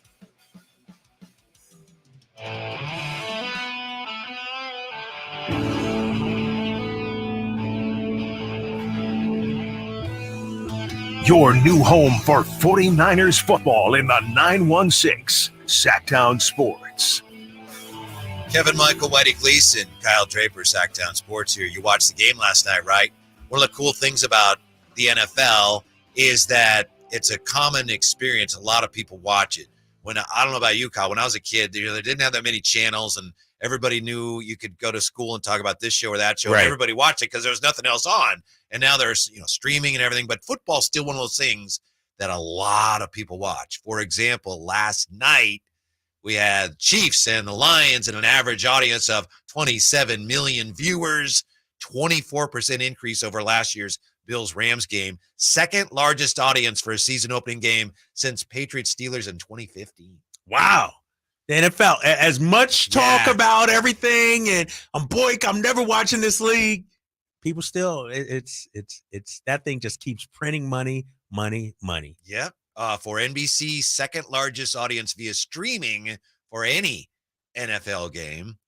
I still am trying to figure out what exactly happened. I know the Lions played well, but the Chiefs, I don't know what happened to them. It's like a pro team, you losing the ability to catch the football. Right. And we started our show talking about that game, and so much is being made about the Chiefs wide receivers and everything like that. And sure, they don't have household names or a number one, but they got young guys, and so I'm not going to hit the panic button too soon if I'm Andy Reid or Patrick Mahomes.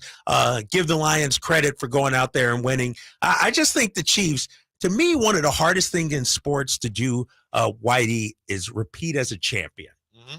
Because, and give the Chiefs a lot of credit. They've been to 3 Super Bowls, 1, 2, and they've been on a fantastic run. But to keep that hunger, that drive, that energy year in and year out, I think it's hard. And, at times in football, it shouldn't be this way. And I'm not necessarily saying this is what's happening, but you can get bored with the regular season. You can know that, if you lose this week, it's okay. It's not the end of the world when you're a veteran team like the Chiefs that have been there and done that. Yeah, I think a drop pass in the open field that's going to be a big gain. That's kind of like, to me, it's like a missed layup.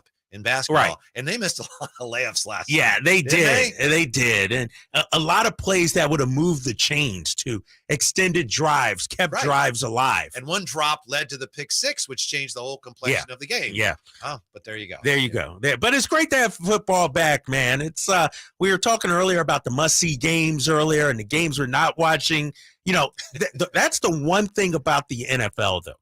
Maybe not on Thursday Night Football back, you know, when those, but even the two worst teams, the games can be good. I'm with you. Know, it's like it can still be entertaining watching football. Right. You know, you can't say that about every sport. You know, if you got the two worst NBA teams, it's like it looks like glorified pickup. At least in the NFL, it still looks like NFL football. Mm-hmm. And part of that is because, as we said, this is true of the NBA too. There is more parity than there's ever been. Yes. You're more likely to get closer games.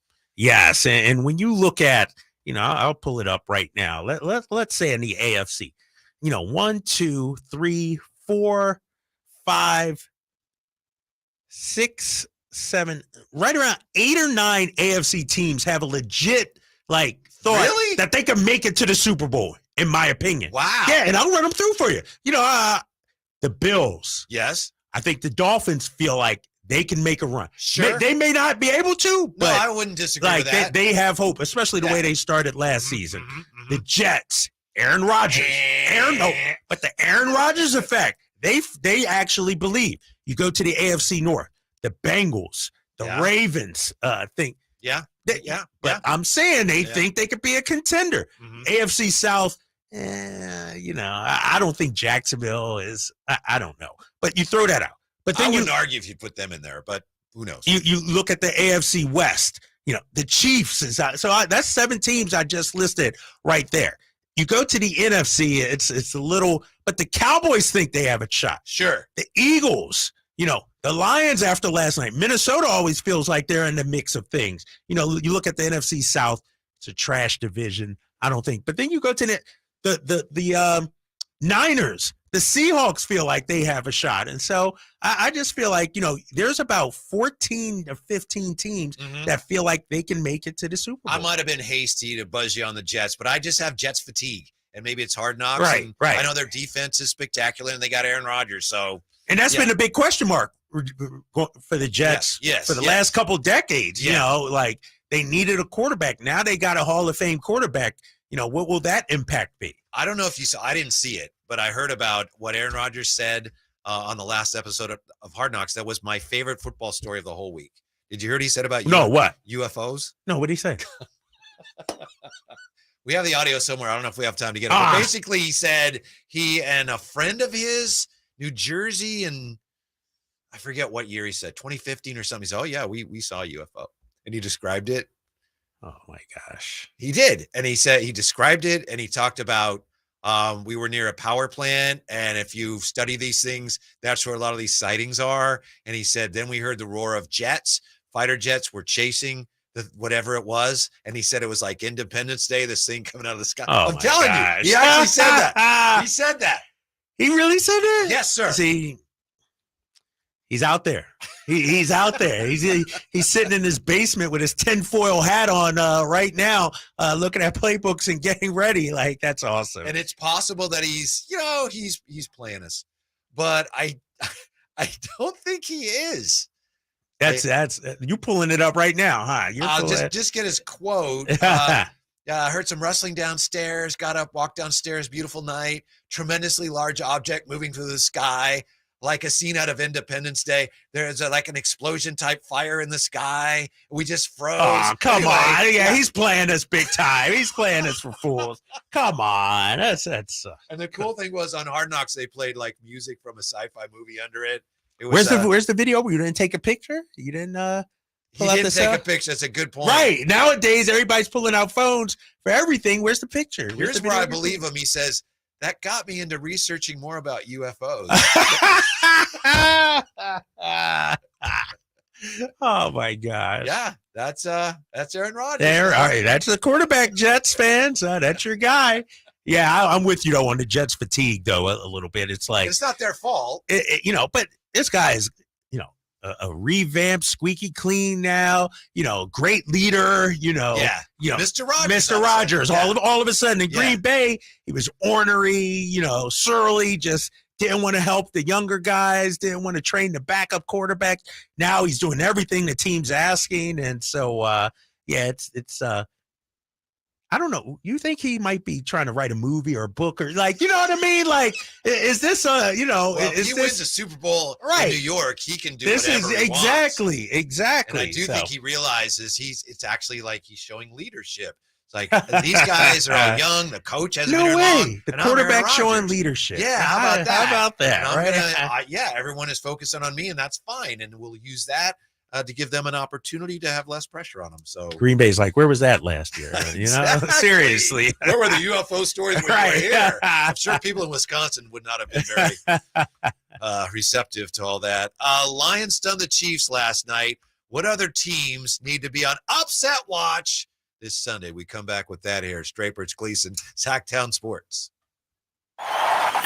Trying to find out where to catch your favorite team's games? Are you a fan of the Kings, Niners, and the NFL? Well, Sactown Sports has you covered. Touchdown!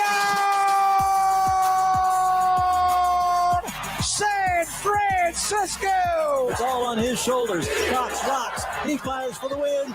He's got the triple. Catch all your Kings, Niners, and NFL games all year long on Sactown Sports and SactownSports.com.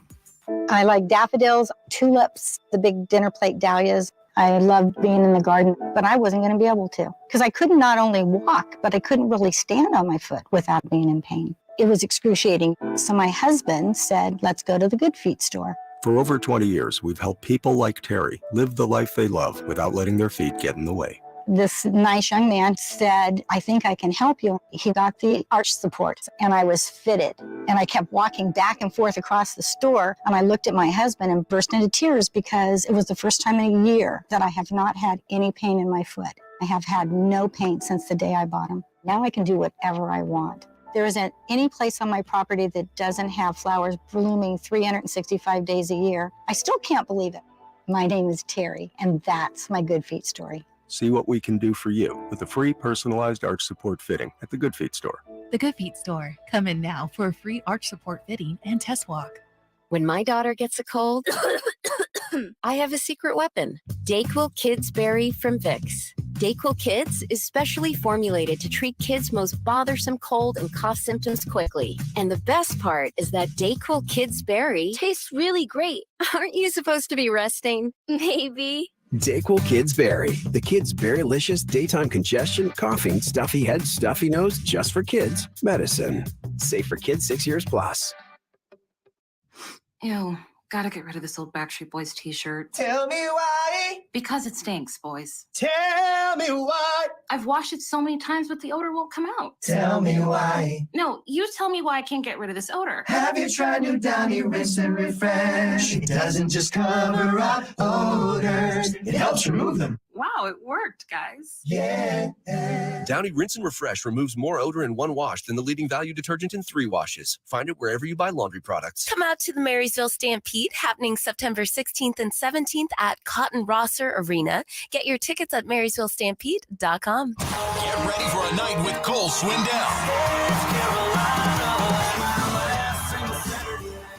2023 ACM Song of the Year winner hits Heart Health Park at Cal Expo in Sacramento. Saturday, September 9th for the CITP2 Fest. And Cole's bringing some friends like Chris Jansen, Dylan Scott, Matt Stell, and more. Tickets start at $40 at CITPFest.com.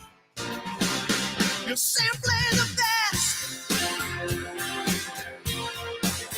Your home for Kings basketball for over 25 seasons. Sactown Sports. Your home of the 49ers. 49ers and Steelers Sunday on Sactown Sports. Whitey Gleason, Kyle Draper, Nick Bosa. He got his bag, and according to a report from Adam Schefter, he could have gotten more than he did, but Nick decided, got to get back to my teammates. So I have a hard time believing that, but what does it matter? He's back. Team-friendly discount. You know what, guys? I'm not going to take 35. I'll only take 34. How nice of you, Nick. Nick Bosa meeting with the media today. He says he intends to play. I'm confident. I'm not sure what Kyle's plan is, but I'd be up for a normal workload for sure. So we expect to see a lot of Nick Bosa, hopefully a lot of Nick Bosa in the Steeler backfield on Sunday. Are the 49ers a team that we legitimately would put on the upset watch list? Yeah, I think so, right? This Steelers team is young, up and coming, on the road, tough environment, old Heinz Field. I'm going to still call it Heinz. Sure. What is it, Accenture or something like that? I don't even know. But it's going to be a tough place to play. Expectations, obviously, depending on how healthy George Kittle is. Also, we know Brock Purdy, George Kittle was his binky last season, And so I think, the Niners should be on upset watch. Heinz Field now is, and this is like the 5th time we've talked about it on the station today, but it's such a weird name. It's hard to get straight. Acrisure Stadium. All right, that'll be the last time I've referred to as that. It's everyone still calls it Heinz Field. Yeah, exactly. Yeah, exactly. Yeah, so I think that they're one of the teams definitely on upset alert. I also mentioned earlier, I think my Eagles. I know New England. Surprised. Yeah, I know the Eagles on paper are a much better roster. I just think going to New England, Bill Belichick. I still have the utmost respect for him as a coach. They don't win this game, he's gone. Exactly. You want him out for some reason. I don't know if he didn't grant you an interview or what. Like, what is it? What is it that you have against Bill Belichick? I don't know. It's not me. I'm telling you, Robert Kraft. He forced your boy Tom Brady out of town. What's happening? Robert Kraft sounds like he's getting a little antsy. That's all. Oh, all right. Can you imagine trying to fire Bill Belichick? Bill Belichick. Yeah. So, another game I'm looking at, in terms of upset special, I'm going down the list here. Could you give us a list 0 to 10? Like 10 would be it's impossible. But like this is going to happen. So like 0 would be there's no shot. So what would you put upset rating for your team, the Eagles and the Patriots? Upset likelihood, what, maybe around 3? Like 10 is the strongest chance of likelihood? I guarantee it. Yeah. 3 or 4. Yeah. 3. Yeah. I still think clearly the Eagles the better team, but I wouldn't be totally shocked. Wow. If they lost. Let me ask you, is that part of, honestly, like you're a fan of the team and, Chris does this all the time with the Vikings and we do this with our favorite teams. Like, boy, I'm worried. Is it like a defense mechanism because you're worried? That, a little bit. Okay. And also I just think last year was such a magical year. For the Eagles, can they back it up again? Mm-hmm. Can they go 14-3 or whatever it is? Like, it might be more of a 12-5 kind of year for the Eagles. And so I just think, I want to see some more during the regular season, see them ramp up. And so, and I always feel like the first game is always the toughest. We talked earlier about the Bears, winning that first game last year against the Niners. They had 3 wins all season and it can't, and so, weird things happen in week 1. Teams aren't the teams. Right. Exactly. And weird things happen in week 1. I would put a 6 on a scale of 0 to 10. I'd put a 6 on Raiders at Denver. I think the Raiders have a shot to go in there and topple this whole Peyton, Russell Wilson thing right from the jump. Even get it rolling. Yeah. But, is Jimmy G the guy in Oakland? Is McDaniel's a good head coach? I don't know. You talk about a coach on the hot seat, he might be on the hot seat as well. And so I don't know what to make of that game. Like Russell Wilson could look like Russell Wilson of old. I just told you. Should I go out and bet my kids' college fund just because Whitey said what's going to happen? Yes. I don't know which Russell Wilson will show up. Maybe Sean Payton will unlock Russell Wilson again. I don't know. Yeah, it's really been interesting this week hearing things that Sean Payton has been telling him. Yeah. Like, stop kissing all the babies. Right. And I think the more you look into it, I had been saying weeks ago, I think Russ is going to turn around. I don't think he really cares to. I mean, obviously he doesn't want to embarrass himself, but I don't know if leading the Broncos to victories, he would rather they win, but I don't know if it's the most important thing. No, exactly. And I think Peyton's trying to bring out the dog in him, I know you got all this going on. I know your wife's a music star and all this, but we need you focused on this. Like your ultimate goal should be winning. That should be the most important thing. And that goes back to my argument. It's hard to repeat. Like once you have won, it's like, how do you manufacture that hunger to do it again? Russell Wilson's career, he's a Hall of Fame quarterback. One is hard enough, and then winning another is right. At least 3 times harder. Right. It's difficult. And so I don't know what to make of that game. I just, I will say, when I look at the schedule, I'm taking the Washington Commanders over Arizona. I think Arizona has, they're going to be 2-15. Is that your hot take? Yeah, that's my hot take. I'm going on a limb right here and taking the Washington Commanders over Arizona. That would be a good survivor pool pick. Although, where you pick. Oh my gosh. Yeah, can you imagine though? I wonder how many people were out last night. I don't know how many. Right. How many people had the Chiefs? Oh, Chiefs. Yeah. They just won and everything. Yeah. You're right. It's unfortunate what the Cardinals are doing. Clearly tanking. Yeah. Clearly. I mean, there's no question whatsoever. Packers Bears intrigues me more than it should because I have no idea. I want to see if Jordan Love can play. And, the Bears have been waiting on Justin Fields to do something special, not only with his numbers and on the field, but in terms of leading them somewhere. So I'm intrigued by that game. But as I said earlier, Chargers, Dolphins, to me, that's the game that I'm looking forward to the most, other than the 49ers. Yeah, that's going to be a great game. Two teams hoping to, make the playoffs. Obviously, I think Miami, is sort of an afterthought right now a little bit. Nobody's talking about them as being a possible AFC contender, and rightfully so. We'll see how Tua looks after multiple concussions last year. But Miami's a fun team to watch, though, and also, the Chargers as well. You got some talent on both the offenses out there. So that could be a shootout. That's going to be an interesting game. Other than the Cardinals, who has no chance to win. We know this week in week one. I would say if I had to, and I'm with you, obviously, on the Cardinals, the Rams aren't going to beat the Seahawks. The Rams are still figuring things out. I'm with you. I'm not going to argue with you on that one. I'll give you that. I think big Seahawk guy. Yeah, no, I'm high on the Seahawks.